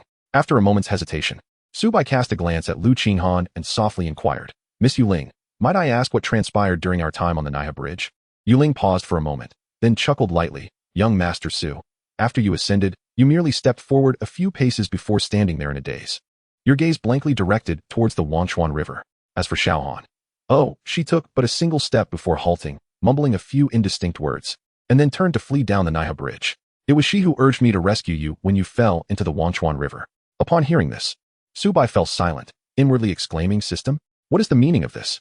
A sudden voice interjected, tinged with a hint of displeasure. Upon hearing the system's response, Su Bai initially felt a surge of joy, only to be followed by a furrowed brow as he queried, "System, may I ask why you did not respond when I called for you on the Naiha Bridge?" After a brief pause, the system replied coldly, "Dear host, please do not unjustly accuse this system. At that moment, I was shouting until my throat was hoarse, yet you were foolishly leaping into the air as if embracing nothingness." Su Bai smiled awkwardly, choosing not to pursue the matter further. Instead, he inquired, "What transpired during my period of unconsciousness?" "You were assaulted." "Oh, what?" Su Bai nearly lost his breath, his eyes wide with astonishment as he exclaimed in shock, "Young Master Su, are you all right?" Beside him, Yuling was filled with confusion, wondering what on earth was happening. As if struck by a thought, Yuling instinctively glanced at Lu Qinghan, who lay in Su Bai's embrace, then looked back at the position of her hand. That couldn't be right. She was merely draping her arm around his neck, not constricting his lifeline. Upon this realization, Yuling's face flushed crimson, and she hurriedly chastised herself inwardly. "How could I think such things? The purity of Lady Empress is beyond question. She would never engage in such conduct." Su Bai grimaced and gently shook his head, his tone somewhat stiff as he remarked, "It's nothing." Subsequently, he pondered silently within, who is the master? The system remained silent. No, this lad truly believes it? And was there any need to inquire? In this nether realm, aside from two living beings, there are only spirits. It surely cannot be a ghost, can it? While grappling with these thoughts, Su Bai found himself oscillating between Lu Qinghan and Yuling. His first instinct was to think of Lu Qinghan, but the moment he visualized her naive demeanor, it became inconceivable that she could commit such an act. Without awaiting the system's response, Su Bai awkwardly lifted his gaze towards Yuling, feeling as though his throat were pierced by countless needles, rendering him utterly voiceless. As the situation threatened to escalate, the system recognized that it ought to provide some clarification, simultaneously feeling a modicum of satisfaction. It seemed that Little Bai harbored a degree of trust in it, considering such an absurd situation without suspecting its involvement. Ahem, well. Little Bai, calm down. Allow me to share a rather cold joke. You have been violated. Upon hearing this, Su Bai was instantly petrified, the corners of his mouth twitching. Were it not for the fact that the system existed merely as a consciousness, he would have dearly liked to extract it and deliver a sound thrashing. What a delightful joke.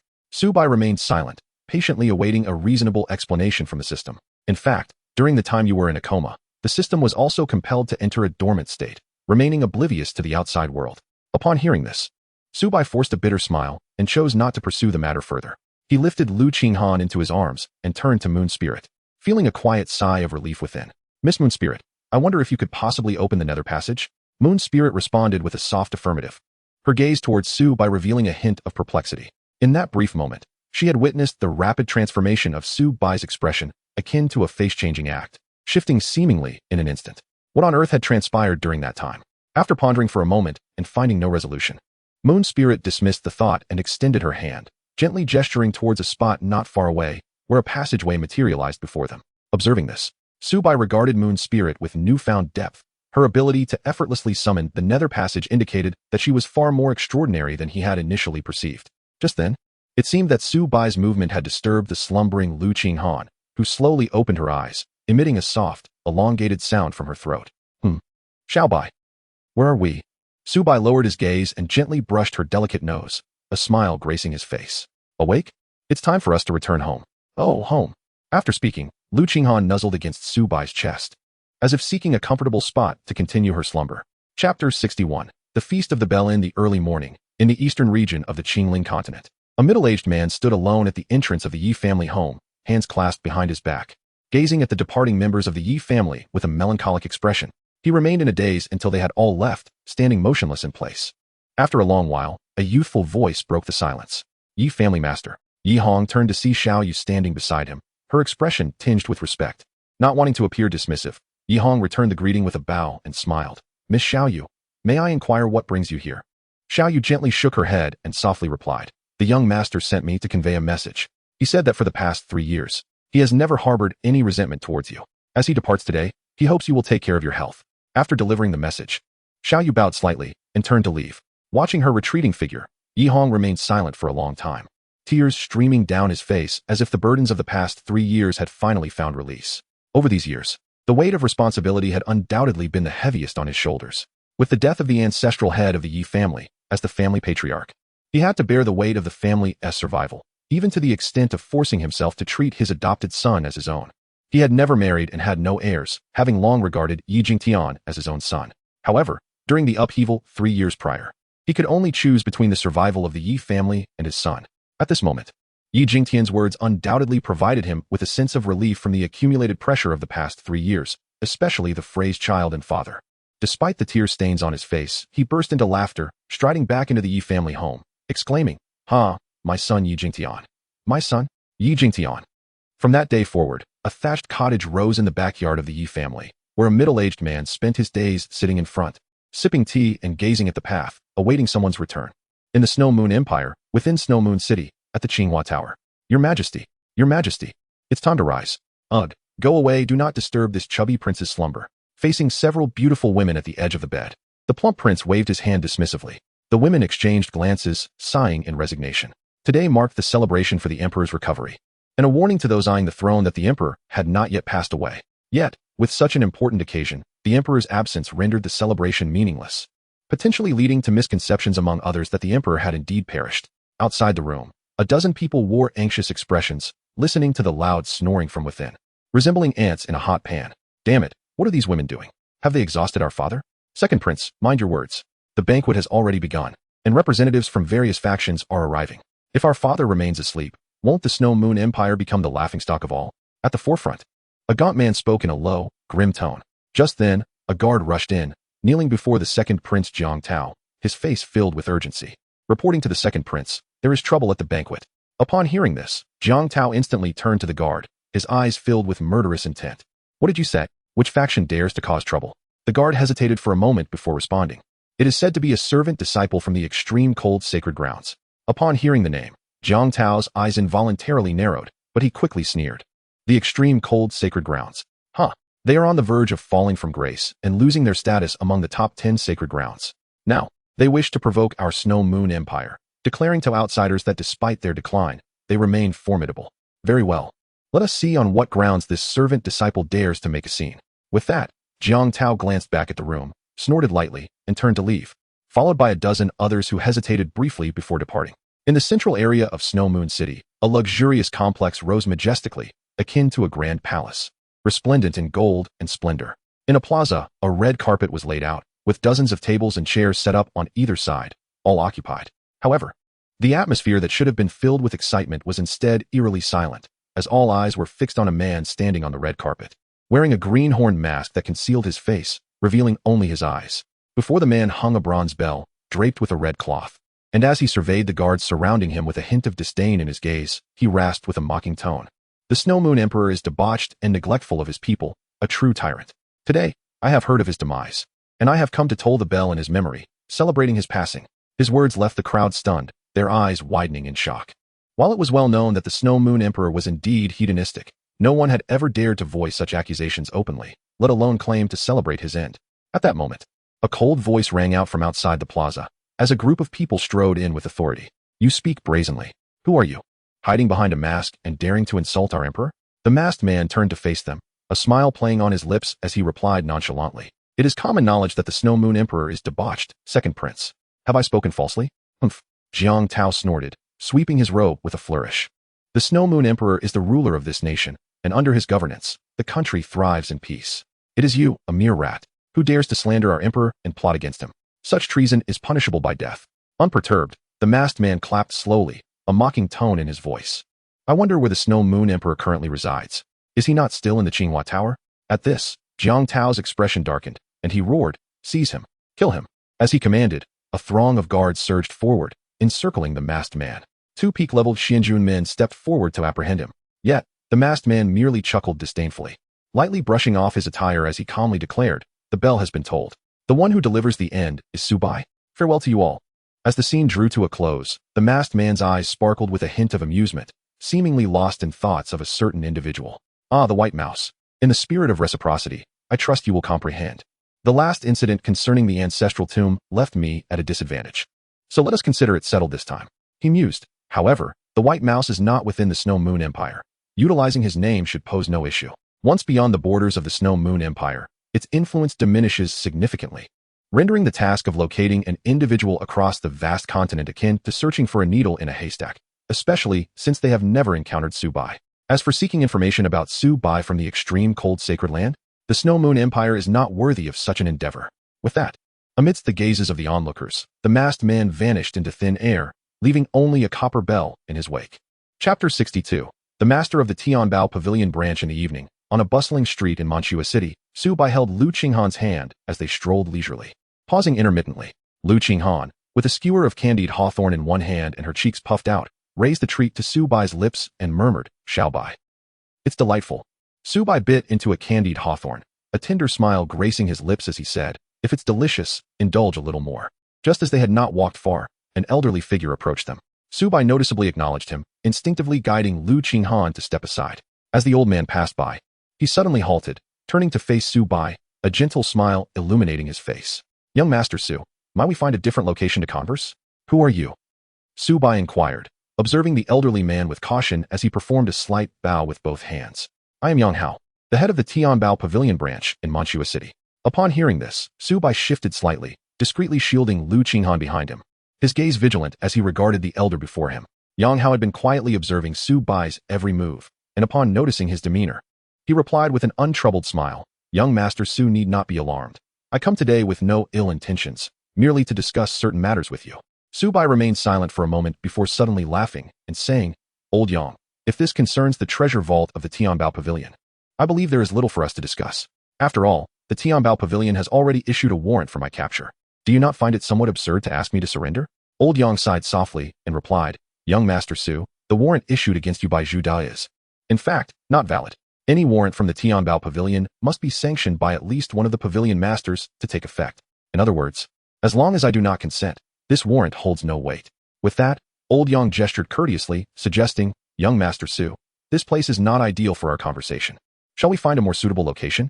Su Bai hesitated for a moment before gently nodding. After all, this was the street, bustling with people, making it quite inconvenient to discuss such matters. Moreover, the old man before him was at the late stage of the Xianjun realm. While Su Bai was merely at the initial stage, he certainly did not feel intimidated. In a private room on a higher floor of the Mingxian Tavern, Elder Yang poured 2 cups of tea and smiled. "Young Master Su, please enjoy some tea." "No need." Su Bai intended to decline outright, but he suddenly noticed Lu Qinghan beside him, lifting her teacup with both hands and gulping it down in one go. After finishing, she wiped her lips, her eyes sparkling as she turned to Su Bai, "Little Bai, it's sweet." Su Bai suppressed his words, affectionately ruffling her hair before turning to Elder Yang with a smile. "Thank you, Elder Yang." Elder Yang chuckled heartily, his eyes warm as they regarded Lu Qinghan. Prior to their arrival, he had inquired thoroughly about Su Bai, and thus was already aware of the young lady by his side. Accordingly, he had prepared a special blend of tea, sweet and refreshing to the palate. Su Bai merely smiled faintly, lifting his teacup to take a delicate sip before setting it down. "Master Yang," he said, "let us not discuss the matter of the treasure vault." It was absurd. He had already expended several million spirit stones on it. What could he possibly use to repay such a debt? Moreover, he had never intended to oppose the Tianbao Pavilion.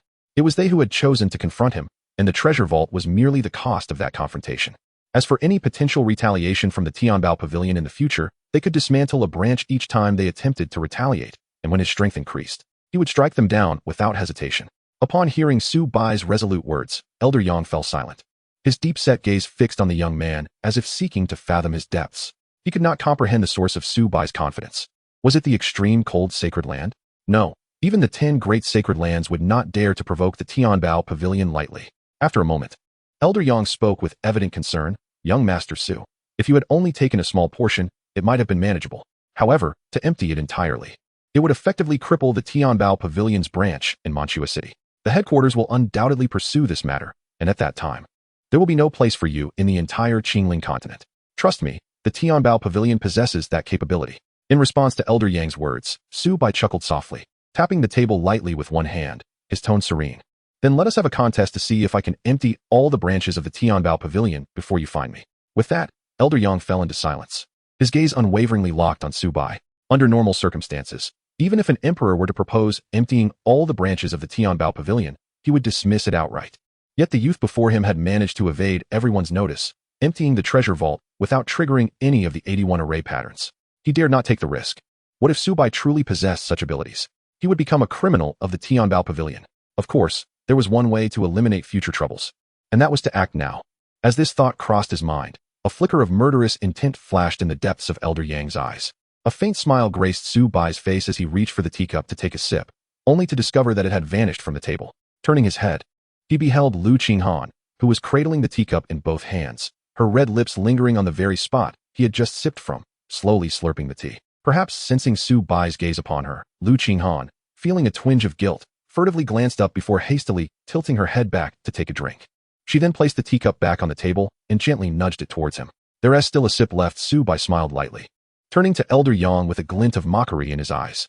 Elder Yang, he said with a soft chuckle, I possess the ability to empty the treasury using my Earth Spirit Realm powers. Dare I ask, do you think that mysterious figure in the late profound King Realm could possibly hinder me? As he spoke, Su Bai raised his hand and snapped his fingers. A stream of spiritual energy flared like flames at his fingertips, exuding a faint aura characteristic of the early profound monarch realm. Upon witnessing this surge of energy, Elder Yang's pupils constricted, and his face quivered slightly. The early profound monarch realm. He had toiled for over half his life to reach the late profound monarch realm. Yet this youth, at such a tender age, had already attained the early profound monarch realm. The critical point was that just days ago, he was merely in the Earth Spirit Realm, and now he had transcended 3 major realms in a matter of days, a feat that would undoubtedly send shockwaves through the entire cultivation community. After a prolonged silence, Elder Yang suddenly let out a bitter laugh, realizing that he had been led by the nose by this young man. Young Master Su, I am fully aware of the events that transpired. It was Judah who acted improperly from the outset. During our meeting today, I shall report the matter truthfully.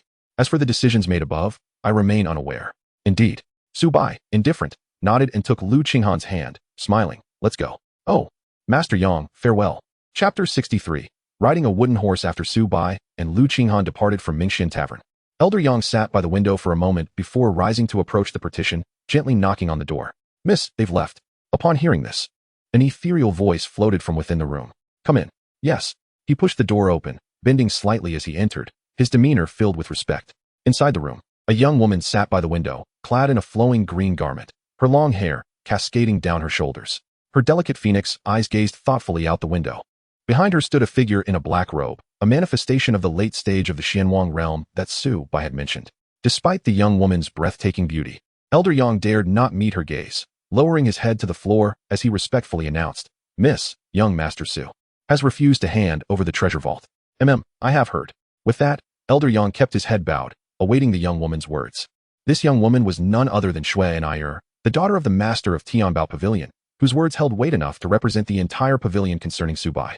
The room fell silent for a moment before Shui An withdrew her gaze from the window, her ethereal eyes fixating on Elder Yang as she softly remarked.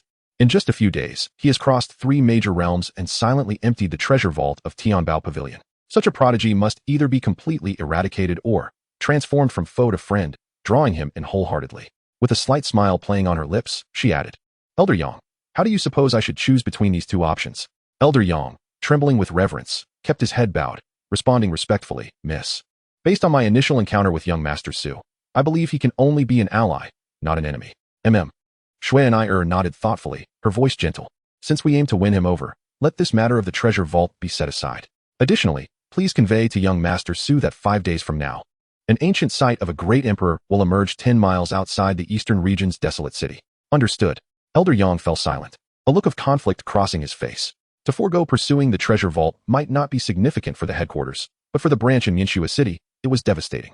Without the support of the treasure vault, the Tianbao Pavilion branch in Yanshua City would soon face collapse. Perhaps sensing Elder Yang's discomfort, Shui and I spoke calmly. I will report the matter of the treasure vault and seek compensation from the headquarters.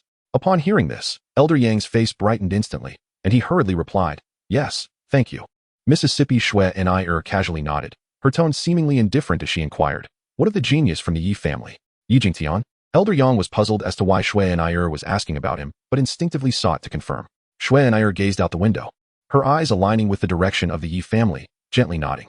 Elder Yang's expression grew serious as he spoke. Miss, it is rather strange. 3 years ago, a holy son from the Wujing sacred land coveted Yi Jingtian's innate sword spirit body and stripped it away. Logically, once the spirit body is taken, he should have become a cripple. Yet, for some reason, a few days ago, rumors surfaced that he opened a domain and personally killed an outer sect elder from the Wujing sacred land, achieving the pinnacle of the Xianjun realm. After he finished speaking, Shui and remained silent for a long while, her gaze lost in thought. Finally, she muttered to herself. In the past century, it seems that prodigies have become more numerous than ever. How intriguing. Having left Mingxian Tavern, Su Bai made his way toward the city gates, intent on departing from Yanshua City today. On the bustling streets, Su Bai held Lu Qinghan's hand as they strolled, stopping frequently as she pointed out various delicious treats, tugging him along. She would take, and he would pay, an arrangement that felt perfectly natural. As the sun dipped below the horizon, casting a rosy hue over Yanshua City, the streets filled with residents out for evening strolls, gathering in groups to share laughter and chatter. Su Bai, look! Suddenly, Lu Qinghan halted, her hand gripping Su Bai's as she gazed at a young couple across the street. The girl was perched on the boy's shoulders, her hands tangled in his hair, while he held her legs tightly, dashing down the street amidst laughter, brushing past Su Bai and Lu Qinghan. As the young couple passed, an unsettling premonition washed over Su Bai, as though he sensed a scorching gaze directed at him. He turned to Lu Qinghan, his smile stiffening as he saw her watching him eagerly. Xiaohan, you wouldn't. Lu Qinghan blinked innocently, wrapping her arms around his. Her voice sweetly pleading, Su Bai, can I ride too? No, that's something only couples can do. Su Bai rejected her without a second thought. Oh. Lu Qinghan's expression fell, and she sulked, crouching down in place, her little tuft of hair pointing accusingly at him, her head drooping in disappointment as she murmured, but aren't we a couple, Su Bai? At her words, Su Bai was about to refute the notion, but suddenly recalled the Xiaohan law. Ah, indeed. According to the Xiaohan law, only couples could exchange kisses, and once kissed, they were considered a couple. We've kissed. With a wry smile, Su Bai scooped Lu Qinghan up, bending slightly to cradle her, playfully pinching her little nose as he affectionately said, all right, you may ride. Yay. Lu Qinghan's face lit up with joy as she turned around and clambered onto his shoulders, gripping his hair and shouting, Su Bai, run? As she said this, she playfully bounced up and down against his neck, pretending he was running, though in reality, he remained still, feeling the coolness against his neck. Su Bai's expression shifted slightly as he hurriedly activated his sage mode in his mind, chanting, Namo Amitba, form is emptiness. However, the adversary was well prepared, equipped with the world's most advanced gear. They shattered his defenses and struck him hard on the head, crumbling his composure completely. What sage mode? In that moment, all of it was obliterated.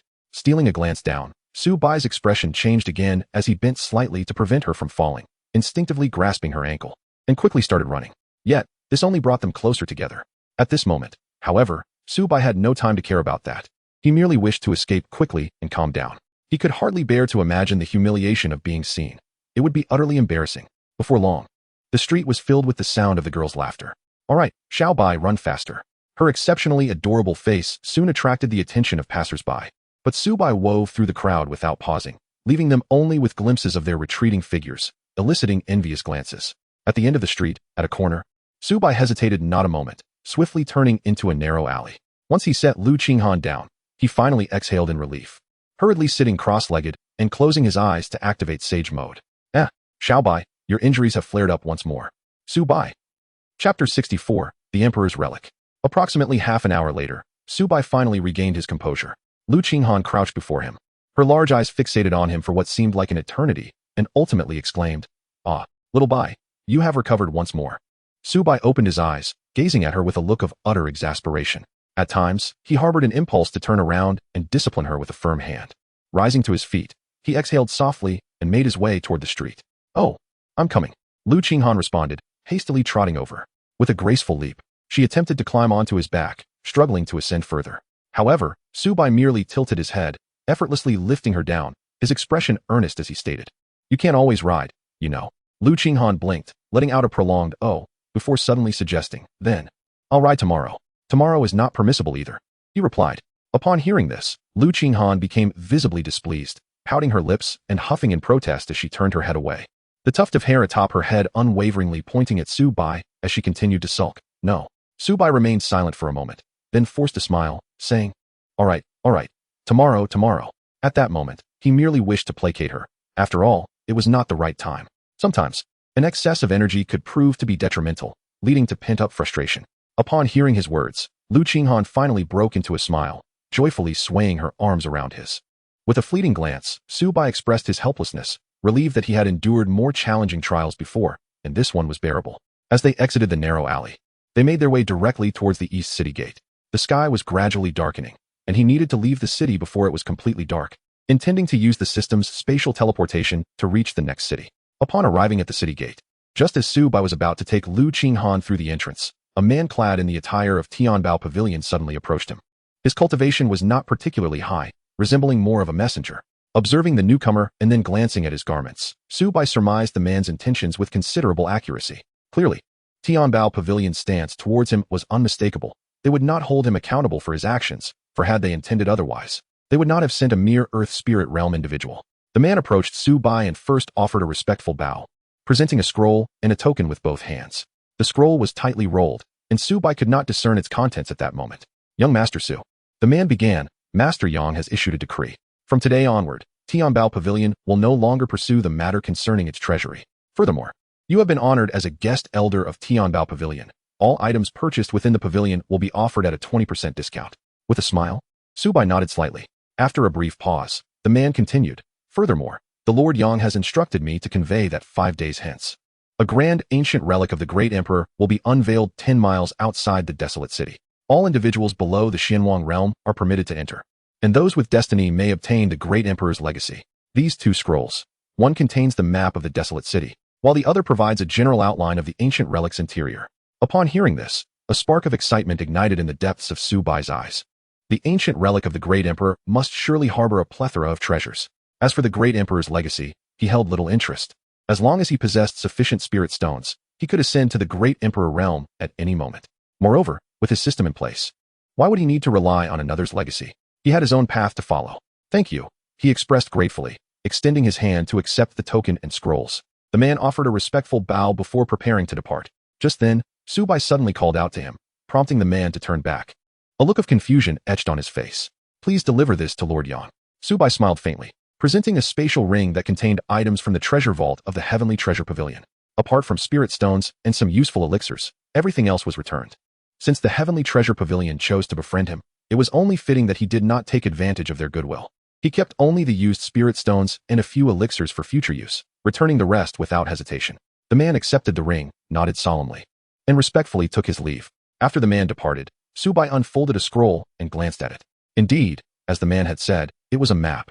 The map clearly marked several ancient ruins and the territories of formidable beasts, but what caught Su Bai's attention were the areas shaded in black, labeled with the words, "Forbidden Zone. Do not enter." The map did not specify which emperor's ruins it depicted, yet Su Bai paid it no mind. He tucked away the map, having already decided on his course, and left the city with Lu Qinghan, departing from the Frosty Snow City. Within the Mingxian Tavern of Frosty Snow City, Elder Yang stared at the ring on the table, at a loss for whether to laugh or cry. If he laughed, it was because the 5 million spirit stones had vanished without a trace. If he cried, it was due to the fact that, apart from the spirit stones and a few elixirs, everything had been returned intact.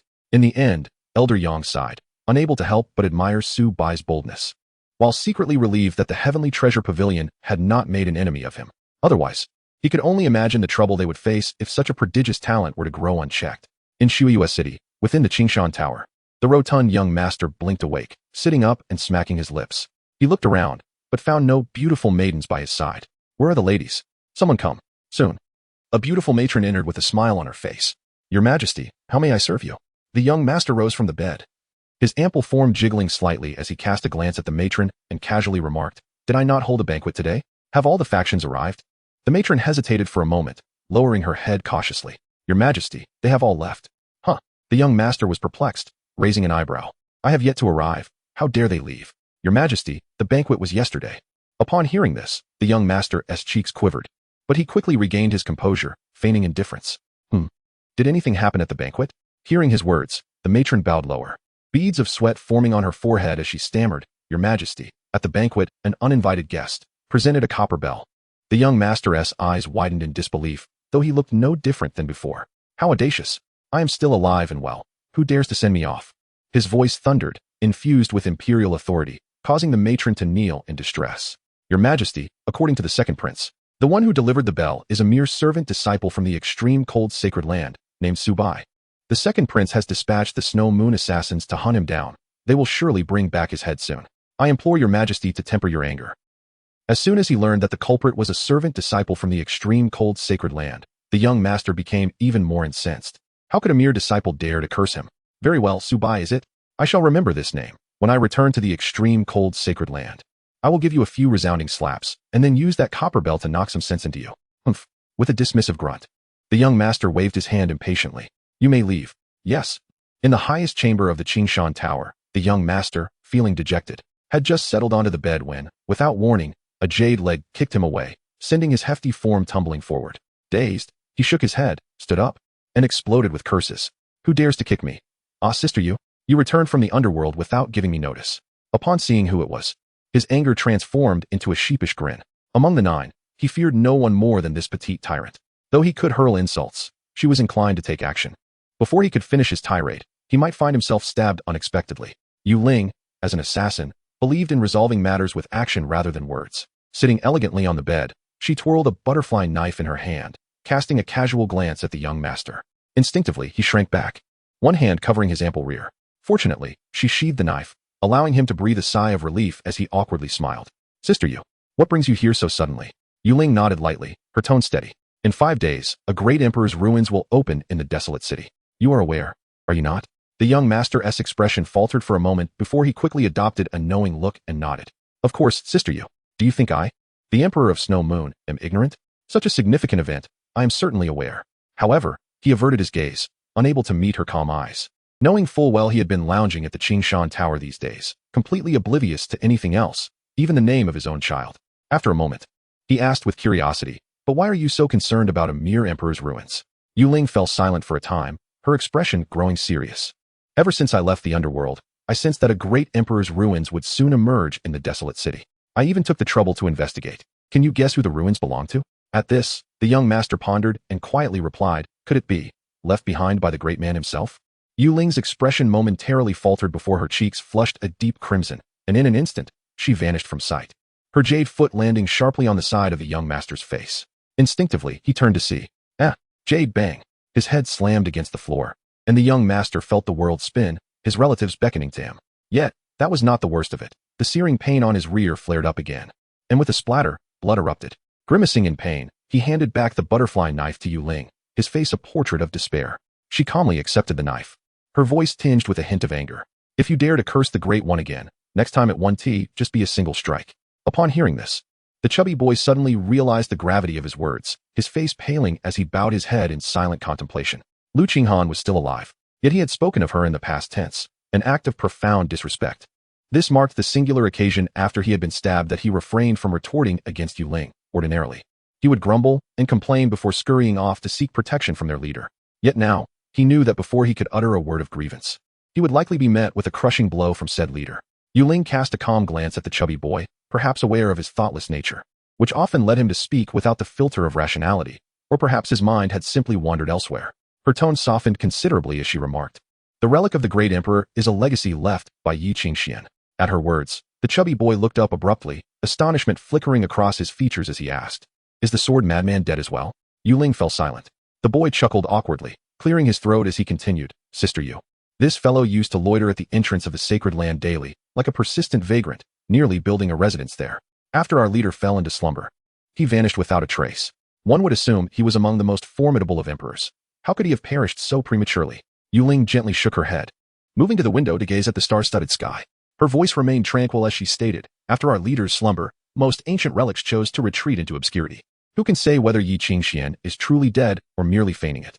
Perhaps this relic of the great emperor signifies his return. The chubby boy fell silent, and after a brief moment of hesitation, Yu Ling's expression shifted to one of peculiarity, her tone turning grave as she remarked, however, whether Yi Qingxian returns or not bears little significance for us. What truly matters is that young Master Su is currently en route to the desolate city with our leader. At her words, the chubby boy raised an eyebrow. He had witnessed the young man publicly kiss Lu Qinghan at the ancestral tomb. As time passed, he had come to understand the nature of their relationship. Their leader now relied heavily on the young man. Given that Yi Qingxian was the most fervent suitor of their leader, the thought of them together filled him with dread. He could hardly imagine the chaos that might ensue within the cultivation world. It seemed that the one surnamed Su was destined for misfortune. Oh, the surname Su. Suddenly struck by a realization, the chubby boy's heart raced as he looked up at Yu Ling, seeking confirmation. Sister Yu, that young man. Is his surname Su and his given name Bai? Yu Ling glanced back at him, seemingly perplexed by his inquiry, yet she nodded gently in affirmation.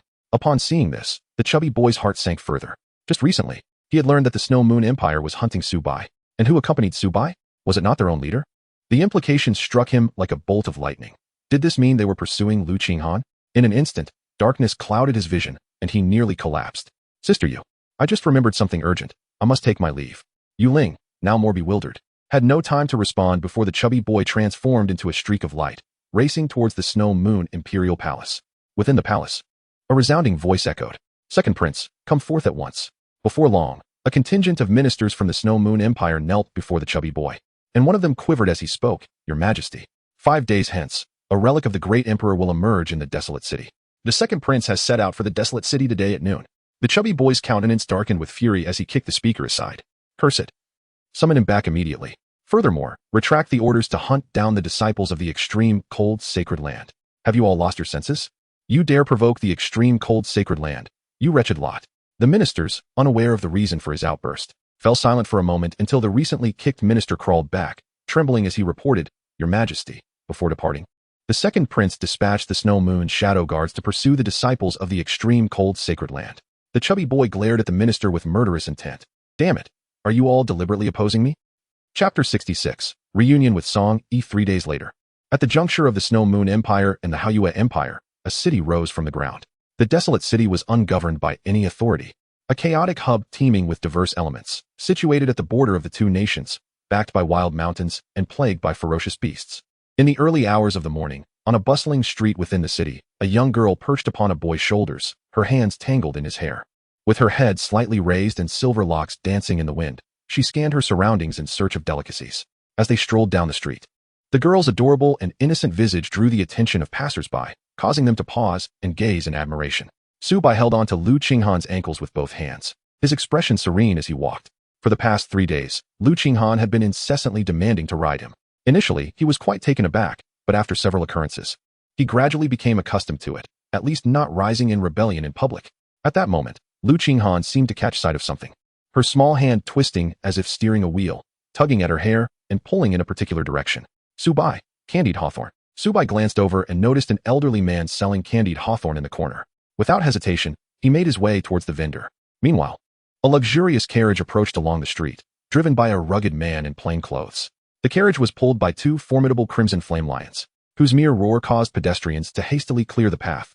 Such occurrences had become commonplace, as recent days had seen a surge of foreign forces settling in the desolate city. Observant individuals had already discerned the brewing tensions, especially with rumors circulating about the imminent emergence of the emperor's relics. It was not hard to imagine that the city would soon be bustling with activity. Consequently, the local factions had tempered their usual arrogance. Even those accustomed to tyranny knew that bowing was necessary in the presence of these foreign powers. After all, provoking the wrong individual could lead to fatal consequences. "Young master, we have arrived at the desolate city," the man driving the carriage called out. A curtain was pulled aside, revealing a strikingly handsome face that turned slightly toward the window, his eyes displaying a hint of languor. As he glanced around, Song Yi intended to withdraw his gaze, but, at the last moment, spotted 2 remarkably familiar figures. With a swift motion, the curtain was drawn shut, and without a moment's hesitation, Song Yi commanded the man outside in a low voice, "Hurry. Accelerate." The driver was momentarily perplexed. Had they not already arrived? Accelerate? To where? He wondered. Just as confusion set in, a foot suddenly kicked him out of the carriage, and a voice reached his ears, "Meet at the Tiandi Tavern." As soon as the words left his mouth, a loud crack echoed, and the 2 crimson flame lions surged forward, leaving behind a bewildered man seated on the roadside. So, what just happened? He thought, grappling with the sudden turn of events. The scene quickly attracted numerous curious onlookers, some recognizing the carriage of the 9th prince of the Haoyue Empire. Upon seeing the dazed man, Silence fell over the crowd. It was unmistakably the look of a discarded subordinate. On the other side, Su Bai had also turned his attention, coincidentally witnessing the carriage speed away, with a dashing young man wielding 2 whips urging the crimson flame lions onward, occasionally glancing in Su Bai's direction. Upon seeing the individual at the front of the carriage, a faint smile crept onto Su Bai's lips. Ah, isn't that Song Yi, the unfortunate soul? Last time. He bore the brunt of my troubles without a chance for thanks, and now he scurries away like a frightened rabbit. Has he encountered some vengeful pursuers? As he pondered, Su Bai nodded lightly, concluding that if he were indeed being chased, he wouldn't mind offering assistance if the opportunity arose. Su Bai. Just then, a candied hawthorn was thrust towards him, the tip already bitten into, glistening with saliva. He glanced at Lu Qinghan, who was watching him with eager anticipation, ruffling her hair. He took a delicate bite of the half-eaten treat, smiling gently. Thank you, Shahan. Lu Qinghan's face lit up with a sweet smile. The candied hawthorn was delightful, yet it paled in comparison to the soft, sweet flavor of the girl's saliva. On the street, a carriage raced by, with Song Yi seated inside. Glancing back with a sigh of relief. Surely, the white mouse hasn't noticed my departure. Yes, he couldn't have. Wait, why am I running? His hand, clutching the whip, froze as silence enveloped him. Indeed, why was he fleeing? He had done nothing wrong. The matter of sending off the moonlit emperor was Su Bai's doing, not his. Reflecting on this, Song Yi chuckled. Having been wronged by Su Bai before, he felt justified. Despite his thoughts, his body remained obedient. As the carriage did not turn back to retrieve the subordinate he had kicked out, and the crimson flame lions showed no signs of slowing down. After exploring the desolate city with Lu Qinghan, they arrived at a renowned establishment, the Tiandi Tavern. If he were alone, Su Bai would have been indifferent to where he stayed, but with Lu Qinghan in tow, he wished to provide her with the very best. The spirit stones were of no concern. After the previous expenditure of over 50 million spirit stones at the Tianbao Pavilion, he still had 520,000 left for emergencies. As they approached the tavern entrance, he noticed a dejected man passing by, none other than the one abandoned by Song Yi. Contemplating for a moment, Su Bai stepped forward to block his path, smiling. Hello. I am a friend of Song Yi. The man looked up to meet Su Bai's gaze and, upon realizing he was a friend of his master, paused momentarily before forcing a smile. Hello. May I ask what happened to Song Yi? He seemed quite hurried just a moment ago. At his words, the man's expression twisted, tears welling in his eyes. I don't know. Su Bai remained silent for a moment before smiling and saying, thank you. Please convey my regards to him. The man responded with a despondent murmur and lowered his head as he walked into the Tiandi Tavern. In his mind, he believed he must have inadvertently displeased Song Yi, resulting in a swift kick that sent him tumbling.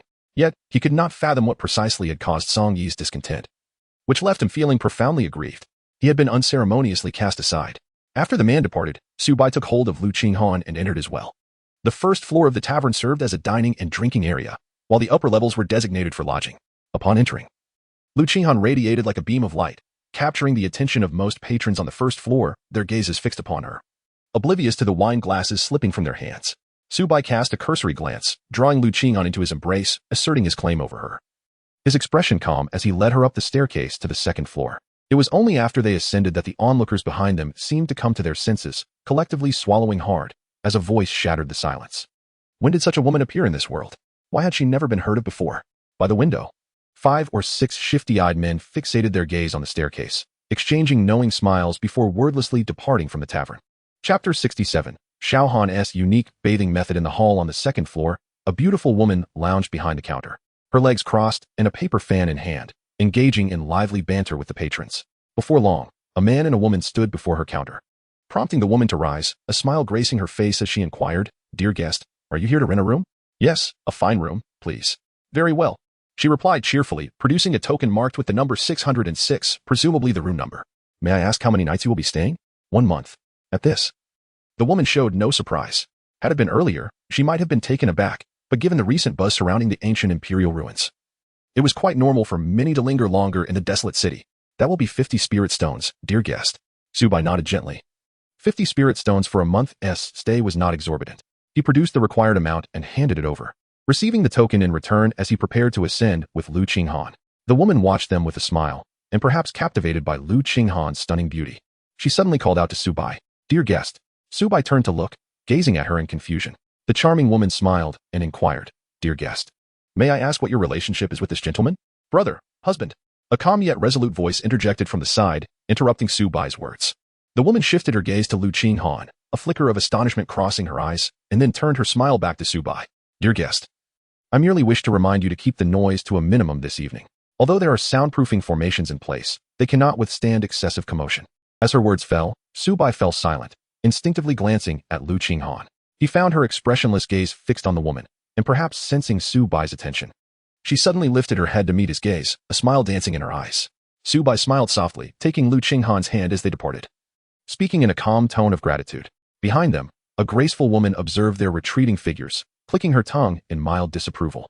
How intriguing it is to have such a level of beauty arrive in the desolate city. Surely, she would have attracted attention upon her entrance. Yet, one cannot help but wonder about the forces that stand behind her. It is rumored that disciples from the Holy Land are also present for the imperial relics. In the confines of a chamber, within the bathing area, Lu Qinghan sat upon a small stool, her hands resting upon its surface, her posture upright. She was enveloped in a white bathrobe, which hugged her figure delicately. Behind her, Su Bai wielded a wooden comb, dampening her hair with water, gently massaging it with a substance reminiscent of soap until bubbles formed, and meticulously combing through her locks with care and tenderness. At that moment, Lu Qinghan suddenly turned her head to glance back at Su Bai, her large eyes shining brightly upon seeing him, a smile unmistakably blooming within her gaze. Su Bai. Her lips parted slightly as she began to call out, but a large hand grasped her cheek, turning her head back, while the fingers playfully brushed against her delicate nose, leaving a trace of bubbles at its tip. Hold still, I'm helping you with your hair. Oh. Lu Qinghan gently sniffed, obediently remaining still, even as a slight tickle in her nose tempted her to scratch it. Su Bai, were we too noisy last night? Hearing Lu Qinghan's words, Su Bai instinctively paused, setting down the comb, his hand resting lightly atop her head as he gently rubbed it, responding casually, not at all. Xiaohan sleeps very soundly at night, but that big sister said we shouldn't make too much noise at night. At her words, Su Bai's hand hesitated momentarily, finally grasping the meaning behind Lu Qinghan's concern. Fortunately, she seemed to be oblivious to the implications. After a moment's contemplation, he replied, so, Xiaohan must sleep peacefully at night, without constantly needing hugs. Upon hearing this, Lu Qinghan immediately pouted, huffing in protest, I don't want to. In that instant, her resentment towards the elegant woman deepened, for she forbade her from embracing Su Bai. Su Bai smiled serenely, fully aware that she would undoubtedly disregard his words. Thus, he paid it no mind. After rinsing her silvery hair several times with water, he finally paused, turning her around with a gentle smile. All right. I have finished washing your hair. Now, do go and take a bath. Oh. Lu Qinghan replied sullenly, seemingly still upset due to the beautiful woman. Subsequently, Lu Qinghan reached out and tugged, causing the white robe to part. As she was seated on a small stool, the robe fell to her waist. Su Bai gazed in a daze at the delicate foam resting on her rosy nose. He contemplated reaching out to brush it away. But upon remembering her intention to take a bath, he refrained. After a moment of hesitation, he rose and, without a second thought, turned to stride toward the door. Lu Qinghan tilted her head to glance at Su Bai before turning away and making her way to the wooden tub, her white robe slipping off completely. The tub, though not particularly large, was more than ample for two, allowing for a bit of movement within. On the surface of the water, a scattering of red petals floated, the water measuring half a meter in depth. Lu Qinghan approached the edge of the bathtub, gripping its rim with both hands, stretching her neck to peer inside for a moment. Afterward, she climbed up, standing at the edge of the bathtub. Hesitating briefly, she then leaned forward abruptly, her movements fluid and decisive. With a clatter and a splash, the sound echoed. At the doorway of the bathroom, Su Bai was preparing to leave when he suddenly detected an unusual noise from within, reminiscent of something falling. Remembering that Lu Qinghan was still inside, he swiftly turned and rushed into the bathroom. Upon seeing Lu Qinghan face down, her body submerged in the tub, small bubbles rising to the surface, panic gripped his heart. Xiaohan. In an instant, Su Bai's heart raced, and he hurried to her side, wrapping his arms around her waist to lift her out of the water. Just then, Lu Qinghan slowly opened her eyes, gazing up at Su Bai with a look of innocent distress. She gently rubbed her forehead where a bump had formed and lamented. Su Bai, I bumped into something. It hurts. Su Bai gazed at her with a heart full of concern, gently blowing warmth onto the slightly reddened bump on her forehead. He then extended 2 fingers to softly massage it, murmuring, Be good, it will soon stop hurting. After a while, as the bump subsided, Su Bai withdrew his hand, his eyes reflecting tenderness as he softly inquired, Xiaohan, weren't you just taking a bath? How did you end up getting hurt? Upon hearing this, Lu Qinghan's previously restored spirits were once again clouded with grievance as she nestled in Su Bai's embrace, muttering, Yes. I was just going to take a bath. When I jumped in, I realized the tub was much smaller than before. And then I bumped into it. Listening intently, Su Bai instinctively nodded, but soon he registered her words. Jumped in? He glanced at the bathtub and then back at Lu Qinghan, raising an eyebrow in amusement. How exactly did you take a bath? Lu Qinghan looked at Su Bai in confusion, as if to say, Isn't this how we all take a bath? Although puzzled, she obediently left Su Bai's embrace and approached the bathtub to climb in.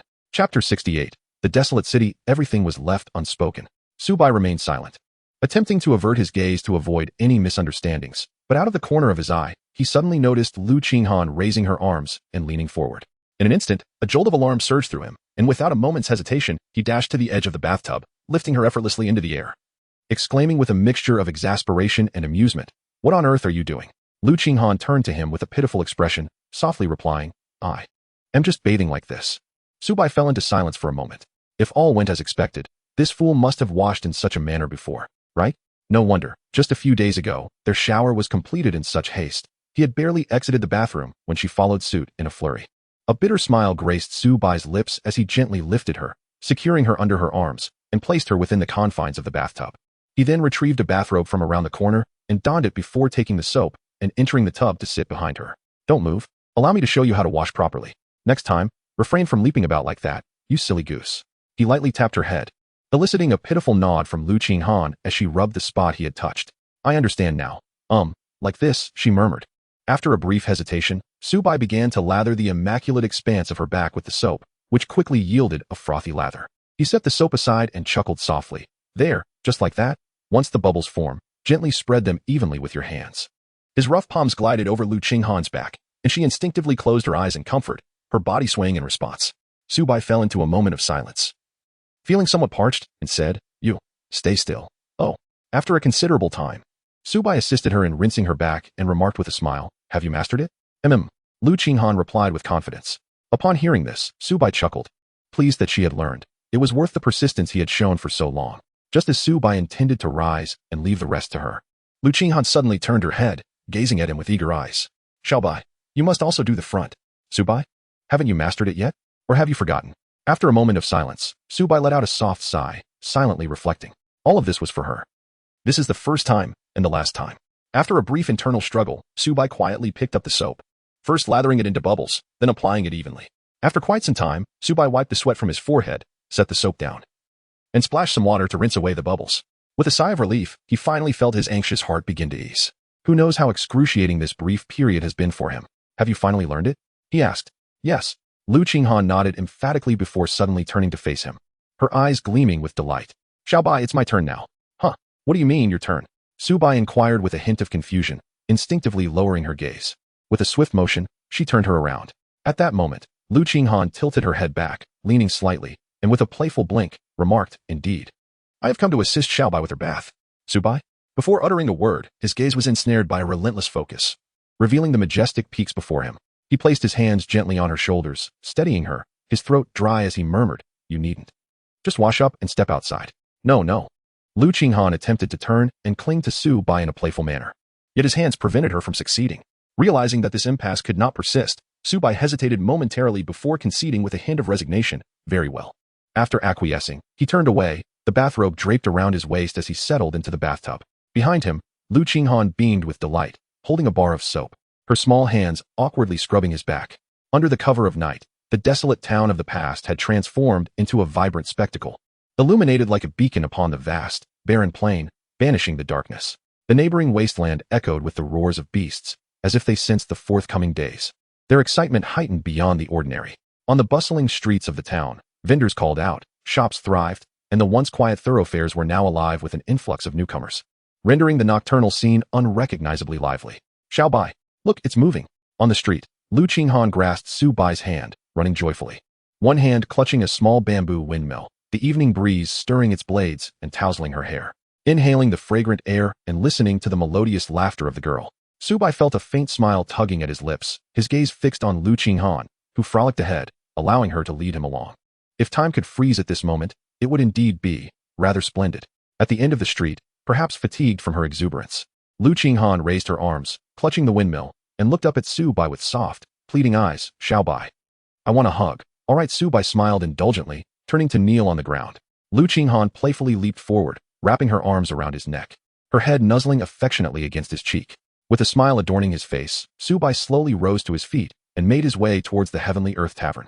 This foolish individual would surely become weary and drowsy after running about. His purpose tonight was merely to accompany her for some leisure. If she grew tired, he naturally would not linger outside either. The streets were bustling with people, as if this night were destined to be one of sleeplessness.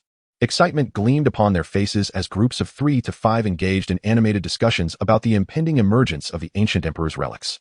Su Bai gazed upon the bustling street, contemplating for a moment before turning and venturing into a narrow alley, opting for a quieter route back to the Tiandi Tavern. Although the distance was a tad longer, the tranquility was worth the extra effort. After walking for a while, he glanced back at Lu Qinghan resting on his back. Just as he had predicted, exhausted from running, she had succumbed to slumber. Her arms remained wrapped around his neck, yet her eyes were closed, her breathing steady, with a wayward strand of hair drooping above her head signifying her deep sleep, a signal he had come to recognize. In the stillness of the alley, Su Bai walked with purpose. Upon exiting the underworld, he discovered a golden figure had appeared in his sea of consciousness. In recent days, he had attempted to communicate with this golden figure, realizing that it could provide insights into the external world, offering an exceptionally broad perspective. Even from dozens of miles away, any subtle movement in the surroundings could be vividly imprinted in his mind at will. He had consulted the system regarding this phenomenon and learned that this golden figure was, in fact, an imperial soul. However, neither he nor the system could fathom how this imperial soul had manifested. Perhaps, Lady Xiaoya might have some insight. After walking for a while longer, Su Bai suddenly paused, casting a casual glance behind him before continuing on his way. He was now mere hundreds of meters from the Tiandi Tavern. Upon reaching a corner, he, with Lu Qinghan on his back, turned into the alleyway. Not long after, 3 figures emerged from the shadows, exchanging knowing glances as Su Bai rounded the corner. The only motivation propelling me to continue writing is the hope of achieving perfect attendance this month. This book has already faced insurmountable setbacks, laughs. It is my first attempt at crafting a sweet narrative, and I find myself somewhat out of practice. Nonetheless, it matters not. Setbacks foster resilience. Who knows? Perhaps one day, I might win over a girlfriend as splendid as Lu Qinghan, a humorous jest for self-preservation. Chapter 69, The Undead Servant Boss. Are we not losing track of him? In a shadowy corner of a street outside the Tiandi Tavern, 3 figures huddled together, their expressions grim. The scarred leader lifted his gaze toward the distant tavern and spoke in a low, grave tone. This kid is quite the escape artist, but fear not. As long as that enchanting beauty remains in the desolate city, he shall not evade our grasp. His eyes darkened as he fixated on the tavern, a cold smile curling at his lips. The forces behind the Tiandi Tavern were formidable, and they dared not provoke them. However, once outside, the situation could prove different. Although numerous external powers had recently flooded into the desolate city, few ventured here with only 2 individuals, like Su Bai. Even if they did, they were typically minor factions. Backed by a significant local force, they were not intimidated by a mere small power from the outside. You 2 stay put and keep watch. I will notify the young master. As the scarred man prepared to depart, a chilling voice resonated suddenly. Neither of you can leave. Why not stay and keep them company? Upon hearing this, the scarred man felt a wave of dread wash over him, his instincts urging him to retreat as he instinctively stepped back, creating distance. To his horror, he realized that the 2 men beside him had been silently dispatched, their throats slit, blood pooling around them, and he had been utterly oblivious. Leaning against the wall nearby was a young lad, arms crossed, a sharp sword hovering beside him, his gaze laced with mockery. Without a moment's hesitation, the scarred man turned to flee, unleashing the full extent of his initial stage mystic master aura, regretting that he was not born with 3 legs. Behind him, Su Bai observed the scarred man's frantic escape with an unhurried demeanor, his tone casual. Go. As the word fell, a blazing sword darted through the air, swiftly closing the distance to the scarred man's shoulder. The scarred man's eyes widened in terror as he beheld the sword tip protruding from his shoulder, dread washing over him. Yet, what instilled the deepest fear was the realization that his spiritual energy was being suppressed as the sword penetrated his body. In that moment, he felt akin to a lamb awaiting slaughter, utterly powerless to resist. The blazing sword pierced through his shoulder, dragging him back to the original alley, leaving him crumpled before Su Bai like a defeated creature. Su Bai leaned against the wall, lifting a foot to gently tap the scarred man's head, a light chuckle escaping her lips. I have heard that you are harboring intentions towards my dear Xiaohan. The scarred man, suppressing the excruciating pain that pierced through his shoulder, looked up with terror in his eyes, his lips turning a shade of purple as he trembled. My lord, you have misunderstood. I was merely enjoying a few drinks with 2 friends and resting here for a moment. How could I dare to entertain such thoughts towards you? Su Bai's smile faded, and he withdrew his foot, speaking in a calm tone. Which faction do you belong to? The scarred man fell silent, his gaze cast downward.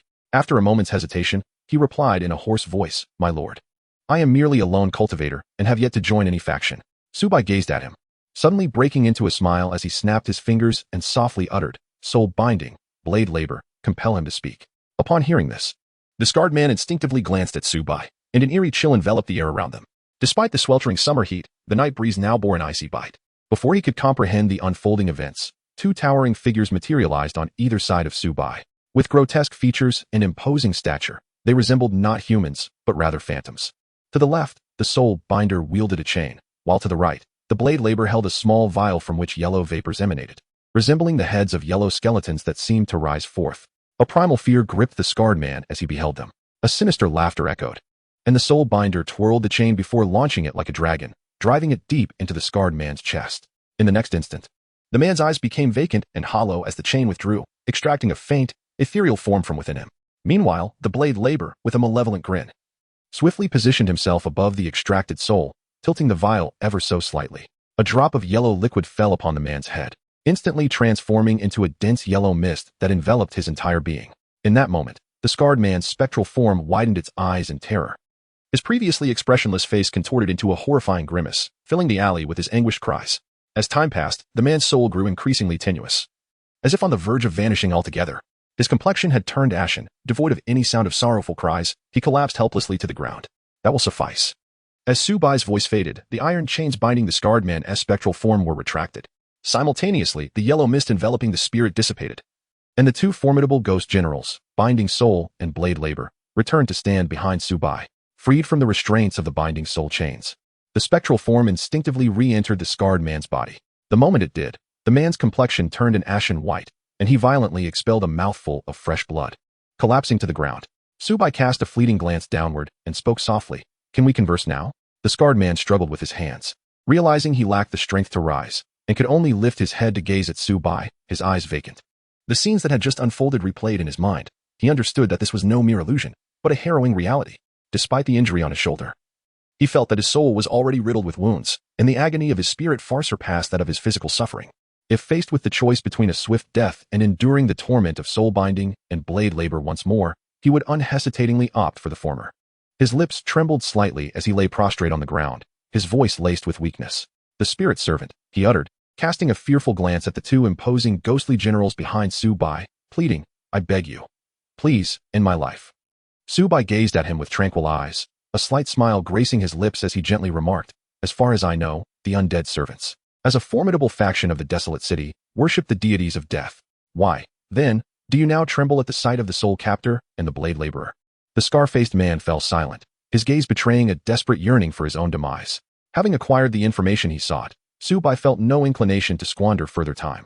With a mere thought, he swept the blazing sword downward, severing the man's throat and ending his life on the spot. Turning his attention to the soul captor and the blade laborer behind him, Su Bai paused in silence for a moment before beckoning with his hand. The Ghost Emperor's banner floated before him as he softly declared, "Come forth." At his command, thousands of ghostly soldiers and the two formidable ghost generals materialized, with the soul captor and blade laborer standing alongside them, forming a formidable line of 4 ghost generals, flanked by the neatly arrayed legion of ghostly warriors. Casting a sweeping glance around, Su Bai then directed his gaze towards a specific location, the very stronghold of the undead servants. "Gentlemen, our target is the undead servants. Eliminate them." Before he could complete his sentence, a voice unexpectedly echoed from a short distance away. "Old Ma, why does it feel so chilly here?" "Wait. You're a ghostly messenger, not a human." "Ah, indeed, I am a ghostly messenger. What were we here for again?" Ma Mian. Chapter 70. Split in half 60-40 split. Su Bai turned his head upon hearing the sound, and 2 peculiar figures gradually approached from the distance, one with a bull's head and the other with a horse's face.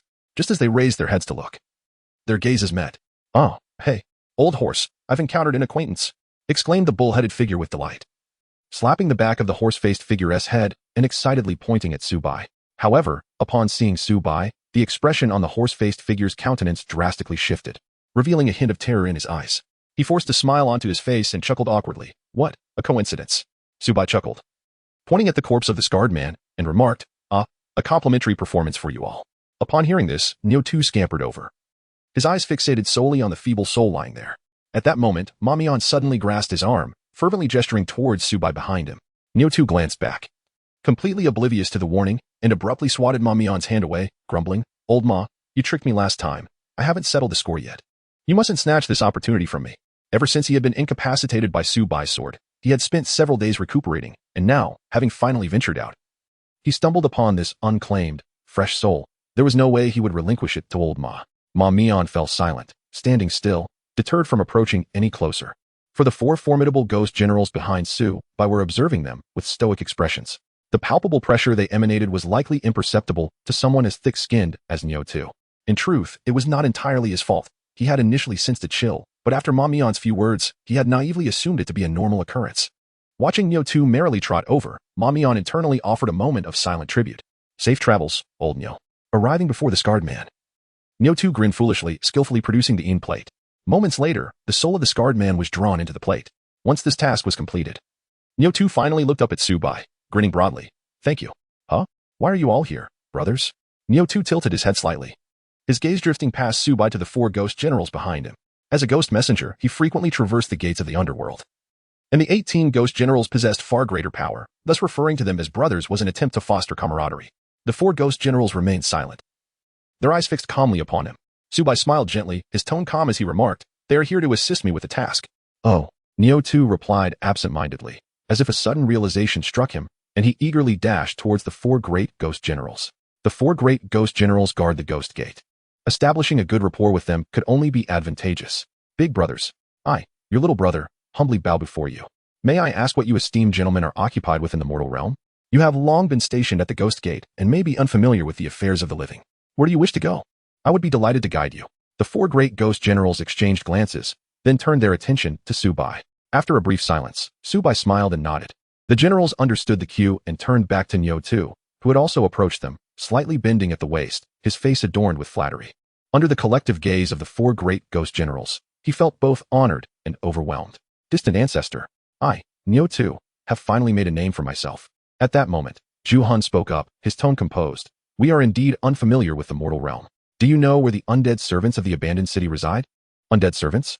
Nyo Tu paused. Then his face lit up with unrestrained joy as he exclaimed, "Ah, I'm very familiar with them. They are the followers of our Dao lineage. Old Ma often takes me there to gather some achievements." Not far away, Ma Mian perked up his ears, and upon realizing the conversation was about him, his eyes widened in outrage as he glared at Nyo Tu. However, he dared not confront him directly and could only stare in silence. Ju Han nodded lightly after hearing Nyo Tu's words. "In that case, please lead us there." "Absolutely," Nyo Tu replied enthusiastically, turning to Ma Mian and winking. As if to say, "Old Ma, did you see that? I, Nyo Tu, am making strides." Ma Mian regarded Nyo Tu in silence, sensing something amiss. He quietly took a step back, contemplating an escape. Just then, Su Bai suddenly glanced at Ma Mian and suggested, "Brother Ma, why not join us?" Ma Mian forced a smile, chuckling awkwardly. "Hee, just call me Little Ma. As for accompanying you, there's no need. I have tasks to attend to and must collect souls." "What?" A loud exclamation erupted from Nyo Tu, who glowered at Ma Mian and huffed. "So you, Ma Mian, have been secretly accepting tasks behind my back. Just wait, I will get my revenge." Ma Mian remained silent, occasionally harboring thoughts of striking someone. A ghost's gaze cannot be concealed. At this juncture, Su Bai chuckled lightly. "Collecting souls, you say? There will be plenty of those shortly, still warm, mind you." Upon hearing this, Ma Mian fell silent, realizing that the events to unfold were beyond his control. While he was thrilled at the prospect of collecting souls, it also required the lives of ghosts to do so. On the other hand, Nyo Tu was ecstatic upon hearing Su Bai's words, fearing that he might change his mind. He hurriedly urged Ma Mian, "Old Ma, this is a splendid opportunity. You must agree. When it comes time to collect, we can split it 50-50. Ma Mian turned stiffly to Nyo Tu, his face contorted with anger. Yet upon seeing the gazes of the 4 great ghost generals, he felt deflated like a punctured balloon. Even without the generals, the thousands of ghostly soldiers behind them, all at the peak of their realm, left him with no means to refuse. With a heavy sigh, he still felt aggrieved, glaring at Nyo Tu, thinking that perhaps he could have extricated himself had it not been for this situation. However, Nyo Tu misinterpreted Ma Mian's demeanor as a recognition of his astuteness and grinned broadly, showing his yellowed teeth. Ma Mian fell silent, turning respectfully to Su Bai, "My lord, please follow me. The undead servants are in this direction." "No need," Su Bai replied lightly, smiling. "You may simply lead them." Ma Mian looked at the 4 great ghost generals, hesitating momentarily. Perhaps he grasped the situation, for he regarded Su Bai with a hint of trepidation, bowing respectfully and stating, "As you wish." Ma Mian approached the 4 great ghost generals, hesitating for a moment before respectfully saying, "Big brothers, my lord has instructed me to guide you to the undead servants." As he spoke, he subtly raised his gaze to gauge their reactions, only to find them nodding lightly, as if referring to Su Bai as "my lord" was a matter of course for them. Ma Mian fell silent, while Nyo Tu sidled up, jabbing him with an elbow and chuckling, "Old Ma, remember, we agreed on a 50-50 split. You take 6, I take 4. No sneaking extra for yourself." Ma Mian turned to Nyo Tu, his expression softening considerably. This foolish ox was one aspect that brought him a measure of solace. Chapter 71. Immersed in the moment in a certain room of the Heavenly Earth Tavern, the door creaked open cautiously. Su Bai stepped inside, Approaching the bedside to gaze at the sleeping maiden, a smile gracing his features. He retrieved a thin blanket and draped it over her, admiring her delicate, rosy cheeks. Unable to resist, he reached out to pinch her nose gently and leaned down to place a soft kiss on her forehead. The girl stirred slightly, as if sensing his presence, and murmured sleepily, "Mm. Little Bai, hug me." Su Bai was taken aback by this action, momentarily fearing that his secret kiss had been discovered. With a hint of guilt, he gently patted her back and softly murmured, "All right, let us embrace." After uttering this, he stealthily glanced at her, noticing that her eyes were slightly closed, showing no signs of awakening. It dawned upon him that she was merely speaking in her sleep. Truly, even in dreams, she longs for an embrace. He cautiously untangled her fingers and recovered her with the blanket. Watching her peaceful visage, a subtle smile crept upon his lips. Perhaps, one more stolen kiss? Yes. Just one last kiss. He leaned down and gently pressed his lips to her forehead, akin to a dragonfly skimming the water, a fleeting touch. After this tender act, Su Bai chuckled to himself and turned to leave the room. At the very moment he pivoted, a small five-pointed star suddenly illuminated on Lu Qinghan's forehead, radiating a soft white glow. Unfortunately, Su Bai did not notice this as he quietly closed the door and departed from the Heavenly Earth Tavern. Within the room, Lu Qinghan continued to slumber, seemingly lost in a delightful dream, a sweet smile gracing her lips. The small five-pointed star on her forehead grew increasingly radiant, eventually expanding to a meter in size above her head, a silver light flashing by. The evening breeze wafted through the window, stirring a strand of silver hair to dance gracefully. Dressed in a gown of snow-white elegance, her long, jade-like legs exposed, she stood barefoot by the window on the top floor of the tavern, gazing down at the streets below. Upon closer inspection, the woman bore a striking resemblance to the Lu Qinghan lying on the bed, or perhaps one could say she was an amplified version of her. Yet her demeanor exuded an icy aura, forbidding any approach. Her frigid eyes surveyed the bustling street below, where pedestrians flowed like a river. Yet her gaze remained devoid of any emotion. It was not until a figure emerged from the Heavenly Earth Tavern and stepped onto the street that her cold eyes flickered, softening with a hint of tenderness and shyness. After regaining her memories, all her feelings towards Su Bai stemmed from those recollections of her amnesia. To her, it was merely a fragment of memory. For Su Bai, however, she felt a vague confusion. The concept of love was foreign to her, something she had never contemplated touching, leaving her perplexed about the emotions she held for him. In the underworld, had it not been for that memory, she would not have separated a fragment of her soul, sealing her original memories upon her forehead, primarily to observe how Xiao Han interacted with Su Bai. She yearned to understand what emotions she held towards him. Consequently, every sensation experienced by Xiao Han during their time together felt as if she were right there alongside her. The two gentle kisses Su Bai had just bestowed upon her were precisely on the spot of her seal, intensifying her sensations. At that moment, a voice suddenly broke the silence. "My lady," perhaps due to her deep concentration, or perhaps oblivious to the impending danger. Lu Qinghan remained unaware of the young girl standing behind her. Yuling stood upright, her expression respectful, yet her gaze held a tinge of confusion. Lu Qinghan slowly turned her head, the warmth in her eyes undiminished, and softly inquired, "What is it?" Hearing Lu Qinghan's voice, Yuling paused, struck by the newfound gentleness in her tone. Upon examining her complexion, Yuling could not help but ask, "My lady, why is your face so flushed?" A flicker of panic crossed Lu Qinghan's eyes, quickly suppressed as she turned to gaze out the window, her tone reverting to its usual icy demeanor. "You must be mistaken." Observing Lu Qinghan's slightly flustered state, Yuling's eyes widened further in astonishment. What was happening here? Is my lady shy? Had she missed some delightful spectacle? Fearing Yuling would overthink, Lu Qinghan gently said, "Is there something you need?" After a brief silence, suppressing the myriad of thoughts swirling in her mind, Yuling respectfully stated, "My lady, in 2 days, the rumored ancient relic of the emperor, Yi Qingxian, will appear." Yi Qingxian? Lu Qinghan raised an eyebrow, casting her gaze toward a distant point outside the desolate city, her tone indifferent. "What of it? What relevance does it hold for me?" As her words fell, deep within the ancient relic of the emperor, 10 miles from the desolate city, in the center of a grand hall, a coffin lid trembled ominously, hinting at a potential breach. Above the coffin hung an ancient green sword, which, sensing the movement of the lid, suddenly plunged down, its tip lightly touching the coffin lid, suppressing it decisively. "Little Qing, do not act so rashly. I sense she is thinking of me, her longing resonates with me." The green sword quivered, emitting a melodious hum. "Oh dear. We've been lying here for millennia, a few more days matter little. All right. I shall remain still, but oh, the thought of not being able to meet her instantly, it pierces my heart." Within the Heavenly Earth Tavern, Yuling remained silent for a moment before ultimately deciding to speak up. "My lady, Yi Qingxian is the one who has been lingering outside the sacred land." "Oh," Lu Qinghan replied nonchalantly, her gaze still fixed outside, seemingly engrossed in something intriguing. Seeing this, Yuling opted for silence, understanding that her lady surely recognized Yu Qingxuan's existence but had simply chosen not to care. "Little Qing, shall we not emerge early? I harbor no ulterior motives. I merely feel a bit stifled in this coffin." Chapter 72, A rival in love? On a street in the desolate city. Su Bai strolled leisurely towards the domain of the wraith servants. Considering the time, they should have arrived by now.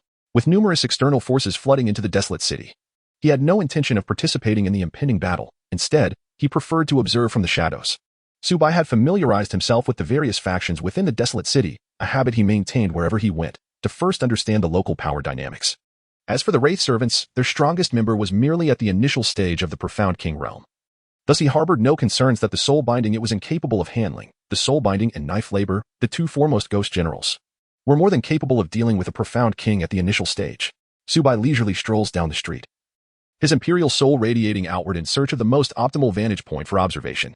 As he wanders, a rather mischievous voice echoes from the corner of the street. Young man, do pause for a moment. Su Bai turned his head and caught sight of an exceedingly disheveled old man squatting by the wall, clutching an object resembling a battered bowl. His attire was in tatters, with several singed patches, and even his hair bore the charred semblance of smoke. It was as if the very air around him was imbued with the scent of burning. At first glance, one might assume the old man had just emerged from a bonfire or had been struck by lightning. However, what astonished Su Bai the most was that his imperial soul could not detect the presence of the old man squatting there. Had it not been for the old man's voice moments ago, he might not have noticed this figure at all. After a brief silence, a professional smile crept across Su Bai's face. Greetings, may I inquire what brings you here? The old man slowly lifted his head, his disordered hair carelessly swept aside, revealing a relatively clean old face, adorned with a set of prominent yellowed teeth. Young lad, listen to me, he began. I perceive your exceptional talent. You possess the makings of a cultivator. I have something to offer. Don't walk away. Please, pause and lend me your ear. Without glancing back, Su Bai turned and walked away, quickening his pace upon hearing the shouts behind him. Damn it, encountering a charlatan. He must have employed some trick to evade the probing of his imperial soul, for this old man hardly resembled a master. If he lingered any longer, would the old man continue with, not 999, just 99? At that moment, the elder of heavenly secrets swiftly positioned himself in front of Su Bai, striving to straighten his back, lowering his head, and emanating an aura of enigmatic significance. Su Bai gazed at the elderly man before him, who stood straight-backed and barely reached his shoulder and fell into a profound silence. To be honest, had the old man presented himself in such a manner from the outset, Su Bai would not have turned to leave so abruptly. At that moment, the elder of heavenly secrets slowly lifted his head. Just as Su Bai anticipated an outburst of anger, he was taken aback to see the old man's eyes brimming with tears, two droplets lingering at the corners, seemingly freshly squeezed forth from his soul. Young man, my life has been fraught with hardship. Abandoned since childhood, I have wandered the streets, begging for my sustenance. Su Bai remained silent for a moment, refraining from speech as he quietly placed a spirit stone into the bowl before him. With a soft chime, the elder of heavenly secrets halted his sorrowful demeanor, his lips twitching uncontrollably. He lifted his gaze towards Su Bai, his tone somewhat strained as he expressed, thank you? Su Bai chuckled lightly. The elder of heavenly secrets fell silent. The tricks inscribed within the tome proved ineffective. The methods of appealing to a reclusive master or invoking sympathy were utterly futile. Initially, he had hoped to discreetly bestow a certain item upon Su Bai using these tactics. But now, well, since you have graciously offered me spiritual stones, I must reciprocate in kind, albeit by parting with my dining vessel. At this, Su Bai instinctively glanced at the bowl in the elder's hand. Upon closer inspection, he discerned that this bowl was far from ordinary. Intricate patterns adorned its surface, and when inverted, it bore a striking resemblance to a turtle shell. The elder of heavenly secrets subtly raised an eyebrow, hastily concealing the turtle shell he held. No. He intended to gift a mere utensil for consumption, not a vessel of his own demise. Without the shell, he would be struck down in an instant, clearing his throat. The elder turned away and carefully stowed the turtle shell before rummaging through his garments. Where could it be? I distinctly recall placing it in a most secure location. After a prolonged search, he suddenly reached into his trousers and let out a gleeful laugh. Aha! Here it is. Soon, he presented Su Bai with an object resembling a scale from a turtle shell. Su Bai did not reach out to accept it. Instead, he regarded the elder in silence. Truth be told, he was rather reluctant to accept it, despite a vague intuition that it was indeed a remarkable treasure. Perhaps sensing Su Bai's hesitance, the elder of heavenly secrets grinned, revealing his large yellowing teeth, and nonchalantly remarked, Young man, do not concern yourself with trivialities. This item holds great potential. Its interior is vast. If you doubt me, I can demonstrate. As he spoke, the scale began to levitate before Su Bai. The elder feigned another attempt to retrieve it, but Su Bai's expression darkened, and he commanded sternly, Stop. The elder promptly withdrew his hand, and Su Bai exhaled in relief as he accepted the scale and placed it into his spatial ring, smiling as he expressed his gratitude. Thank you for your generous gift, esteemed elder. The elder waved dismissively, yet a smile lingered on his face as he stepped closer to Su Bai and whispered, Young man, in 2 days, when you enter the ancient ruins of the great emperor, be wary of a swordsman named Yuqin Xian. He shall be your rival in love. However, should you encounter him, do not panic. Simply tell him. She hasn't even remembered your name. Su Bai was momentarily taken aback. He thought he must have misheard the last sentence. Was this not an invitation to disaster? Moreover, he had never heard of the name Yuqin Xian, so how could there be talk of a rival in love? However, in response to the Elder of Heavenly Secrets' warning, he instinctively felt the urge to inquire about the capabilities of this Yuqin Xian. Yet, upon turning around, he discovered that the Elder had vanished without a trace, as if he had never been there at all. Su Bai cast a fleeting glance at the spatial ring, confirming the presence of the turtle shell scale. After standing in silence for a moment, he dismissed these thoughts and made his way towards the undead attendants. Meanwhile, at the end of a certain street, a disheveled old man was wandering alone, occasionally breaking into a silly chuckle. I'm truly clever, heh.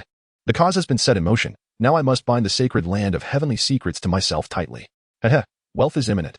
At this point, the old man abruptly fell silent, seemingly realizing what was about to transpire. With a swift movement, he traversed 1,000 miles to a desolate wilderness, mischievously pointing at the heavens and laughing heartily. Before long, mere heavenly principles, kneel before me. Boom.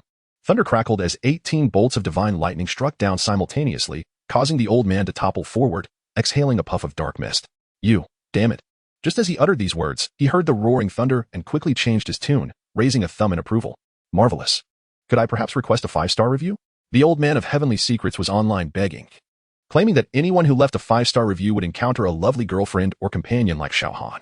Chapter 73, Battling for the Underworld in the Desolate City. Amidst a cluster of buildings, the 4 great ghost generals hovered in mid-air, with thousands of ghostly soldiers lined up neatly behind them. Facing them on the ground stood approximately 200 individuals, their faces etched with confusion and fear. Behind the thousands of ghostly soldiers, 2 figures huddled in a corner, their hearts pounding at the sight. Old Ma, what is happening? Aren't these the followers of our ghostly divine path? Why does it seem like a confrontation is brewing? Ma Mian remained silent, contemplating the 4 ghost generals, and solemnly remarked, You are correct. They're indeed preparing for a fight. Huh? Niu Tu's eyes widened as he shook his head. Ma Mian felt a vague sensation of water sloshing in his brain. Niu Tu glared angrily at the undead attendants below, his fury palpable. Hey, are these people defying us? How dare they oppose the underworld? I, old Niu, will not stand for it. With that, Niu Tu rolled up his sleeves, clearly eager to charge into battle. Beside him, Ma Mian looked at Niu Tu with an expression of exasperation, suddenly delivering a slap to his face and coldly stating, Foolish bull, is fighting your job? Do you think that by merely causing chaos, you will receive a raise? We must always be clear about our roles. Within our duties, we strive to excel. But outside of them, it is none of our concern, unless extra compensation is offered. Rubbing the sore spot on the back of his head, Niu Tu nodded in confusion. Finally summarizing, I understand. So, if I defeat them, I can then demand payment from above. Ma Mian. Ma Mian was left speechless, having decided that if a fight broke out, he would be the first to flee. Below, the 200 undead attendants gazed up at the 4 great ghost generals and the thousands of ghostly soldiers. In front of them stood an elder, his gaze dark and menacing, exuding the aura of an early-stage mystic king. Addressing the ghost generals, the elder forced a smile and inquired, Lord Guhan, Lord Dao Lao, may I ask why you have descended upon the undead attendants? Guhan crossed his arms, casting a disinterested glance at him, completely disregarding the elder. In contrast, Dao Lao shook the bottle in his hand, chuckling, Of course, we have come to escort you to the afterlife tonight. Upon hearing this, the atmosphere in the arena froze, and the hearts of the 200 individuals tightened. The arrival of the 4 ghost generals and their legion of ghostly soldiers spelled trouble, indicating that they were representatives of the underworld. The elder's pupils constricted sharply at Dao Lao's words, and he spoke in a deep voice, Lord Dao Lao. The undead attendants uphold the ghostly divine path, which is intricately connected to the underworld. In other words, we are indeed followers of the underworld and have never transgressed even slightly. Now, you claim to annihilate us. Could this be the will of the underworld? Dao Lao smirked, looking down with disdain at Huang Li. Do you truly believe you are worthy of the underworld's intervention? To be frank, you have provoked those you should not have. At this, Huang Li felt a slight easing in his heart. As long as this was not the will of the underworld, there was still a chance for redemption. Casting a glance at the trembling youth on his right, Huang Li's expression darkened, and he barked, Wretched child, kneel before me. The youth in question was none other than Huang Hua, the young master of the undead attendants, and the mastermind behind sending those 3 to follow Su Bai. Terrified by the shout, Huang Hua's legs buckled, and he repeatedly bowed his head, pleading, My lords, I have been obedient and have not stirred up trouble. It is not my doing. The commotion had already attracted a crowd of onlookers, though they dared not approach, fearing repercussions. Upon hearing Huang Hua's words, they scoffed in disdain. Obedient? In the desolate city, the undead attendants, backed by Huang Li, a mystic king, had long acted with impunity, exterminating anyone they deemed undesirable. While those without a mystic king could only swallow their grievances in silence, Huang Hua, in particular, was notorious for his arrogance, bullying the weak, and had undoubtedly caused the demise of countless minor factions or rogue cultivators. This was why Niu Tu and Ma Mian frequently patronized the undead attendants. In the air, Dao Lao seemed to grow bored and turned to Gu Han, stating nonchalantly, "Our lord is yet to arrive. Shall we strike first?" Gu Han hesitated for a moment, then nodded slightly. "Indeed, our lord may already be present, merely observing to assess our performance." At these words, Dao Lao's eyes brightened with excitement. "Then why wait? Let us engage immediately." He then turned to the thousands of ghostly soldiers behind him and gestured grandly. "Charge. Leave none alive." Faced with this sudden turn of events, Huang Li was left dazed, standing frozen in place. "Wait, why are we suddenly fighting? At least give us a moment to prepare." However, while he was bewildered, the thousands of ghostly soldiers advanced without hesitation, like well-trained soldiers marching in unison, their formation imposing and formidable. As the chilling wind swept across the faces of the undead attendants, they snapped out of their stupor, their expressions turning fierce. In the desolate city, they danced daily on the edge of life and death, each carrying the weight of countless lives. Though they professed allegiance to the ghostly divine path, they held no fear of spirits. With a unified roar, they charged forward, armed with knives and clubs, creating a chaotic scene. Yet, from a higher vantage point, one could see that the thousands of ghostly soldiers remained undeterred, systematically overpowering the undead attendants one by one. Gu Han and Dao Lao engaged Huang Li directly, while the other two ghost generals led the thousands of soldiers to deal with the remaining individuals. Apart from Huang Li, the undead attendants had only one peak mystic June.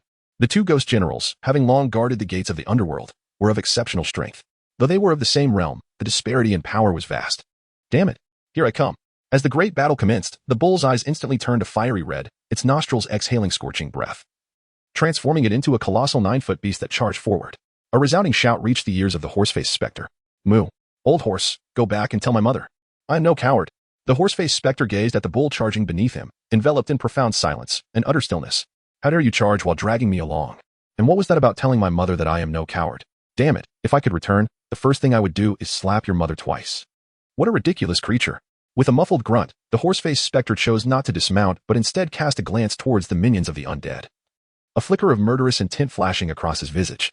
In truth, if he wished to escape, he could have easily disembarked from the bull at any moment. Yet, he feared the four great ghost generals would see him flee unceremoniously. Being branded a coward in battle would spell the end of his spectral existence. His original plan had been to depart stealthily while they fought fiercely, neglecting his own safety, but this old bull had charged forth, dragging him into the fray. Oh no, now they were already in the heart of the battlefield, recklessly colliding in every direction. What hope was there to escape now? The cacophony of battle cries surrounded him, and his inherent connection to the underworld quickly ignited his desire for combat. Let the slaughter commence, let it be exhilarating. Even without any personal gain, the underworld was his foundation. Without roots, what business could he possibly have? In this moment, he fought for the underworld. Chapter 74. Who disturbed my bull? Atop a towering edifice, a young man stood at the pinnacle, a triangular banner fluttering without wind to his right. He looked down at the chaos below, where occasionally, the remnants of a ghostly soldier drifted from the battlefield, merging into the banner of the Ghost King. The 10th Ghost Soldier.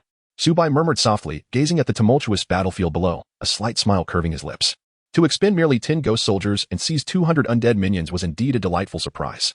In the midst of the battlefield, only Huang Li remained stubbornly resisting, helplessly witnessing the demise of his undead soldiers. As a warrior at the early stage of the Xianwang realm, he found himself thoroughly suppressed by two ghost generals, struggling even to escape. Yellow mist coiled around him, a chain lurking nearby, occasionally striking him, each blow reverberating through his very soul. The depletion of one's soul proved to be the most lethal of all. Indeed, as expected of the Xianwang realm, such a formidable foe. Suddenly, the mist surrounding Huang Li morphed into the visage of Dao Lao, confronting him directly. Huang Li's face turned ashen, his voice laced with desperation as he shouted, "Why? Why must you annihilate my undead soldiers? Give me a reason. Why?" The ghostly face formed from the mist erupted into a twisted grin, reminiscent of a malevolent spirit. "Why? How would I know why? I only understand that it is the will of our master. The master desires the extinction of your undead soldiers. They are not meant to survive." Upon hearing this, the aged features of Huang Li quivered slightly, as his peripheral vision caught sight of the other two ghost generals leading 1,000 ghost soldiers towards him. Clearly, he was now the sole survivor of the undead minions, and his own demise was merely a matter of time. Huang Li glared fiercely at Dao Lao's face, gritting his teeth as he inquired, "Who is he?"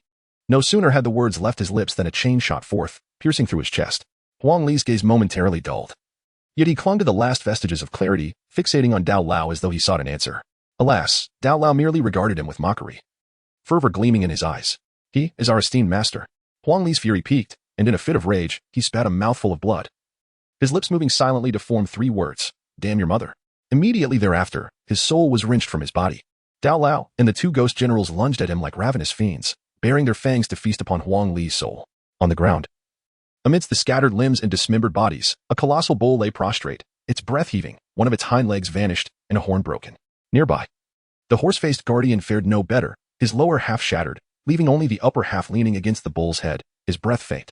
Is the old bull dead? The bull's head grunted weakly. With them around, the old bull could still fight for 300 rounds. The horse-faced guardian chuckled, his eyelids drooping with exhaustion, lying quietly against the bull's head, his soul flickering and threatening to dissipate. At that moment, two figures descended from the air, standing before the bull's head and the horse-faced guardian. They chuckled lightly. "Oh, my friends, are you unable to continue? If you cannot, allow me to feast upon you. We mustn't waste." At these words, the horse-faced guardian's eyes snapped open, filled with dread and confusion. "No. I sacrificed this ghostly life to aid you in battle, prepared for a glorious demise, and yet you casually mention eating me, startling me awake. All right. They clearly know our master. Do not frighten them further," the soul-binding guardian remarked calmly, extending two spectral arms with a smile. "The arms of a Xianwang realm warrior are potent restorative treasures. Each of you may take one." The horse-faced guardian, mesmerized by the spectral arms, felt his mouth water. Just as he reached out to take one, the old bull rolled over, bracing itself on 3 legs. Perhaps due to exhaustion, it plopped back down. Its eyes fixated hungrily on the 2 arms. "Well, I want one too." The soul-binding guardian glanced down, hesitating briefly before handing one arm to the old bull, then extending the other towards the ground beneath the bull. Soon, a trembling hand emerged from the bull's ample rear, and upon contact with the arm, it transformed into a surge of soul energy, merging with the horse-faced guardian. The bull and the horse-faced guardian's forms rapidly mended, and just then, the arm emerging from the bull's rear seemed to regain strength, suddenly pulling back with force. "Moo! Who dares to touch my bull?" Upon landing, the bull glared furiously around, and upon spotting the horse-faced guardian, it snorted indignantly. "Old horse, did you see that rascal?" The horse-faced guardian, feeling somewhat guilty, glanced skyward. It probably ran off. Certainly, it wasn't me." The bull huffed, transforming into human form. Its bovine head turned away from the horse-faced guardian as it sulked on the ground. Nearby, the 4 ghost generals watched the scene unfold with amusement, but duty called. After dispatching the undead soldiers, they hastily led their 1,000 ghost soldiers away. No one knew where they went, for none dared to follow. That night, the desolate city trembled, with both local and foreign factions speculating whether the ancient emperor's ruins had drawn the attention of the underworld. If so, they would need to seriously reconsider their intentions of entering the ancient emperor's ruins. Atop a building, Su Bai observed the scene below. Devoid of any guilt for the hellish tableau he had orchestrated, knowing full well that every undead soldier he had encountered was a wretched soul beyond redemption. As the battle concluded, Su Bai melded into the shadows, unseen and unheard. Arriving at the vicinity of the Tiandi Tavern, where he parted ways with the 4 ghost generals, he found them already awaiting him, accompanied by 1,000 ghost soldiers. Without hesitation, he summoned the Ghost Emperor's banner, allowing them to enter and rest within. Moments later, after retracting the banner, Su Bai leisurely made his way to the Tiandi Tavern. On the top floor, gentle moonlight spilled into the room, where a young maiden stood gazing out the window. The evening breeze playfully tousled her hair, a hint of tenderness shimmering in her eyes. As she observed the returning youth on the street, Lu Qinghan's lips curled into a subtle smile. "He has returned. It is time for you to depart." Yuling gazed at Lu Qinghan in silence for a moment before respectfully acknowledging her presence and fading away, vanishing from the room. Alas, it was ultimately a misplaced devotion. Chapter 75, The Emperor's Command. Additional update. With a soft creak, the door opened, and Su Bai entered the room cautiously, his gaze falling upon the slumbering maiden on the bed, wary of awakening her. Approaching the bedside, he noticed the covers kicked aside, revealing the gentle curves of her form. And he silently averted his eyes, pulling the blankets up to cover her once more. Lying beside the edge of the bed, he quietly admired her serene countenance, a faint smile gracing his lips. At that moment, Lu Qinghan, still in the depths of her dreams, murmured softly, shifting closer to Su Bai as if seeking his warmth. Her arms stretched out, clinging to him like an octopus, her legs entwined around his waist. Embracing, a tender embrace. Her little head nestled against Su Bai's ear, murmuring in a dreamy haze, clearly still lost in slumber. Feeling the softness against his chest, Su Bai momentarily lost himself before chuckling softly, gently stroking her small head, whispering, There, sleep tight, my dear. MMM. Lu Qinghan responded with a soft, elongated hum, still ensconced in her dreams. Su Bai could not resist planting a gentle kiss on her delicate face, succumbing to satisfaction as she closed her eyes and drifted into slumber. The following day marked merely a day until the ancient relic of the great emperor would be unveiled. The desolate city buzzed with increasing fervor, so much so that the influx of visitors led some to set up camp outside its gates. Tents sprang up along the streets, primarily occupied by small factions and wandering cultivators, while larger powers typically reserved their spots within the city, avoiding the discomfort of the elements. On this day, a luxurious carriage approached from afar, drawn by 4 fiery red lions, followed by a retinue of dozens, creating a grand spectacle. Each member of their entourage bore the embroidered insignia of Shueyue on their attire, heralding the arrival of the Shueyue Empire. It was well known that in a radius of tens of thousands of miles, apart from the sanctuaries, the Shui Empire and the Hao Empire stood as the most formidable forces. In stark contrast to Song Yi's discreet arrival, the Shui Empire made no effort to conceal their presence, ensuring that all were aware of their entrance. Consequently, their appearance drew throngs of onlookers, captivated by the spectacle. Within the palanquin, the curtains were drawn back to reveal a somewhat handsome visage peering outside. Upon witnessing the crowds lining the streets, a clear disdain flickered in his eyes, prompting him to swiftly close the curtains once more. The second prince had arrived in the desolate city. The coachman, who was diligently guiding the carriage, respectfully called out, "Your Highness, has the Shui shadow guard arrived?" "Indeed," replied Jiang Tao with a nonchalant tone. "They have diverted from pursuing Su Bai and are now en route to the desolate city as per your instructions." After this exchange, silence enveloped the palanquin as Jiang Tao reclined languidly, swirling a goblet of wine in his hand, a cold smile gracing his lips. Sending the Shui shadow guard to hunt a mere servant disciple of the extreme cold sanctuary? He was not foolish enough to squander such resources. For the Shui Empire possessed only 10 shadow guards, each a peak expert of the mystic sovereign realm, their prowess undeniable. He had dispatched 5 of them under the pretense of pursuing Su Bai, but in truth, his intent was to mask their entry into the great Emperor's relic site, aiding him in seizing the Emperor's legacy. Once he obtained it, the Shui Empire would surely be within his grasp. Contemplating his father, who languished in debauchery, a surge of anger welled within him, causing him to hurl the goblet, which struck the coachman squarely on the back of the head. The coachman, bewildered, nearly toppled from his seat. What did he begin? But his words faltered as he quickly recalled the urgency of the situation. A cold snort emanated from within the palanquin as Jiang Tao, agitated, closed his eyes once more. Just then, a hurried shout broke through the tension. "Report!" A figure soared from the distance, landing before the palanquin, kneeling with reverence. "Your Highness, the Emperor commands your immediate return to Shui City." A hush fell over the crowd as the curtain slowly parted, revealing Jiang Tao's expressionless visage as he stepped outside, his icy gaze fixed upon the messenger. "What business does my father have?" After a moment's hesitation, the messenger replied solemnly, "The Emperor merely instructed that you return to Shui City without delay. Beyond that, I am not privy to any further details." Jiang Tao fell silent, his gaze steady upon the messenger before he turned back into the palanquin, issuing a curt command. "Enter the city." With that, the carriage moved, and the accompanying entourage, after a moment's hesitation, followed suit. The messenger, seeing this, clenched his teeth, producing a gleaming golden token and raising it above his head, declaring, "The Emperor's decree is here. To see the decree is to see the man. By the Emperor's command, I am here to apprehend the traitorous Jiang Tao. All citizens of the Shui Empire, seize him." After a brief pause, he continued, "Should there be any resistance, execute them." The caravan halted abruptly, and the crowd held their breath, watching the Shui contingent with bated anticipation, ready to flee at a moment's notice. The followers of Jiang Tao, taken aback by this sudden turn of events, exchanged bewildered glances, uncertain of how to proceed. Those who accompanied him were undoubtedly his most trusted confidants. However, they now faced the authoritative decree of the Emperor. The palanquin's curtains were drawn back once more, revealing a smiling face as Jiang Tao emerged, sword in hand, its tip tracing a line upon the wooden palanquin. Descending from the palanquin, he advanced towards the man bearing the Emperor's token, a twisted smile upon his face. His gaze fixated on the token, he chuckled maniacally. "What a splendid imperial decree! Ha! Father, the Shui Empire shall inevitably meet its demise under your reign. The position of Emperor belongs to the capable, and you, my dear father, have grown old." Second Prince Yu, the bearer of the imperial token, eyes wide with fear, directed a furious glare at the individuals behind Jiang Tao. "The imperial decree is in hand. You lot, do not hesitate to act." Yet, hesitation painted their faces, none dared to advance. The messenger, merely a celestial realm cultivator, felt his heart sink at the sight. He had assumed that with the imperial decree in hand, the second prince would not dare harm him, unaware that he was dealing with a madman. Witnessing their reluctance to act, he turned to flee. Suddenly, a sword pierced his back, driving straight for his heart. As the blade erupted from his chest, fragments of his heart spilled forth. He glanced down, eyes filled with disbelief as life drained from him. Not far away, Jiang Tao's sinister smile faded to an impassive expression as he beckoned the imperial token and sword to him. Stowing the token away, he gripped the sword, casting a cold gaze around before retreating into the palanquin. "Enter the city," he commanded, and the caravan resumed its slow advance toward the desolate city, making its way toward the Heavenly Earth Tavern.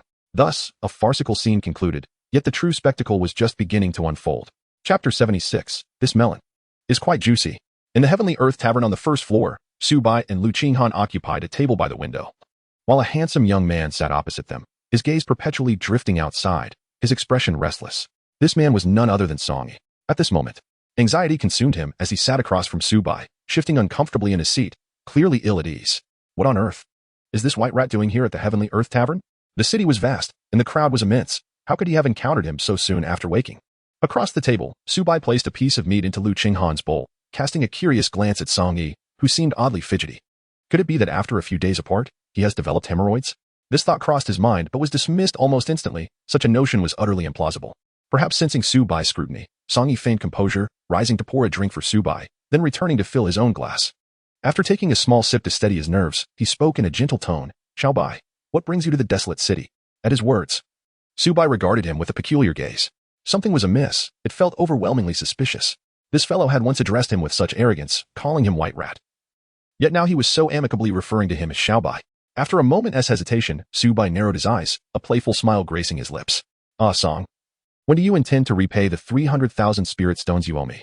As the conversation drew to a close, Song Yi's lips curled slightly in a suppressed smile as he solemnly remarked, "You cunning little rat, have you truly ensnared me in this predicament?"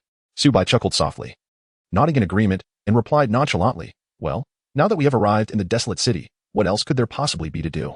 Song Yi turned his gaze towards Su Bai, then hesitantly glanced out the window, whispering, "I never anticipated that the emergence of the Emperor's relics would even attract your presence.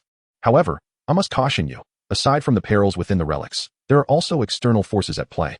It is said that 3 great sanctuaries will dispatch their disciples to this location." Su Bai raised his eyebrows slightly, revealing a hint of intrigue. "Which 3 sacred places?" "Well, to the best of my knowledge, they are the Wuji Sacred Land, the Qinglan Sacred Land, and the Tianji Sacred Land." Strangely enough, the Tianji Sacred Land is composed of a group of rascals. It is quite peculiar that they would come to join the fray when the ancient relic of the great emperor is unveiled. Su Bai fell silent for a moment, reflecting on the Qinglan Sacred Land. He recalled encountering a fellow in the underworld, on the road to the Yellow Springs, who claimed to be the foremost sword emperor of Qinglan Sacred Land. After a brief pause, as if recollecting something, Su Bai softly inquired, "What of the extreme cold Sacred Land? Have they not sent anyone?" Upon hearing this, Song Yi raised an eyebrow with a playful smile and replied, "Ah, the extreme cold Sacred Land. It is said that the venerable Lin Feng has personally decreed that his disciples are forbidden from venturing here." With a teasing glint in her eyes, Song Yi continued, "White Mouse, I represent the Haoyue Empire. What about you? Why not join my faction?" Su Bai cast a brief glance at him, offering no response. Why should he represent any faction? With the 4 great ghost generals and over 1,000 ghost soldiers at his command within the ancient ruins of the Emperor, he alone could stand as a formidable force. It was evident that Song Yi was aware of Su Bai's likely refusal. He chuckled softly, and out of the corner of his eye, as if noticing something, he suddenly remarked, "By the way, White Mouse, why have you brought your sister along?"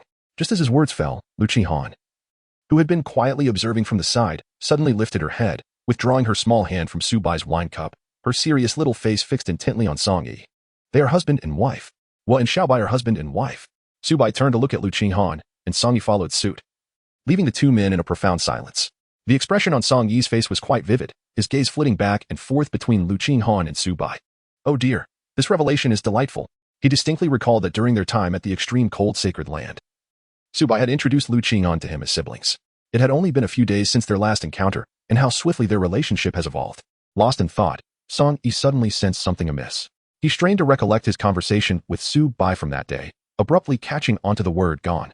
In an instant, enlightenment dawned upon him, and he fixated his gaze on Su Bai, nodding in recognition. No wonder. So you meant the 4th tone back then. Perhaps sensing the intensity of Song Yi's stare, Su Bai fell silent. This old dog Song, his lecherous gaze was practically dripping with mischief. He was certainly not thinking of anything good. After the silence between them, Lu Qihan turned to Su Bai, blinking her large eyes once before lowering her head, her small hand stealthily inching closer to Su Bai's wine cup. Unbeknownst to her, little Bai remained oblivious. Su Bai lowered his gaze, a hint of affection in his eyes as the corners of his mouth lifted in a feigned oblivion. Before long, his wine glass was stolen. Lu Qihan, cradling the glass with both hands and shrinking his neck, took a delicate sip, a blissful smile blooming on his face, all the while sneaking glances at Su Bai. The picture of guilty delight. Across the table, Song Yi observed this scene with a fatherly expression, nodding lightly. "Ah, the little white mouse has grown up. How delightful it is for a father." Just then, the coachman, previously kicked off the carriage, approached Song Yi with a respectful demeanor, bending slightly to whisper, "Young master. The 2nd prince of the Haoyue Empire has arrived in the wasteland city and is currently downstairs at the Tiandi Tavern." Upon hearing this, the smile on Song Yi's face instantly vanished, and he instinctively glanced out the window, where he indeed saw a grand procession lingering at the entrance of the Tiandi Tavern. Looking back at Su Bai, his expression became somewhat unnatural. What a small place this wasteland city is, he thought. Is it possible that the only inn here is the Tiandi Tavern? Everyone seems to be crowding here. Huh? Very well then. Don't blame me for being rude. With that thought, Song Yi turned to the side to address the coachman, Song Bauer, with a resolute tone, "Go, cancel our room." Song Bauer was taken aback and after a brief pause replied, "Young master, why cancel the room when everything is fine? Moreover, all the inns in Wasteland City are fully booked. Where will we find an empty room? At this, Song Yi fell silent. Although he could make other factions vacate a room, he found it beneath him to do so. Turning back to Su Bai, after a moment of hesitation, he said earnestly, "Little white mouse, I need to tell you something." Upon hearing this, Su Bai raised an eyebrow, his expression turning serious. Since learning of the Shuiyue Empire, he had noticed that Song Yi seemed particularly tense. After all, he was the 9th prince of the Haiyue Empire, a power that stood alongside the Shuiyue Empire. Surely he could not be so easily intimidated? Could it be that the visitors were formidable? Formidable enough to instill fear in someone who dared confront even the Grand Elder of the extreme cold sacred land? Song Yi exhaled softly, then continued. When the people from the Shuiyue Empire arrive, you must not reveal your identity. Chapter 77. Lu Qinghan's intoxication while Song Yi spoke. Jiang Tao had already entered the Tiandi Tavern with over 20 followers, exuding an impressive presence, a stark contrast to the solitary arrival of Song Yi. Upon entering, Jiang Tao's gaze swept past everyone on the first floor, heading straight for the staircase to the second floor. Following closely behind, one of his companions stole a glance at Song Yi, finding a resemblance that sparked some curiosity. Doesn't this person look a bit like the 9th prince next door? As this was said, Jiang Tao suddenly halted, following the gaze to see Song Yi's silhouette.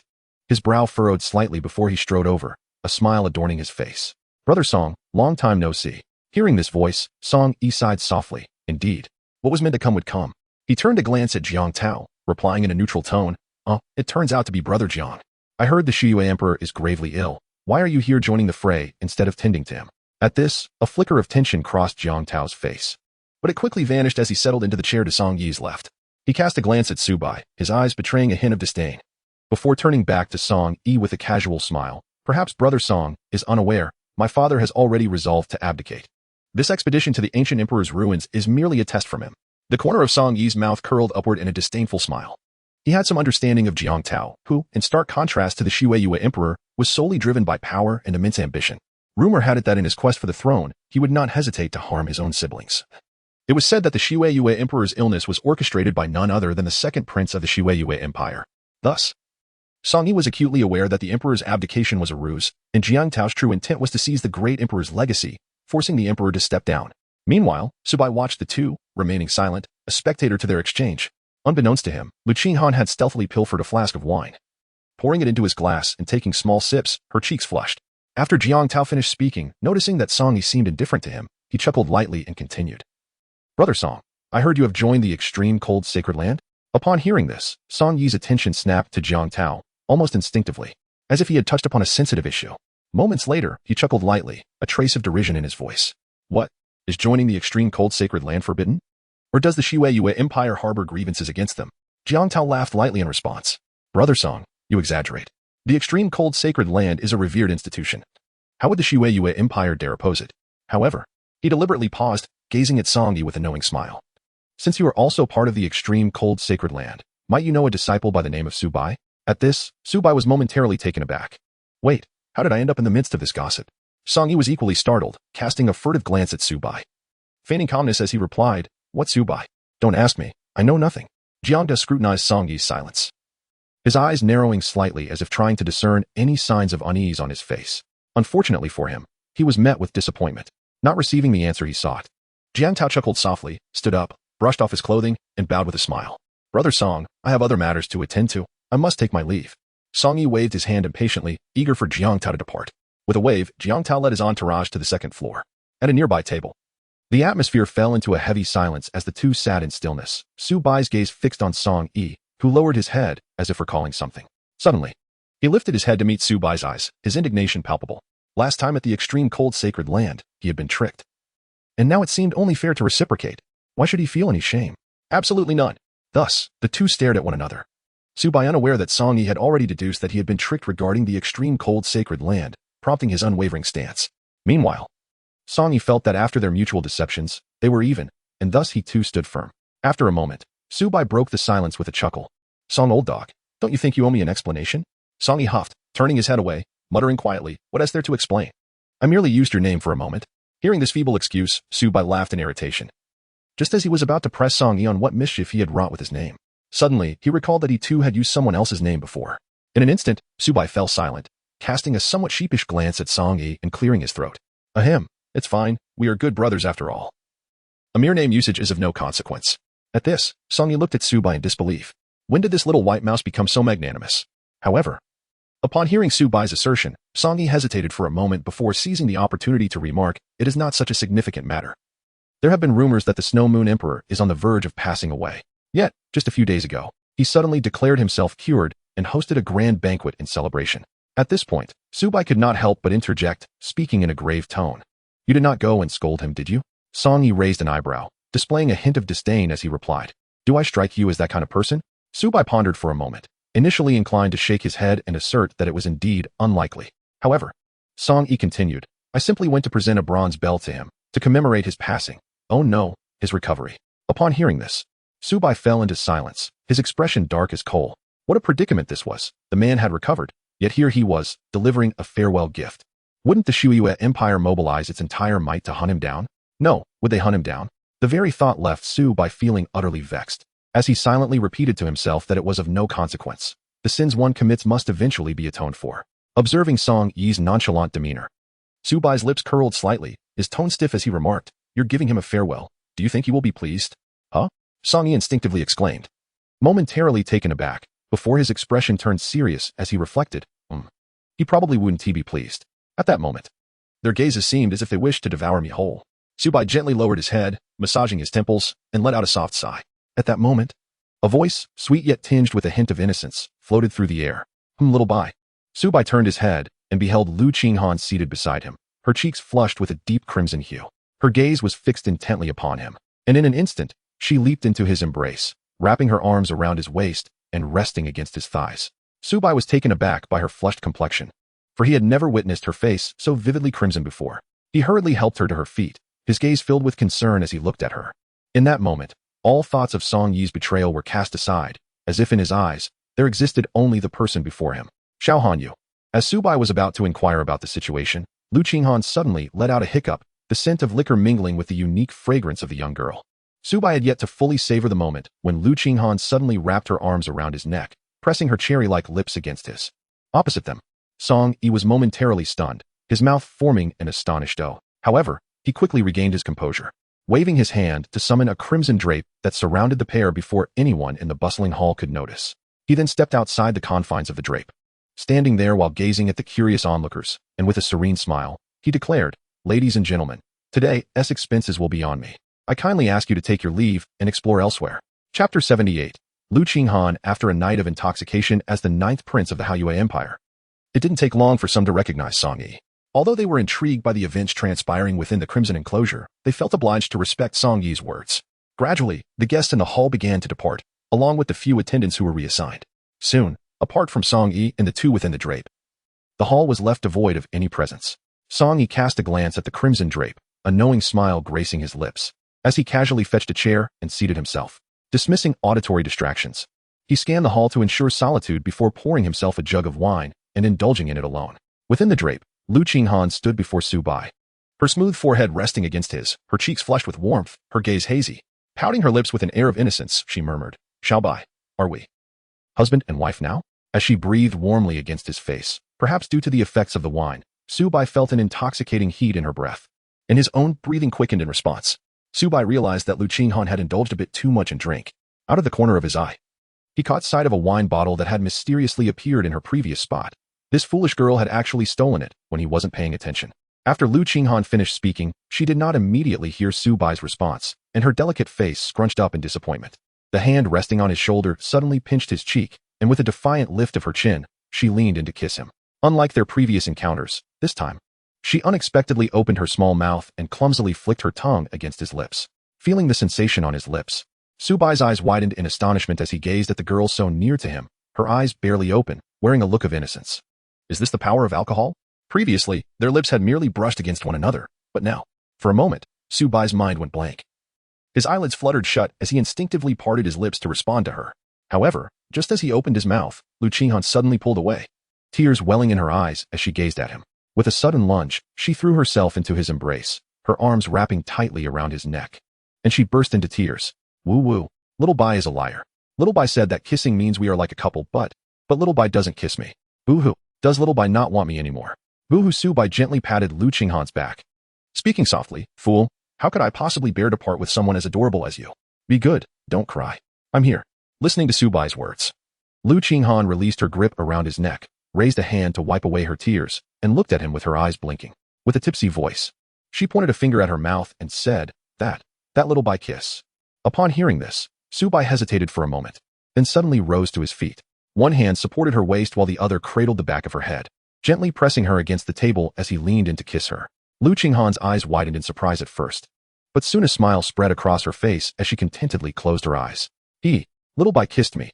Surely, Little Bai thinks we are a couple. After a brief moment, Su Bai slowly opened his eyes, looking at her with a gaze full of affection. He lifted her into his arms, allowing her to lean against his chest. Perhaps due to the influence of alcohol, Lu Qinghan's consciousness began to blur. Her cheeks brushed against him, and she giggled intermittently. Couple. Little Bai and I are a couple. Little Bai, we can never be apart.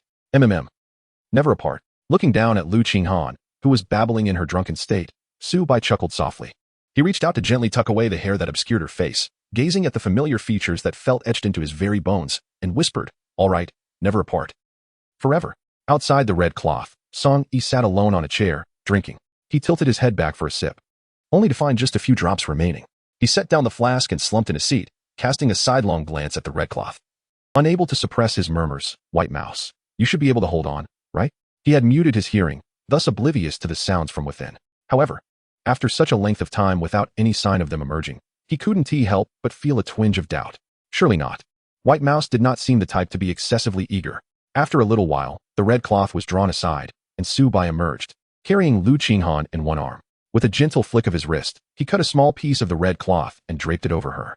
As soon as he stepped out, Su Bai noticed Song Yi, who was sulking in the distance with his drink, alone in the hall devoid of any other guests. Clearly, he had driven them away. Su Bai felt a warmth in his heart at Song Yi's actions. Not only had he provided a cover, but he also cleared the hall of patrons. One had to admit, this brother was indeed loyal. After a moment's thought, Su Bai found himself unable to express overly sentimental words, finally settling on two simple words. Thank you. Upon hearing this, Song Yi did not glance over, but instead took another swig from his drink. He still hadn't released his hearing. Su Bai, feeling somewhat perplexed, approached him from behind and gently patted his shoulder. Song Yi slowly turned around, gazing at Su Bai with a peculiar expression. Out of the corner of his eye, he caught a glimpse of Lu Qinghan, who was peacefully slumbering in his arms, and chuckled softly. If you are tired, you may rest first. There is no need to concern yourself with me. Su Bai was momentarily taken aback. Coupled with his enigmatic gaze, his expression darkened instantly. He kicked the leg of the chair and exclaimed in exasperation, get lost. I can't be bothered to waste my breath on you. I'm heading up first. Oh, Song Yi chuckled, deliberately elongating her tone. Su Bai merely waved his hand dismissively before ascending the staircase to his chamber. Behind him, Song Yi watched with a smile as Su Bai carried Lu Qinghan away, his grin gradually fading as they reached the upper floor. He took a sip of his drink, casting a glance at the empty hall, then slumped into a chair, his gaze lost in the ceiling above. It seemed he was reminiscing, for the corners of his mouth lifted slightly, and a rare tenderness flickered in his eyes. Raising the wine jug high, he whispered softly, let us drink together, my companion. For eternity. With that, he slowly closed his eyes, a smile lingering on his lips, memories drifting like clouds through his mind. Chapter 79, Xier's Side Story. Let us drink together, accompanying each other for a lifetime. By the campfire, a young maiden danced gracefully, her azure garments fluttering in the nocturnal air, her form enchanting, the moonlight paling in comparison. A youth sat beneath a tree, sipping his drink silently as he observed the maiden by the fire. Her name was Xier. A year prior, he had stumbled upon her being pursued by 3 human cultivators in a forest. Moved by compassion, he had rescued her, only to find that she trailed him closely afterward. Why are you following me? He inquired. With her head bowed timidly, she remained silent, gripping her garment as tears fell. After a moment of silence, he feigned ferocity and declared, if you follow me, I might kill you just like those 3 cultivators would. At his words, she instinctively stepped back, gazing up at him with tear-streaked cheeks, her gray-white eyes pleading, you wouldn't. His expression remained impassive as he turned away, casually waving his hand. Do as you wish, but just don't follow me. My family was killed by them. I have nowhere else to go. The boy hesitated, then turned back to her. After a brief pause, he sighed softly. Staying with me would only put you in greater danger. Instead, remain here, and I shall visit you often. Upon hearing this, her tears transformed into a radiant smile as she wiped her cheeks and nodded eagerly. Yes, I will wait for you here. He nodded gently, turning away without looking back as he walked into the distance. He did not take his promise to heart. It was merely a way to keep her from following him home, for he understood that to take her back would spell certain doom for her. Thus, day after day passed until, 6 months later, the boys suddenly remembered their agreement and decided to visit the designated spot. Upon arrival, he found no sign of her, which did not surprise him, and he turned to leave. Just then, a timid voice called from the nearby thicket. "Young master, is that you?" He looked back to see a familiar yet slightly hazy figure emerging from the bushes, her eyes sparkling with uncontainable joy as she rushed toward him. "Young master, you finally came." The boy stood there, momentarily stunned into silence, while the girl excitedly shared amusing tales. After a moment, he asked, Have you been waiting here all this time?" "Yes. Young master, you promised you would come to find Xier. I was afraid you might not find me. So I waited here." With that, she suddenly took his hand and led him in a certain direction. Soon, a thatched cottage came into view. "Look, Xier lives here now, so I can wait for you every day in our special place, and you won't have to worry about not finding me." As he beheld the newly constructed cottage, a wave of silence washed over him. He had not anticipated that his casual remark 6 months ago would be taken so seriously by her, who had waited faithfully, while he had only just remembered her. It seemed she was called Xier. From her, he felt a sensation he had never experienced before. As the youngest prince of the royal family, at merely 13 years of age, he was caught in the tumult of succession, with powerful brothers vying for authority. The bonds of brotherhood had seemed so fragile in that moment.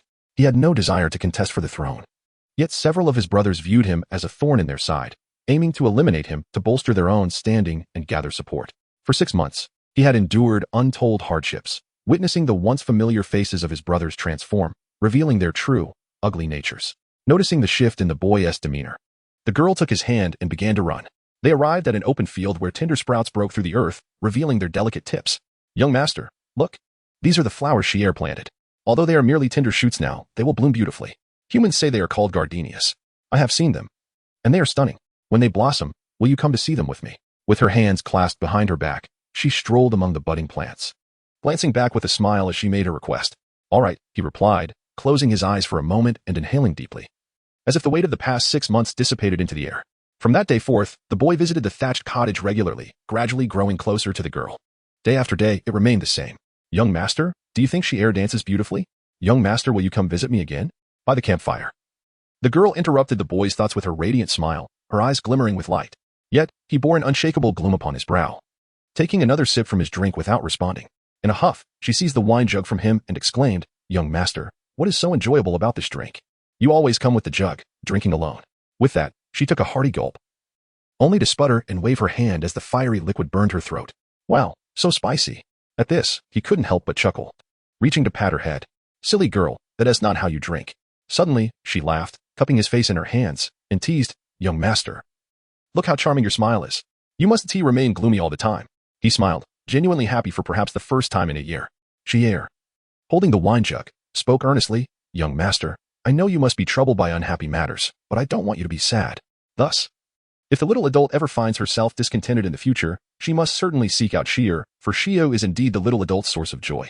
Well, Xier must learn to drink, for it perplexes her how the little adult could possibly relish such a beverage, which is rather unpalatable. As she spoke, the young girl took another swig, her tongue sticking out in a fiery manner. After a few sips, she felt the effects of intoxication. Sprawling beside the young man, gazing up at the vast sky, raising the wine jug high, and in a tipsy slur, she proclaimed, "Little adult, once I master the art of drinking, whenever you wish to indulge, she shall accompany you, shall I not?" The young man regarded her in silence, a smile gracing his lips as he took a sip from the jug. Seeing him drink directly from the jug she had used, the girl burst into laughter, her drunkenness taking hold as she sat upright, swaying her head and chuckling. "The little adult has shared a drink with Xier. Does that not mean we have shared a cup together? Little adult, having shared a drink, we must remain together forever." At this, her cheeks flamed brighter, and she reclined backward, closing her eyes, murmuring dreamily, "Raise a glass, share a drink, and accompany you for a lifetime." Having uttered her drowsy words, she fell into a deep slumber. Observing her flushed profile, he instinctively whispered, "Raise a glass and share a drink. Accompany you for a lifetime." This is an epilogue, as there have been subtle hints regarding Song Yi's intention to revive someone. Writing this epilogue serves to provide readers with a deeper understanding of Xia's character. Lastly, might I kindly request a 5-star rating? The book has just begun its ratings journey, and the score is somewhat low. The author dares to aspire for a slight uplift. As a gesture of sincerity, consider this epilogue as a bonus. Tomorrow, I shall resume with 2 chapters of the main storyline. Chapter 80, Little White, quickly let this emperor embarrass you. In a certain room of the Tiandi Tavern, Su Bai entered, cradling a petite figure, a girl of considerable stature. Upon reaching the bedside, Su Bai gently laid Lu Qing'an down, covering her with a small quilt, exhaling a sigh of relief. On the bed, Lu Qing'an murmured softly, her eyes remaining shut. But her delicate face suddenly scrunched up as she rolled over, kicking off the quilt that had covered her, her dainty feet exposed. Then, under Su Bai's watchful gaze, she groggily sat up, smacking her lips, and indistinctly declared, "So hot. Little white. Hot." No sooner had she spoken, she swayed backward. And without a moment's hesitation, Su Bai reached out to support her head, guiding her gently down. However, Su Bai was unaware that Lu Qinghan's hands instinctively grasped the hem of her dress, pulling it up to her neck and draping it over her head. Soon enough, Lu Qinghan quieted down, smacking her lips again and lying in a sprawled position on the bed. Su Bai emerged from the bathing room. A strip of black silk draped over his eyes. Relying on a faint sense of imperial essence, he navigated effortlessly. Approaching the bedside, he bent down to lift Lu Qinghan, gently leading her back to the bathing room, murmuring softly, "Let us simply cleanse ourselves before sleep. It will make for a more comfortable rest." Upon entering the bathing room, warm steam enveloped them. Su Bai placed Lu Qinghan into the prepared warm water, supporting the back of her head to provide her with a place to lean. He reached for a white cloth, dampening it before foregoing the need for her to undress, and tenderly wiped her flawless skin. Within the bathtub, Lu Qinghan lay serenely against Su Bai's hand, a faint smile gracing her lips as if lost in a delightful dream.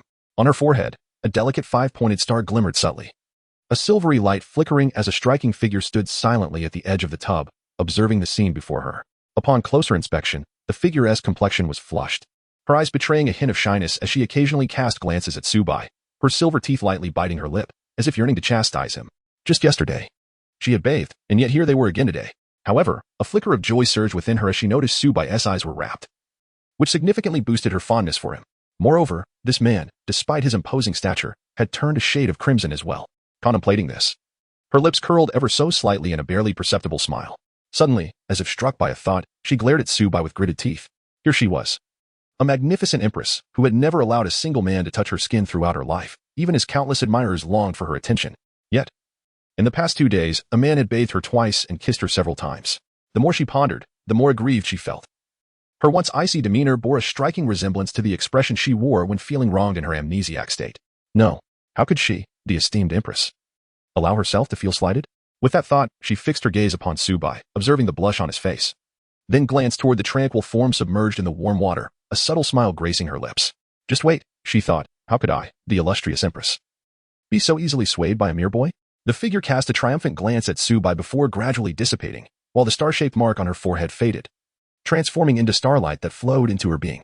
In an instant, Lu Qinghan's eyes slowly opened, a flicker of cold brilliance flashing from the depths of her gaze.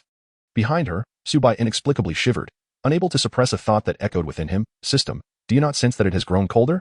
Within him, the system, having not communicated with Su Bai for several days, seemed momentarily stunned before a cool voice responded, Su Bai, have you forgotten something after neglecting me for these past few days?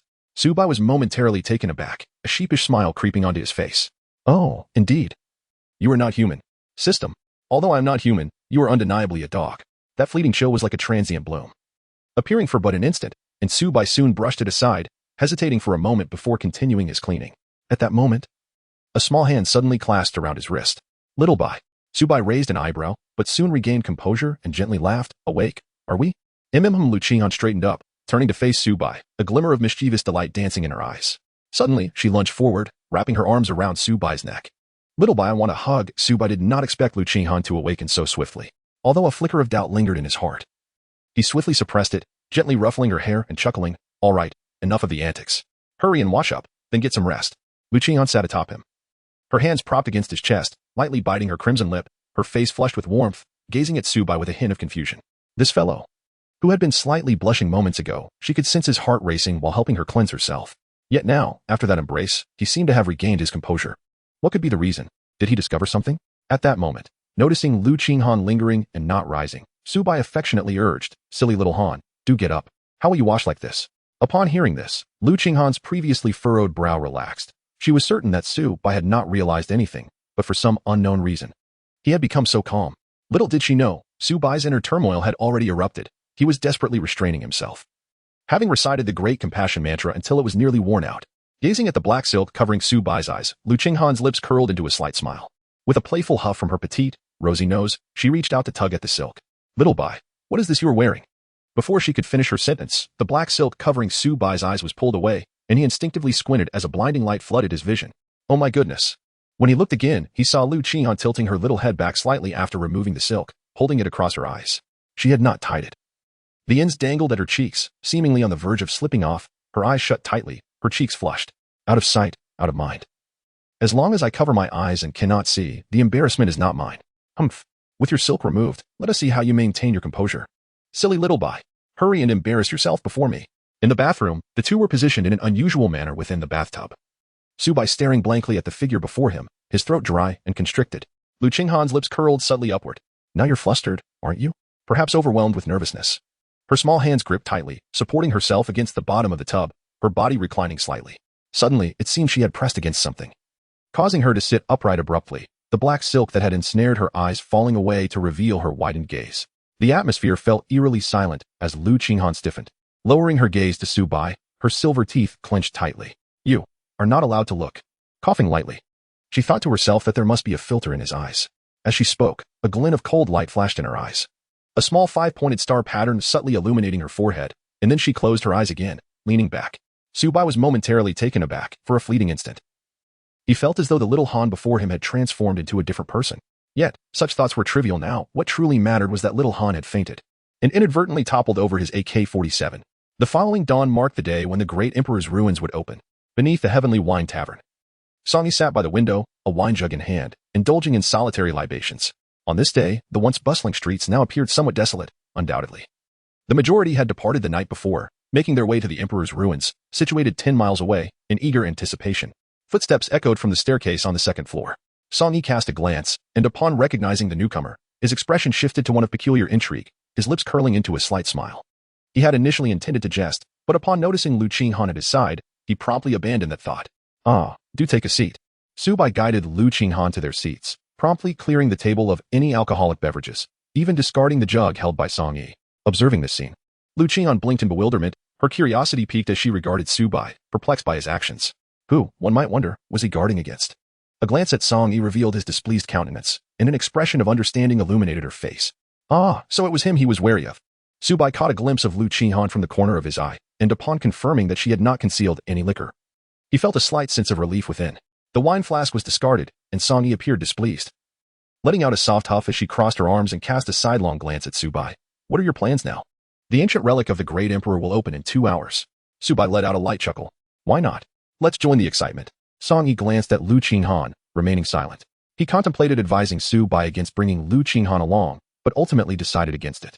With a gentle nod, Song Yi turned his gaze out the window. Little white mouse, make no mistake, I have warned you. The upcoming struggle for the legacy of the great emperor's ancient relics will be exceedingly fierce, with countless factions vying for this inheritance. After speaking, Song Yi chuckled softly, then turned to Su Bai, his expression turning serious. Do you know who left behind this great emperor's relic?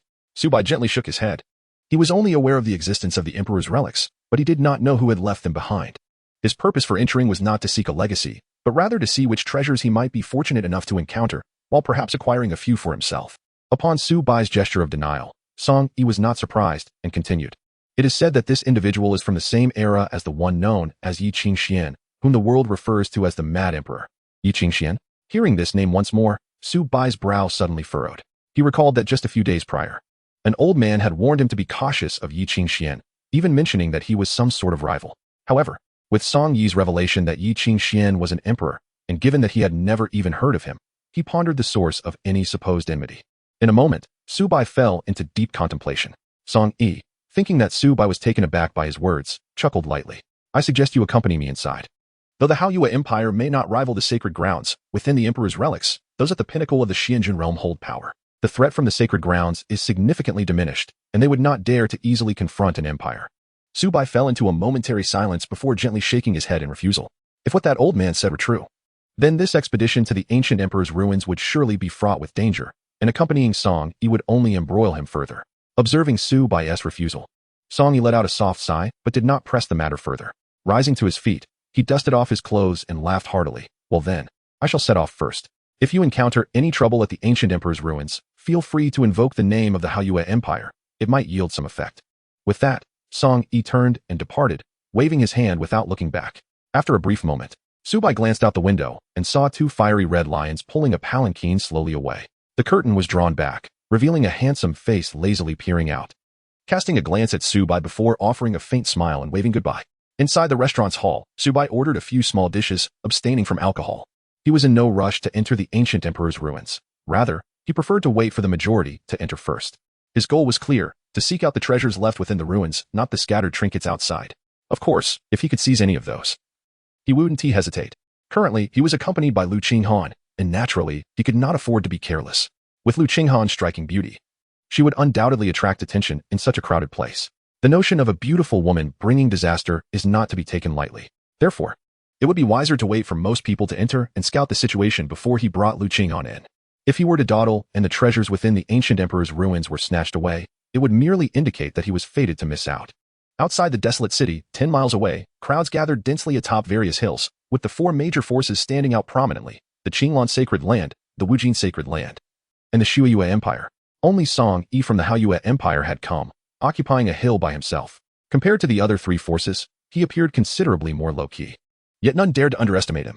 The ninth prince of the Haoyue Empire had seized the position of heir to the throne with overwhelming strength but had declined the emperor's coronation, to outsiders' astonishment. Despite having defied the emperor's wishes, he had managed to survive until now, his prestige subtly overshadowing that of the emperor within the Haoyue Empire. Beyond the four major forces, there was also the Tianji Sacred Land. However, upon looking around, not a single figure from the Tianji Sacred Land could be seen atop their hill. Everyone knew that either the disciples of the Tianji Sacred Land had not arrived or were mingling among the crowd as inconspicuous figures. Chapter 82. Ascending the heavenly ladder 10 miles outside the desolate city, the air above several hills trembled, with a mysterious ripple emanating from a single point, spreading out hundreds of meters before vanishing into the void. The crowd gazed intently at the unusual sight in the air, their eyes filled with anticipation. The ancient emperor's ruins were about to be unveiled. Moments later, at the center of the rippling point, a crack suddenly appeared, as though the void had been torn open. A wisp of blazing flame surged forth from the fissure, followed by a colossal flaming hand that grasped the edges of the crack and forcefully pulled it apart. With a thunderous roar, the heavens shook, as if something momentous were descending. It was only when the crack had been drawn apart for hundreds of meters that the people could finally see the celestial gate revealed beyond it. Standing majestically beneath the heavens, its imperial might overwhelming. Upon witnessing the celestial gate, the three major forces, the Qinglan Sacred Land, the Wujin Sacred Land, and the Shuiyue Empire, were all struck with awe, quickly followed by elation. Passing through the celestial gate and ascending the heavenly ladder, both were known as ascending to heaven. One of the treasures of the world, ranking 10th on the list of imperial artifacts. It was rumored that the ascending to heaven imperial treasure was owned by a mad-sword emperor, coveted by countless emperors. Yet the mad-sword emperor was indeed a true lunatic. No matter who approached, he would simply draw his sword and attack without a word. It was said that even the mad-sword emperor's ancestors had sought to temporarily borrow the ascending to heaven imperial treasure, only to be met with a sword strike, taking thousands of years to recover from the encounter. The end result was that the mad-sword emperor was expelled from the family lineage, opening a page of his own. Now, they were here to contend for the very legacy of the mad-sword emperor. Despite his madness, the mad-sword emperor possessed a formidable strength. Otherwise, a powerless lunatic would have been easily crushed long ago. Among the crowd, many recognized the ascending to heaven imperial treasure, and the news quickly spread, sending the throng into a frenzy. Faces lit with excitement, they rubbed their hands together, eager to seize the opportunity. At that moment, behind the celestial gate, at the pinnacle of the heavenly ladder, 5 figures stood, gazing down at the crowd below, clad in garments of 5 distinct colors, representing the 5 elements. The central figure wore fiery red attire, adorned with a single character embroidered on his chest, Flame. Looking down at the crowd, Flame stepped forward, instantly arriving at the base of the heavenly ladder, standing before the celestial gate. With one hand behind him, he smiled faintly and declared, "Those below the Xianwang realm may approach the heavenly ladder. The 3 trials of ascending to heaven must be undertaken without any external assistance. Only those who ascend the heavenly ladder will qualify to enter the ancient emperor's ruins. Among you, one will inherit the emperor's legacy." Having spoken, Flame lowered his gaze, regarding the crowd with a light chuckle. "I wish you all good fortune." With that, his figure vanished from sight, and moments later, he reappeared at the top of the heavenly ladder, positioned in the center. Following a brief silence, the crowd erupted into chaos, surging towards the celestial gate. A smaller portion of the crowd, however, stood by with downcast expressions, unwilling to accept their fate. For they were all at the Xianwang realm and lacked the qualification to ascend the heavenly ladder.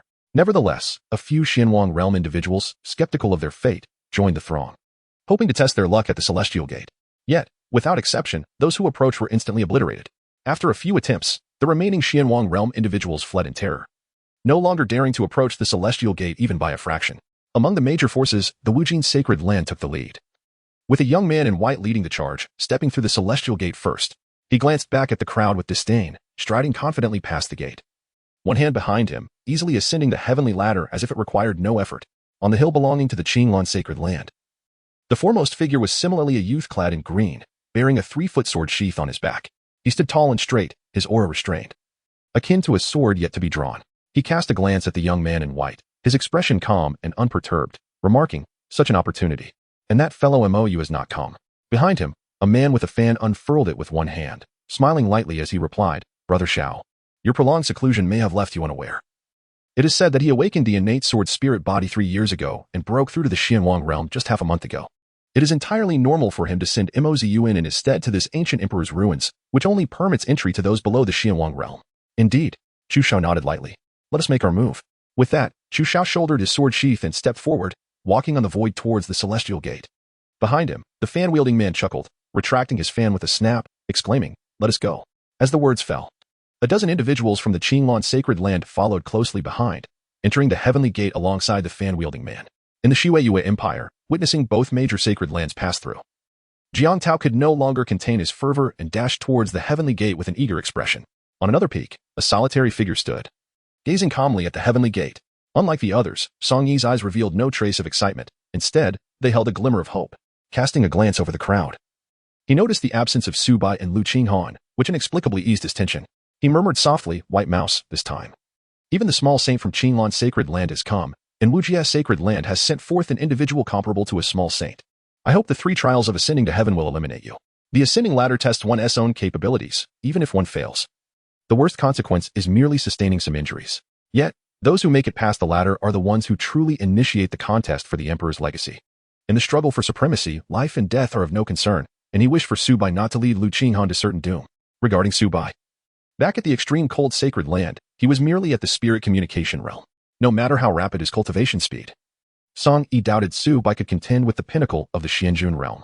However, he understood Su Bai's character well enough. Once he made a decision, even the strongest oxen could not pull him back. Thus, he could only hope they would falter at the ascending ladder. With a light sigh, Song Yi lifted his gaze to the heavenly gate. With a single step, he entered the peak of the heavenly spirit realm. By the time he stood before the heavenly gate, his cultivation had reached the later stage of the Xianjun realm. Before the heavenly gate, all cultivation levels were laid bare. From the very beginning, Song Yi had concealed his own strength, even during confrontations with the Grand Elder at the extreme cold sacred land. Now, at the heavenly gate, his true power was fully revealed. Stepping through the heavenly gate, Song Yi cast an impassive glance at the ladder, ascending the first step with a faint smile. Effortlessly traversing 10 steps at a time. Approximately 15 minutes later, the crowd outside the heavenly gate began to dwindle, with individuals emerging one after another. Their faces ashen and spirits deflated. They had entered with vigor, but upon seeing only a handful had returned, they wished to dig a hole and bury themselves. Was this truly a contest for the emperor's legacy? Had they come merely to humiliate themselves? To let others know they couldn't even ascend the second step? Perhaps like attracts like. As they exited, familiar faces came into view. Oh, you too. Haven't he gone in yet? Oh ho ho, right? I'll wait a bit longer to enter. There are too many people, and I fear someone might stab me in the back. You know how it is.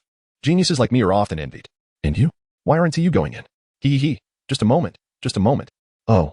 Then let us wait together before going in. The stream of people continued, gathering in greater numbers, each squatting beside the heavenly gate, wearing expressions that were awkward yet polite. They all understood. They would enter later. Chapter 83. Has the heavenly gate run away? At the heavenly gate, a tall figure approached, or rather, a young girl was perched upon a young boy's shoulders, gripping his hair as they came forward. Lu Qinghan tugged at Su Bai's hair, seemingly eager to show him something. Little white, what a grand gate. Su Bai raised his gaze to behold the magnificent heavenly gate, towering hundreds of meters above the earth, with a celestial ladder stretching behind it, reaching into the heavens. However, what piqued his curiosity was the sight of 2 rows of individuals squatting beside the gate. Could they possibly be guards? It seemed that the eccentric sword emperor had quite the flair for the dramatic. Upon arriving at the heavenly gate, Su Bai's cultivation at the initial stage of the Xianjun realm was unmistakably evident. Typically, such a level of cultivation was exceedingly commonplace, hardly worthy of attention. Yet, it became a spectacle when one considered that a practitioner of the initial Xianjun realm was carrying a girl devoid of any cultivation. The 2 rows of onlookers directed their gazes towards Su Bai in unison, bestowing upon him the utmost respect. This fellow was undeniably brave. Ascending the celestial ladder alone at the initial Xianjun realm was one thing, but carrying an untrained girl along was akin to shouldering the weight of 2. How could that possibly be achieved? Internally, they shook their heads in disbelief and, one by one, settled into a meditative posture, propping their chins with their hands. Their movements remarkably synchronized. Though they were unable to ascend the ladder themselves, they remained ever the spectators, eager for the unfolding drama. Standing before the heavenly gate, Su Bai disregarded their expectant stares and silently inquired, Master, is there any significance to this? The ascent to heaven imperial treasure, one of the top 10 imperial treasures of the world, albeit ranked last, consists of 3 trials: talent, heart-knocking, and strength. The ascent to heaven imperial treasure is divided into the heavenly gate and the celestial ladder, with the former setting the difficulty for the latter. Presently, it appeared that the peak of the Xianjun realm was the highest threshold, which, given Su Bai's current cultivation, was well within reach. With a quiet acknowledgement, Su Bai turned to Lu Qinghan, whose view was obstructed by two verdant peaks. He smiled gently. Shall we descend for a stroll? Upon hearing Su Bai's words, Lu Qinghan vigorously shook her little head. No. The motion of her head also caused her body to sway, leaving Su Bai to feel an unexpected delight in his neck. With a sigh of warm breath, he suppressed any mischievous thoughts and proceeded toward the heavenly gate. He entered. He carried her in. Let us witness this historic moment. I wager they won't even make it to the second step. The second step? What are you thinking? I can only manage 999 steps. And he? I'm not bragging, he won't make it at all. The crowd murmured amongst themselves when suddenly, one individual stepped forward, gesturing dramatically as a table materialized out of thin air. A disheveled young man stood behind the table, a tortoiseshell in his right hand and a gong in his left. Here we go. Place your bets. Place your bets. Extremely high odds. A once-in-a-lifetime genius has emerged. Come and wager on his ascent to the top. 1 to 1 billion. Hurry. At the heavenly gate, Su Bai paused momentarily. Glancing back at the young man surrounded by the crowd, he quickly recognized the tortoise shell he used to strike the gong. It reminded him of an old man he had encountered days prior, who used a similar shell as a begging bowl, while this young man wielded it as a hammer. Truly, each was more peculiar than the last. He wondered if they belonged to the same faction. With just a fleeting glance, Su Bai resumed his advance toward the heavenly gate. As he approached, Lu Qinghan, perched on his shoulders, seemed to sense something and curiously lifted her gaze toward the imposing gate. Why do I feel like this grand door has emotions? At the pinnacle of the hundreds of meters high gate, a primordial aura concealed its summit, rendering it invisible to all. Yet, there lay a startling crack, as if it had been cleaved by a sword. As Su Bai drew nearer, the heavenly gate trembled imperceptibly, desperately transmitting a message of surrender to Lu Qinghan. The last time it had been struck was due to that lunatic placing it at the entrance of the extreme cold sanctuary, forcibly bending its pillars into heart shapes, only to be subsequently cleaved by someone else's sword. Now, facing a similar fate, it was understandably in a state of panic. If another sword were to strike, would it not be utterly destroyed? In that moment, it regretted ever following that madman. It should have fled long ago. But, was it still too late? As Su Bai stepped through the heavenly gate, it suddenly quaked violently. Boom. The gate shook, its massive pillars appearing to uproot themselves, swinging rigidly back and forth before making a hasty retreat, vanishing from the sight of the crowd. Now, not only was Su Bai taken aback, but even the celestial ladder was rendered speechless. So, what just transpired? The sudden absence of the heavenly gate did not go unnoticed by the ladder, which immediately sensed Lu Qinghan's presence. In that instant, the ladder began to tremble vigorously, the first step cracking ominously, as if attempting to detach itself. The heavenly gate's abrupt departure left the ladder furious. How dare you leave without a word, you traitor! Fortunately, at the summit of the ladder, 5 men detected the anomaly. As they sensed the ladder's agitation, their expressions darkened. Upon realizing the heavenly gate had vanished, they were alarmed. This was not good. These two intended to rebel. Their faces turned cold, and 5 ethereal swords materialized behind them, each representing one of the 5 elements, exuding the might of imperial artifacts. The 5 swords surged forth, immediately suppressing the celestial ladder. Though it quivered slightly, the impact was minimal. It was one thing for the heavenly gate to flee, but if the ladder followed suit, those currently ascending would face instant demise. Such consequences were untenable, even for the madman sword emperor. Soon, an angry yet urgent voice echoed in the minds of the 5. Damn it! Don't you dare touch me! I'm out! Yan's face darkened, flames erupting around him as he coldly commanded, How dare you leave without the emperor's permission? No sooner had he spoken than the latter's furious retort resounded. To hell with you. That madman made me inexplicably endure a sword strike a millennium ago. Do you expect me to face another? My brother has fled. You must release me. We are united in heart and soul. He is calling for me. Hearing this, the 5 men cast their gazes downward, confirming that the heavenly gate was indeed absent, leaving only a bewildered Su Bai and the innocently wide-eyed Lu Qinghan. Down below, upon realizing the heavenly gate had fled, Su Bai was truly dazed. He stood rooted in place, staring blankly at the emptiness around him, speechless. Conversely, Lu Qinghan pointed toward the direction the gate had fled, tilting her head slightly as she blinked her large eyes. Little Bai. The door has legs and is running away. Su Bai remained silent, lost in thought. Behind him, Tian Xuanzi seemed to sense a disturbance. A sudden shiver coursing through him. He glanced back, and that fleeting glance nearly sent him fleeing in terror. Where is the door? The crowd, poised to place their bets, noticed Tian Xuanzi's unease and looked up at the heavenly gate. What the hell? Where's the door? Chapter 84. The spirit of the heavenly ladder. At the pinnacle of the heavenly ladder, Yin and the other 4 felt the resistance of the steps beneath them intensifying, their expressions darkening ominously. Just as they were at a loss, a fissure unexpectedly appeared behind them, a glimmer of a sword tip emerging from the crack. In an instant, the heavenly ladder fell eerily silent. Sensing something amiss, the five turned in unison and bowed respectfully. Lord Xiaoqing. A green sword hung behind them. A cold voice resonating through the air. You five, swiftly retrieve the heavenly gate.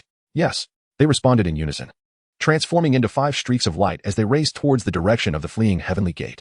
At the summit of the heavenly ladder, only the green sword stood erect, exuding a faint imperial might. The steps beneath seemed to regard the sword with trepidation, falling into an unusual stillness. Below the heavenly ladder, Su Bai observed the structure in the distance. After a moment of hesitation, he stepped forward. Lu Qinghan was perched upon his shoulders, her delicate legs draping over his chest, her bare ankles held gently by Su Bai's hands. Arriving at the base of the heavenly ladder, he gazed upward at the staircase stretching into the heavens. A wave of insignificance washing over him. Suddenly, Su Bai broke into a smile, his eyes seeming to pierce through the clouds, envisioning the pinnacle of the heavenly ladder. What if it reaches higher? He would eventually stand at the summit. With his right foot, he stepped lightly onto the first rung. Just as Su Bai prepared to ascend further, he suddenly felt his second foot slip into an abyss, as if plummeting into an endless void. In the blink of an eye, the scene before him transformed. The once towering heavenly ladder vanished, replaced by an expansive view of the celestial dome. Su Bai's gaze momentarily faltered as he instinctively glanced back, revealing an endless staircase that pieced together, reaching down to the ground. Countless individuals were ascending step by step upon the staircase, with the majority stationed at the initial threshold of talent. While only a mere few dozen had progressed to the realm of strength, the imperial aura emanating from the staircase was overwhelming, leaving many pale-faced. Nonetheless, there were exceptions, such as the disciples from the 2 great sacred lands, the Xueyue Empire, and the composed Song Yi, whose demeanor was as tranquil as a gentle breeze. Congratulations on your ascent of the staircase, a soothing voice echoed, prompting Su Bai to follow its source, where he noticed a blue sword suspended in the air before him. After a moment of hesitation, Su Bai, with a peculiar expression, inquired, Senior, might there be some misunderstanding?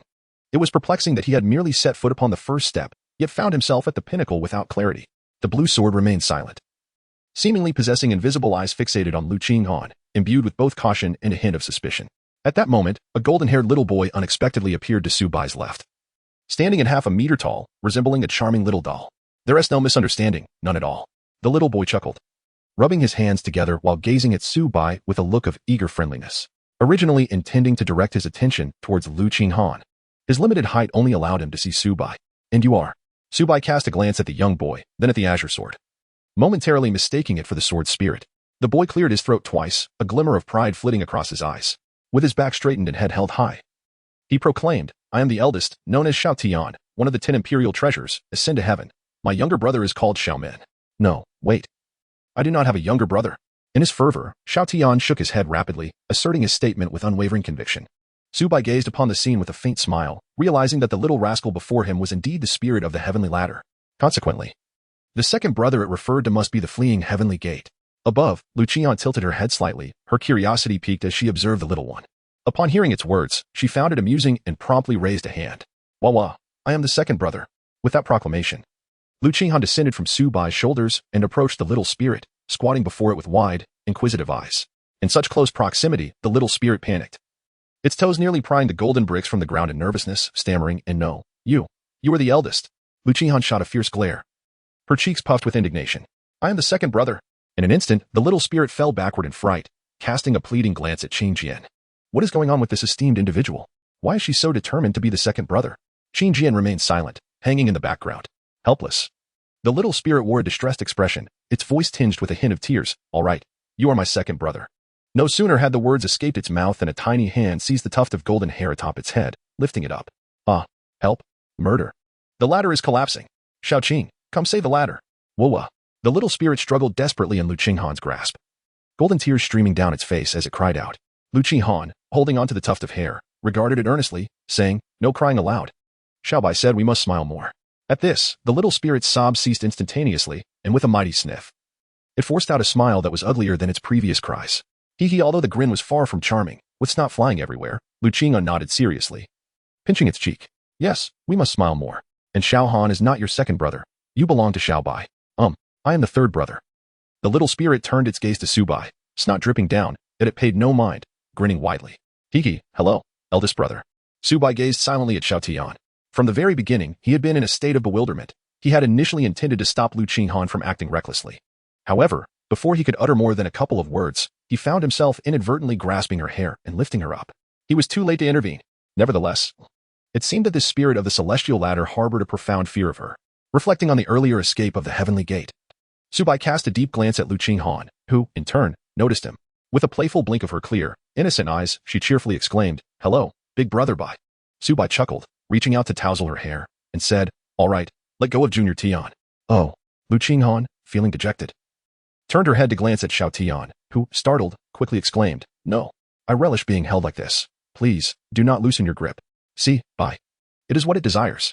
With a resigned smile, Su Bai temporarily disregarded them and turned his gaze towards Qing Jian, offering a slight bow as he inquired, "Senior, may I ask how we should proceed next?" Qing Jian remained silent for a moment before suddenly asking, "But are you not here for the inheritance?" Taken aback by the question, Su Bai was momentarily at a loss, as it seemed obvious that everyone came here for the inheritance except for himself. Nevertheless, he was not foolish enough to declare in their presence that he sought only treasures rather than the inheritance. After a brief contemplation, Su Bai responded with a light chuckle. "Naturally. Very well. Let us enter." A gentle voice resonated from within Qing Jian, and soon a fissure appeared before the sword, with spiritual energy surging forth. After ascending to the heavens, one would face the hunting battle, where life and death would be at stake. Everything done within would be recorded in real time, culminating in a leaderboard. 5 days hence, the one who ranks first shall receive the Emperor's inheritance. Chapter 85. Kneel down. Su Bai nodded gently, greeting Lu Qinghan with a cheerful call. "Xiao Han, let us go." Lu Qinghan responded and, with one hand carrying Xiao Tian, suddenly kicked off and dashed ahead, joyfully clasping Su Bai's hand. The two stepped into the rift, which remained intact, lingering in the air. Not far off, Xiao Tian rubbed his sore bottom, tearfully lamenting. 1,000 years ago, I was struck by a small door, and a millennium later, I get kicked. Woe is me. All right, she is left. Call me if needed. Oh. Xiao Tian replied with a forlorn tone, carelessly asking, "When will that madman emerge?" 5 days hence. With those 3 words, Qing Jian vanished without a trace. Xiao Tian pouted and muttered, "That lunatic, when the esteemed one arrives, won't he be overjoyed? I just wonder if they come to congratulate him or to bid him farewell." Beneath the celestial ladder, the crowd stood frozen, gazing at the staircase in bewilderment. It was one thing for the heavenly gate to vanish, but how could the person also suddenly disappear? If he was not mistaken, he had just ascended the first step. And then, nothing followed? People exchanged glances, prompting a chorus of inquiries. Did you bet on him to reach the first step? Anyone can ascend the first step. It's the second that marks the true starting point. Silence enveloped them once more. At that moment, the figure at the forefront, Tian Xuanzi, suddenly pointed towards the top of the ladder, exclaiming, "Look, he has reached the summit." At this exclamation, the crowd collectively lifted their gazes to the pinnacle of the celestial ladder, squinting slightly, and indeed saw 2 figures. One large and one small. It was none other than Su Bai and Lu Qinghan. "By my dear mother, he truly reached the summit," someone gasped, and the crowd erupted in excitement. Reaching the summit promised a return of 1 billion spirit stones for merely a single stone wagered. At this moment, how Su Bai had achieved this feat became inconsequential. What mattered was that he had done so. Perhaps overwhelmed with exhilaration, they began to cheer loudly, as if they themselves had placed the winning bet. However, after a moment of joyful jubilation, the atmosphere suddenly grew tense, their expressions slowly darkening. "Wait, we didn't win. So why are we celebrating?" The allure of 1 billion spirit stones proved too enticing, prompting them to inquire among themselves, "Did you win?" "Almost." "What does almost mean?" "Out of 20,000 steps, I chose the second step instead of the summit." "Indeed, that is quite a bit off. You're fortunate. I bet he would reach 19,999 steps, yet I failed to bet on him reaching the summit." Before long, the crowd was engulfed in lamentation, their faces reflecting utter despair, pounding their chests, and howling in frustration. Just then, a cheeky voice rang out, "Hee hee. I shall graciously accept your spirit stones." The crowd froze, their expressions turning solemn, as they beheld a scruffy youth hastily sprinting towards the celestial ladder, clutching 2 bulging sacks, the stones within clinking melodically. This was the sound of their shattered hopes. As they stood in stunned silence, Tian Xuanzi gleefully bounded up the steps, effortlessly leaping 10 at a time, until he surpassed 5,000 steps, at which point they finally regained their senses. So what is happening? Were we not all basking in our defeat? How did this fellow suddenly emerge? They could barely ascend 5 steps, yet amongst them, a genius had breezed past 5,000. And he was even carting away their spirit stones. You beast."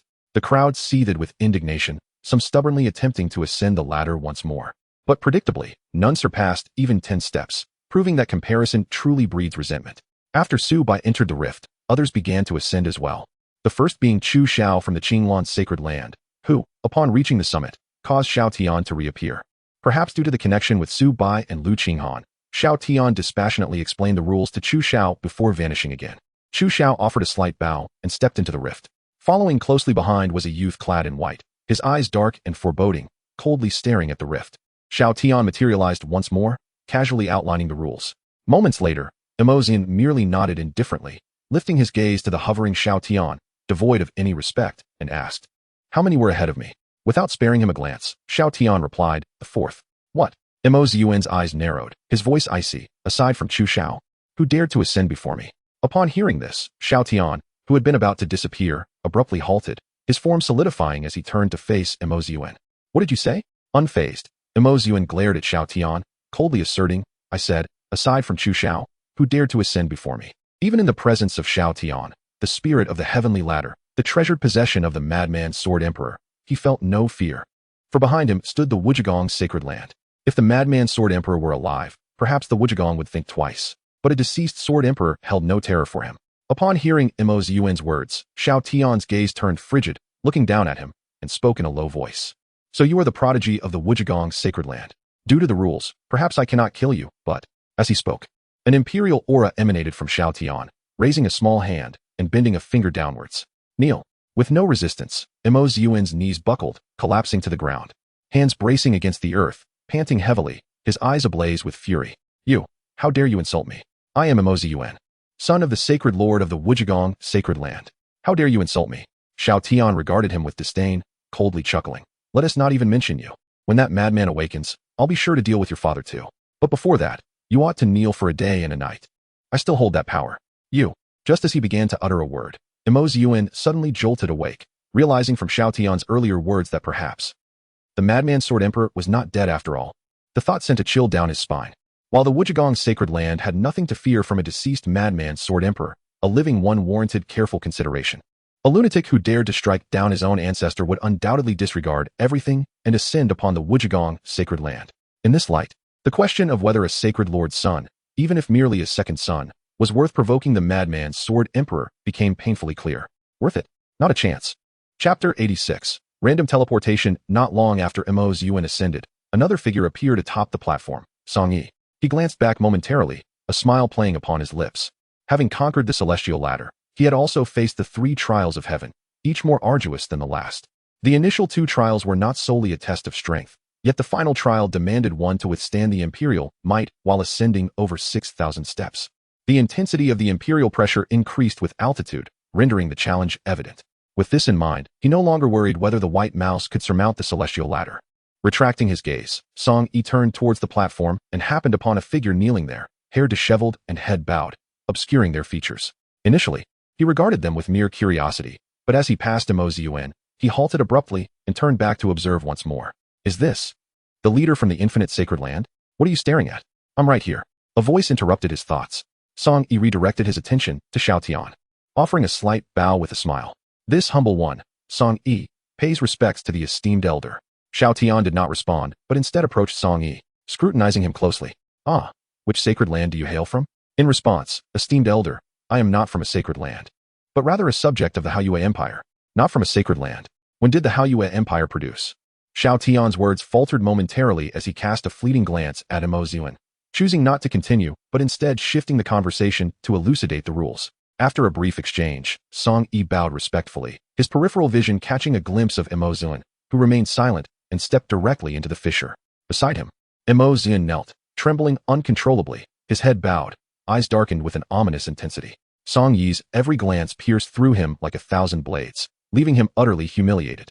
As Song Yi entered the fissure, Emozian slowly raised his head to gaze at Song Yi's retreating figure, his eyes brimming with resentment.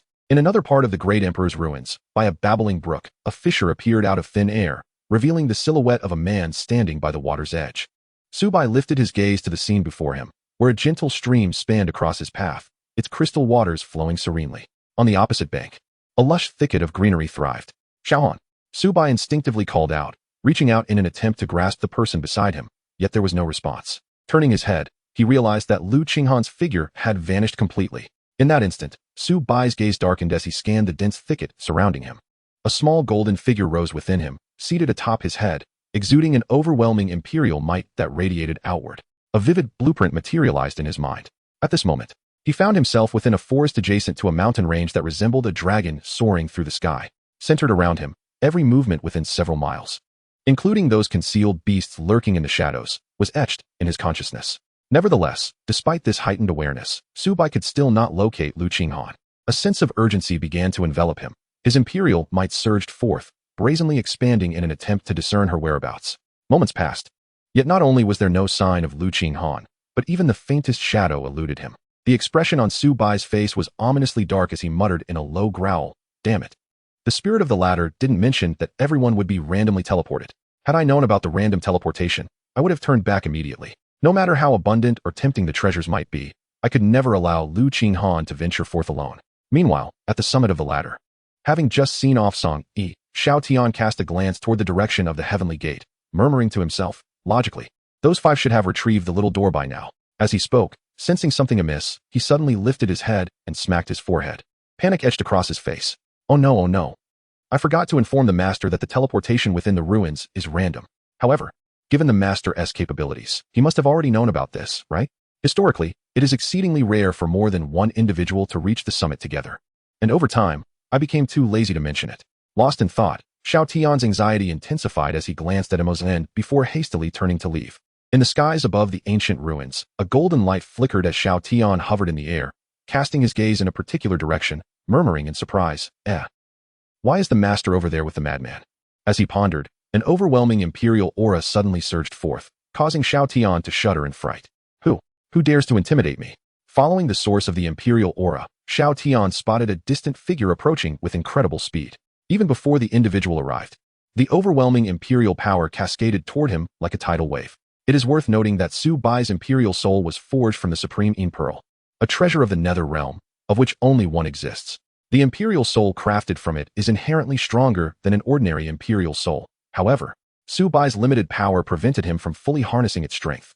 Nevertheless, the imperial aura is a natural attribute of the imperial soul, leading Xiao Tian to mistakenly believe that a great emperor had descended upon the ancient ruins, prompting him to flee in terror. Despite being one of the 10 great imperial treasures, Xiao Tian was not a combat-oriented treasure, and its actual combat prowess was comparable to that of a first-turn emperor. Just as he contemplated escape, a cold voice echoed, "Spirit of the ladder." Xiao Tian halted abruptly, recognizing the voice as strikingly familiar, as though he had heard it not long ago. In that moment of distraction, Su Bai had already approached him, and Xiao Tian finally caught sight of Su Bai. It's you?" Xiao Tian's eyes widened in disbelief as he observed the imperial aura emanating from Su Bai, then looked back at him in astonishment. Wait a moment. Isn't this the early stage of the Xianjun realm? Where does this imperial aura come from? Su Bai approached the small celestial being, his gaze fixed intently upon it as he spoke in a low voice. "Spirit of the heaven ladder, does entering this ancient imperial relic involve random teleportation?" The small celestial being instinctively nodded. In an instant, Su Bai's expression darkened, and a trace of murderous intent flickered in his eyes. As one of the 10 imperial treasures, its strength may have been lacking, yet its sensitivity to danger was acutely honed, allowing it to detect Su Bai's intent in an instant. Strangely, despite the fact that the youth before it was merely at the initial stage of the Xianjun realm, easily crushable with a mere flick, it found itself involuntarily taking a step back in response to that murderous aura. This reaction stemmed not from fear of the boy himself, but rather from the profound connection he shared with that formidable figure. In the entirety of the cultivation world, who could dare to lay a finger upon her, let alone engage in intimate contact? Su Bai fixed his piercing gaze upon Xiao Tian, his voice low and intense. "Tell me, where's Xiao Han now?" Xiao Tian fell silent, instinctively glancing in a certain direction. After a moment of hesitation, he chuckled softly. "Well, you ought to remain calm. She is currently in a very safe place. There is no need for concern. Indeed, it is quite secure with the madman.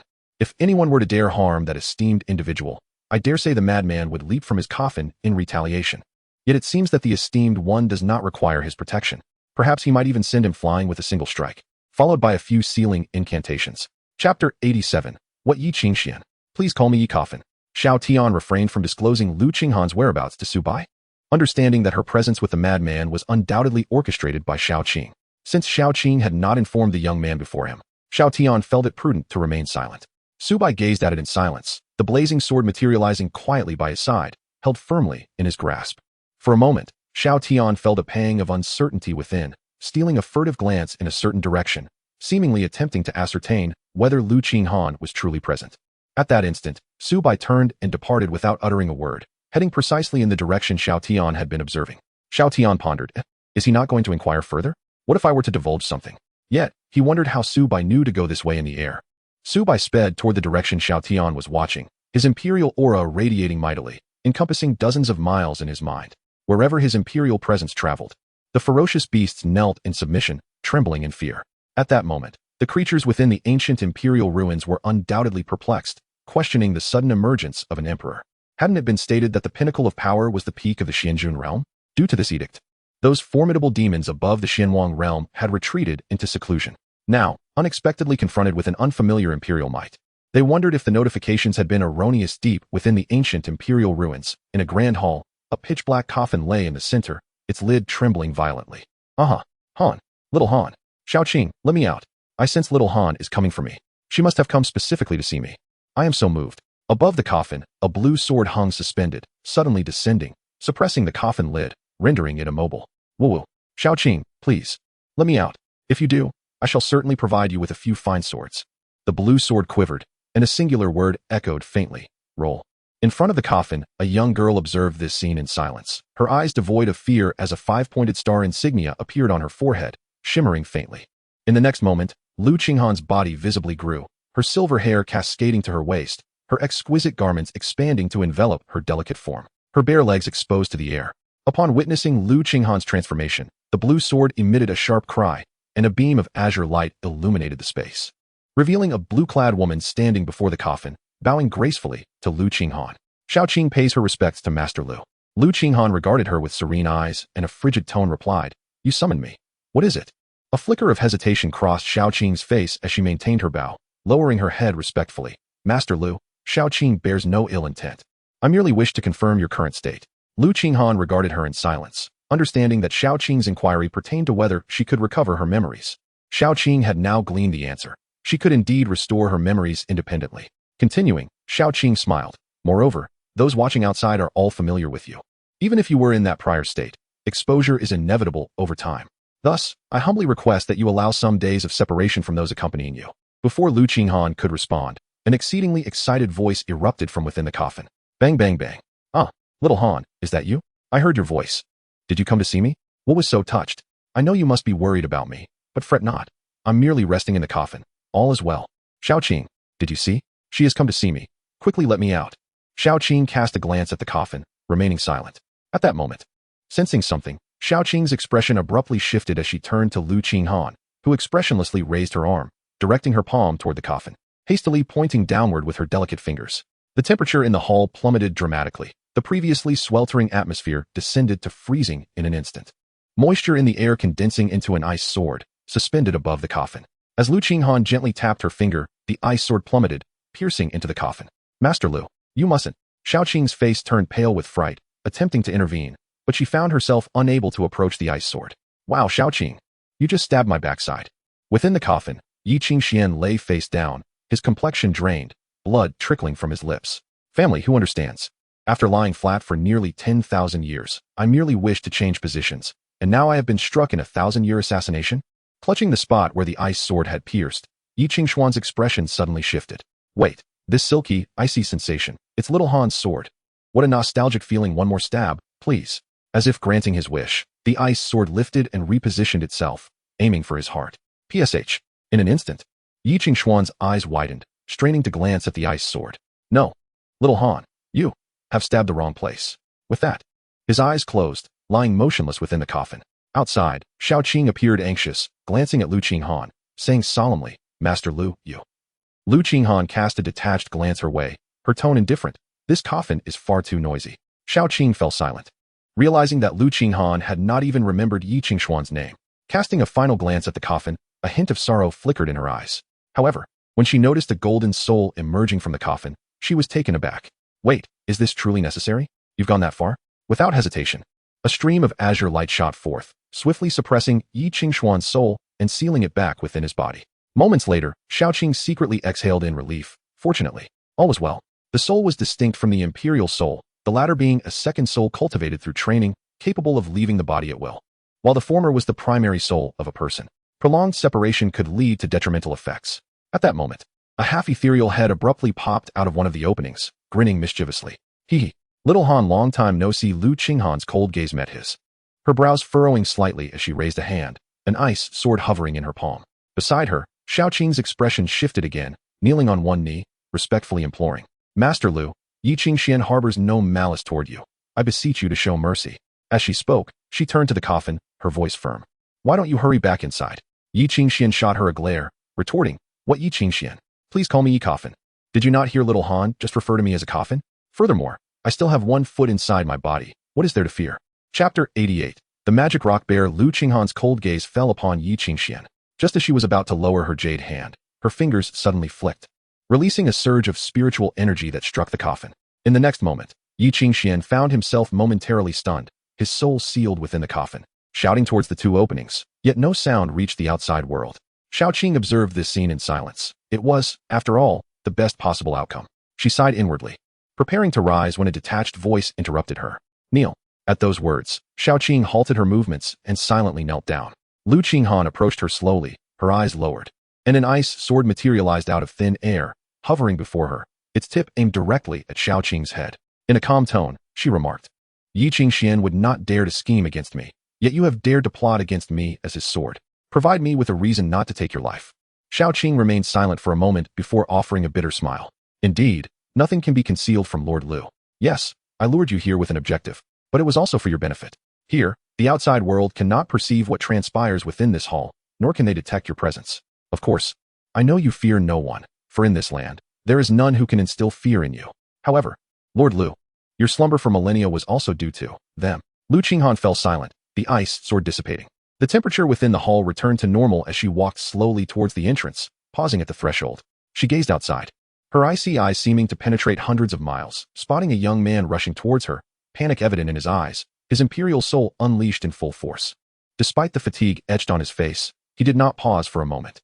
Upon seeing the youth, her cold gaze transformed into tenderness, tinged with a hint of sorrow. "Su Bai," she murmured. "My Lord Lu, what did you say?" Xiaoqing, kneeling not far away, asked in confusion. In an instant, a flicker of anxiety crossed Lu Qinghan's eyes, but she quickly regained her composure, her tone remaining neutral. 5 days hence, should your master fail to break through their encirclement, I shall assist him from the shadows."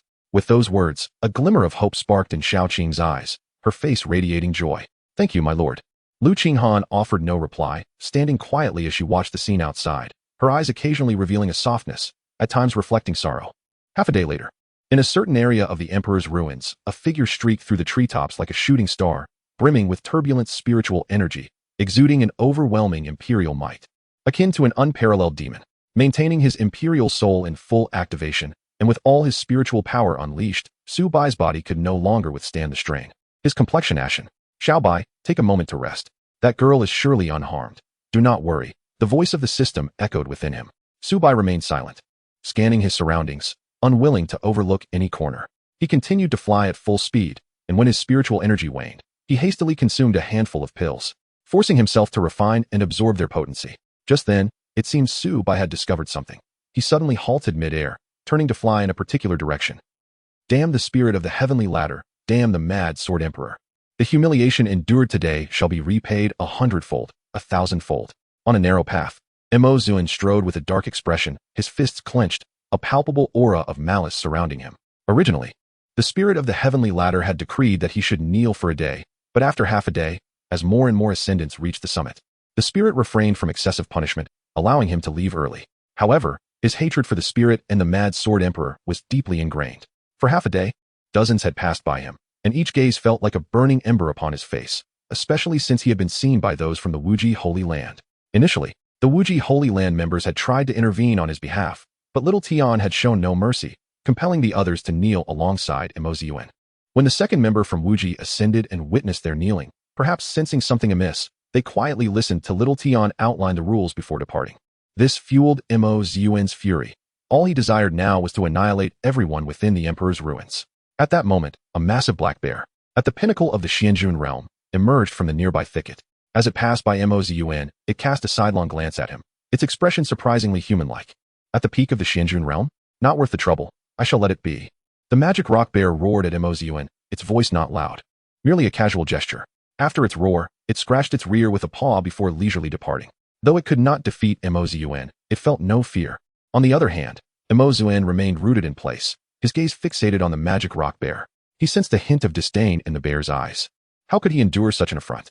Had the bear refrained from its roar, he might have let it go. After all, the magic rock bear was notorious for its thick skin and formidable defense, and this one was at the late stage of the Xianjun realm. Even he lacked confidence in breaching its defenses. However, that roar acted like a fuse, igniting the pent-up fury within him. Humph. Seeking death. With a cold snort, Mo Zun vanished from his spot, racing towards the magic rock bear. Yet before he could draw near, the bear suddenly brightened as if spotting prey, sprinting forward with all its limbs, causing the ground to tremor with each step, its roar echoing through the air. Ahead lay a human at the early stage of the Xianjun realm. This one was his to capture.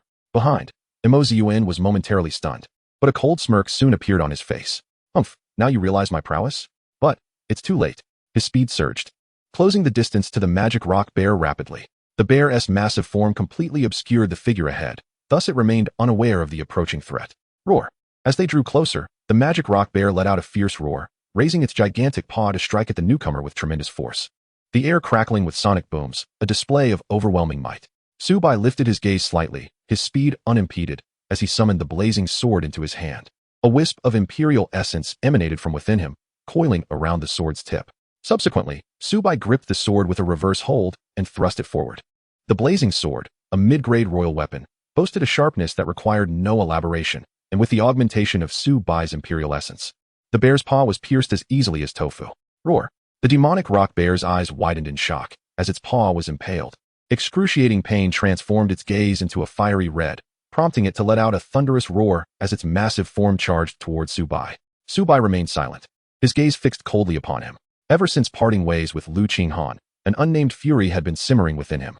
As the demon rock bear charged towards him, Su Bai's hand, which hung low, subtly tightened into a fist. Concurrently, a golden figure materialized above his head, its golden eyes opening to glare icily at the bear. In an instant, an overwhelming dread engulfed the demon rock bear. As if it were under the scrutiny of an emperor, its fur bristled in fear, and the force of its charge diminished significantly. With a resounding thud, a fist struck the bear's skull, causing it to soar backward like a deflated balloon. Its journey marked by the transformation of its crimson eyes into a state of bewildered clarity. So, am I merely a cog in your grand design? Having been incorporated into the system, why the deception? It was promised that the most powerful would be at the pinnacle of the Xianjun realm, yet here I am, confronted with the aura of an emperor. Alas, this bear cub bears a heavy heart, but I shall remain silent. One vote from you, one from me. The author shall debut tomorrow. Dear friends, might you spare a moment to support this passion? Today's rate has plummeted. The author's heart is burdened. Yet I shall not voice it. Chapter 89. Yi Jingtian ascends the celestial ladder. As the demon rock bear flew back, Su Bai's figure was revealed. Behind the bear, Mo Zun was momentarily taken aback upon seeing Su Bai. When did this person appear here? Observing the retreating bear once more, Mo Zun suddenly halted his advance, warily scrutinizing Su Bai. Who are you? Su Bai gazed at Mo Zun, exhaling a deep sigh to quell the unrest within him. He asked in a subdued tone, might you have seen a silver-haired maiden? Mo Zun paused for a moment in silence, then suddenly erupted into laughter, pointing towards a particular direction. Not long ago, I happened to glimpse a silver-haired girl heading that way. She is likely bound for the Moon Wolf Valley. Su Bai nodded gently and turned to leave. At that moment, Mo Zun accelerated to Su Bai's side and chuckled. I am Mo Zun, the son of the holy master of the Wuji's sacred land. May I inquire about your esteemed surname and name? Su Bai's footsteps momentarily halted, only to resume shortly after, his tone devoid of warmth as he uttered a single word, white. Upon hearing this, Mo Zun narrowed his eyes, the smile on his face gradually transforming into a frigid expression. The youth before him, upon learning of his affiliation with the Wuji Holy Land, displayed not an ounce of reverence. This scenario could stem from one of two possibilities. Either he was an impulsive novice, or his backing held no fear of the Wuji Holy Land. Yet, one who could effortlessly vanquish a late-stage Xianjun realm magic rock bear could hardly be deemed a novice. Brother Bai, the peril within the Emperor's relics is immense. I, too, am preparing to venture to the Moon Wolf Valley. Why not travel together? Indifferently, Su Bai nonchalantly acknowledged and sped towards the direction of Moon Wolf Valley, occasionally consuming a pill. Behind him, Mo Zun followed at a leisurely pace, his gaze fixed ahead, a hint of murderous intent flickering in his eyes. Unbeknownst to him, Su Bai possessed the imperial soul, rendering him exceptionally sensitive to such malice. The moment this hint of murderous intent manifested, Su Bai detected it immediately. However, he chose not to act, merely casting a faint glance at him before continuing towards Moon Wolf Valley. He could only cling to hope that Xiao Han truly awaited him there. In the outside world, beneath the heavenly ladder, the creaking sound of a wooden wheel echoed. After a day's ascent, those who could climb had already done so, while those who could not had returned home to rest, awaiting the fifth day to witness which faction would emerge victorious. As the day passed, the heavenly gate remained unfound, leaving the heavenly ladder standing solitary, reaching towards the heavens. Young master, is this ladder one of the heavenly ascents? A girl exclaimed, gazing up at the towering ladder. On the wheelchair, Yi Jingtian observed the vanishing heavenly gate, puzzled. The heavenly gate and ladder were once one. Why does the ladder remain while the gate is nowhere to be seen? Xiao Yu tilted her head at Yi Jingtian, giggling. Young master, who cares? We must hurry inside. What if the treasures are snatched away? Yi Jingtian smiled faintly, allowing Xiao Yu to push him to the first step of the heavenly ladder. Xiao Yu glanced at the cloud-piercing ladder, instinctively gasping in awe, then turned to Yi Jingtian, rolling up her sleeves and declaring, Come, young master, let me carry you up. No need, Yi Jingtian replied, shaking his head slightly. He raised his gaze towards the ladder, his hands resting on the wheelchair's armrests, gently turning the wheel. The wooden wheel rolled effortlessly up the ladder, as if gliding over a smooth surface. Though it appeared slow, in the next blink, Yi Jingtian had ascended hundreds of steps in his wheelchair. Below, Xiao Yu watched this scene with admiration, her mouth forming an adorable I shape. Young master, wait for me, she called, bounding towards him, her steps light and lively. At first glance, the duo seemed less like climbers and more like revelers. Bystanders, whether ascending or descending the heavenly ladder, were left speechless in astonishment. They had heard of riders ascending the ladder, but never of someone in a wheelchair. Moreover, did the girl truly seem so energetic, bouncing around without a hint of fatigue? After about half an hour, at the summit of the heavenly ladder, the creaking of the wooden wheel sounded again. Huh, young master. How did you reach the top so quickly? On the platform, Xiao Tian glanced over at the sound, spotting Yi Jingtian in his wheelchair, accompanied by a girl. A cripple has reached the summit? Xiao Tian couldn't help but voice his thoughts aloud upon seeing Yi Jingtian. Beside the wheelchair, Xiao Yu's ears perked up, and she turned to Xiao Tian, her face scrunching in anger as she marched towards him. Who are you calling a cripple? Perhaps sensing his misstep. Xiao Tian cleared his throat, straightened his posture, and adopted an air of authority. Young lady, how can you speak like that? Do you know who you are addressing? Seeing Xiao Tian's lack of intent to apologize only fueled Xiao Yu's ire. In a flash, she stood before him, raising her delicate hand to grab a handful of his golden hair. Xiao Tian's expression changed instantly. Hey, in a whirl, Xiao Yu swung him around by the tuft of hair. In that moment, Xiao Tian's eyes widened in disbelief. He had not anticipated such boldness from the girl, who had acted without hesitation. As he prepared to unleash his imperial might to admonish her, he suddenly felt a shift in energy, his expression freezing in disbelief. Wait, are you serious? The reason for his astonishment was simple. As he unleashed his imperial might intending to intimidate Xiao Yu, it dissipated without a trace upon nearing her.